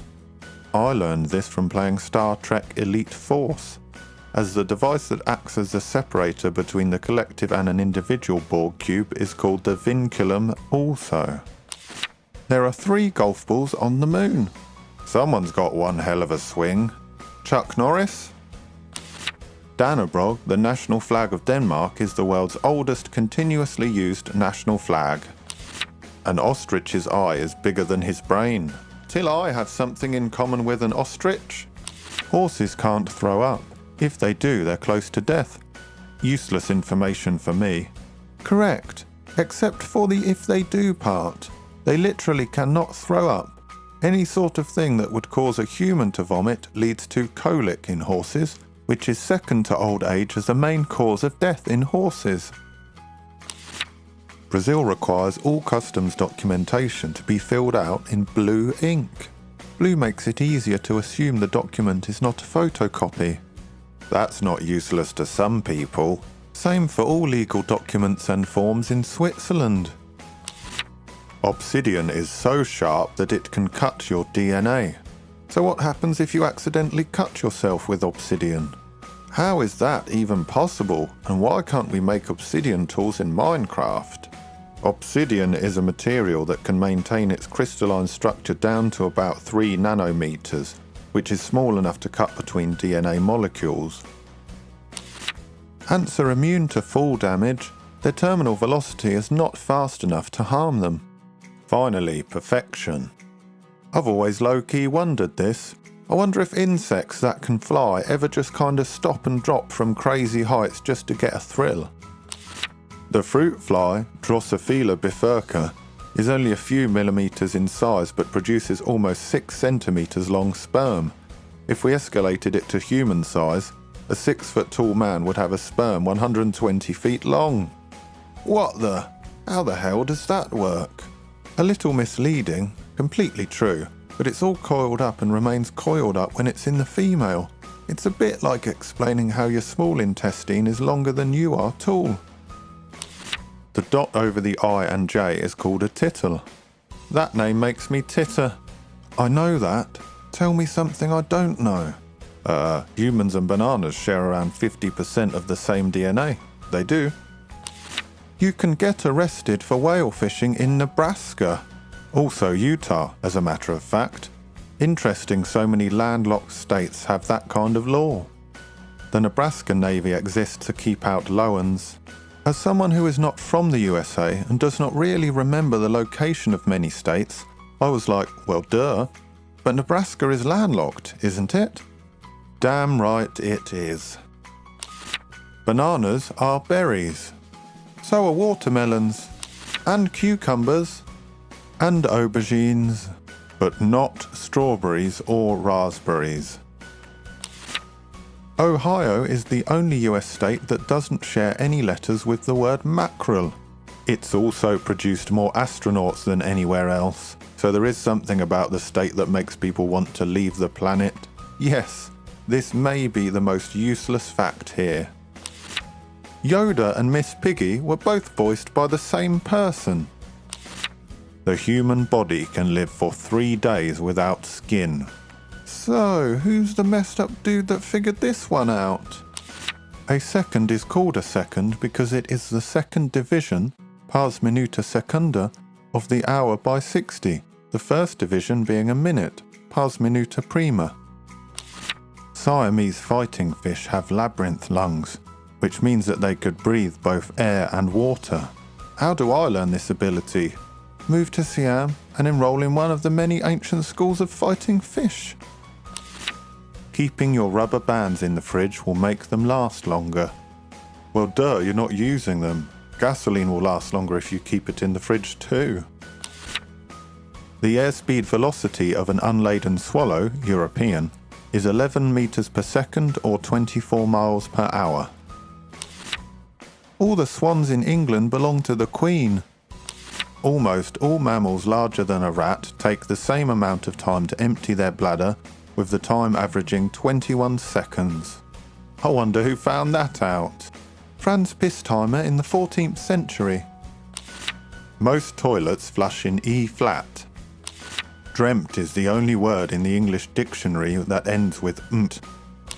No number from 1 to 999 includes the letter A in its word form.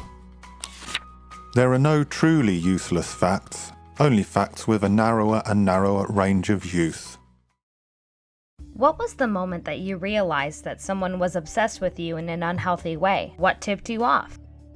Let me preface this with, I've never been a big social media user. It's too personal, too intrusive. I was bartending at a local hole in the wall, and I had a regular that was nice and flirty, typical bartender customer stuff. One day he says to me, "You were at John's house Sunday morning. You guys a thing?" I asked him how he knew I was there, and he said he saw my car. I was a little taken aback, but I was parked on the main road and my car was fairly distinctive, so I didn't think much of it. A couple weeks later, he'd made a joke that I was never home, because my car was always gone when he passed by. That made the hair on my neck stand up, but again, I don't exactly live off the beaten path, so okay. When I really knew that it was more than casual observations was when he started complimenting me on different outfits and hairstyles I wore on my days off prior to my shift. He'd also make comments about receiving packages or coming home with after shopping. "You should find someone who would carry those groceries into the house for you." I'd never make you carry the bags in the house after all that shopping you did on Saturday. It was really creepy, and I couldn't shake the feeling of being watched for a long time. What made him stop? I stopped being friendly and was just very professional in the way I interacted with him. Eventually, he stopped coming into the bar during my shifts. I don't know if that's when he stopped noticing my comings and goings, but I still felt like there were eyes on me. The whole thing made my skin crawl. I called one of my coworkers out for being a little too handsy/creepy at work when I had expressed my lack of interest repeatedly. As an apology, he got me a gift card to Victoria's Secret. Oh my, you just brought back a memory I had deeply buried. I was friends with someone in community college. We weren't like super close, but we were like group friends, meaning a bunch of us would hang out sometimes and he was always there. I didn't have any classes or anything with him. One day he told us to meet at the mall around the holidays because he had a present for me. He said it was a birthday/Christmas gift and singled me out because my birthday had just passed. I was kind of weirded out in the first place because we had never agreed to give each other presents, but we all met at the mall anyway. He hands me the present and tells me to open it in front of everyone. I do. It's a lacy red thong. I'm standing there in the middle of a crowded mall, it's around the holidays, holding this thong, absolutely mortified. He tries to look debonair and says to me, "Your gift to me would be wearing it." I laughed it off, but never hung out with him again. He kept pursuing me over the years and showing up at my job, which was at the mall where we all met. He would come in wearing these suits and kept telling me about his big opportunity and how if I joined him for a quick meeting, he could set me up for life. I was having none of it and literally looked around my shitty retail job and said, "Nah, I'm good." He said he moved to New York, but I think he went to jail. When she started sending nudes to my work email because I asked her to stop contacting me. I changed my Snapchat account and blocked her number, but my email is on my company's website, so she found it. That was an awkward conversation with my IT guys. IT guys have absolutely seen worse. When my dad showed up to my place of work, we had been estranged, but he knew I worked at Starbucks and had traveled from location to location to figure out where I had transferred to and when my shifts were scheduled. Even had the balls to call the store and pretend to be me to get my schedule info.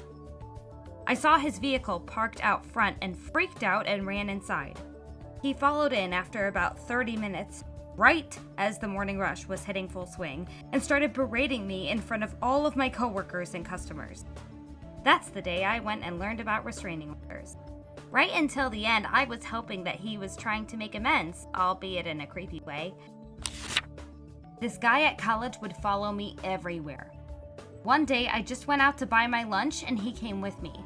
He didn't buy anything, just followed me. Even when I told him he was making me uncomfortable, he still would not leave me alone. I didn't want to sound rude though. Eventually, he started trying to get on the bus with me when I would head home. That was the last straw for me. The next time he tried to follow me onto the bus and actually managed to step on, I pushed him off and urgently told the driver to close the doors. The driver instantly took the hint and shut them. I told him the guy was stalking me, showed my student ID, which allowed me on the bus for free, and took a seat. The next day, the guy had the audacity to ask me why I didn't let him come home with me. I told him to stop following me around from then on. What upsets me about this is how we are conditioned that it's such a heinous thing to be rude. We should be teaching our kids that we want them to be rude if someone makes them uncomfortable. When I was stationed in Korea, my ex-girlfriend kept emailing my wife from different emails pretending to be women in Korea that I was cheating on her with. My wife and I had a pretty good laugh about it, and she eventually came clean. Her husband was not happy about her still obsessing over me. Edit. Almost forgot to add that my wife was never worried about the emails. In her words, "You're too socially awkward to get another woman to sleep with you." My husband was deployed in Afghanistan, so I had to go to church alone. One week, an older man, maybe 65, approached and said, "Can I sit here?" I said, "Sure." We had a bit of conversation, and he said, My wife died a few weeks ago, and I was just praying this morning for God to send an angel I could sit with at church today. He seemed like a sweetheart.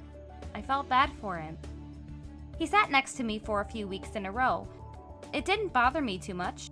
I brought him some homemade jam. He told me about how his son was also deployed. I mentioned he should really try getting into a church small group, that it would be great company for him. I set him up with one of the best.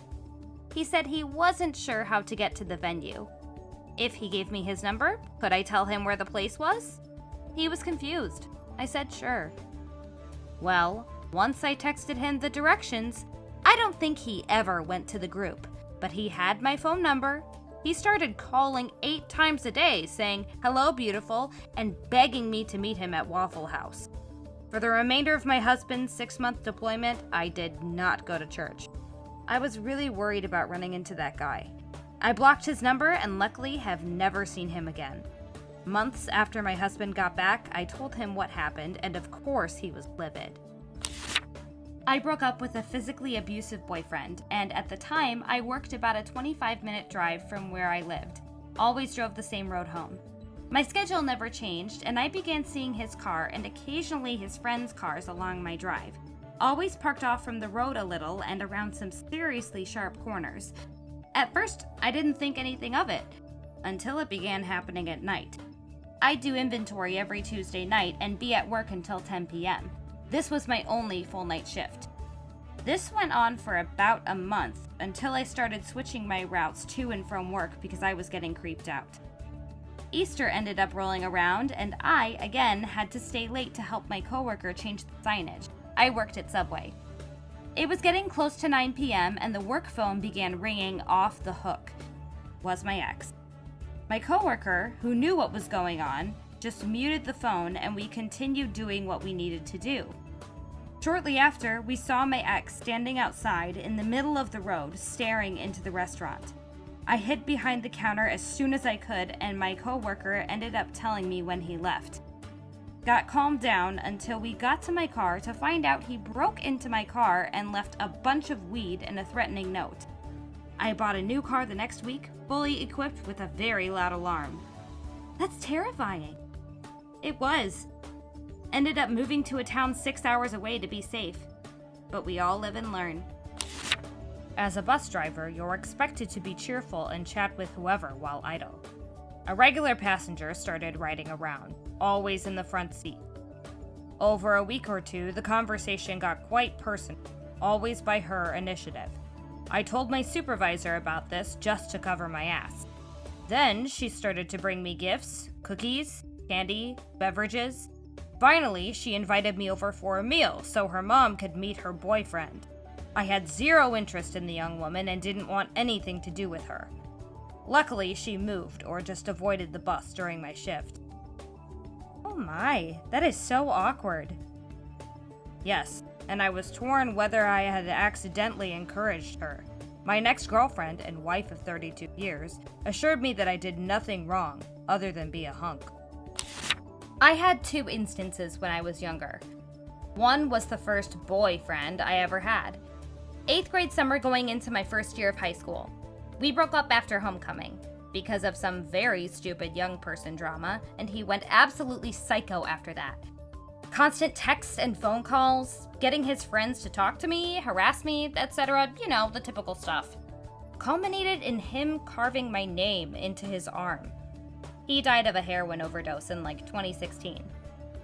The second time was more of a slow burn. This was back in the day when AIM, MSN was popular.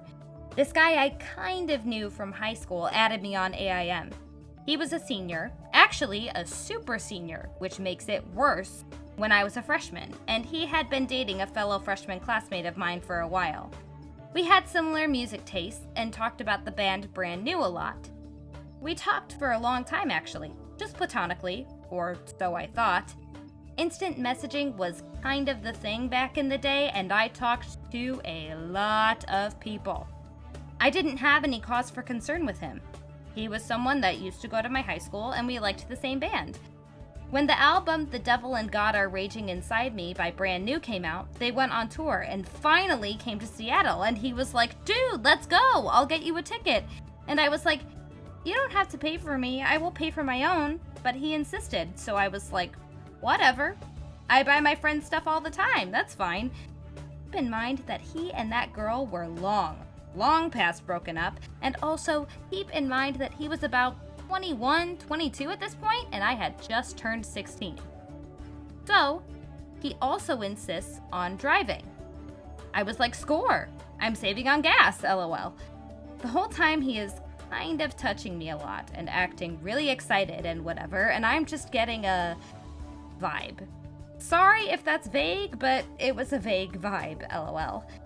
The concert was fine, kind of uneventful, and kind of a letdown because the band really acted like that was the last place on earth they wanted to be, and he just would not stop.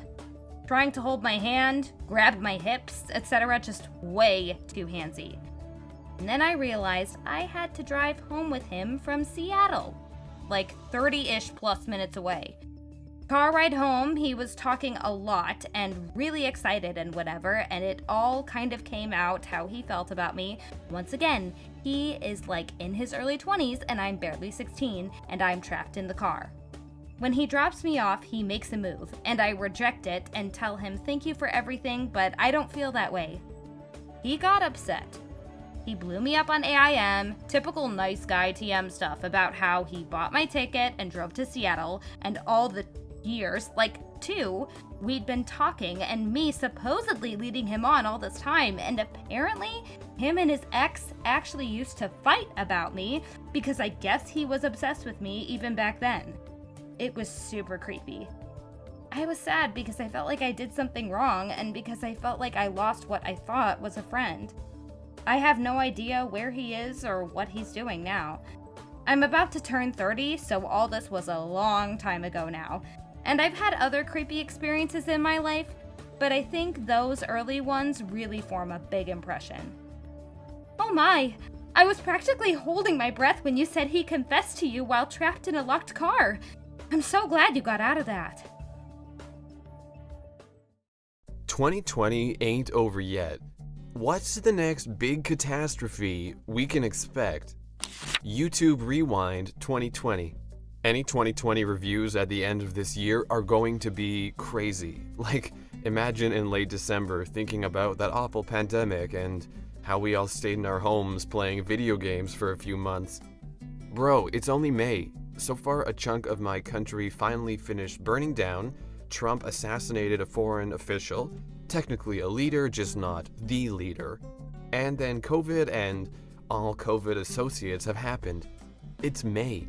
Time has become horribly broken and ceased having any meaning.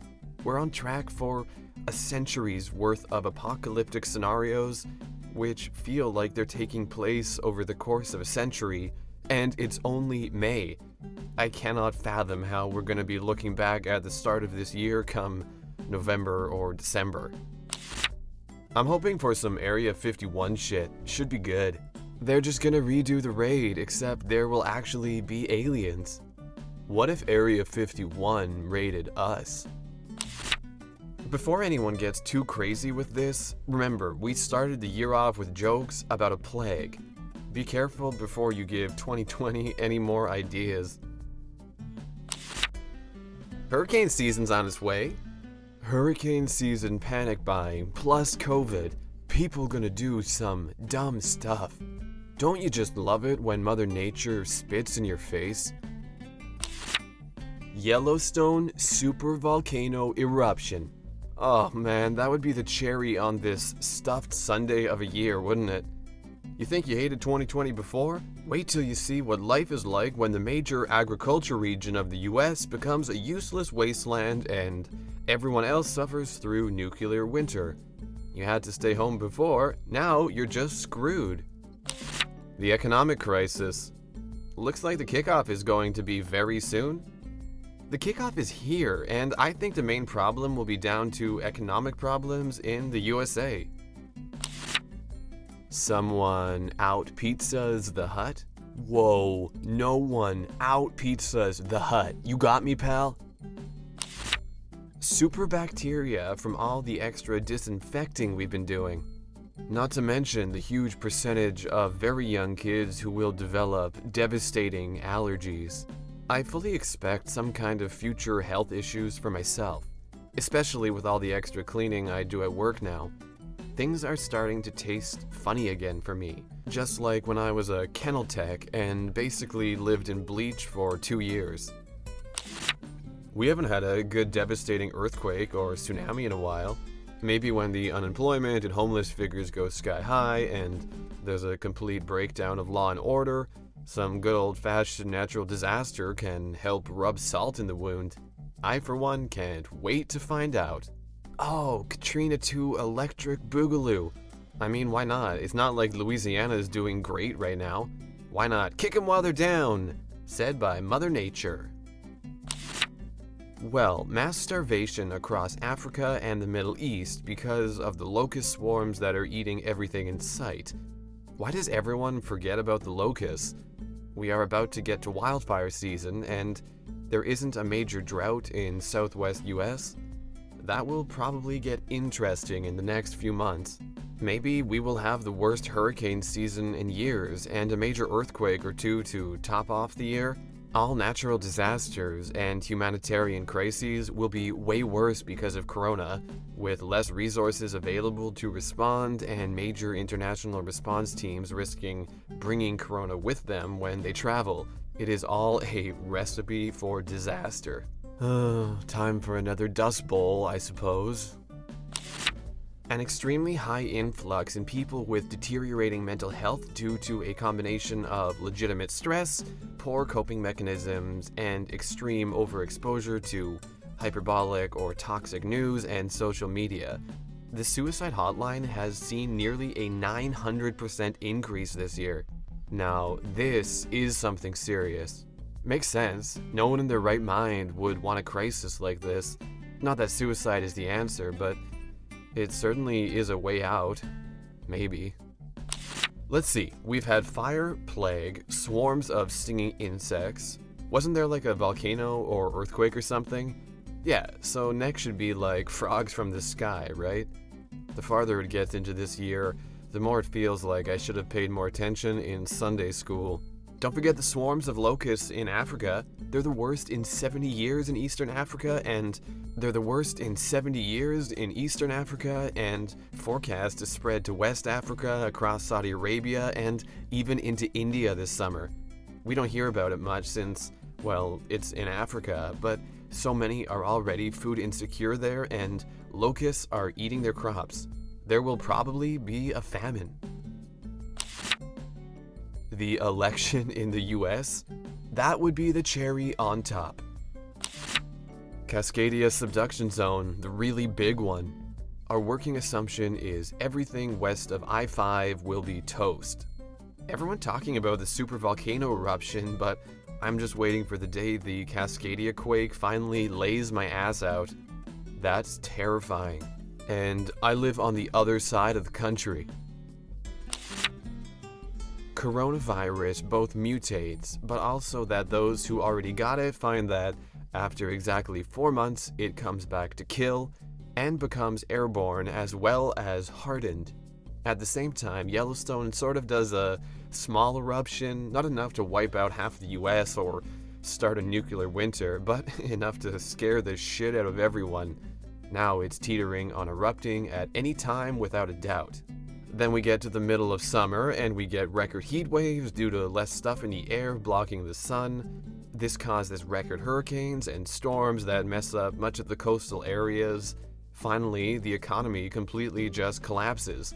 Trade stops and food shortages, severe boredom and loneliness and depression take hold as nothing is certain and the world could end tomorrow without warning. If that wasn't enough, a mathematical error on a large comet causes it to swing by uncomfortably close to Earth and shedding its tail, raining down the tail debris into our atmosphere, heating it up further and causing widespread wildfires. Again, not enough to actually end the world on its own, but with everything else going on, this tips things over the edge. And lastly, nobody cares about a pandemic anymore, so everyone goes out, parties, and mingles more, and a second, more deadly pandemic springs up just to add to the fire. Honestly, there's going to be a second and more deadly wave of COVID-19 in the winter. The fact that we're going to have to deal with the flu and COVID-19 when it gets cold is not very comforting. Maybe the flu won't happen because we'd already be in quarantine? Let me watch some Simpsons real quick and get back to you. If school was a game, what would be some loading screen tips? Remember to take your pen back after the class is done. I'll give it back at the end of the hour. It's a top 10 anime betrayal. Guilty of it. It just slips my mind, and I can't find it by the next day. Hey, sorry I lost that pen that I borrowed from you yesterday. Can I borrow a pen? Turn off your hood so you don't know the time. It goes faster. But I'm in college, and even when I can't see the time, it goes slower. You may want to consider getting into something you like. I stopped wearing my watch to school because of this. Time would go so much slower if I was constantly checking the time. Just because she doesn't hate you doesn't mean she loves you. But she was so gentle when she said she didn't like me that way after the Valentine I sent her in class. There must be a chance she could like me. Actually, me, junior in high school, I was a moron. Still am, but I'm not that deluded anymore. There would be no tips on the loading screens. Just images of that undying ass, locker room drawings, desk carvings, and what's on the cafeteria lunch menu for the day. The undying ass is at least a millennia old. Be careful. Not everything served in the cafeteria is edible. That's incredibly true. I remember my first weeks of high school and I nearly threw up multiple times till I found the 2 foods that I could eat and a few snacks. I remember in middle school I got a pizza slice thing and there was a thin layer of plastic baked over it. Just a bit of a choking hazard. At higher levels, homework may be optional, but so is passing. My freshman year of college is a testament to this. Use your locker to store items you don't need for the next class. This sounds like it really would be a loading screen tip. Some schools don't even allow it though, Lamau. Watch out for bullies though. You might get shoved into one. Only if they don't need me for next class. Find your teacher's hidden bottle of wine for extra points. Or find the bottle's secret to unlock powerful abilities. Edit for dummies. Find the wine bottle to blackmail your teacher. Jotting down notes by hand in class and then typing them out on your computer strengthens your memorization attribute. Damn, this is actually a very good advice. It's easier to pay attention if you sit in the front of the class. If you sit in the back of the class, creative mode is activated. Yep, always. I usually just draw and nobody gives a bleep about me. Nobody really cares about that pimple. Oh man, this one hit home. I have pretty clear skin, and I used to get one insanely annoying sit in the most obvious place of my face, and then I would keep my hand or hoodie on my face in that one spot during class, and trying to hide it was probably more noticeable than just not doing anything at all. Eventually, I realized that if I can't remember whether other people have pimples or not, due to obvious concentrations on assignments or upcoming presentations, how would I remember mine? Since everyone is going through the same thing I am. It totally changed my perspective and led to a huge confidence boost. And I stopped trying to pointlessly hide my pimples. Shower daily. People need to take a good look at this, especially if you ride a bus. I admit that after quarantine started, I would go a flat week without changing my clothes or showering. My excuse for flipping those yellow boxers? Saving on that water bill. Studying for long periods of time is less effective than studying frequently for shorter periods of time. I found that studying for 5 or 10 minutes and then playing video games for 10 minutes, then studying again for 5 to 10 minutes helps. I didn't have the willpower to play a game for 10 minutes and not keep playing it. Cramming works well enough, especially for high school. Might have to change for college, depending on your major. If your teacher tells you that you can't use the bathroom during class, pee in the classroom ficus to show superiority. Yes, my friend actually did this in high school. My husband has multiple stories about his classmates doing this. I don't understand teachers that do this. We get it, you are in power, but do you have to be such a totalitarian dictator about it? Tone it down to a casual monarchy, but even those are prone to revolutions. Make friends with your teacher, or at least make them like you. Tip: knowledge is power, but so is influence. Befriending the school faculty can provide randomly generated bonuses, and low-level rule breaking will not impact your after-school detention meter. Some teachers will reward you if your charisma is high enough. People will tell you to go 100k into debt to get a degree. Make sure you choose the right one. Complete the scholarship side quest to reduce or eliminate costs entirely. Community college is a cost-effective means of completing general education credit. Transfer these credits to a 4-year college and fool bosses later in the game. The front door has a metal bar in the middle. Don't be an idiot. This brings back so many memories. I actually did this once in middle school. Of course, it was partially because everybody has to start a bleeping crusade into the building after lunch. What did you do? I have no context at all, lol. Was shoved into it head first, and it just bleeped up the rest of the day. Don't run in the halls. Detention for you! Why will you learn? Your parents will hear about this one. Stand up to bullies. Zero tolerance policy would get you screwed over anyway. What is something socially acceptable today that might get banned in the next 100 years? Companies demanding unnecessary personal information to do business with you. I want to exchange cash for goods. You do not need my name, phone number, home address, credit card, social security number, and to set up a store account. This is already banned in Europe. It's exactly what GDPR is all about. Any commercial directed towards children under the age of 12. This is already in practice in a few European countries. Wait, so can you not advertise toys at all? Wearing a mask in a bank. So you're saying quarantine will be over by 2120? Bold.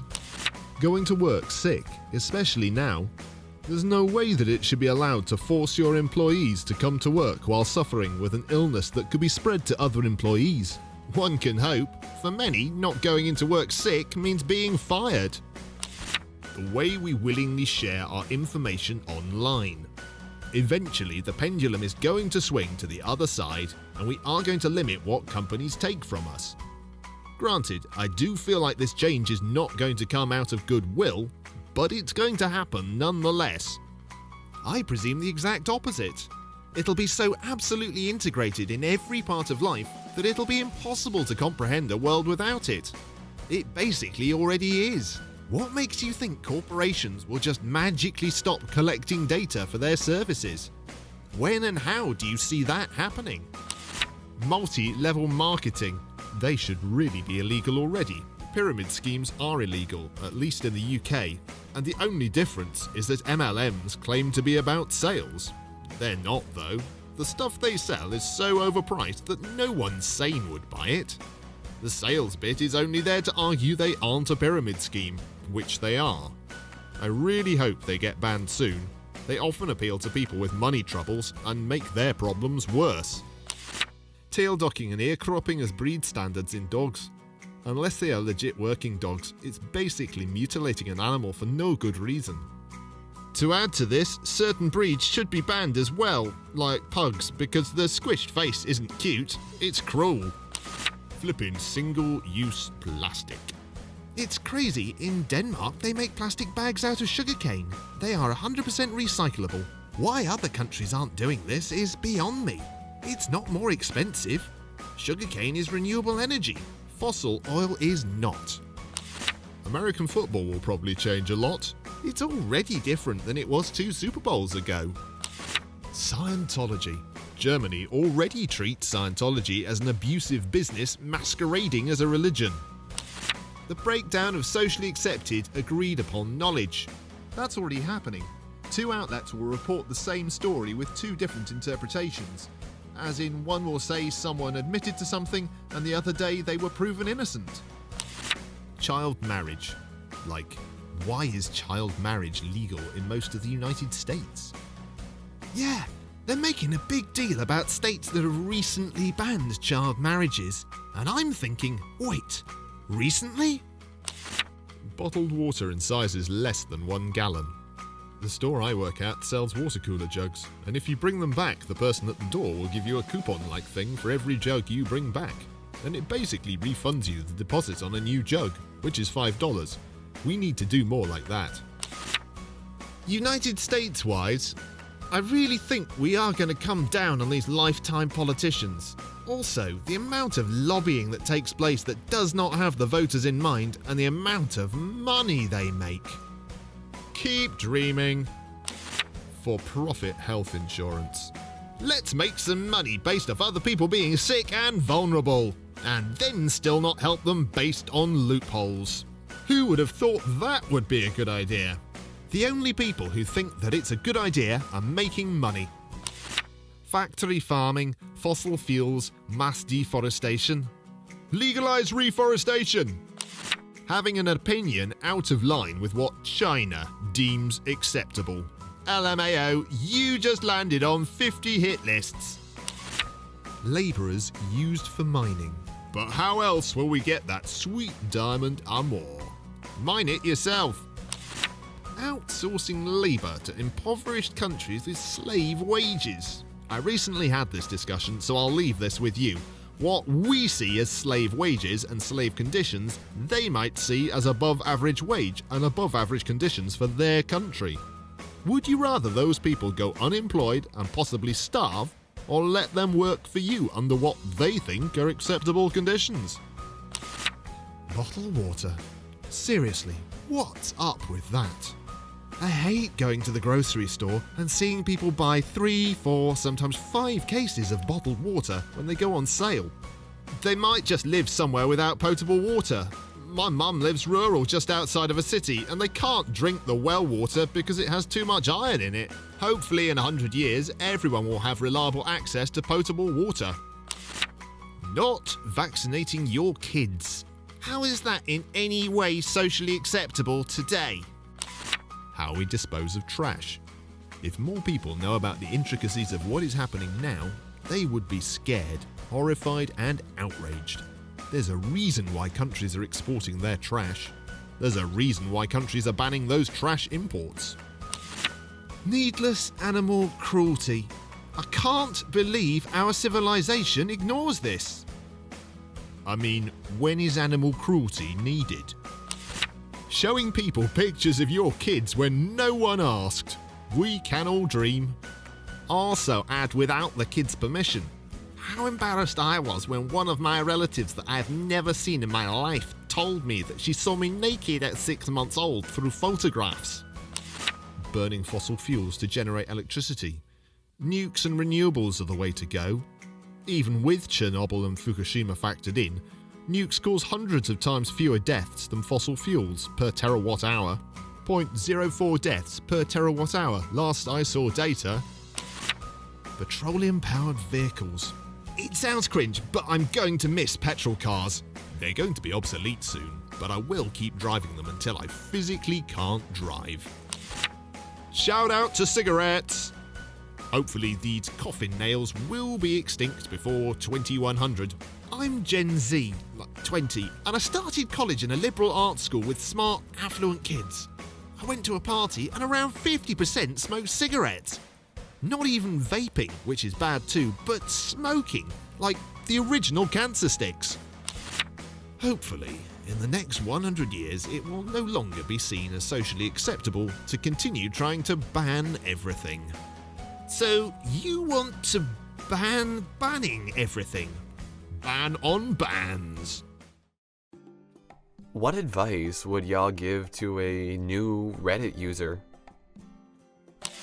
The name of the subreddit may only show a fleeting resemblance to the nature of its content. Subreddit anime titties. I can't believe I'm actually saying this, but that actually seems like a quality sub, and I just subscribed to anime titties. Read the post before commenting on it, and read the sub rules before posting. A lot have title guidelines. Your post will often be automatically deleted if you don't follow them. This is great advice. It's really important to pay attention to the sub's rules, especially if you are going to comment or make a post. You're just as likely to be talking to a 13-year-old with no friends as a 55-year-old lawyer with a large social group. Remember that when you are forming your opinions on conversations. I'm literally a 13-year-old with no friends.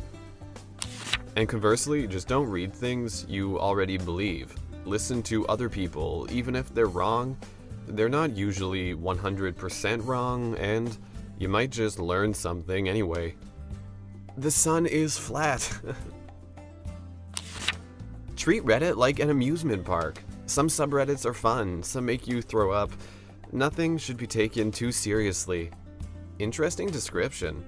Welcome to Reddit, where everything is made up and the points don't matter. People who claim to be experts on a topic can be wrong. Do your research and please read articles fully, not just the headline. You can be wrong too. Don't be afraid to admit this and change your mindset. Also, Reddit can be really dumb sometimes and upvote someone who just made something up that is terrible advice while downvoting actual experts that know what they're talking about. Never title post things along the lines of, I know this will get buried in new, but it's so damn annoying and no one cares. Or, I know I will get downvoted for this, but it's always the popular opinion. Don't let karma or upvotes ruin your experience. When you stop worrying about how much karma you have, Reddit becomes a lot more interesting. Or don't. I am not your mother. I used to have something around the 80k mark. Mods, however, tend to shoot first and ask questions later. Most of them are in it for the prestige, not the job, and don't give a f*** about you as a person. I now make a new account every week, usually on Wednesdays. The idea that fear of persecution may color my posts is disgusting to me, so I reset weekly to ensure that doesn't happen. If you don't comment within the first hour, no one will see your post. Except that one time you write out a comment thinking nobody will ever see it because there's already 13,000 comments, and somehow people still end up replying to it. Someone sees everything. Don't waste your time trying to change someone else's opinion. I've had people on Reddit change my mind before. They just never knew because I didn't decide I agree with them until hours later, maybe days. I would modify this to, don't expect to get the satisfaction of changing someone's mind. Curate your subscribed subs. So many of the ones you're auto-subscribed to are toxic, far too political, or all around bad. Also, sort by rising so your comments actually get responses. Stay away from all the outrage subs. They're addictive, but not good for your mental health, and half of the stuff on there is fake or taken out of context anyways. Don't worry about upvotes or karma. Don't be afraid to speak your mind. Find subreddits that fit your interests. Don't assume everyone is American or male.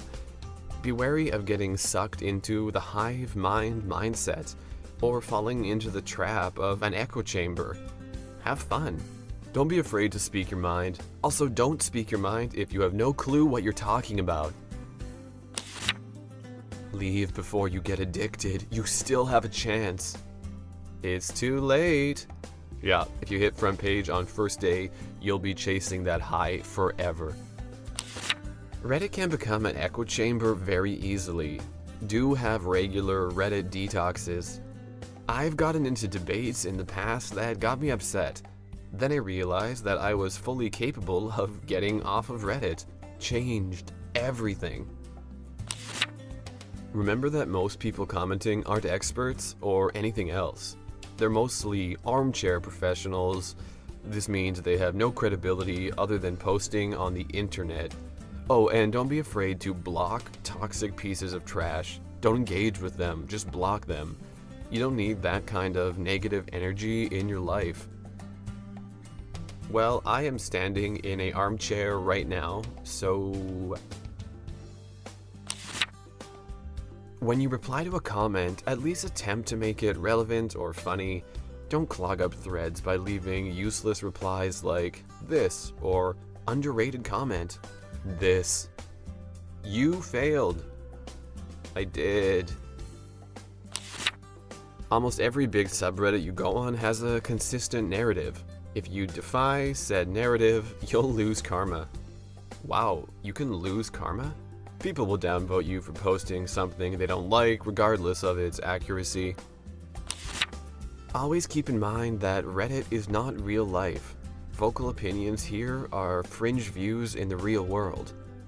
Please ignore that time when Reddit tried to play detective and got someone killed, or when the founder of a misogynistic sub turned out to be a US representative. Wait, what? Most of Reddit is run by 11 users. If they really like your post, they will repost it and delete yours. He will come across a repost by he who must not be named. Find something else to do. Too late. It's addictive. It's designed to be addictive.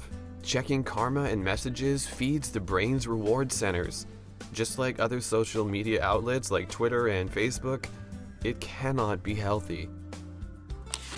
If you choose to answer an Ask Reddit question, upvote it too. Good thing. Never trust anyone with an account only a couple of days old. You seem fine though. There are way more trolls than you would like to think. Most of the people saying crazy stuff are just trying to get you ticked off. You don't need to and shouldn't respond to everyone who comments on your post. Oh. I mean, rather respect people who put in the time, as long as you're saying something of substance and not just thanks to every person. Turn back now before it's too late. Too late, sorry. Well, welcome to the world, lad. Reddit can sometimes be toxic, and people can be nasty for no reason at all. Try not to be bothered by it. A much more lawful version of 4chan with major differences here and there. Voting doesn't mean anything. People will downvote you for the most trivial opinion and will upvote you for whoosh. Do be wary of your karma though. Some subreddits won't let you participate without a certain amount. Adding to this, there are some that get their kicks downvoting a comment only because it's already been downvoted and for no other reason at all. So again, don't take karma too seriously.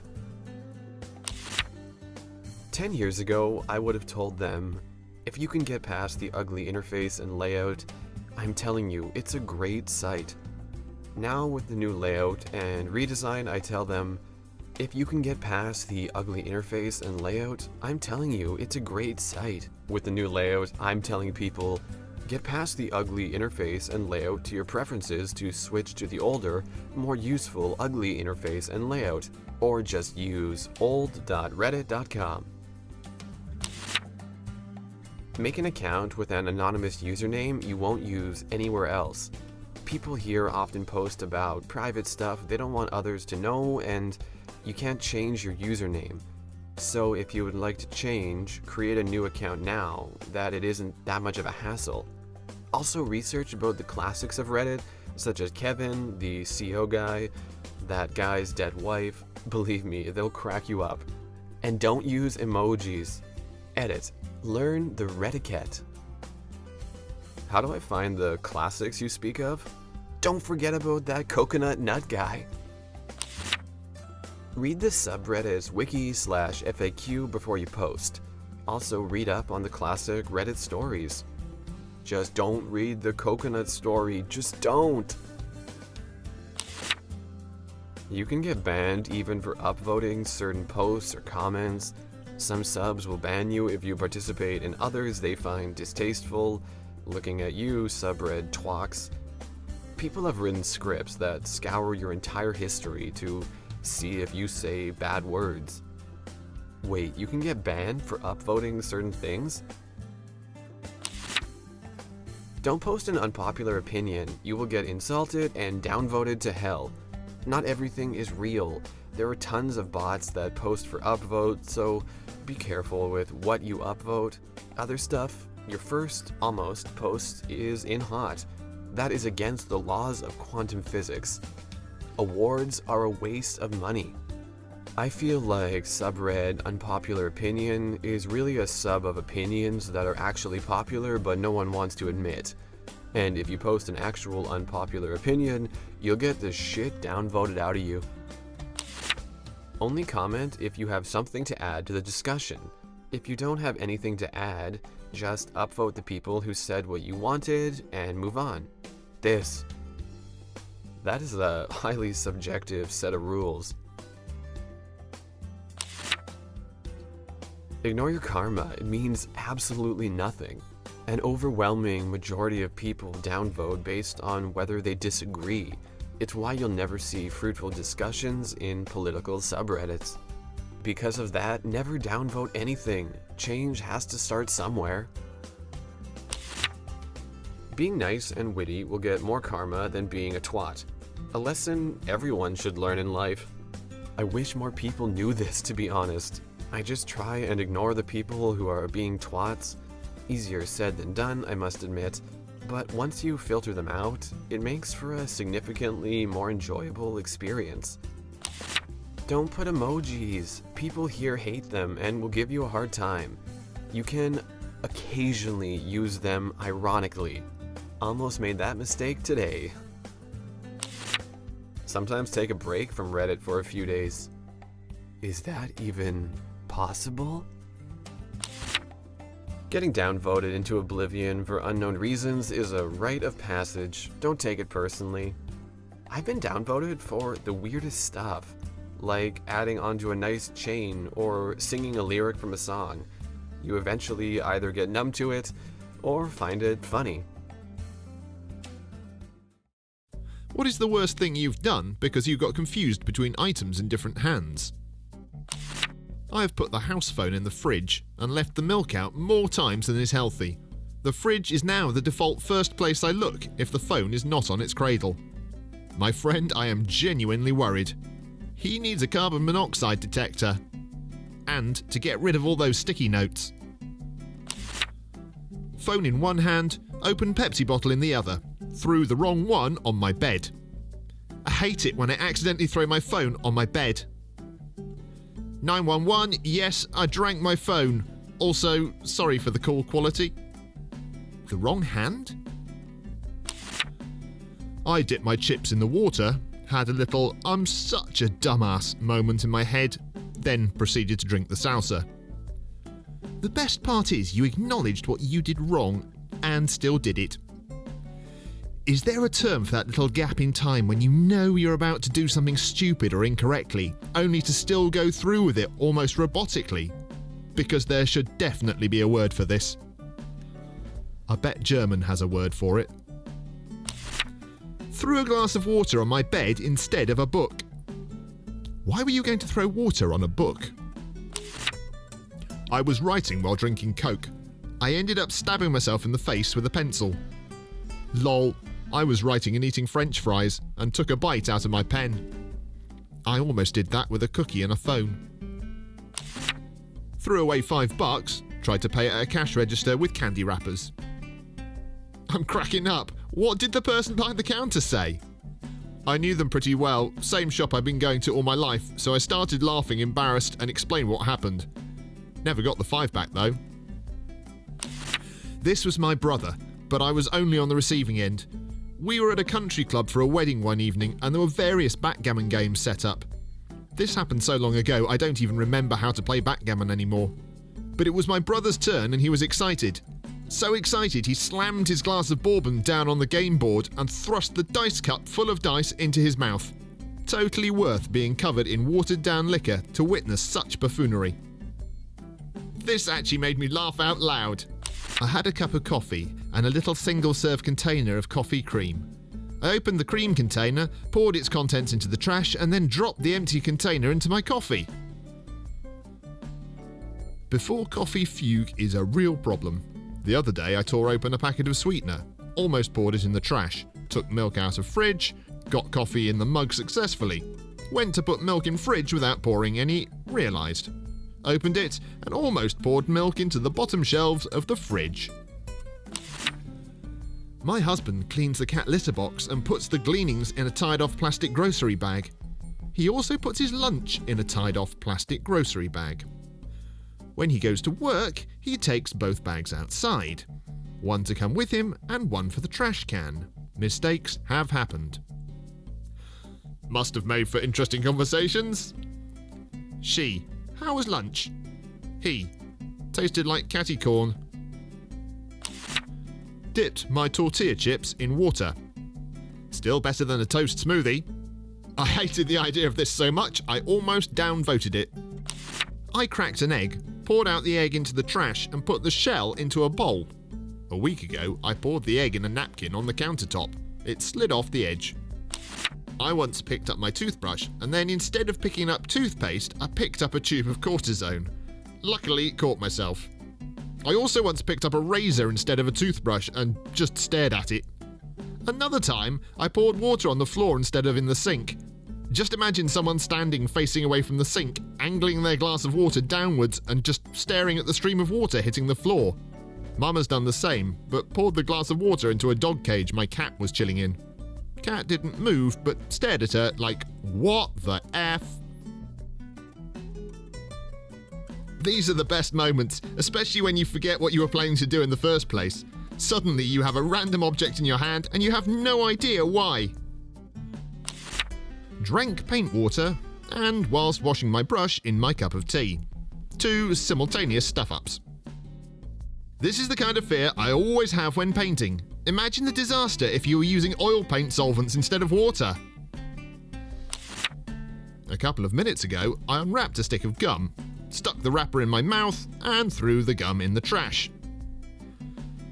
This morning I took all my meds on the bus, then put a piece of gum in my mouth and immediately swallowed it like a pill.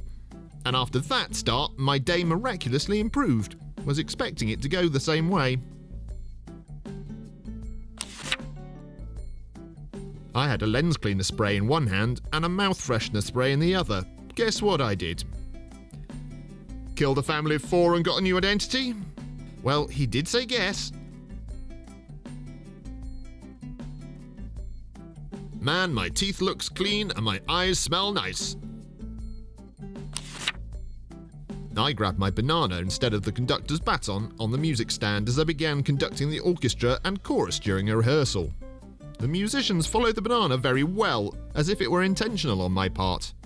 Some thought the curve aided in making the performance more expressive. What was Beethoven's favourite fruits? Banana.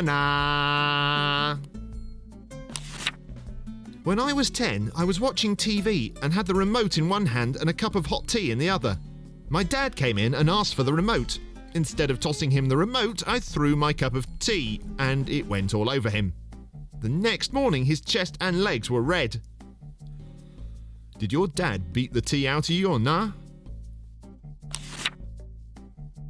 Friend of mine once put the remote control in the oven and then wondered why he found himself in the living room holding a sausage. Remote control was destroyed, and it had previously spent several days in the back of a freezer because of a similar incident. I think this is one of my favourite stories on here, LMAO. How was the sausage?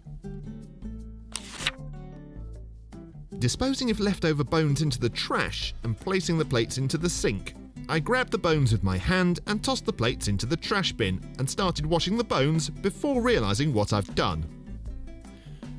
Friend, you need more sleep. Put my box of cereal in the fridge and my gallon of milk on top of it.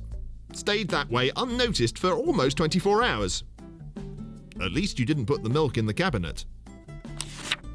It's becoming clear to me from this thread that humans holding a cup in one hand and literally anything in the other hand is a recipe for disaster. Autopilot is a hell of a drug. It doesn't happen often, but getting to witness another person's autopilot failure is one of the great small pleasures in life. I was studying my notes, which were in a notebook, while also following lecture slides on my iPad. I tried zooming in on my notes. Happened many more times throughout the semester. That's a classic. I've looked for the Control-C on my notes so many times.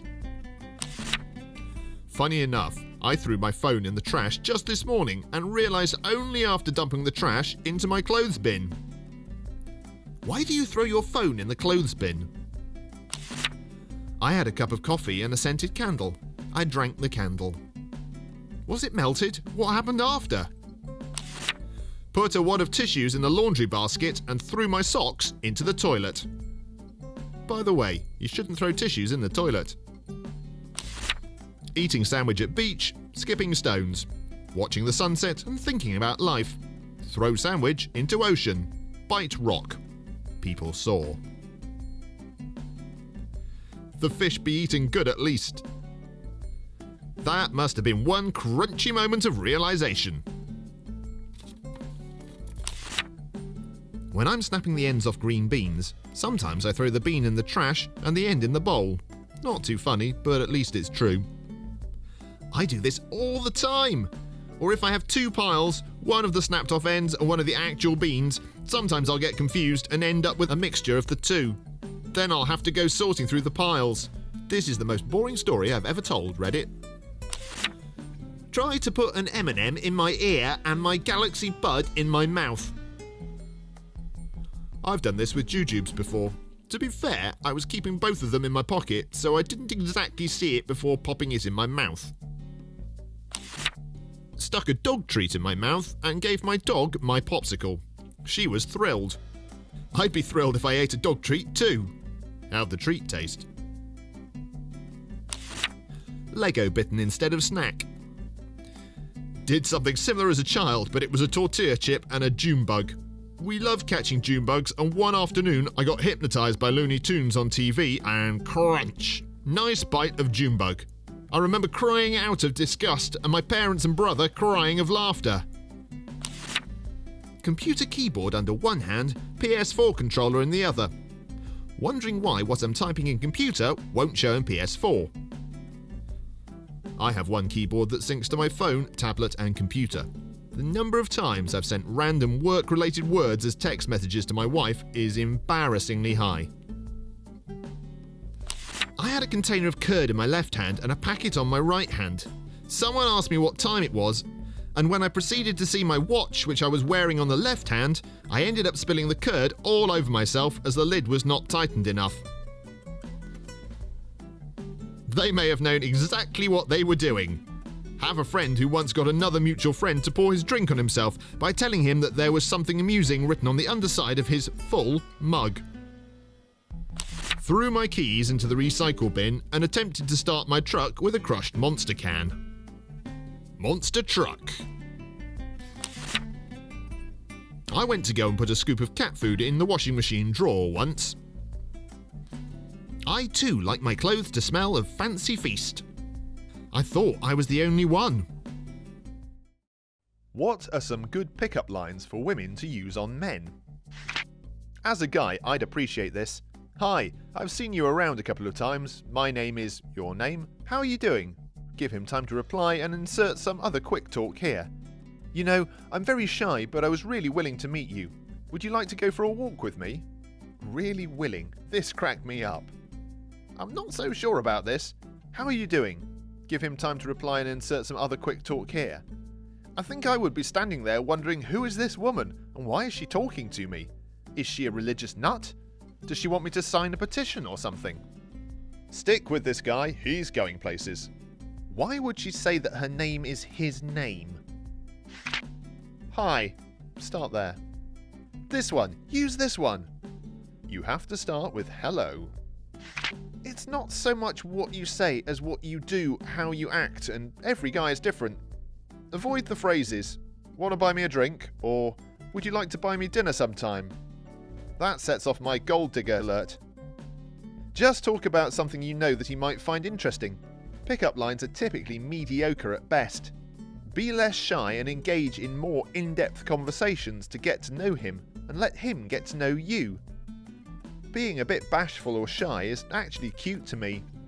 But as I said, every guy is different and might not share my opinion. Throw him the Reddit gang sign and await a response. TIL. There is a Reddit gang sign. ILU Reddit. That's awesome. I might try that. It's not clear from your comment whether you understand that he is joking or not, so I'll spell this out for you. Do not actually do this. How do you know this guy? Work, school, etc.? How old are you both? I would try to notice something he likes. If he wears a certain sports team's shirt, or he wears a band's shirt, etc. Ask him about it. Start with hi, and then say something just normal. I like your shirt. The Gators are my favourite team. Or, nice, as it's always nice to see that someone else appreciates insert band name. What's your favourite song? Leave whatever you say open for conversation if you can. Otherwise, just smile and make eye contact. Guys will be able to see that you're nervous. Most of them think it's cute. I have a hard time approaching them too, and I always feel stupid as heck because they end up smiling awkwardly, scratching my head and then walking away. But I've gotten invited on dates with it. If you're at school or work, don't know your age, I suggest a casual invitation to lunch. Hey, I didn't pack lunch today. Can I interest you in joining me for a coffee and a sandwich down the street? Any reasonably intelligent man will pick up on a perhaps more than casual interest and, if a reciprocal attraction is anywhere in the picture, will look for an excuse to join you, whether or not he packed his own lunch. The meal then provides a safe environment in which to prod him for more information and decide whether or not a full-on conquest should be in the offing for you. Want to watch a movie at my place? Don't you think it's a little forward to ask a person you don't know to your house to watch a movie? Then don't ask him to your house. Make up a date, any date, and ask him out to it, as straightforward as possible. Hi, want to go get a cup of coffee? Want to go get some dinner sometime? Want to see Thor together, etc.? You wouldn't start a conversation by inviting him to your house. Try this. I'm probably just going to go home and relax, probably watch a movie. You should watch it with me. If you'd like, we could hang out. Don't you think it's a little forward to ask a person you don't know to your house to watch a movie? I think this might be a little forward. It depends on how well you know this mystery person. What pickup line? Just make eye contact and smile. The guy will do everything else. Not true at all. Maybe if he were uber confident, but if he were like me, and I assume a lot of men, he'd just think about her and not say anything to her. If a nice girl made eye contact and smiled at me, I'd probably at least make some effort to say hi. Okay, the first thing to understand, relax. Does the guy like you? Maybe he does, maybe he doesn't. But I'll tell you this. If you actually take the initiative and show interest in him, unless he's clueless or actively uninterested in you, he'll respond positively. Most guys really like it when a girl makes the first move. There's no worrying about, is she interested in me? Because, hell, she just said she is. So even if he's never considered asking you out, if you can make a first move that doesn't set off his crazy klaxons, chances are he'll at least say, hey, woman who's obviously interested in me, worth a shot. As to specific lines to use, there's no need to get complicated. A simple, hi, my name is, name, we have class together, eat at the same place, I sit outside your window and watch you sleep. Do you want to go grab lunch, some coffee, etc.? I can't guarantee he'll say yes, but I'll say that if he has any interest whatsoever, or can see himself having any interest whatsoever, he'll take the opportunity that presents itself. You don't need a magic pickup line. You don't need to charm the pants off him from the first moment. Just start by showing you're interested. Note, if you have been sitting outside his window watching him sleep, don't mention that part. Pretty much anything. Guys are incredibly simple. Okay, you have a girl in front of you, here's your shot. Don't it up, go! Then just stand there staring at him intently and making popping sounds. It helps if you're puffing out your cheeks and standing on one foot. Sorry, I was looking for a woman. Walks by. All you'd have to say is, hello. No lie. I think some context here would help.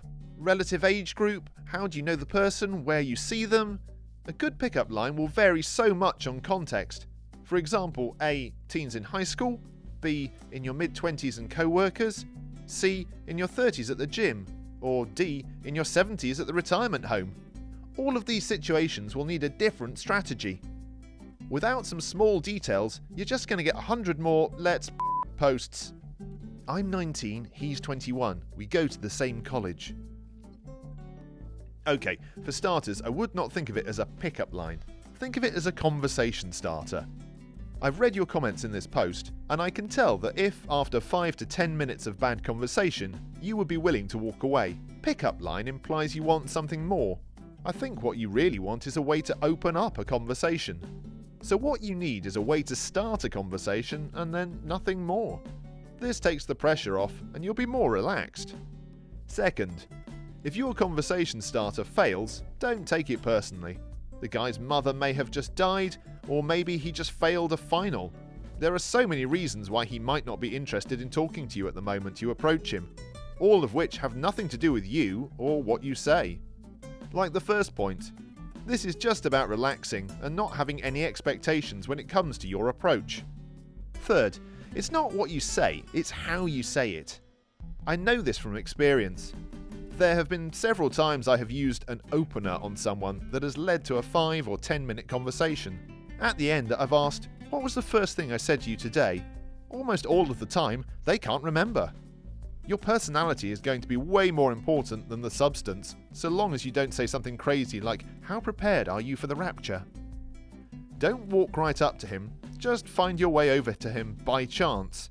Get in the same line at the dining hall. Pretend to talk on the phone as you walk towards him and hang up just as you are next to him. I know it seems silly, but try to make it seem serendipitous and casual that you happen to be near him. Your conversation should just happen, and he could be anyone, but just happens to be him since he is right there. Your opener can be the simplest thing. "Wow, what a nice day it is. I can't believe this semester is almost over. Do you know what time it is?" Followed by, "Oh great, I have an extra 20 minutes before class just to hang out. You were that guy in my herpaderp class last semester, right?" If you are really feeling bold, one of my old classics is, "Did I see you on TV?" He will either say yes or no, and will either way be flattered. As a side note, I've been asked this question as a pickup line, and I always answer yes, lots of times. Good luck! 20 minutes before class is a great idea. If you're really worried about the conversation falling flat in the beginning, I have found it helpful to have really limited contact at least first. I used to be mad shy, and it would take me multiple interactions with a girl I liked before I could really find things to say. I had a girl in college just come by and sit on my lap and talk to me like she knew me. It did not go over well, partly due to my aforementioned cluelessness, and partly because she put off a pushy, desperate vibe, so don't do that. Whatever, as long as you're interested and are as much the driving force behind the conversation as I am. I find people that start a conversation and then force me to keep it going really annoying. Hi, always work for me. LMFAO, pickup lines do not apply to men. Just talk a lot and don't say anything stupid. Let's dance. What did that guy say? Because I don't want to say the same thing. Good pickup line for a dude. Off. You didn't even end quote. Do me justice. Oh, I am sorry. I forgot that you value correct punctuation. While I'd appreciate it if a woman came up and said, "Hi, I've seen you around a couple of times. My name is..." Your name? How are you doing? Most women do not do such things. They use body language and mostly their eyes to show their interest. Practice sexy looks in the mirror.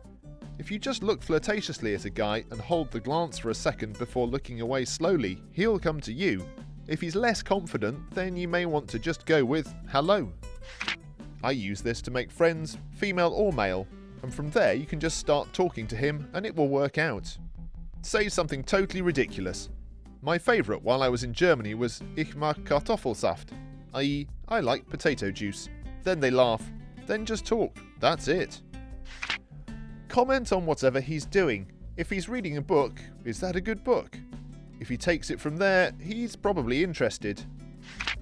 I don't know. Just mean what you say and say what you mean.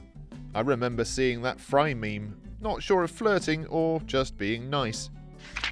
Say hi. He'll say hi. Ask him an innocent question. He'll answer. Then ask you a bunch of questions, since we all feel like we have to be the initiators. Then, at the end of the discussion, now here's the trick, you ask him out. Don't wait for him to ask you. Don't hint at wanting to see a movie or go to a concert. Don't ask him about what kind of woman he's into. Most infuriating way women fish for a compliment or for a guy to ask them out. Just ask him to go to a movie or dinner or something. Or, if you really want to impress him, just ask him if he wants to hang out. It's so simple, it's goddamn ridiculous. Find out what he's into, then ask him about that. If you're into his stuff, he'll start getting into you too. How about, can I buy you a drink? I once asked a guy if I could buy a drink for him. It didn't work. Why didn't it work? Hi, could you help me with something? This works pretty much every time. You don't have to pretend to be helpless. Just pick a simple question or favour that makes any sense at all. Borrowing notes from a missed lecture, asking what time the bookstore closes on Sundays, or when the next bus is. Did he see your friend here looking for you earlier? Whatever. The point is that it's an icebreaker that gives him an opportunity to feel helpful. And if he has any sense at all, he'll realise you're giving him an opening, and act accordingly. Just make eye contact, and don't seem in a huge rush to get your answer or assistance and run. If you don't find his response leading somewhere, like he missed the opening, mention something else casually, like, I like your shirt by the way, you have good taste. When he calls, answer with, oh hey, I was just thinking about you. That's usually a sure sign for me. Any cheesy pickup line, learn them. Ask open-ended questions. Why do you like the Beatles more than the Rolling Stones? Open question. Causes him to spend some time talking. Listen to what he says, it gives you an opportunity to ask more questions. Conversation will follow naturally. Whereas, do you like the Beatles? Closed question. Limits responses, means you will have to follow up with another question when he says, yeah. Oh yeah, start with, hi, maybe your name. Who knows, maybe he will do all the work. Hey, come over to my place sometime. I have pizza and video games. I'll be there in a heartbeat. Pickup lines should be the same for men and women. Just say who you are and that you would like to get to know someone more. I was hanging out with my buddy when a girl walks up to him and says, how much does a polar bear weigh? Enough to break the ice? Hi. He turned her down though. I'd go with, hi, I'm the tuna salesman. Do you drink coffee? If so, I'd like to buy you a coffee. Except I would use your real name. It's much funnier if she uses her Reddit handle instead. Seriously, what kind of responses were you expecting? Something funny to break the ice and lighten things up so I don't look awkward and nervous would be a start. Don't mind me, but for some reason I read your username as I hate slow drivers. At first I was like, yeesh, learn some proper grammar. Then I was like, what does this person have against all people that lower their cars? Then I was like, that's not what it says. The person sitting next to me on a flight was a woman. Ever the charmer, I used one of my pickup lines on her. I asked, does the airline charge you extra for sitting next to good-looking men? Yes, she replied, but I wasn't willing to pay. True story. A few years ago, the very attractive checkout assistant in Asda asked the person in front of me for age ID. Ever the charmer, I asked if she wanted to see my ID. Quick as a flash, she replied, yeah, go on, show me your bus pass. So guys, do you know a pickup line I can say to a sneaker girl? What's your shoe size? 'Cause I'd say you're a perfect 10. I think our collab would make the perfect pair. New female flirtation studies suggest that direct pickup lines by women on men were most successful, and innocuous lines least effective. Men rated all forms of pickup lines from attractive females as effective. For women perceived as less attractive, flippant pickup lines had most male interest. This study didn't have actual women speaking to men. It was pickup lines written under a picture. Of course, the more direct lines win. There's no non-verbal cueing. Inflection and body language make a huge difference, especially with dating. Not to men. Men have been screaming this forever. Just be direct. Hints don't work. Exactly. Best part is women still are not going to get it. Men directly state things at face value. Women say things that they would like you to decode and interpret. But the most frustrating of all is that women's speaking in code is what leads them to believe that men's statements at face value also need decoding or interpretation. If I ask you to pick up a beef brisket sandwich on the way home, I'm not passive-aggressively saying I think you're lazy and a hopeless failure at cooking. I actually just want a beef brisket sandwich. The only part worse than constantly being misinterpreted is the passive-aggressive blowback that is a result of their needless overanalyzing and decoding. So 3 weeks of unnecessary tension later that you couldn't comprehend but figured they were just having a bad day and it would blow over but never did. When you sit them down and address the passive-aggressive behavior and try to get to the root of the problem, you are then informed it all stemmed from something as simple as asking for a hot sandwich for dinner. Then, although you were never in the wrong and are rightfully frustrated, you needlessly apologize for her misinterpretation of your simple statement, or you're a toxic male bad guy and she still needlessly hangs onto and harbors 50% of that anger and passive aggression. Probably most applicable to dating apps then, but in that case they shouldn't have used lines that don't make sense on those apps, like, "What's a good drink here?" So the study is based on the fact that "what's a good drink here," with no other context than being said in a bar by a woman to a man, is a pickup line. I'm guessing the innocuous pickup lines were more like icebreakers or conversation starters. But if there was nonverbal cues, wouldn't that confound the study? Not if you're studying flirtation, since a lot of it is nonverbal. Contextual suggestion and I guess overall behavior or tone of how the words were said would make a difference, I would think.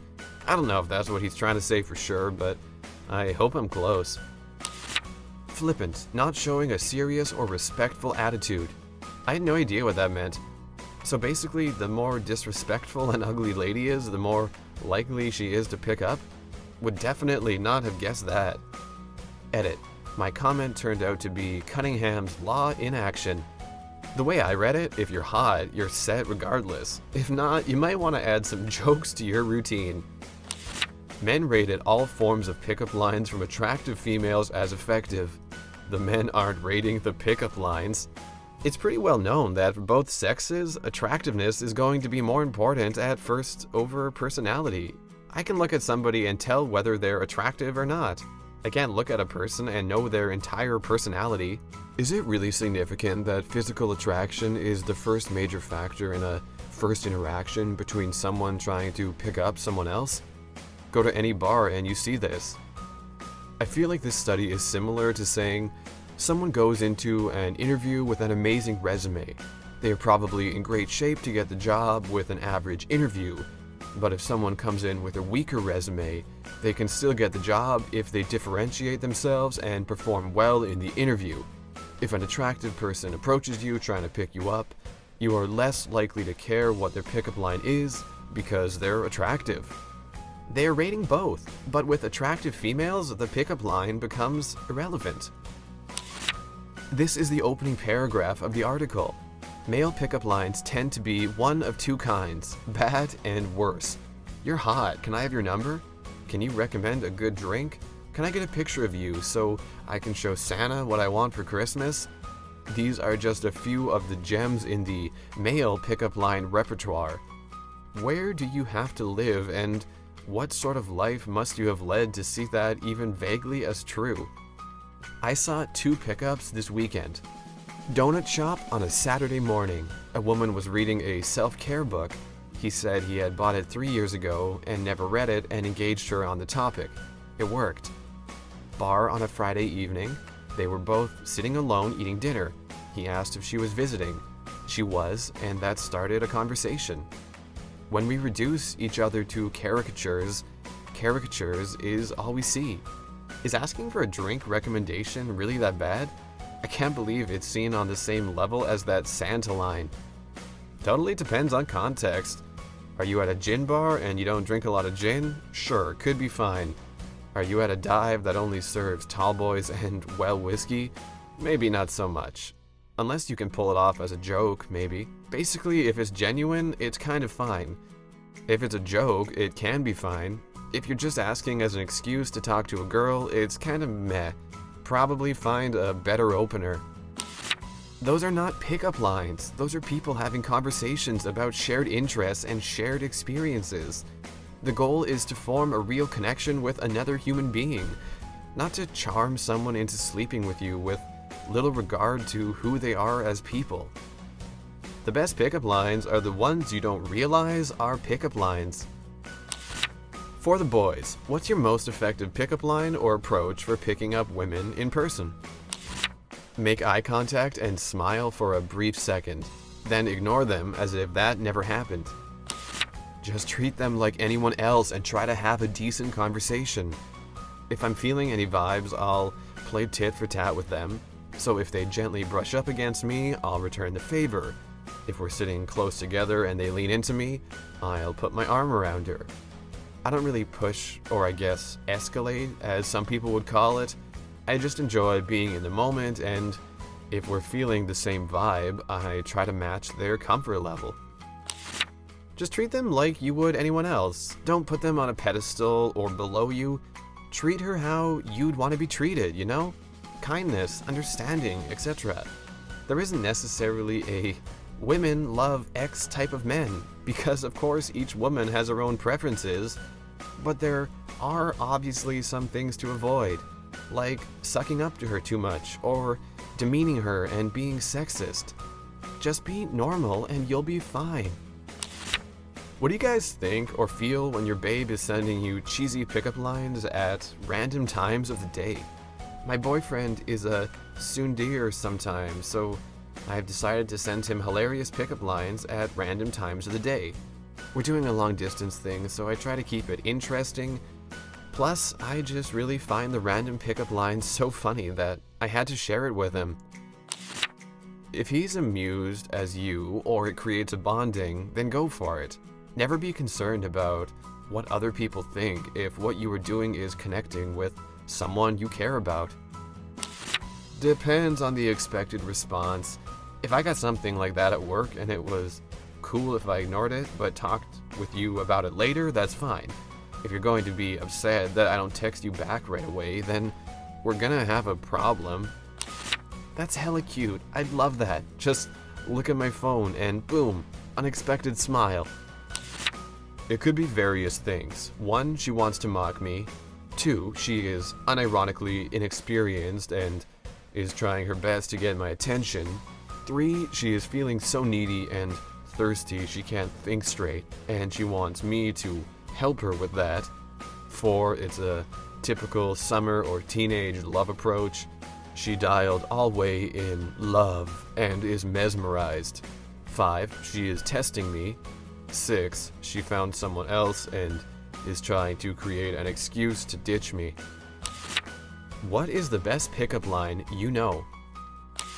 Out of all your curves, your smile is my favorite. Shamelessly stolen from the Sidemen. What are some of the best pickup lines? Hey girl, I was reading the book of Numbers and I realized I didn't have yours. This cute girl and I are in a cheesy pickup line battle and I need help. Please, I'm losing. Are you a dirt block? Because I dig you. Did it hurt when you fell from heaven? I hear this one a lot. Are you a magician? Because whenever I look at you, everyone else disappears. If nothing lasts forever, will you be my nothing? Call me Rick Astley, because I'm never gonna give you up. Women need to start using pickup lines on men. In a time of equality, it's fair to say that both genders should be picking up each other. Yet, men are the ones still having to use pickup lines. Why can't women use them too? I hit on my husband, now he's my husband. They do already. They tend to use really bad ones though, like, do you have a lighter? Or, my TV broke, do you think you could fix it? I've never actually had a man use a pickup line on me. Have they hit on me? Sure. Have I hit on guys? Yeah. But have I ever witnessed a pickup line being used successfully in real life? Nope. That's not a quality. Men are just as free to stand around and wait to be approached as women are. That is a quality. The only way that women would start approach more frequently is if men stop throwing themselves at women, which, let's be honest, won't happen. Women already hit on men. They just don't use those embarrassing pickup lines that men think are so great, nor do they need to. Or men could just not use pickup lines. They don't have to. Besides, this is about social norms, not equality. Both men and women can ask each other out. It's equal. They both have the option. Following up after pickup line. Normally I'm someone who doesn't take Tinder too seriously, but this one girl caught my eye. So I went with a more reserved pickup line that wouldn't get me unmatched this time. Anyways, it worked and she said it was smooth and she was intrigued. Now I'm kinda stuck. I seem to get more nervous chatting online than meeting someone face to face. Kind of odd, really. How should I reply to her? What was the pickup line? Might be able to riff off of it. It's a shame all the good pickup lines are taken. But you aren't, and I'm definitely down to change that. Solid pickup line, but kinda hard to build off of. Ask her to coffee. If she's interested, meet in a public place, or video chat if you're under a stay-at-home order. Maybe go for a walk. If you're more natural face-to-face, then try to be face-to-face.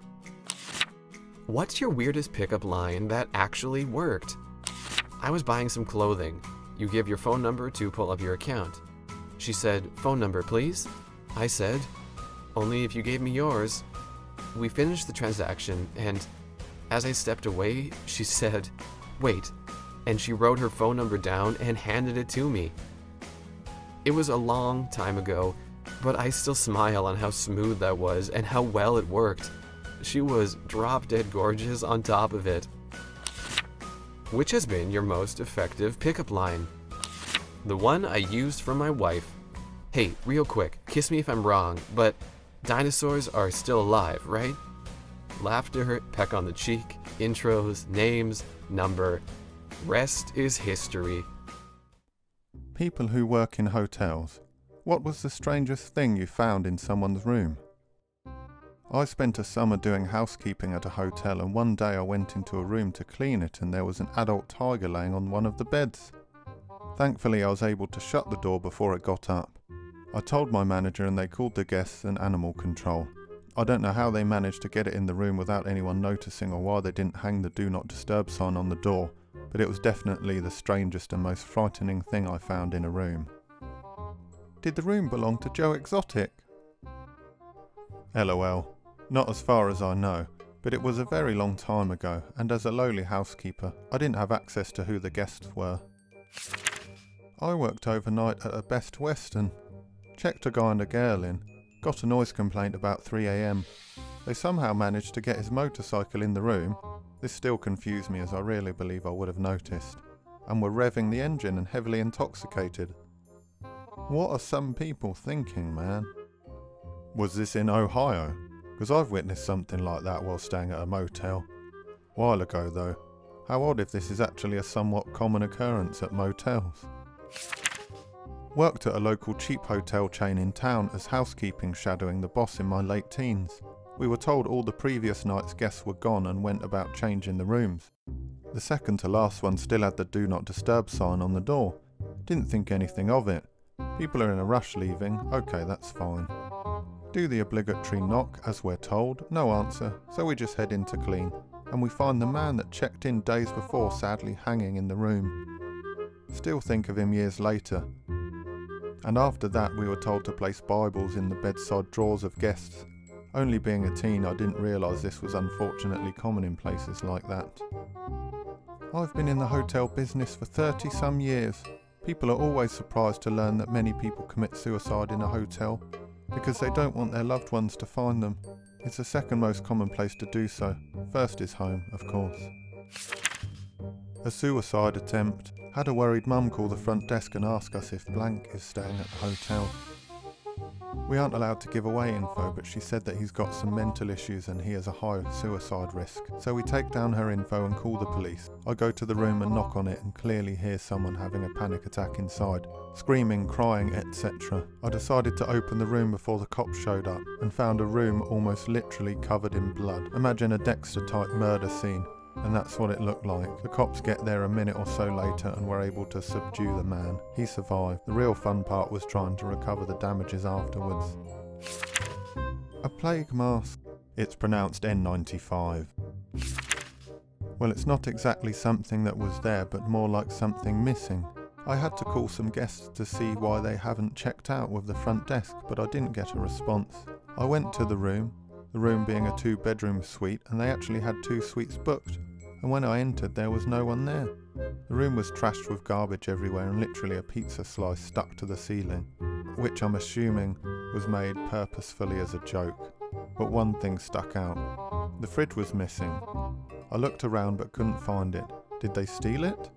The moment I entered the other bedroom suite, which was as well trashed but not as bad as the previous one, and went in one of the bedrooms, I finally saw it. The fridge was there. They moved the fridge from one suite to the other and put it in next to the bed. At least they didn't steal the fridge, so that's nice. Still charged them for the trashed room though. When I first read it, I thought that the fridge was in the bathroom, lol. A fingernail man made from full fingernails. My girlfriend and I went to a hotel a few years ago, and at the foot of the bed was a pile of toenails, arranged in what I can only describe as a little Stonehenge. When I went with my school for the equivalent of spring break in Spain, Calpe, some guys one night partied so hard that they ended up puking inside the bedroom, and someone thought it was a good idea to grab all the clothes that were making a pile and put it on top of the puke to cover the stain and the smell. Next morning they basically pled for the cleaning lady to clean it. They ended up paying €20 or 40 to the lady. Can't say I'm surprised. Vomit Mountain rarely works as advertised. I worked as a part-time small hotel cleaner. I found someone's piss in the kettle in one of the rooms. Imagine the smell if someone turned the kettle on. No, I don't think I will. Was a part-time house cleaning service in a hotel. This is a bit weird, but not gross. Some guy's standing in swim trunks on the bed, with 5 fricking muffins balanced on his head. I just left and did the cleaning an hour later, and the guy looked a bit embarrassed outside of the door. I mean, I'd be embarrassed too. 5 muffins is child's play. I worked in a hotel casino as overnight MOD. I had to issue a noise complaint one night, and after about 5 minutes of standing outside the room knocking, and the guests not coming to the door, myself and security let ourselves in. This dude had like 6 girls in the room with him, and the bed was covered in visqueen, and the visqueen was covered in butter, and on top of the butter was thousands and thousands of dollars. Dude was having these women cover each other in butter and then roll around in the money. Whatever attached to them they kept. Where can one sign up for this? Asking for a friend. My wife was working in a hotel when she sent our group chat a picture of a cake she found under the bed that read, "Mike, thank you for all your accomplishments and everything you've done for the wrestling community. So thanks, Mike." I need more answers here. I'm guessing that a cake is not the most logistically simple thing to gift someone who is travelling. I worked at my grandparents' motel in the summer when I was a kid. It had hourly, nightly and weekly rates. I saw lots of terrible things: drugs, prostitutes, starving kids, a botched abortion. Probably explains a lot about me. Quite a few people died in the motel, and we would box up their stuff for a while, but no one ever came for it. So we would claim the items while boxing it up and get it when enough time passed. Over 30 years later, I have one item left that I got in about 6th grade. The Dead Guy Dictionary. It's one of those massive dictionaries that would be on the end of an aisle at the library on a lectern. When we found the guy dead, OD as usual. The room looked like you would expect a junkie's room to look, except for this huge dictionary on the coffee table. I claimed the dictionary immediately. I think it's honestly the oldest thing I have and the only thing that has made it through every move and even a divorce. The Dead Guy Dictionary? That would be a great name for a book. I was staying in a hotel on a work trip and came back to find a note that said, "Do the whip, nay nay, and bark like a dog," along with a heart-shaped sucker. I thought it was weird and mentioned it over dinner, and the company guy with us freaked and made me tell the front desk and everything. I'd been a blue-collar worker up to that point and was like, "Dude, probably just the maids having fun, calm down." What was it? What was what? Knocked. No answer. Walked in to see two sweaty men with guns around them. In the middle, the ironing board open with different trays of green dye, paper everywhere, and a photocopier. They were attempting to make counterfeit money. I slowly shut the door and went about my business. I got a good tip when they left, and yes, it was real money. Do you have any idea what you just dodged there? Surprised and glad you're here to share this. Housekeeping called me because they were too scared to clean a room. Went up and the curtains were closed. The mirrors were covered with fabric. There was a bunch of candles and symbols, odd tokens placed all around the room. The whole setup was strange, but hey, each to their own. From what I've seen, if mirrors were covered, it's a good sign. It keeps away unwelcome or bad spirits. Sorry, just my 2 cents. Allow me to make a list.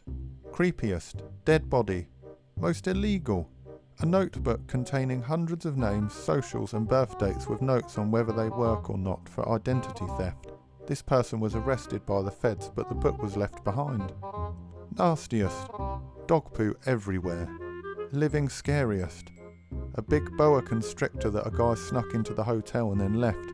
The snake was uncaged and worked its way into the vents. Scariest mystery. Blood everywhere. On the walls, carpet and sheets. Called the cops, but nobody could figure out what happened.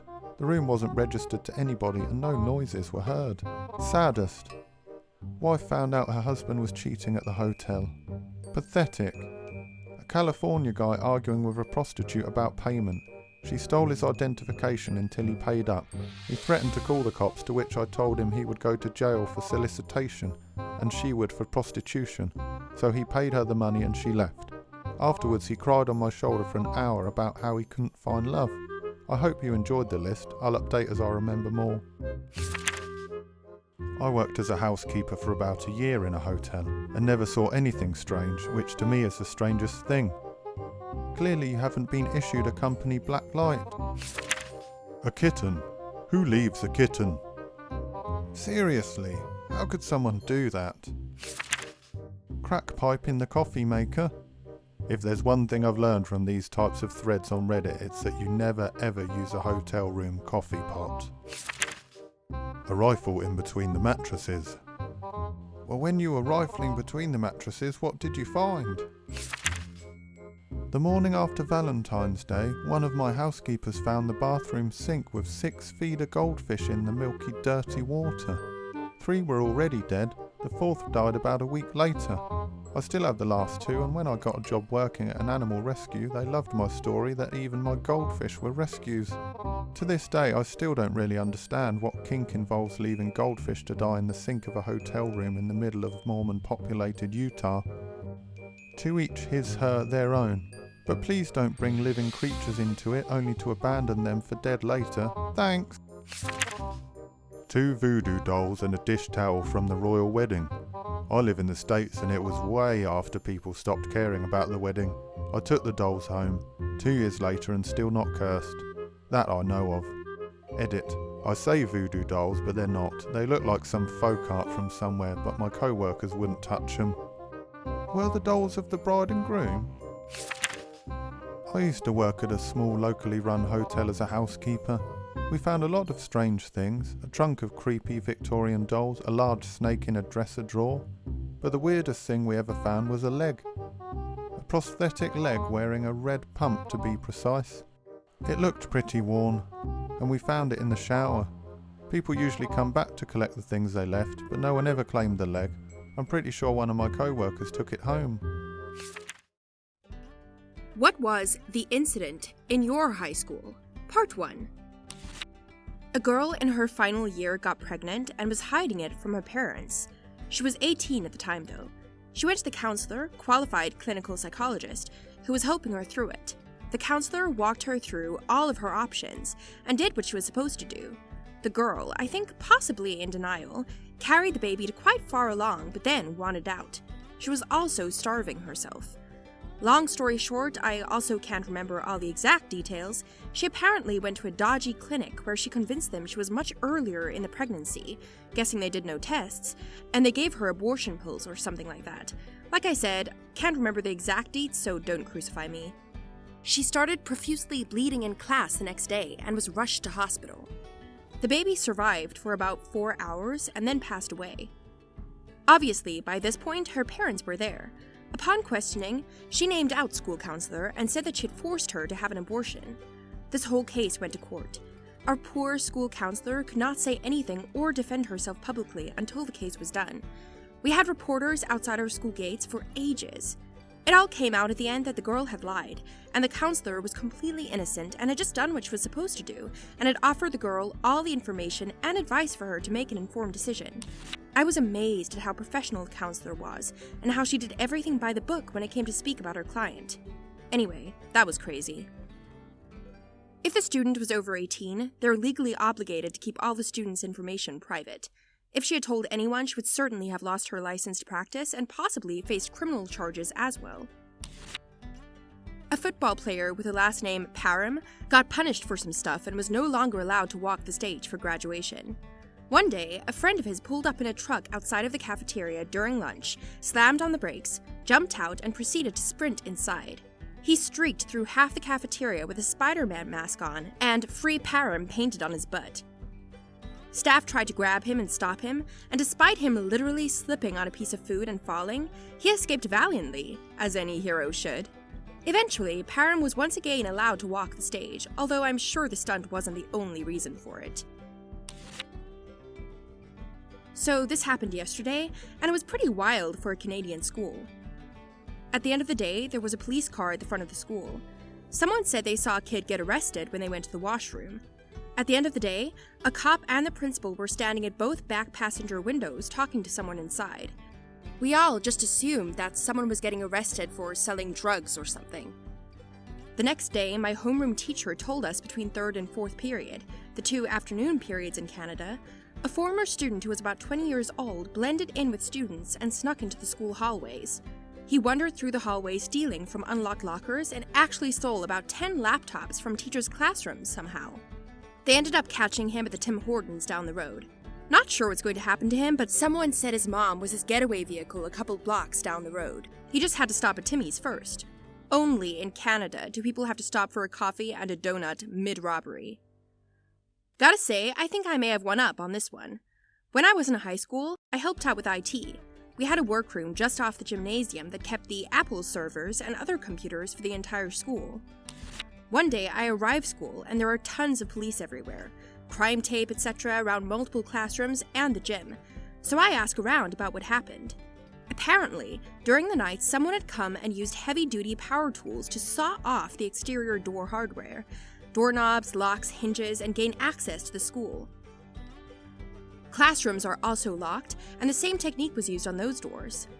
Long story short, the folks that broke in went into our server room, the computer lab, and the art classrooms and stole over $100,000 of computers. Police were talking to many students. There was even a small line of kids waiting to talk. The police obviously believed it was an inside job. About a week later, a couple of my classmates weren't in homeroom. Word quickly got around that they had borrowed their dad's work equipment and committed the crime. How were they caught?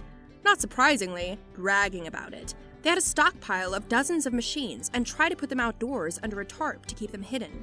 Their friends found out. At that point, they'd been able to sell some of the machines on eBay and had already sold about $10,000 worth. Keep in mind, both these kids were 16. Totally insane that they almost pulled it off. What happened to them? Just juvie and alternative school. We had a bad rain, and apparently, the tarp covering and under the computers had a few holes, so most of the computers were damaged beyond repair. My high school was recently in the news because a virus got into our school system and held the school's data at ransom for $300,000. Ours was a sad one. Our boys' basketball team was traveling home from a game in inclement weather. The van caught some slush and lost control into the path of an oncoming tractor trailer. The coach was driving and survived. He lost his wife and 7 students. A very sad tragedy. The survivor's guilt and just guilt in general that Coach felt is probably unimaginable. I didn't transfer in until after it happened, but I had a classmate who was in the room when it happened. Our 9th grade year, 1989 to 1990, one of the guys in the theater and drama class had been threatening suicide and to hurt friends and classmates. She and all her friends went to the teachers and principal, but were told they could do nothing because he had no history, and therefore, he had to do something first. He did. Walked in mid-class, took the entire room, including my friend and her friends who had reported his threats, hostage, brandished the gun around repeatedly, then shot one of their mutual friends who was trying to talk him down. Kid lost his ear, but not his life, thankfully. She was still giving legal depositions 2 years later when I met her, which is how I heard the story. This would definitely be negligence on the school's part, which is why she was giving depos. There is a general duty to protect your students, especially in the face of actual threats. It also sounds like you have multiple kids reporting multiple incidents, so the idea that you could say the kid had no history is laughable. He might not have had a file, but a simple investigation would likely have revealed even more incidents. One of the girls in my grade made cupcakes with cum from a guy friend of hers, hair and toenails baked into them. She brought them to school and gave them to the people who bullied her. My sister had PE with some of the people who ate the cupcakes, and needless to say, they were not happy. This sounds suspiciously like that one Cards Against Humanity card. Oh man. One time, this kid I was friends with brought this hot sauce called the bomb, 1.5 million Scoville units, to high school and let a bunch of kids try it during lunch. I mean, at least 30 kids. Some kids really started freaking out because that is ridiculously hot. Like, you're supposed to add 1 or 2 drops to a big batch of chili to make it spicy. Some were trying to show off and took a swig of it, and ended up vomiting everywhere from the heat and panic. Multiple kids had to go to the nurse and be sent home because they way overdid it, although I think most just really had no idea what a Scoville unit was or that they made hot sauce that was that ridiculously hot. It was chaos. I tried it as well, a dime-size amount, and I couldn't concentrate on anything but chugging milk, and I'm really good with spicy foods. Finally, the principal came on the intercom and said, "Whoever brought the hot sauce, please, just stop." My friend got into some pretty big trouble for that one. That's the principal's sound of defeat. Any teacher, really. When I break that one out in the classroom, I'm officially admitting defeat and pleading. 2 girls were fighting over a boy. They were in the bathroom, in the same stall. While they were fighting, one of the girls took out a pair of scissors and stabbed the other in the eye. The girl who stabbed her was expelled, and the other girl turned out to be just fine, and went back to school like everything was normal. The creepy part was, my classroom was the closest one to the bathroom, and we didn't hear anything. We just saw the cops. It creeps me out to think it happened a couple feet away from me. Someone called in a bomb threat to my middle school and elementary school. Instead of evacuating both buildings, we were in lockdown for 3 hours, and they condensed all of us in the middle school. We later evacuated to the high school only like 300 feet away, and were stuck there for hours because our parents couldn't get to us. All of our phones were taken because they didn't want us giving information, so there were like 700 white moms in Suburban simultaneously having a heart attack trying to get to the school. We learned later they called us in to almost every school in the area. There was a robbery at a Bank of America while the cops were preoccupied. Another school in the district had a student come to an assembly dressed in a KKK hood, so we all had to have a huge assembly, and there were a bunch of posters around school about what to do if you feel discriminated against. Being racist aside, what was he thinking? I'm assuming this was his thought process. "Oh boy, I can't wait to show the high school my dad's sick ghost costume. I sure do hope this won't cause outcry." We had an in-building sub who would be the first sub called and usually worked every day at the school. A few months into school, he was arrested and fired because it turned out he was getting 2 students to blow him after school. They were 14. He was caught because one of the girls' parents had installed some program on their computer and found the AAM chats. He ended up killing himself before going to jail. It was the last day for the senior class. There were only 2 significant pranks that day. The principal's office was filled with balloons and glitter, and the main hallway entrance was saran wrapped. About an hour before the day ended, the principal came over the loudspeaker and said that anyone caught participating in a prank would not walk at the graduation ceremony. About a minute after he said this, the fire alarm went off. A guy who was near the principal said that he got angry and said out loud, "Someone's not walking," before storming off. An entire wing of the school was hazy and smoke was pouring out of the classroom. Turns out the science teacher was doing a laser experiment for his class and created too much smoke with a smoke machine. Balloons and glitter? I hope they were balloons filled with glitter to create surprise glitter explosions. At my high school, seniors had to do a senior project. Can be anything really, just plan it out and follow through. A very popular and well-liked senior made an end-of-day announcement that tomorrow morning he'd be in the student parking lot working on it and needed as many folks there as possible. The next day, he drives into the student parking lot, sets up a tripod and a camera. A large crowd gathered round, just about 30 minutes before the first bell. He hit record, thanks everyone for showing. Then he reached into his car, pulled out a handgun and killed himself before anyone could react. No one knows why. He was a great guy with a bright future. Never know what struggles others are going through. I think about it frequently and take that into consideration to try and be nice to others with random acts of kindness. Kid in my high school killed himself by self-immolation. Story went that his girl had left him. He was a smart kid. Never saw him get bullied. Was on the swim team, was in shape, all that. Was in the advanced program in our high school and had scholarships.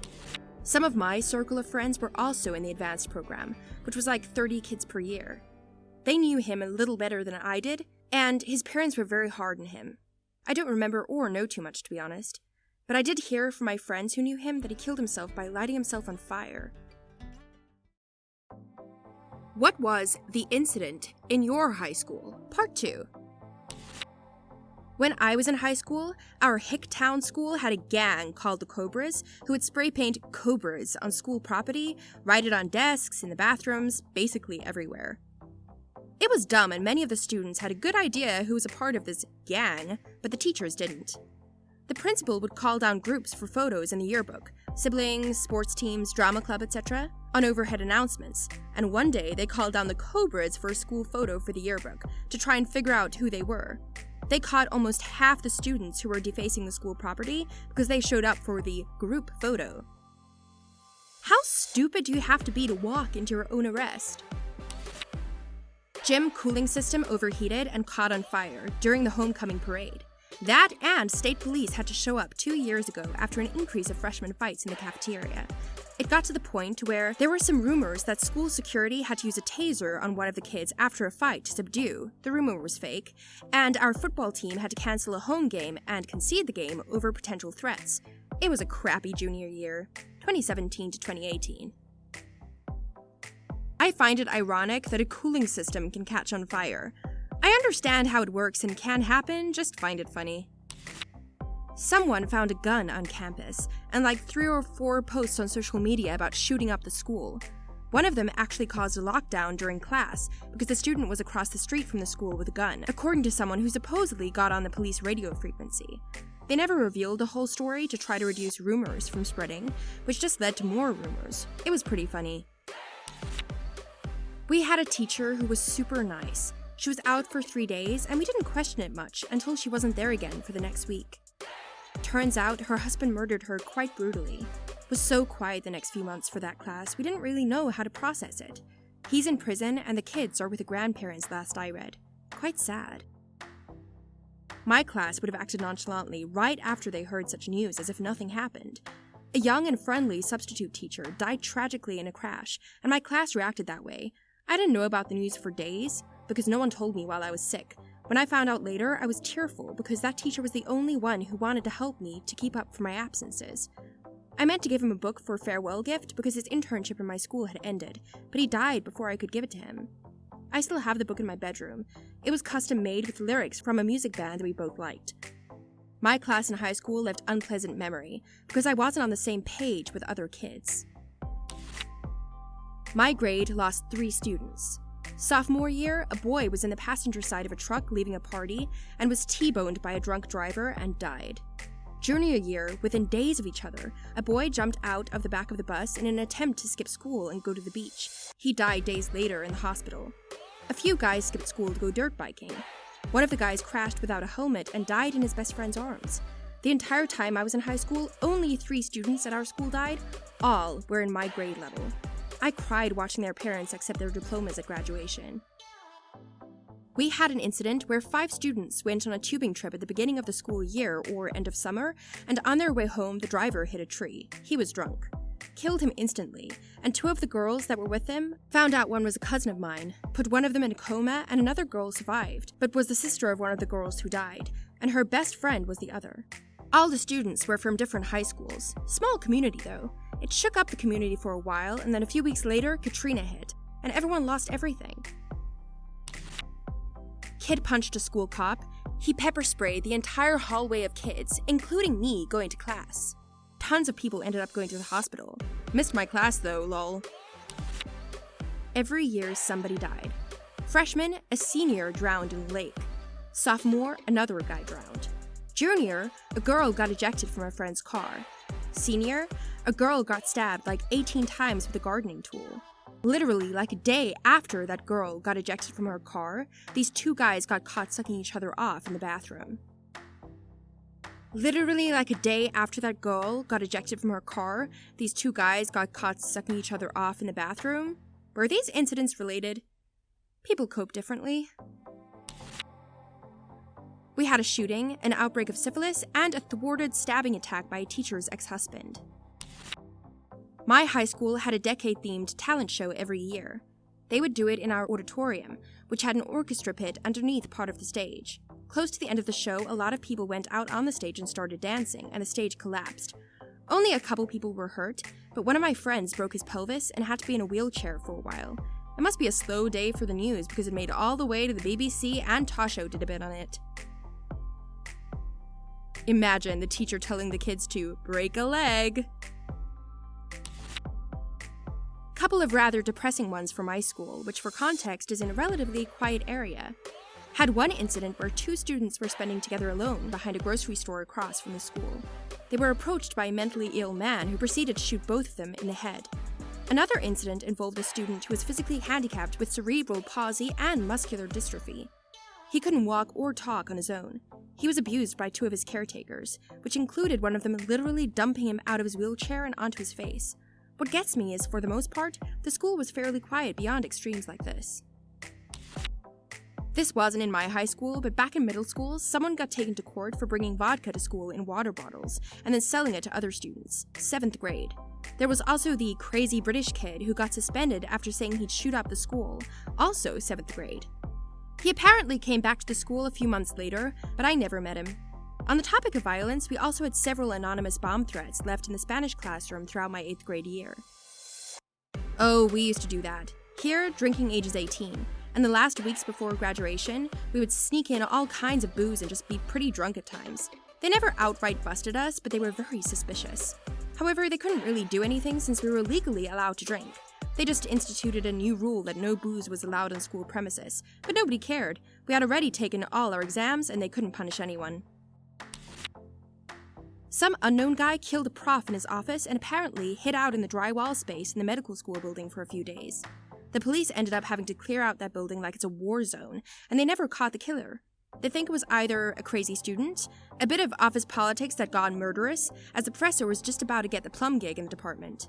An escaped crazy person from the local mental hospital, which was for some reason on the grounds of the university right behind the physics building. Some combination thereof. Wow, how do you hide in the drywall for a few days? And how do you kill a prof in his office? There was something in the local news recently about a manhunt or something, and they found his RV, and they absolutely tore that thing apart looking for clues.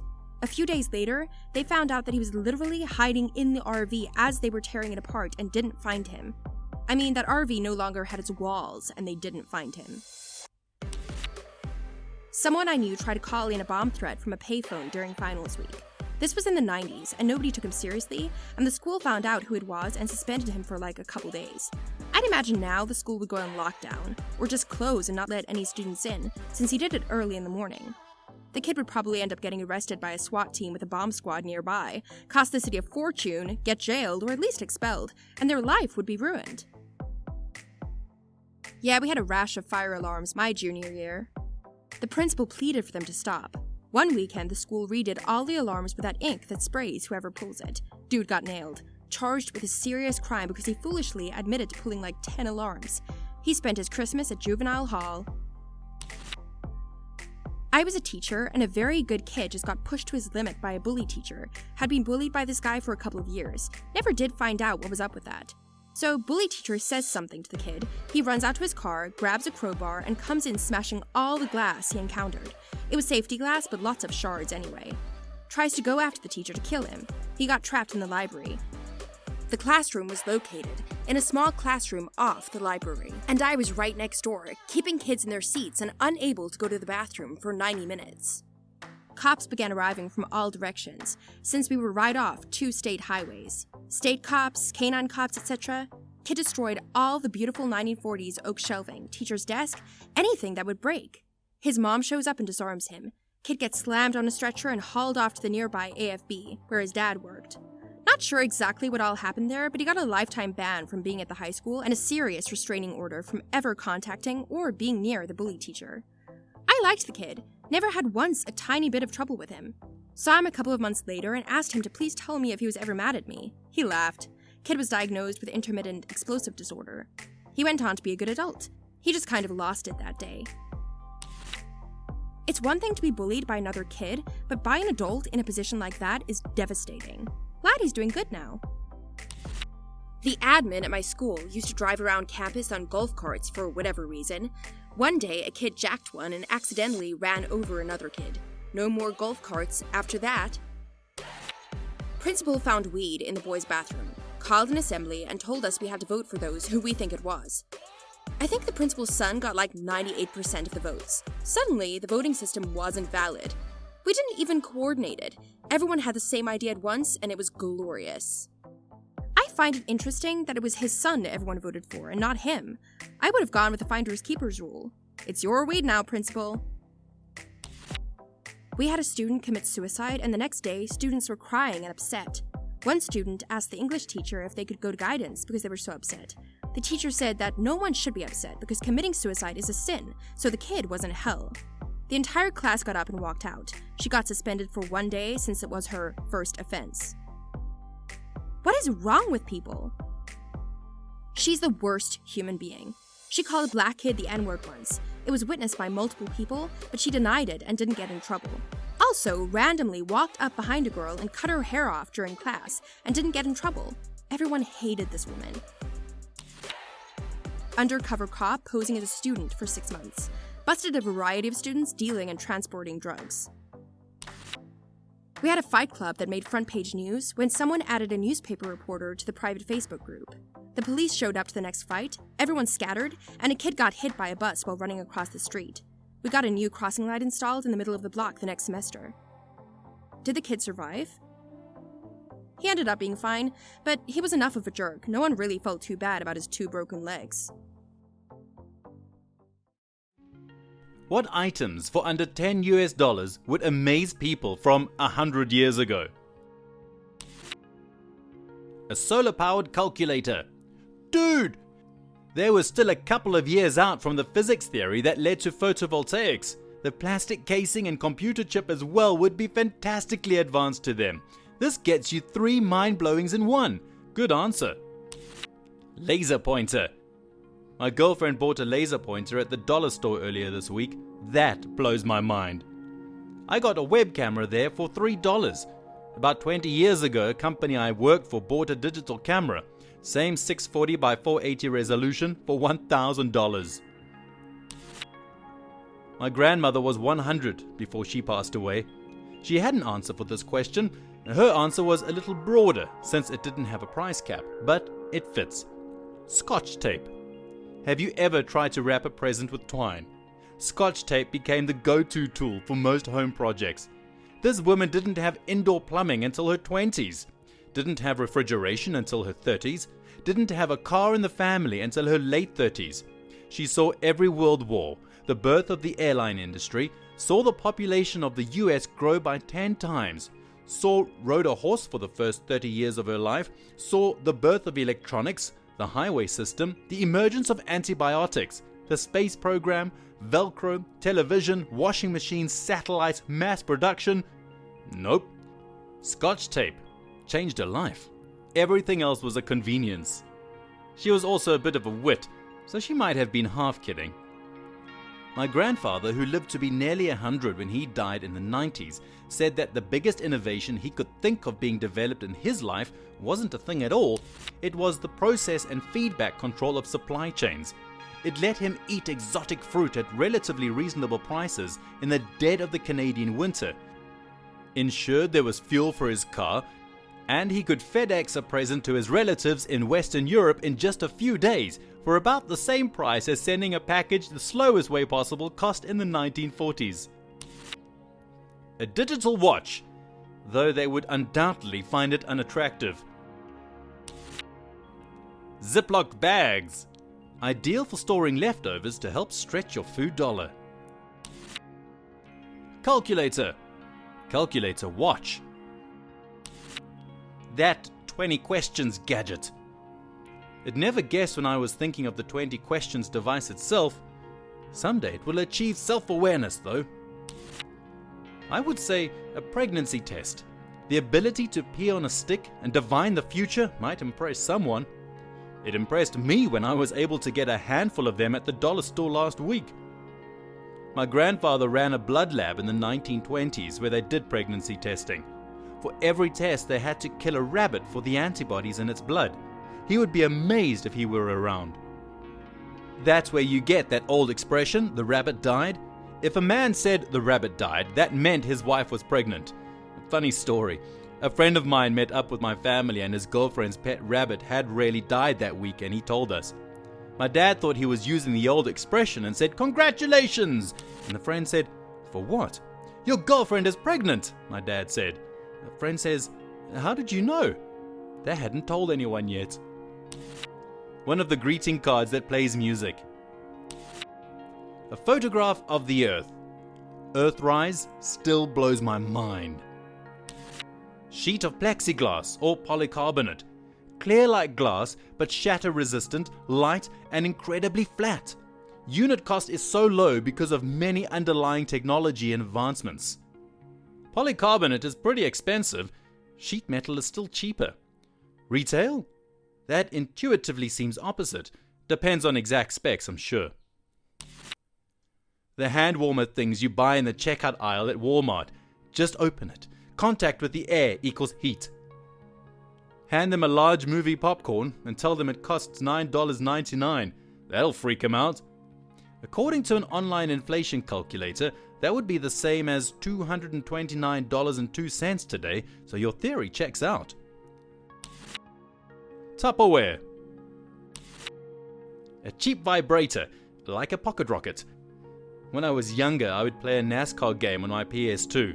I would go into a race and purposefully pop all my tires. With the tires popped, my controller would vibrate and I would put the controller on my junk. Candy, or any food for that matter, with artificial colors and flavors. Imagine their reaction when they're given something blue raspberry flavored. Blue raspberry? But raspberries are dark red. What's going on here? Well, we used to color them dark red, but that ended up giving everyone cancer. So yeah, we just went with the only color we had left. Diapers for babies. My great aunt bought some Pampers way back when, and you had to pin them. Now they are completely convenient with the Velcro tabs, and you don't have to rinse them out. You can find diapers for under $10 a pack. Loves aren't that expensive. You can get a small pack of them at Walmart for $6. How about a $10 second-hand store microwave? Where would you plug it in? And before anybody talks smack, not everybody had wiring, and the wiring they had was crap. A picture of astronauts on the moon. I like this one because it combines so many incredible modern inventions. Amazing to think that happened just 55 years after 1914. A book about World War II. I'd pair it up with a book on the Cold War. A Happy Meal. I don't know what would confuse them more, the burger or the toy. Or the fact that it promises to keep you happy, but it doesn't. Dragon dildo. Go a few years further and you could impress a few folks down at the tavern with your trophy. Where are you buying dragon dildos for $10? Seriously, I'd like to know. A new $5 bill. The security features alone are so advanced it would blow minds. That and spray cheese.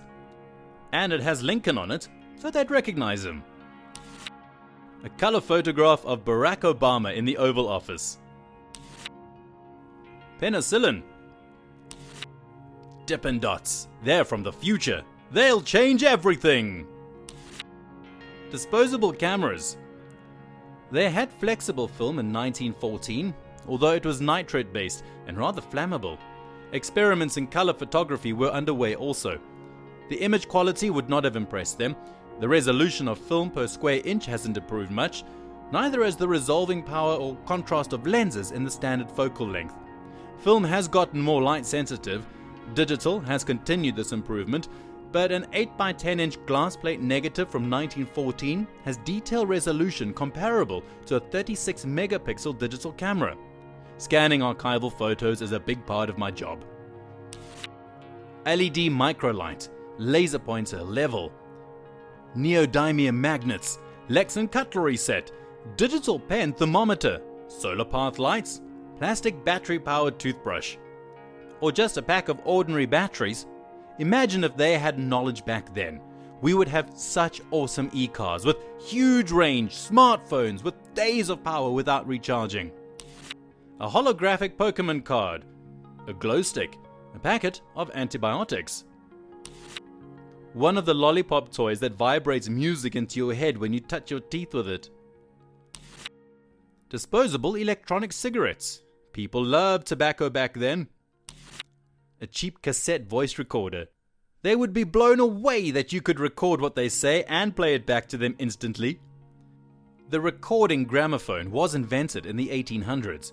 Yeah, but they were prohibitively expensive, and it is likely that very few people even knew they existed. Plus, the sound fidelity and portability alone would absolutely amaze them.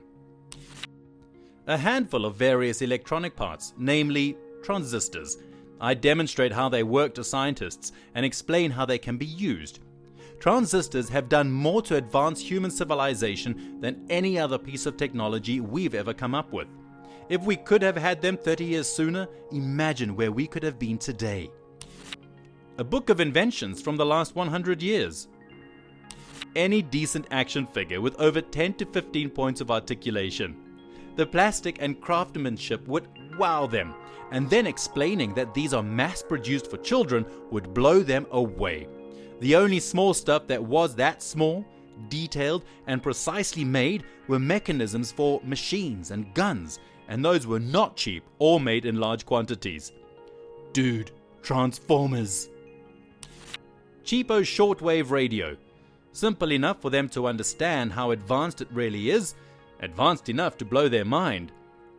They started working on it in 1896 and got it to work in 1927. If anything, you would just be some guy who figured it out first. Regardless, if you couldn't send or receive transmissions, you would just have a box that couldn't do anything. Yeah, but this will be a small shortwave. Old shortwave radios were massive. The engineering would blow their minds. Wikipedia would not only amaze people, it would change the world in a matter of weeks. What can you transport and read it on for under $10?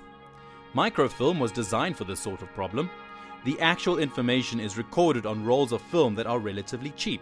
All you need is a bright light and a microscope to read it, both of which were available 100 years ago. Pop rocks. Deodorant.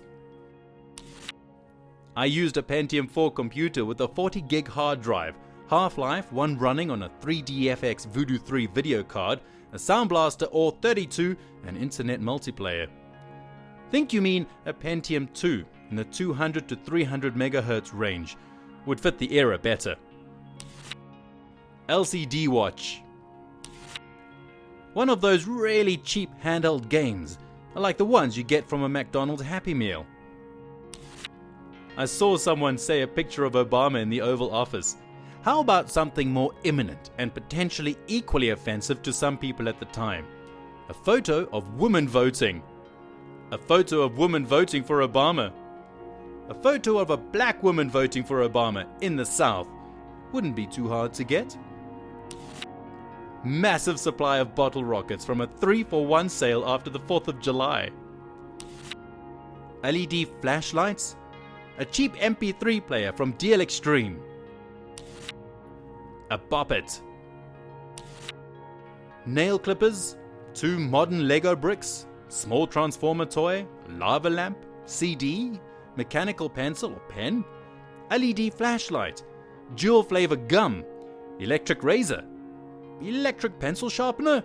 Multicolored pen. And a cup of soup. Calculator.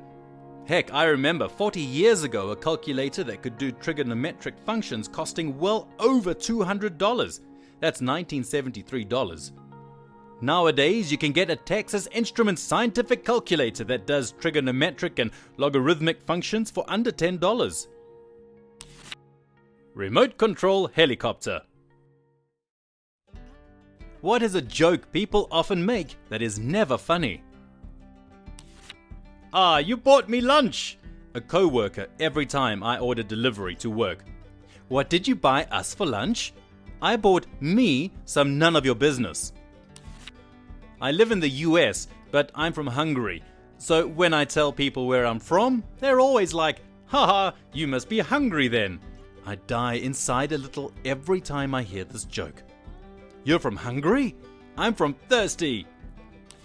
I would tell you, but then I would have to kill you. What happens in blah blah blah stays in blah blah blah. We know what happened in Vegas. You got drunk and danced with each other. Funny how felony records don't seem to stay in Vegas. You can do mine next when they see you washing your car. I live in an older neighborhood and get this from all my retired neighbors when I mow the lawn or clean the eaves troughs. I always throw out a crazy number like, sure, $250. I usually get, $250? I could hire someone to do it for that.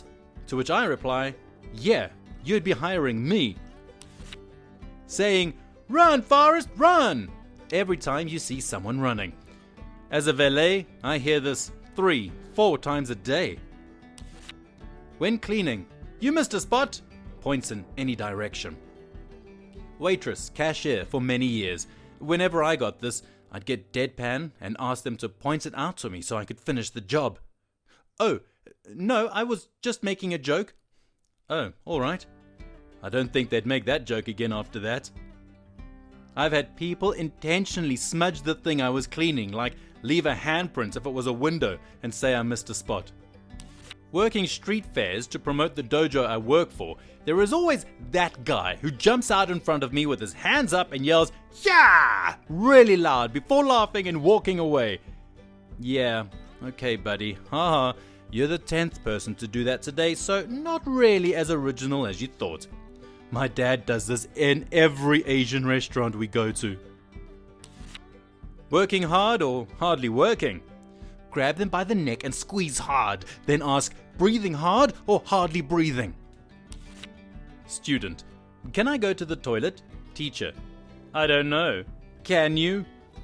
When I was little, I didn't understand the meaning behind this, so I figured she was just saying, go ahead in a snobby way. So she goes, I don't know, can you? And I sat for a second and went, yes, got up and left. I was always a big fan of the, I don't know, that's why I'm asking you. I'm a funeral director. I hear the same jokes daily and have to pretend to laugh. The top one being, people are really dying to see you. I'm 6'5", and people love to ask what basketball team I play for. As I've learned on this thread, you should ask which horse they ride. When you're a quiet person and someone, usually an older adult, says something along the lines of, you're talking so much we need to shut you up. They act as if you haven't put up with that kind of joke your entire life. As a quiet person, I hate this comment so much. Like, what did they expect me to say back to that? So I remained quiet, with that painful grin and chuckle thing going on. Just waiting for something interesting enough to respond to. What time is it? Time for you to get a watch. Time for you to get a new joke. Customer hands me a $100 bill. I hold it up to the light to check for the watermark. Customer, I just made it this morning. 3 hours and one reporter and news crew standing outside my job later. Reporter, and here we are on the scene where an employee strangled a customer with a $100 bill. I made it this morning. Slowly picks up phone, dials police. Hi, I have a guy here who just admitted to printing counterfeit currency. Can you guys pick him up for questioning? That was funny. You got me. Aren't you going to give me my change? Sir, just hang tight. The police are on their way. Please don't make any sudden movements. Item doesn't scan. Oh, it's free! I wonder if these comedians say this at the self-checkout as well. The other day I was checking out and one of my items had no price on it, so the cashier asked me if I had noticed what the price was. I hadn't noticed the price, so I figured she'd just send someone to look. Instead she said, well, guess it's free then, and put it in a bag. I'm pretty sure she broke Reddit by doing that, since everything I've read on here says this situation is just a bad joke. As someone in a marching band, I'm tired of most people replying with, "This one time at band camp," whenever I mention it. What's up? The sky. I usually say my cholesterol. Is that okay? My risk of violent suicide. Neighbors who see you doing any kind of chore and say, "Oh, you're going to do my laundry too?" Or, "You're going to mow my lawn while you're at it?" Or, "What did you get me at the supermarket?" Not funny the first time, still not funny the 100th time. Is there anything else I can do for you today, sir? Yes, you could get me a cheeseburger, the winning lottery numbers. The next time someone says winning lottery numbers to you, respond by saying, "If I had the winning numbers, I would not be here talking to you." I used to wait tables and people would say this to me all the time. Most people would laugh at the response. I don't ever remember anyone getting mad. Did you get your hair cut? No, I got them all cut. Ha ha ha ha ha. It's not funny. I used to work with a guy who said this every time. So one time when I saw that he'd had a haircut, I said, "Hey, did you get all your hairs cut?" He said, "No, I..." Ha ha ha ha. It was great. Making fun of someone's low-hanging fruit traits or obvious flaws, as if it's meant to be original and totally not something that person is insecure about, since people constantly point it out to them. You sure are quiet, huh? Is the barber going to finish that haircut? First day on the job? I think this is a southern thing. In the men's restroom, if somebody comes in and all the urinals are taken, the guy says, "Yuck, yuck, looks like we got a full house." When someone new starts in the office or workplace and is getting introduced, "Don't worry, we'll test you on the names." Or on their second day, "Oh, you haven't run away yet?" What's the deal with airline food? Bad impersonation of the Seinfeld theme. I've had this happen to me more than twice this week. Anything involving my mother? Unless it's a Napoleon Dynamite reference. Your mom went to college? I ask someone if they need a cup holder in the drive-thru. Points at girlfriend next to them. Nah, I already got one. Be named Nicholas. Well, old Saint Nick, where's my presents? Nick, Nickelodeon. Hey Nicole, when are you getting a haircut? I'm a server part-time, and it never fails when I ask if a table is ready for their check. They respond, "No, you can keep it." Ha ha ha. Or some variation of that. Just give them finger guns and say, "Aha!" But for real though, I have kids to put through college. I usually respond with, "If I could afford to pay for your meal, I'd be eating with you, not serving you." Sometimes they laugh, sometimes they look at me like I'm crazy, but maybe that's the last time they say something to that effect. When random strangers learn that my child, who is blonde, blue-eyed, to my brown-eyed, was not adopted. Milkman's baby, eh? No, I didn't sleep around to produce her. It's called recessive genes. That's basic genetics that you should have learned about starting in middle school, and then at least once more in high school biology. But thanks for casually insulting my morals and integrity. Is there anything else I can help you with? Do you have next week's winning lottery numbers? Ugh, as a server I hear that one all the time. A pet peeve of mine. T-Rex jokes. The "haha, T-Rex have tiny arms" was funny the first time. But now if you see something involving this dinosaur, you already know the punchline. Just Find something new already, please. T-Rexes always have terrible punchlines.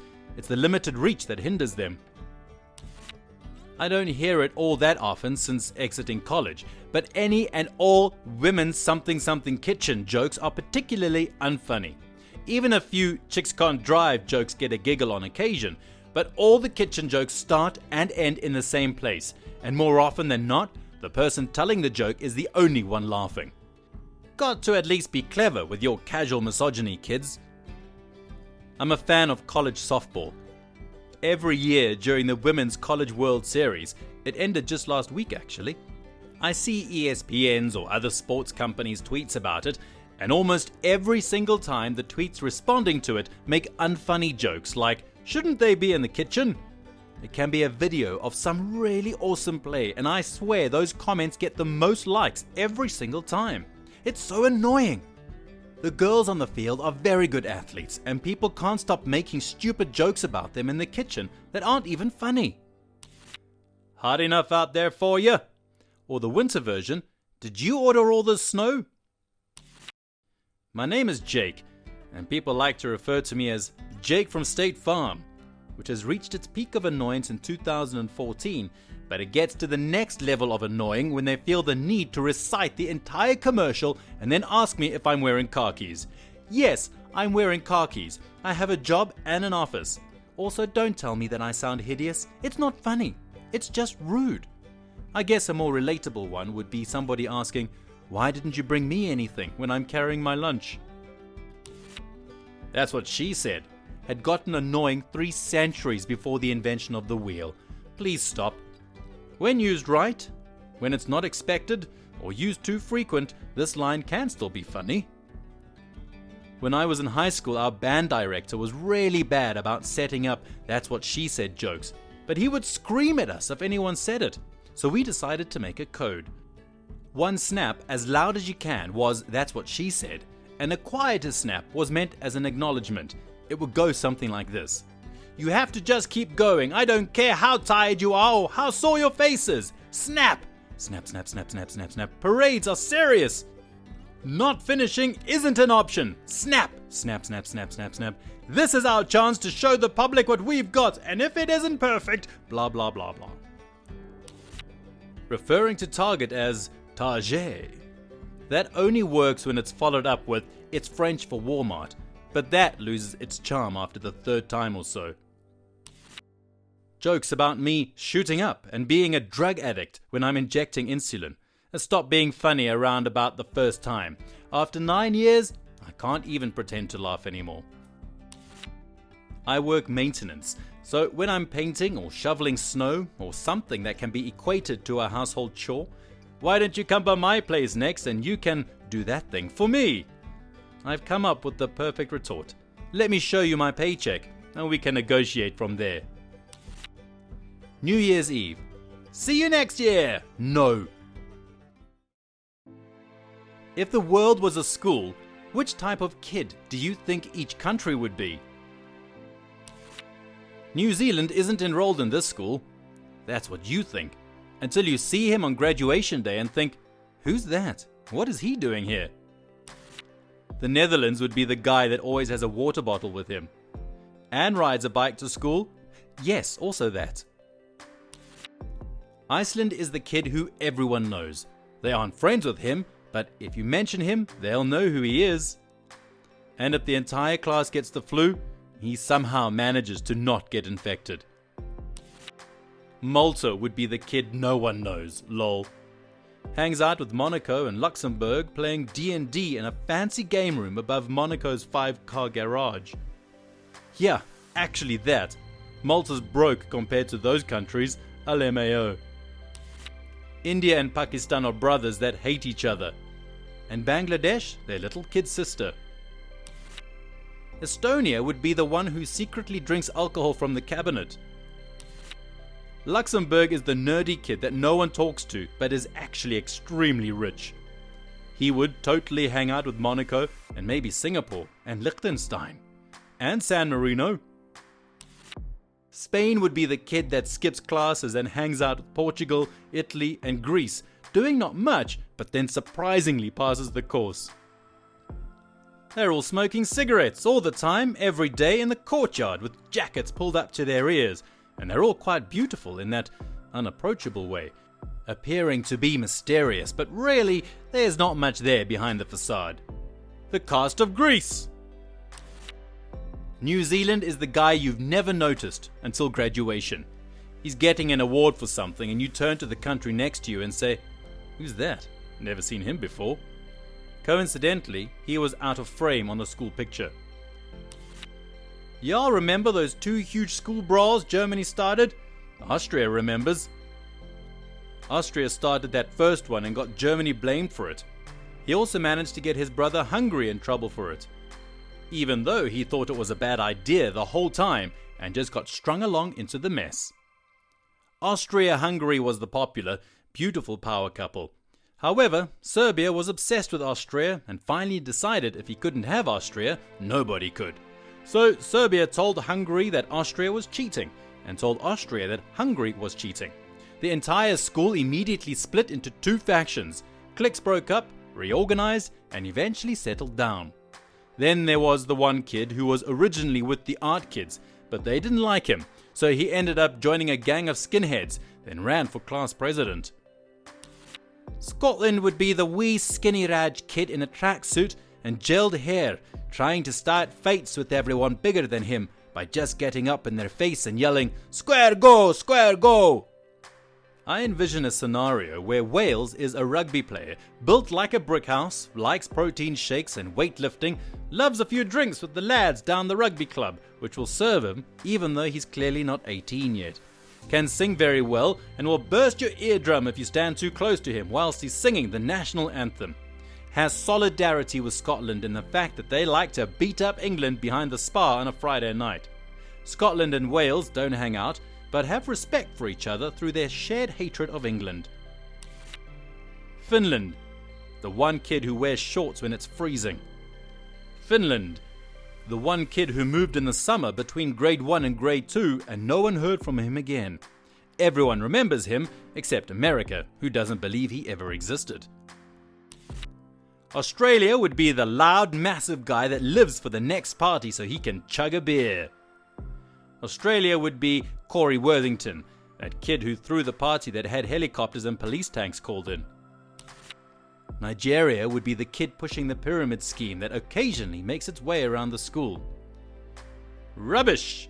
Nigeria would come from royalty and claim to be hosting the biggest party ever, TM, but he needs you to RSVP and buy tickets at $100 so that he can show you the venue organizers that he ain't talking crap. Japan is the kid that Naruto runs. I think that Japan would be constantly scribbling in his notebook. When someone gets a hold of his notebook, they see that it's a script for something. A show based off of the high school drama Hetalia. Greenland is the quiet, suicidal kid.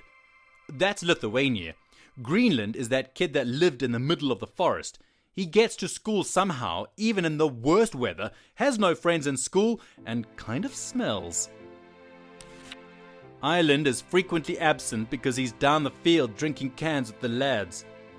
The lads being Poland and Czech Republic, and occasionally throwing his empty cans in England's back garden because England used to bully him in primary school. South Sudan would be the new kid who just joined.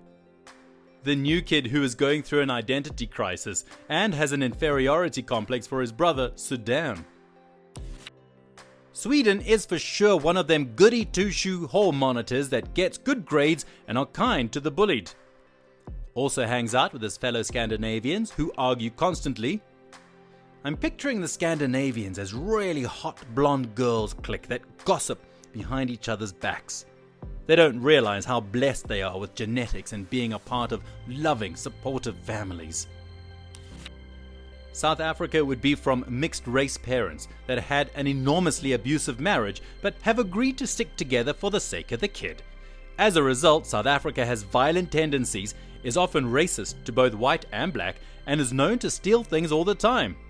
On the upside, as kids go, it has moments of clarity where he tries his best, but on the whole is really confused, likes hanging out with China and Brazil, and frequently tries, unsuccessfully, to pick on Britain. South Africa is the person who shoots himself in the foot and then blames both black and white people for the shooting. I'm Greek, and we're that poor kid that you hang out with because it doesn't have many friends, and eventually you stop being around them because they always ask you for money. They don't return. On the other hand, you're incredibly attractive and used to be the brightest kid in school.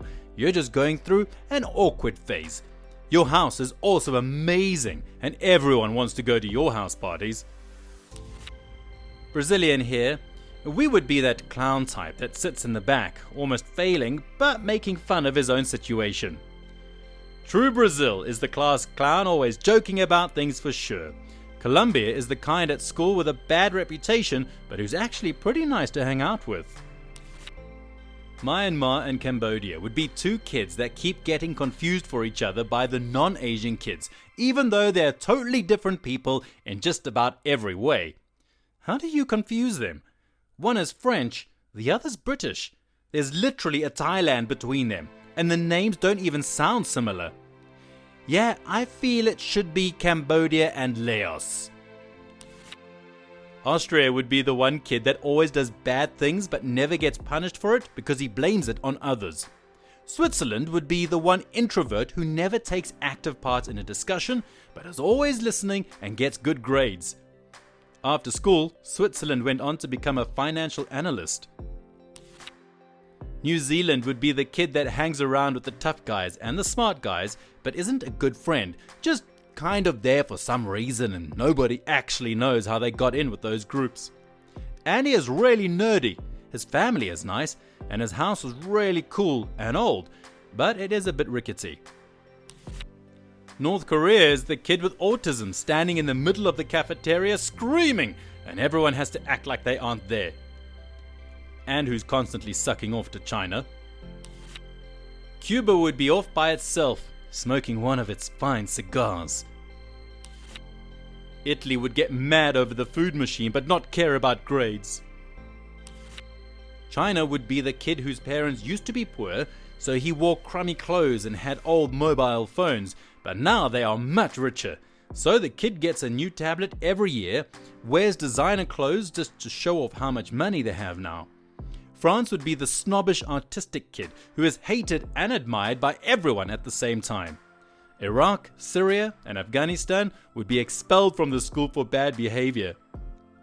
Iraq, Syria, and Afghanistan would be subject to vigilante justice from a bunch of frat boys who actually want their endless lunch yogurt. South Africa would be that foreign kid that transferred halfway through the school year, but has lived in like 15 different countries and is full of cool stories. He is a hit with the ladies, but sadly he moves away again in his junior year and nobody hears from him again. His dad was also in prison for a while, but when he got out, he became a really well-respected member of the community. Japan would have spent his first few years being homeschooled, and when he finally got transferred to public school, his first instinct was to go crazy and give people wedgies or noogies, especially China.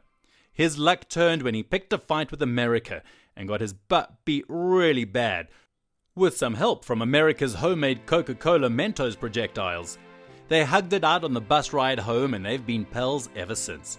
Now, he's the genius kid who finishes tests in 5 minutes and spends the rest of class watching cartoons or building cool stuff in Minecraft.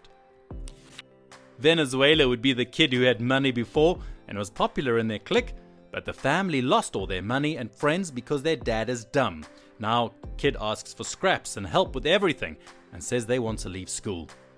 The rest of the school would be concerned about him, and Brazil and the US would be willing to do something with his dad. The UK and Ireland would be constantly trading tit-for-tat blows with each other, but at the end of the day will always drink with each other on the school fields because they've been through a lot of crap together. Italy's loud, lazy, and likes to show off ostentatiously, but is a sound lad to be around. Greece would be a laid-back B average student who tries to not cause a commotion but has a bit of a spending issue and is good friends with Bulgaria, who is just as laid back. Montenegro would be the kid who always sleeps in class. Uzbekistan and Kyrgyzstan would both be underrated students that nobody really pays attention to. while Turkmenistan just hates everything and everyone. Indonesia would be a large-built but quiet kid. Russia is a packed leader who is Dutchy yet very smart, athletic, and artistic. He probably once had a rough home life. His favorite targets are Ukraine and Georgia. Greece would have a lot of cousins all over school. Poland is that poor kid who always gets bullied. Czech Republic here, we're that guy who's always drunk, has parts of tracksuits and sometimes has brilliant ideas in classes. America, China, and Russia would be the really popular kids who bully people. North Korea is the wannabe, and Germany is the former bully who regretted it and helps others a lot. America is the evangelical Christian from a well-off family. You can't tell if they're going to be kind and help you out in your time of need or beat you with their biblical knowledge. That's more like Poland, TBH. What is your favorite, easy, lazy way to make side money? I set up an aluminum can-only bin outside my college dorm. Easy $60 every week. Illegal? I don't know, but it worked. That's genius and environmentally friendly. Everyone loves the can bandit. Suing telemarketers. There's a company that does secret shopper stuff. The only company that does it in my area is Papa John's. But basically, I order a pizza, take pictures of it, complete a survey, and 2 months later, they pay me back for the pizza. They also sometimes offer rewards from $5 to $20. It's not much money, but it is free pizza. My mom used to be heavily in mystery shopping. I got to help her out one time when I was underage by going into a GameStop and seeing if they'll sell me an M-rated game without checking ID or to someone under 18 or 17. My mom said they've sent her to state resorts and stuff too. Pretty nifty gig that can be a lot of fun on top of making money and getting free stuff. I edit, proofread, and format resumes and cover letters through Kijiji. It helps that in my current career, I am frequently asked to sit in and be a part of the interviewing process for numerous departments. So I often give advice where I can, on top of simply making the pages look clear and concise. Craigslist, copywriting, and editing. If you're half decent with spell check and occasionally read a newspaper, you'll be able to pick it up while watching a favorite show in the background. You make a simple ghostwriter name, set up a PayPal, and take on any amount of work you want. Best part is, you'll drastically improve your writing without thinking about it, a skill that will passively help you out elsewhere. Knew someone that would go on Riot chat boards, claim to be a girl, ask for account boosts in League, get carried to high ranks, and then sell the accounts. I occasionally referee for tournaments at a few gun clubs, sporting clays. $75 a day to push a few buttons and yell one of two words. Not amazing money. By the end of the day, the hourly works out to slightly less than the minimum wage in my state, but relative to the amount of work I'm doing, it's top-notch. Isn't the whole point of minimum wage that you're not meant to be paid less than that? Or is it not technically a job? It's not really a job. The tournaments only take up like 4 weekends a year. The rest of the time, ranges will employ target trappers or referees who make minimum wage, and sometimes tips. The tournaments that I do aren't intended to be anything more than a side gig for hobbyists. You actually get your choice of payment between the $75 cash or 200 targets to use at the ranges. Dungeon diving, bandit killing, just side quests. Dupe glitches is where the real gold's at. If glitches are on the table, you might as well just use the console. Pet sitting. Clients will pay me to sleep in their house and care for their dog, and eat their food, and watch their TV. Easily cleared $200 a week when I did this regularly over a decade ago. Even more if the little guy gets medicine or has any conditions that require more care. Easiest money ever. I keep all the change whenever my mom gives me money to buy something. When I was a kid, I agreed to do the laundry if I got to keep everything I found in the pockets. After making about $90 the first day, I was quickly dismissed from this hustle. Plus, everyone complains about doing laundry. All you do is throw it in the machine. It's not hard, people. We rent our house out for a popular annual convention. 3 weeks, and the exhibitors we rent to are gone all day. We work from home and occupy the house the majority of the day. We set up a bed in my unattached workshop, so all we really change is where we sleep. I have one of those t-shirt shops online where I just uploaded some graphics and they put them on t-shirts, coffee mugs, etc., and I get $1 or $2 every time one is sold. Try and get on merch by Amazon if you can. There is a waiting list, but if you get there, the rates are much better. Being a movie or TV extra. Free food, lots of downtime, and getting to hang out on set and see how everything happens. Sometimes shoots are long or you're doing something boring or uncomfortable, but most of the time it's chill. Sometimes shoots are long or you're doing something boring or uncomfortable. Yeah, I was an extra in a movie once where we were all corpses, and this one girl kept hamming it up. Then she got kicked and her replacement started eating sausages out of his pocket. We had to reshoot for hours. Whenever a Nigerian scammer emails me, I always point out all the inconsistencies of their common sense and offer to give them proper guidance on how to actually scam people online. I will give them a few brief lessons via XMPP, Secure Chat Protocol, and once I've gained their confidence, I will offer to sell them an advanced technique for only $250. The moment they send the payment, they never hear from me again and I abandon the XMPP screen name. So far, I've made around $1,500 in the last 3 years doing this. Scamming the scammers, brilliant. I read about one guy who worked from home and was sick of the telesales calls interrupting his workflow, as it cost him time and money. So, he made his phone number a premium rate and earned money every junk call he got. How do you set this up? Be British, but there are probably equivalents elsewhere.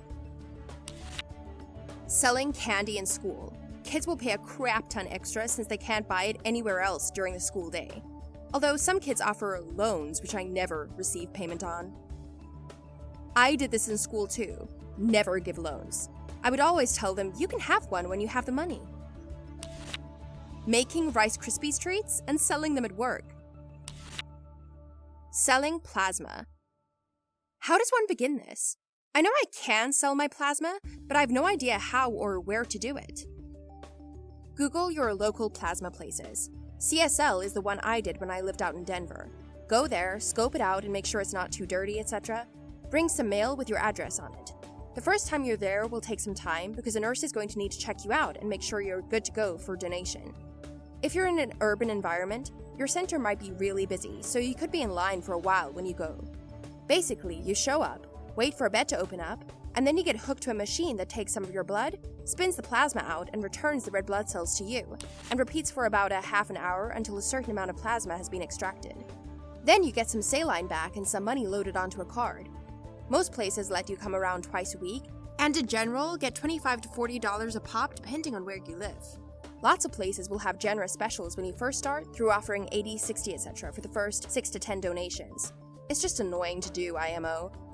I was really poor out in Denver and did it twice a week for the good part of a year to basically pay for my bus passes to and from work since I didn't make enough. If you do it regularly for a long time, you might get kind of sick. I think I wound up deficient on several vitamins from doing that. A year or two later, I was diagnosed with hypothyroidism, so the vitamin deficiencies could have been from that instead, YMMV. Don't push yourself too hard, stay nice and hydrated if you plan on doing that, and don't eat fatty foods the day before or the day of your donation. After donating is fine, but fat gets filtered out and can drastically slow things down. Bonus, used to be terrified of needles, now gently encourage nurses when they have trouble drawing blood. Can't watch, but don't mind if someone sort of new needs a couple tries to get it right. Selling ant queens. They go anywhere from $20 for the common species to $75 for the rarer ones. Where do you get them? Out of the ground? Where do you sell them? You have to live with the ants, become one with the ants, gain their trust, mate with the queen. In the process, kidnap her and extort a ransom from the hive, and then sell her to some dude halfway across the country. Easy money. I used to do math homework for people. Made $200 off of one guy once. He was a rich student athlete behind on his college algebra homework by a month. Took me like 2 or 3 hours. How do you manage to do a month of homework in any math class that quickly? Most math classes I've been to give homework every day, so assuming 70% of days he has school, that's 21 homework assignments in 150 minutes. Assuming that OP got his old homework back, he could just copy his answers but skew his handwriting to look more like the athlete. Photocopy real money and hope for the best. Funny enough, modern printers and photocopiers refuse to print money. Photoshop refuses to display it. I put in $250 in Bitcoin right before the BTC-BCH divergence, 1st August this year, and since then made $50 profit. My friend boosts people's accounts and coaches people in League of Legends. He can get pretty good rates for the coaching, and boosting is a bit more based on luck, getting the order or getting decent teammates. But generally, 2 to 4 days can make €100 from it. Living expenses are lower here, so that's actually very good pay, if you're ready to no-lie for it. Making YouTube videos. I struck gold with a fun idea that was both easy to make and super fun. So far, I'm making about $150 a month. If you live near a golf course, preferably a public one, you can be a caddy. All you have to do is know a little bit about golf and carry a bag. You could also search for golf balls and sell it afterwards. I've worked at 3 courses in my life and only one of them offered caddies during your round, and it was a very nice country club. So it has to be a nicer place, and I would say you have to know more than just a little bit about golf to be one. Some people will legit rely on you to pick their club or give your advice. But finding golf balls for sure is a good one. The course I work at right now has a huge creek running through it that people always lose balls in. Can't sell them for more than $0.5 to $1 a piece, but it adds up for sure. I rent out my barn. I don't use it for anything, and this dude pays me $400 a month to use the space. I'm almost positive it's a chop shop, but it helps pay the bills. My dad has a big greenhouse, and he rents it out for $1,000 a month. The folks that rent it have a research grant, and are growing unique strains of fruits and vegetables. I worked for them, pollinating flowers for a couple seasons. Really neat. App called S'more. It puts ads on your phone's lock screen for 10 cents a day that you can cash out with various gift cards, usually starting at $5. If you're the type that isn't glued to your phone, it's basically free money, otherwise it can get a bit annoying.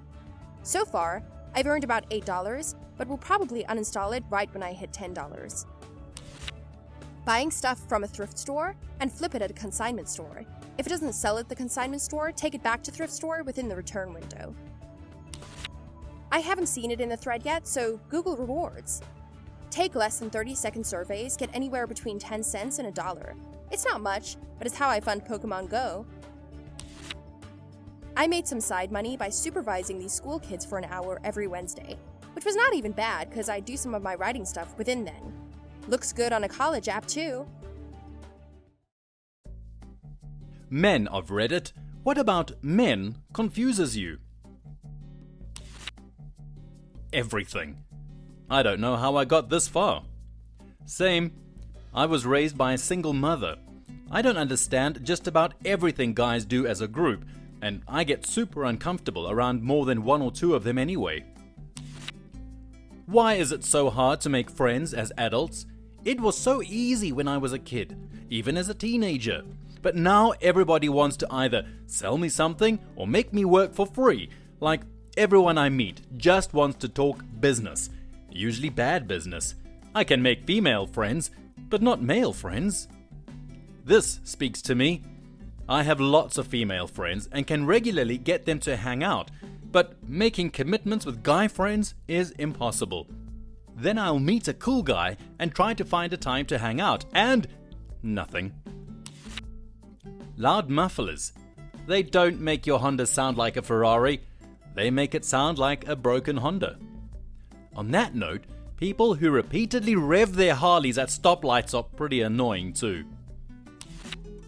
The men that are scared to hang out one-on-one because someone might think we're on a date. It's real, look it up. Weird. I prefer one-on-one hanging with good friends. We have our shtick, and adding more people tends to skew the good times. When I'm standing at a urinal peeing, and a guy comes up to use the one right next to me, and there are clearly open urinals further down the row. Why do this? Don't you know you're breaking men's restroom etiquette? A guy at my work not only does this, but will start talking. Why do you pee all over the seat and not clean it? I get when you have to go badly and no time to lift the seat, but you have to know you made a mess, and I'm sure when you walk into a piss-covered stall, you also get pissed. Especially when they do it in their own house. Over at a friend's house and there's piss splattered on the floor or wall around the toilet. Dude, if you can't get it all in the pot, just sit down. It's your own house. You're pissing all over your own house. I don't get it. I'm not hitting on your GF. I'm just trying to see if our answers for the homework are the same. I was talking to a girl about a project we had to do for a graduate class, and I was asking her for help with one specific part of it. While I was messaging her through Facebook, I got another message from her boyfriend that said, "Stop messaging my girlfriend and worry about yourself." He was a cop who had graduated from college like a year before. I said to her, I think your boyfriend just messaged me. I sent her the screen cap of his message and she apologized for him. And I'm assuming she talked to him. And every time I saw him, he'd give me the stink eye or something. They eventually got married. I hope that's going well. Dudes who don't like being asked out by women and dudes who don't like being complimented by other men or women they aren't interested in. Man, I wish I would get asked out by a woman. I'm too much of an introvert to even initiate small talk, though I do have female friends. Why can't we have a close guy friend without being labeled as gay? I don't understand why it gets called a bromance either. Like, this is a dude I care about who cares about me. That's it. Disclaimer, nothing wrong with being gay. I would just prefer to be called what I am. You need to clarify with everyone else that your close male friend is just a bro. He's just a bro. Why so many things have to be a competition? It's exhausting. Because dominance, bro.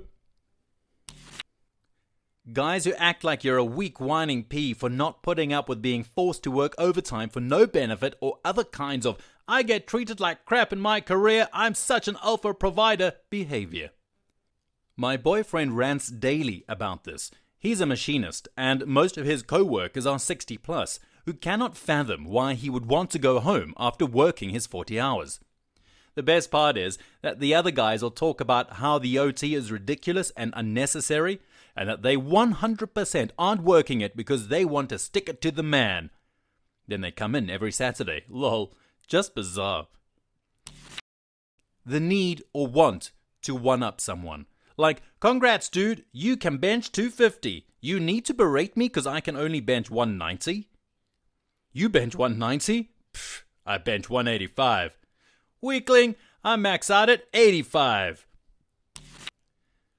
The need to look and act manly.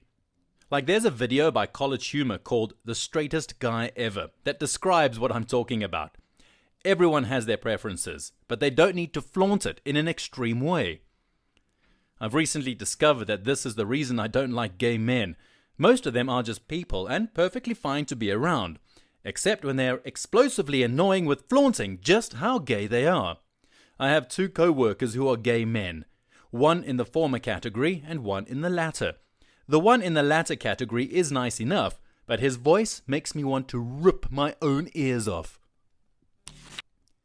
How can you talk for ages about your great new car, which you will then drive 10 minutes to work and back on a street with speed limits? They might occasionally, and very illegally, decide to actually test it.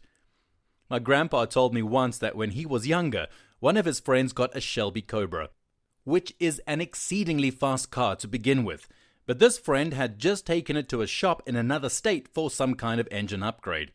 On the way back, they encountered an empty stretch of highway and decided to see how fast it really go.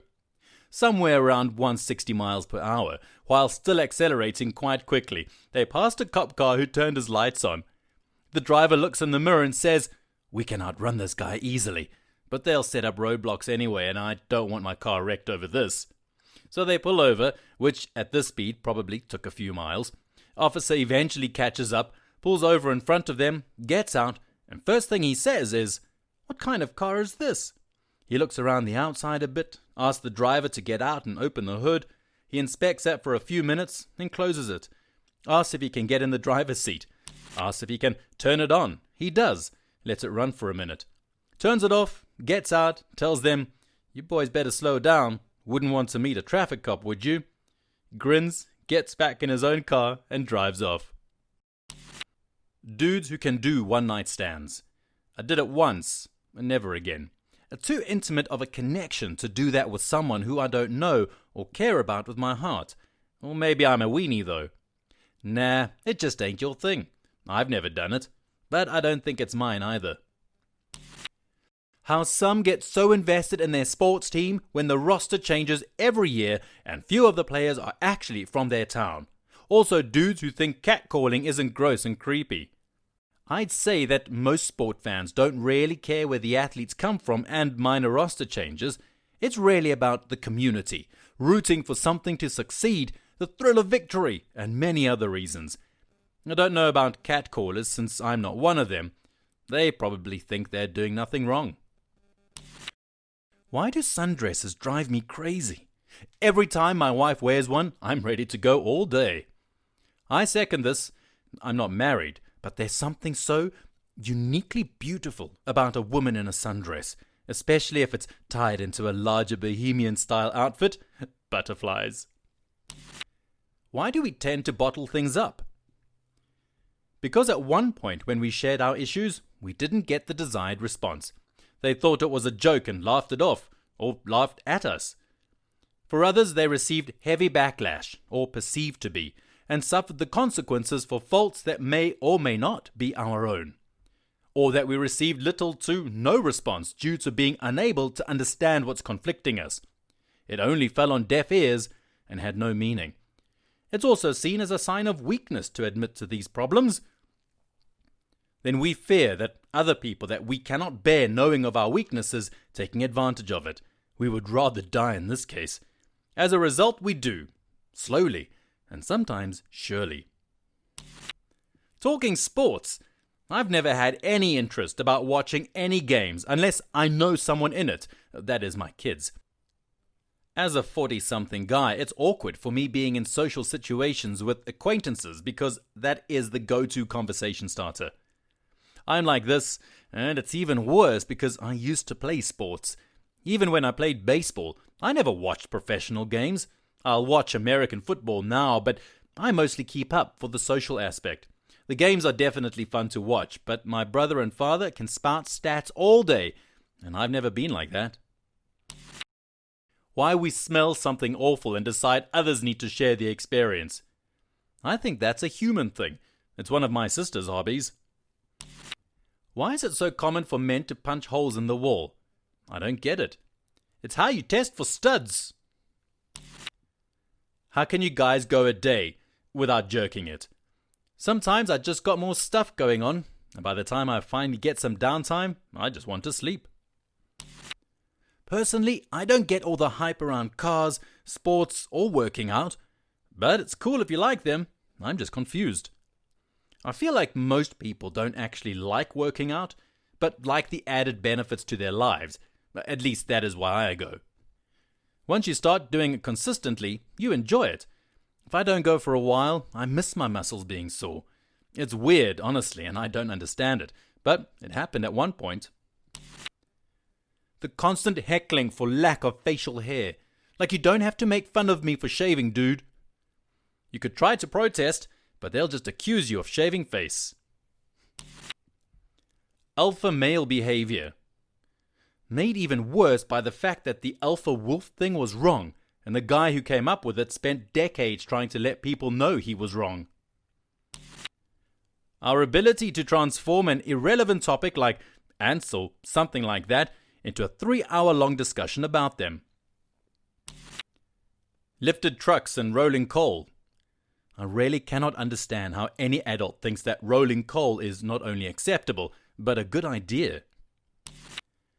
Why do some guys get angry for no reason when they're drunk? Everyone's just trying to have a good time. Stop ruining the fun for everyone and chill out.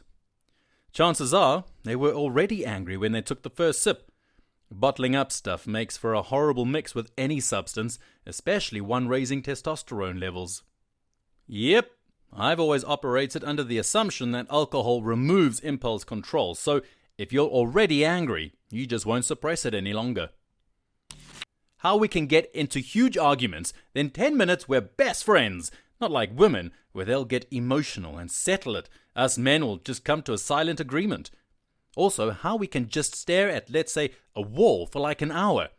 Hey, sorry I'm late, I was looking at my wall for an hour after I got out of the shower. Who are these men staring at walls? Lol.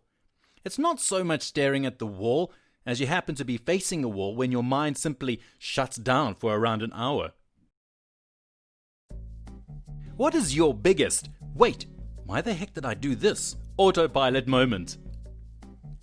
Was filling up a salt shaker over the sink so I didn't spill any salt anywhere. As soon as I filled up the salt shaker, I immediately turned it over and dumped all the salt in the sink. It was extremely deliberate, and I have no idea why I did it. I've done this while cracking eggs. I got the bowl next to the sink, crack the egg on the side of the sink, open it directly over the drain, and then stare at the drain for several seconds after the egg has slimed down into the pipes, wondering how this isn't the first time I've done this. In middle school, I went to my locker to get my books for the last class of the day, French.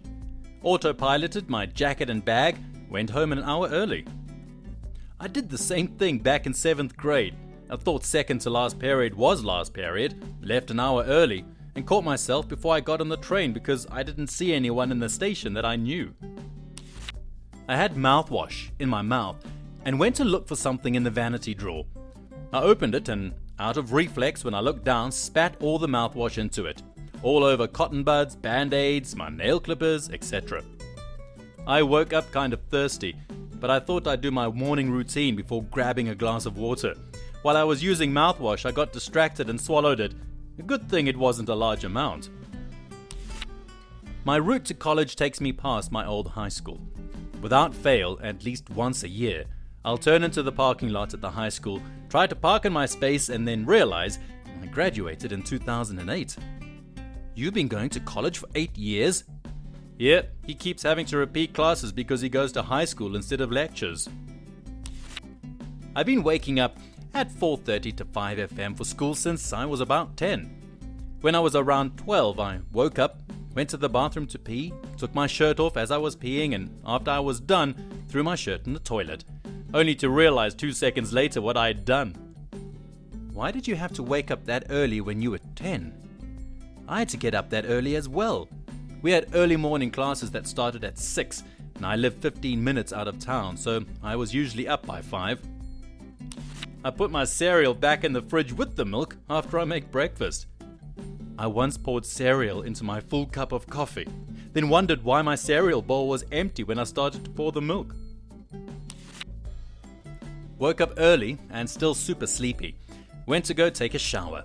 Stuck my hand, still holding my towel, into the shower to test the water temperature. I've worn socks in the shower before doing the same thing. I spent hours making chicken soup from scratch. A whole raw chicken, herbs, chunks of veggies, all simmering away to make the perfect soup possible. When it was finally ready, I set a strainer in the sink, poured it in, and watched as my beautiful soup disappeared down the drain. When I was younger, my mom bought orange juice with pulp, and I hated pulp. So, making a huge deal out of it, she grabbed the strainer and poured all the orange juice through the strainer into the sink, leaving only pulp. Then she got mad at me. Cracked an egg into the sink and put the shell in my food. I stared at the food for a solid 10 seconds afterwards. I don't know what I expected. I don't know what I expected. I moved houses, and it took me a solid 2 months to stop driving home to my old house. Hey Ma, old man Yuri's here again. Quick, hide in the cabinet. I think we can whack him in the head when he comes through the door. It's just the space guy. Let him be. He'll leave in an hour and 48 minutes. Whenever I take the bus, I roll the tickets up into little tubes, a habit I've had since I was a kid. On several occasions of autopilot gone completely wrong, I've got off the bus, popped the rolled up ticket in my mouth, reached for a lighter, and set it on fire. If you're ever going out with a smoker friend and you guys get hammered, turn a cig in his pack. autopilot will kick in and you're lighted by the filter. I am ashamed to admit I have also done this to myself on more than one occasion. I am a terrible smoker. I used to work 60-ish hours a week when I was a retail manager. And there was one time where I woke up and got dressed, drove an hour and a half to work at 8 a.m. and started preparing to open the store. My co-worker arrived and was very confused as to why I was there. Turns out it was a day off for me, and me just autopiloted to work. Yeah, I've done something similar before. I got home from work, had dinner, and fell asleep on the couch. I woke up and checked the time on my phone, 7:15. Oh crap, I'm so late for work! So I got ready really quickly and ran out the door. I'm thinking to myself, the neighborhood seems pretty lively for this time of the morning. I was halfway to work before I realized I'd woken up at 7:15 p.m. Not a.m. Idiot. Usually when I drop something, I finish what I'm doing first before I pick the item back up. For example, once, I bought a grilled cheese sandwich, and as I was walking to my table, the entire grilled cheese just slid off the plate onto the floor. Instead of picking it up, I walked to my table first, set my plate down before returning 10 feet to where my sandwich had fallen. I have no idea why, but my brain just autopilots me to finish doing what originally intended to do. Once when I was around 10, I went into the bathroom to take a shower. So I turned on the water, took off my shirt, my pants, shoes and socks, and stepped into the shower to let the warm water wash over me. At which point I looked down and wondered why I hadn't removed my underwear. I did that with socks. I couldn't put my finger on it at the time, but I knew something wasn't right. I looked down and bam! Wet socks in the shower. I carry a bottle of oil-based perfume in my bag, and a bottle of eye drops too. Squirted the perfume into my eye. When I was little, I was at my grandma's house and wandered into the bathroom and saw her perfume on the counter. I picked it up to inspect it and pointed it right at my face and pressed down on the top, so it sprayed right into my little eyes. It hurt and burned so much, but I was scared of getting into trouble for messing with grandma's stuff, so I didn't tell anyone and just sobbed into a towel for a while. Don't know if it counts, but I spent hours on a digital drawing where I only had to draw on one side because it was like mirrored in the middle, and what I drew on the left ended up mirrored on the right. Later, when I went to brush my teeth, I only brushed the left side of my mouth like the other side would automatically get clean too. You could have shot a homemade before-after commercial for toothpaste. After a long day, I grabbed my things and left my office. I got down to the metro and tried to scan my card a few times without anything happening. Then I looked down and saw that I was holding a stapler. I had grabbed my stapler instead of my ID badge metro card. I had to explain that to the security guy to let me back in to exchange my stapler for my badge. I have a security card for work, and every single day I pull out my debit card and hold it against the scanner for 10 seconds, wondering why it isn't working. Then, on the way home, I stand for 10 seconds wondering why my security pass isn't working on the scanner for the train card. After brushing teeth, I was running my mouth. Usually I would look up, gargle, look down, spit. But I looked up and spat, and all the toothpaste covered water went all over my face. You just made a 4 hours class very funny. Too funny because I laughed while everyone was tomb silent. Tried to unlock my front door with my car clicker. I laughed at myself. Then tried to unlock my fridge with my work fob. Why did autopilot me think the fridge was locked? I wish our work fridge required a fob to get in. Stolen lunches are no joke. Being able to keep a log of everyone who accessed the work fridge would be so cool. We had an issue with stolen creamer once. Would have definitely been helpful then. I took the subway from my college to the other side of town to where a girl I was dating lived. I was one stop away when I realized that I was supposed to have transferred twice to get onto the train to go to my parents' house, about an hour ride north. I'm so confused by the way this is worded. Where were you trying to go? He rode to his GF, then realized he was supposed to go to his parents. Every time I walk into my kitchen, I open the fridge, even if I don't plan to eat or cook.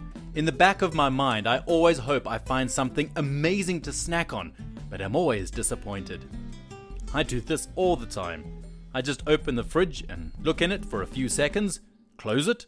I do the same with the freezer, and then just walk away. I'm a heathen who makes instant coffee. I opened up a brand new jar of it, spooned some into my coffee mug, picked up the kettle and poured the boiling water right into the whole jar of instant coffee. At least that jar of sludge smelled delicious. Getting out the card to pay for something, putting away your wallet, using the card, getting your wallet back out and putting the card away. Wondering why you do this. I do this with cash. Take out a 20, put the wallet away, get change, realize I already put the wallet away, put change in pocket next to wallet, fix after I leave store. I got contacts about a year ago. Every now and then, if I can't see something clearly, I bring my hand near my ear like I'm going to lift or adjust my glasses. Did you just smack yourself in the face? I was pushing up my glasses. You aren't wearing glasses. I know. Shut up. Near daily occurrence for me. Contacts are still pretty new. Got up at 5 a.m. like I was going to work. Took a shower, washed my face, brushed my teeth, the whole 9 yards. I was off that day and didn't find out until I tried to clock in and the machine wouldn't let me. When I was in middle school and my sisters were in high, our school bus stops were just across the street from our house. The buses came at 7:25 and 7:35. None of us liked getting up that early. If one person overslept, it wasn't an issue, but if two or more did, then there were pile-ups and some shoving as we fought to get ready. Anyway, one morning, I wake up at 7:15. Seeing the time, I go running down the hall to Sister One's room. Sister One, wake up! We overslept and we're going to miss the bus! She rolls over and sleepily mutters, "We just switched to daylight savings time. Go back to bed, it's like 6 something. Feeling stupid, I go back to sleep. I wake up at 7:10. See the time, go running down the hall to Sister Two's room. Sister Two, wake up, we're going to miss the bus. Head still buried in the pillow, she wakes up enough to say, "Light, go back to bed. It's Sunday." Not my biggest, but very regular. I autopilot out the bread, butter, plate, and a dessert spoon. Then I get to actually spreading the bread and look stupidly at the spoon in my hand. Found my wallet in my sock drawer once. Took me like 2 weeks and a lot of panic to find it. Parents of Reddit, why are you disappointed in your adult child? He got a $200,000 inheritance when his father passed away 2 years ago. He's broke now. Did he do any good with the money? Any assets to show for it? Any chance there was a Montgomery Brewster style clause in the will? He put $80,000 on a down payment on a house and the rest in stocks which he lost. He's 24 years old and has a full-blown meth addiction that started in the last 6 months. He was fired from the job he got at 18 because he was high and manic. Sidebar, his manager was the one that introduced him to meth. Since then, he has dedicated his time to either finding or using meth.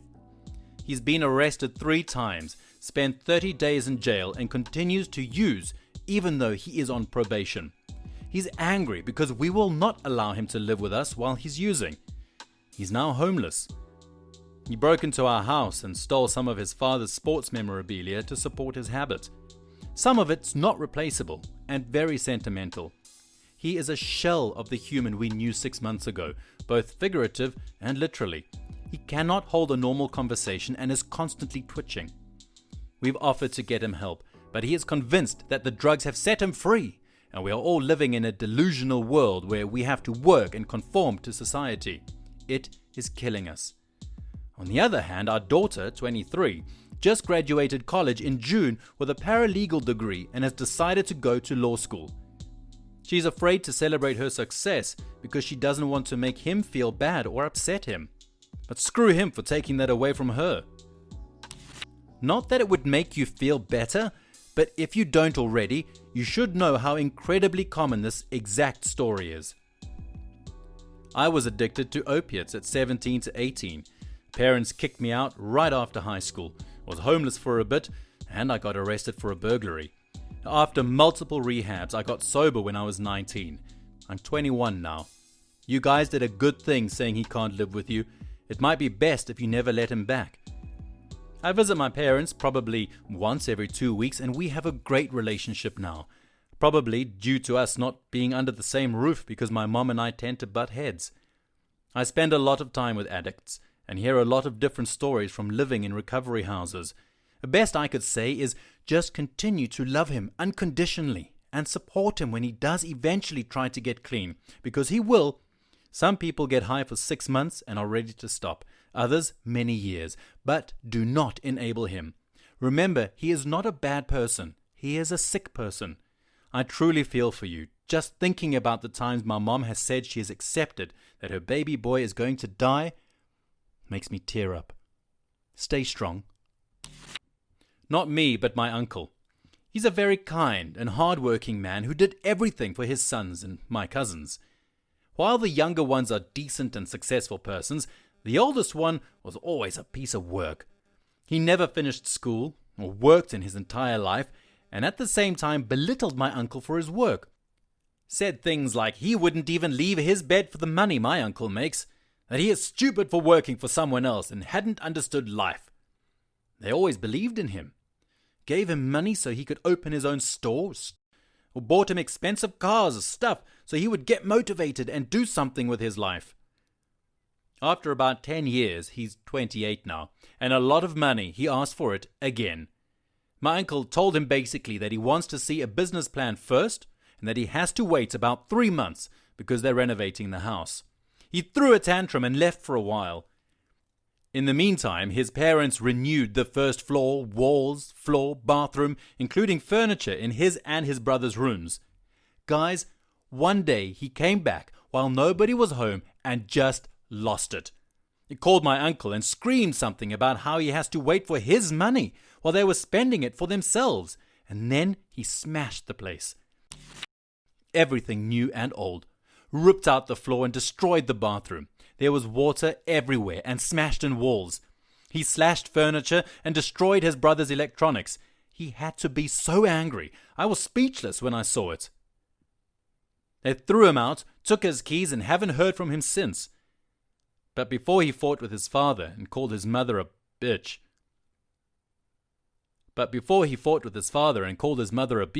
Without an own opinion. It just broke my uncle's heart. He isn't the same man anymore. This broke my heart. I hope your uncle is doing okay now. He must have worked really hard to renovate a house like that. Thank you so much. He is very quiet now and just sad, unhappy. I can't describe it. The lights are just out. He sees himself as a failure and is thinking the day and night about what he had done wrong. He used to laugh with his whole body, and when we were little, we would imitate the bouncing of his belly, and he would chase us out of the room until we couldn't laugh anymore. Now he just smiles and lowers his eyes. There's nothing left. The human garbage took all of his energy. Pathological liar. 33 years old, and he would rather walk 10 miles to tell a lie than to stand still and tell the truth. His ex-wives all found out the same thing. Wives. Are you kidding me? He is either seriously good-looking or just that good of a liar. I don't think I want to know which it actually is. My son is 25 and was diagnosed with bipolar disorder at around 15 years old, maybe younger. After he became too old and too big for me to manage his meds, he refused to take them, and his life has been a roller coaster of disasters ever since.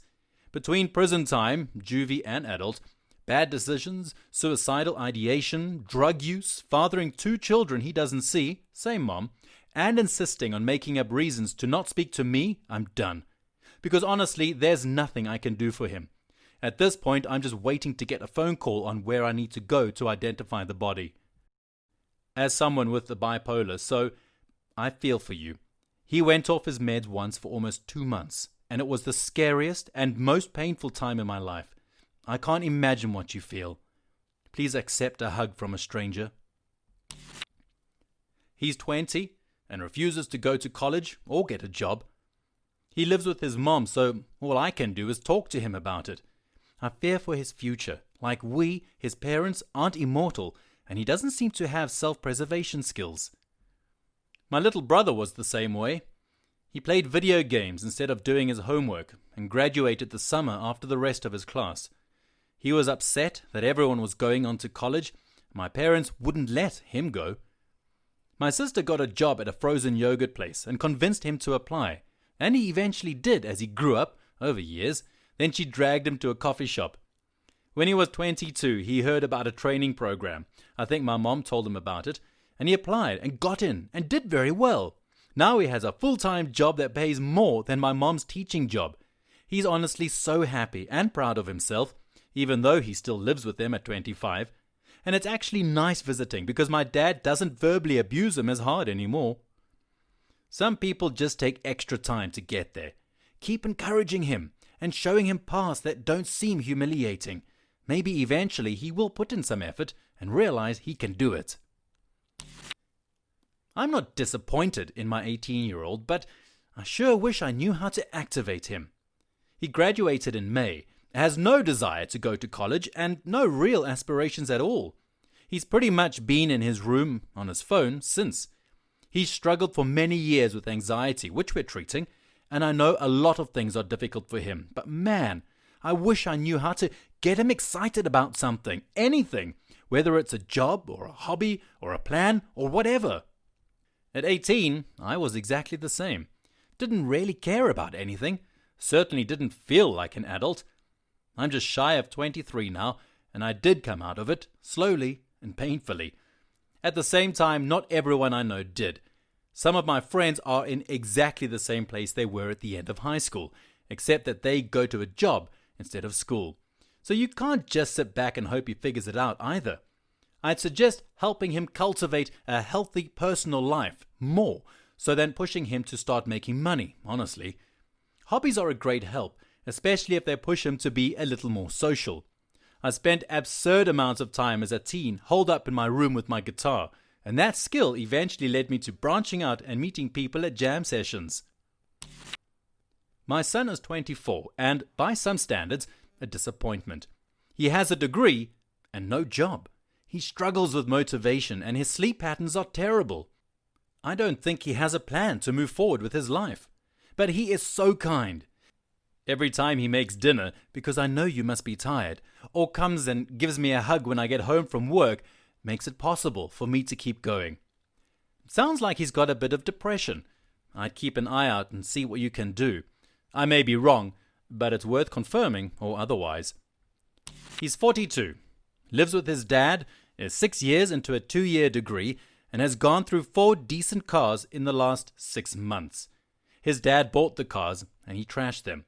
He's also threatened physical abuse to his dad. He disowned his older sister over a political argument on Facebook. She said, "I'm leaving this discussion before we say things we'll regret," and he tried to forbid it, saying if she left, she was disrespecting him and was no longer related to him. I think at one point, someone got to figure it out that he doesn't know how to drive. Really, it's like, just drive normally and don't hit anything. 16-year-old kids can do it. I'm disappointed in my son because he's too much like me. He's a solid introvert who is afraid to ask for help and doesn't want to bother people, even with very legitimate requests. He is an expert procrastinator.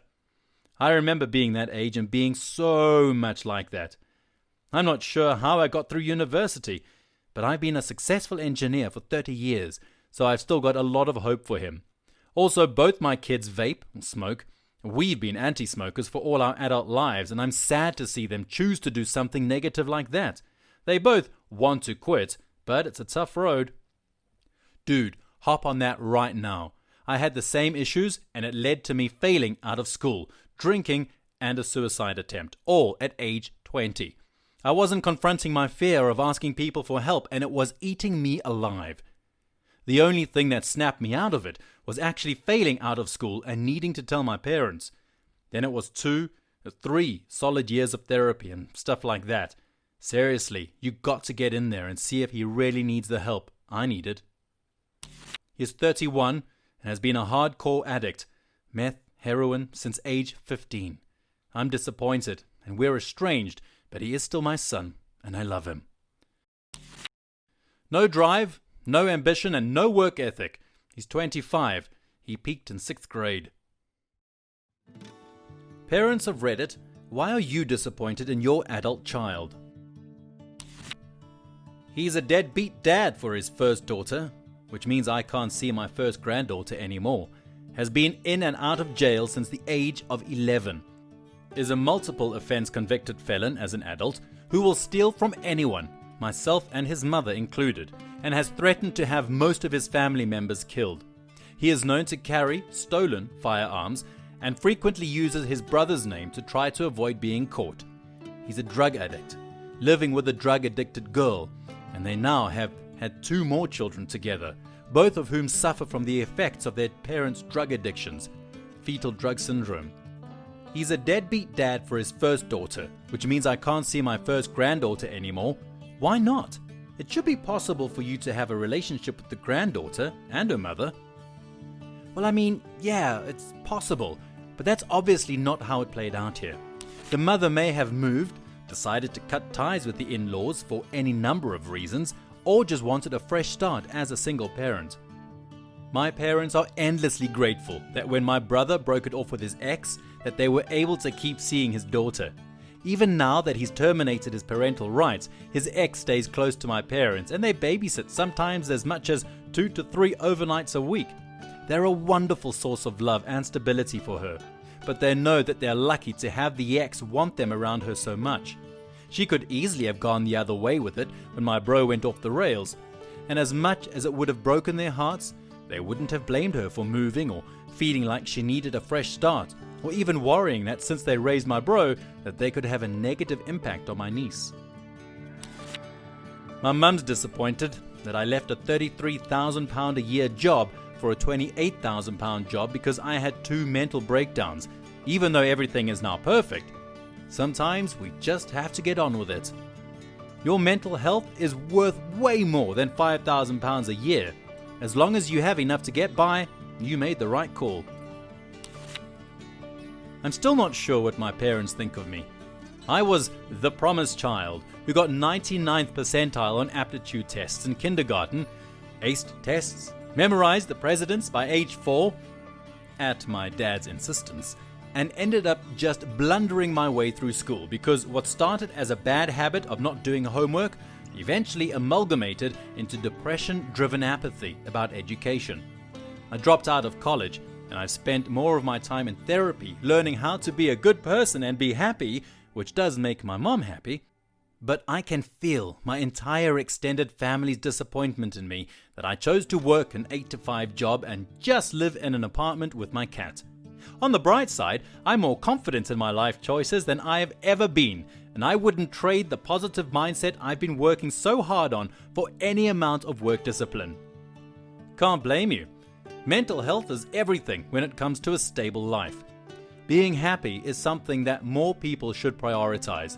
My dad always told me, I don't care if you dig ditches as your career, as long as you're happy doing it.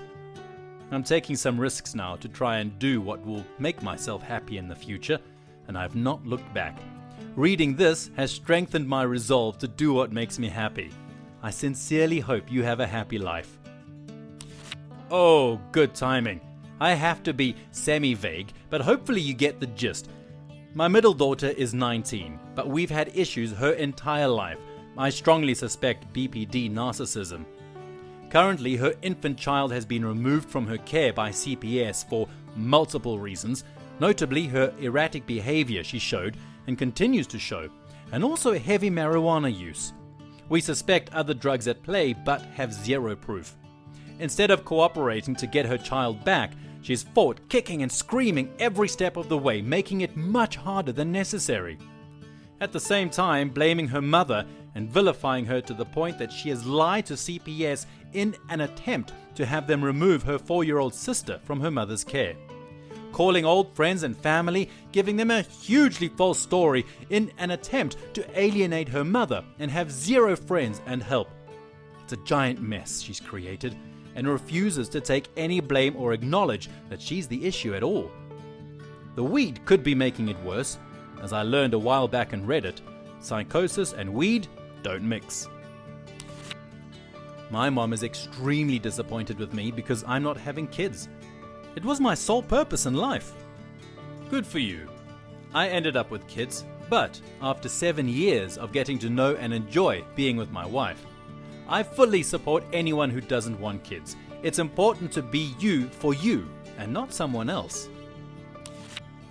I'm in the middle of becoming estranged from my parents.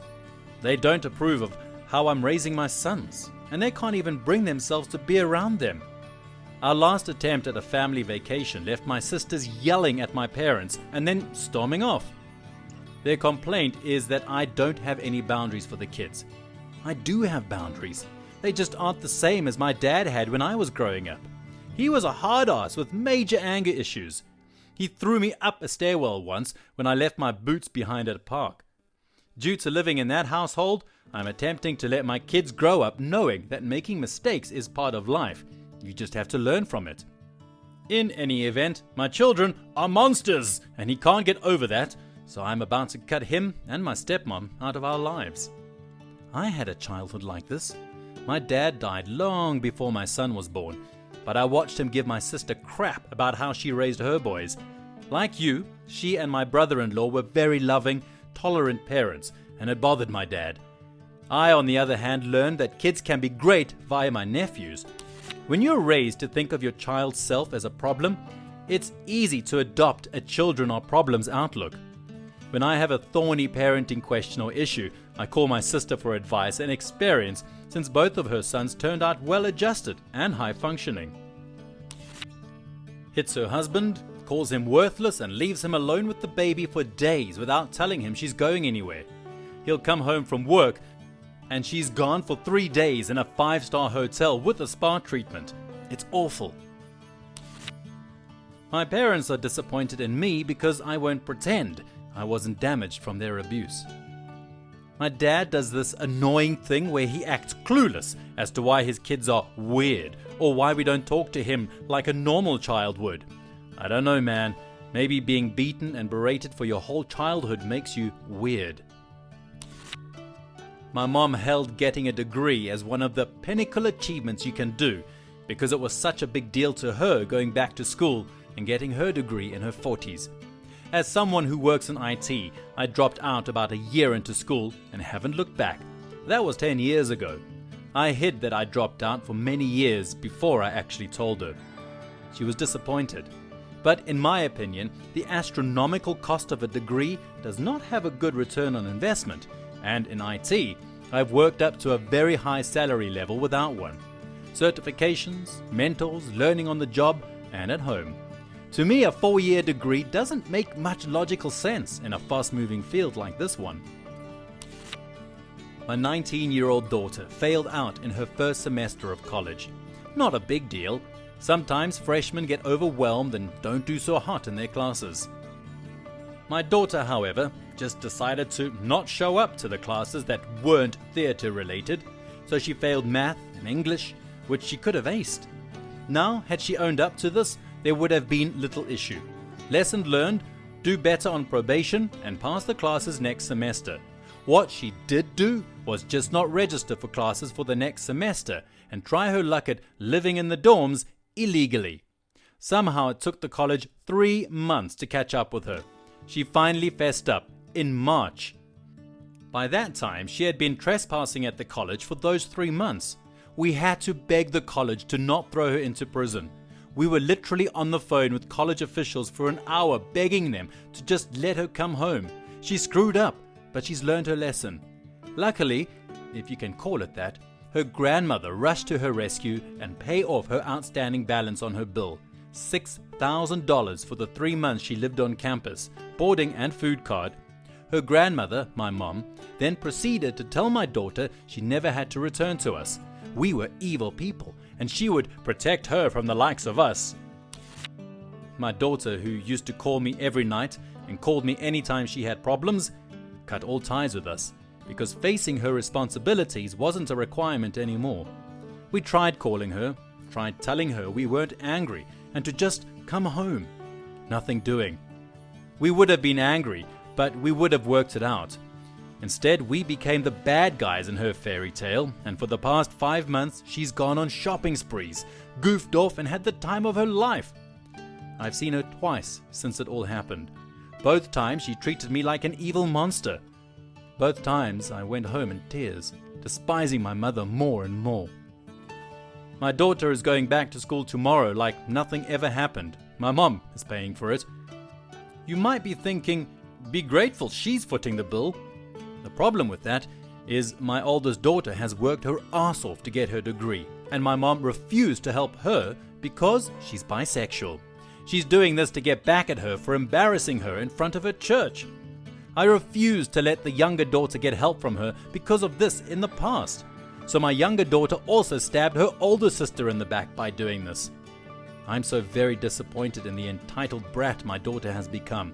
And if I ever see my mother again, I'll wring her fat neck right in front of all those Christians in her church. I'm in my 30s and unmarried. My mum worries every time I take solo holidays. I'm sure she wishes I had a husband to go along. Also in my mid-30s and unmarried, not how I planned it, just how it worked out. My mum was horrified that I was going to take a solo road trip. My destination was 1,160 kilometers, 10.5 hours away, and ends up at my uncle and aunt's place, Vancouver to Calgary. We all wish there was a husband or friend to go along, but what do? Wait for it to happen? Nothing wrong with a solo vacation and enjoying life. I feel you. I'm the adult child. My parents want me to be happy in my career. In high school, my goal was to join the military and become a combat medic. I graduated in 2007 and would have likely deployed to Afghanistan upon completion of training. My parents really didn't want me to join the military because, like all parents, they didn't want me to go to war, yet they still supported me. As it worked out, I never did join the military and became a welder. I hate my job, and it's caused me a lot of stress and instability over the last 10 years. Every day I regret not following my dream. I know my dissatisfaction and regret with my job and life has disappointed my parents. However, I'm looking into a major career change, and they're fully supportive of that, in ways I can't begin to describe. Hopefully soon I can make them happy for me by being happy in my career. By my count, you're 30. Why not join now? Your count is correct. Joining now isn't really feasible, unfortunately. Life has happened and my commitments have grown. Among other things, I have a wife now, and we want to start a family soon. She's going back to school this fall, and we just bought a house. It wouldn't be fair to her to have to give up everything to follow me around the country for postings and training, or leave her alone for months at a time while I'm on deployment. The pay cut would be enormous too, somewhere around 80%. Much easier to deal with these things when you're younger, unattached, and not as settled down. I'm doing my schooling to get my certs that will let me apply to become a career firefighter. It's my new dream and will give me the job satisfaction I'm looking for. In the meantime, as a fallback, I'm looking into beginning a new trade with better earning potential, stability, working conditions, and work-life balance.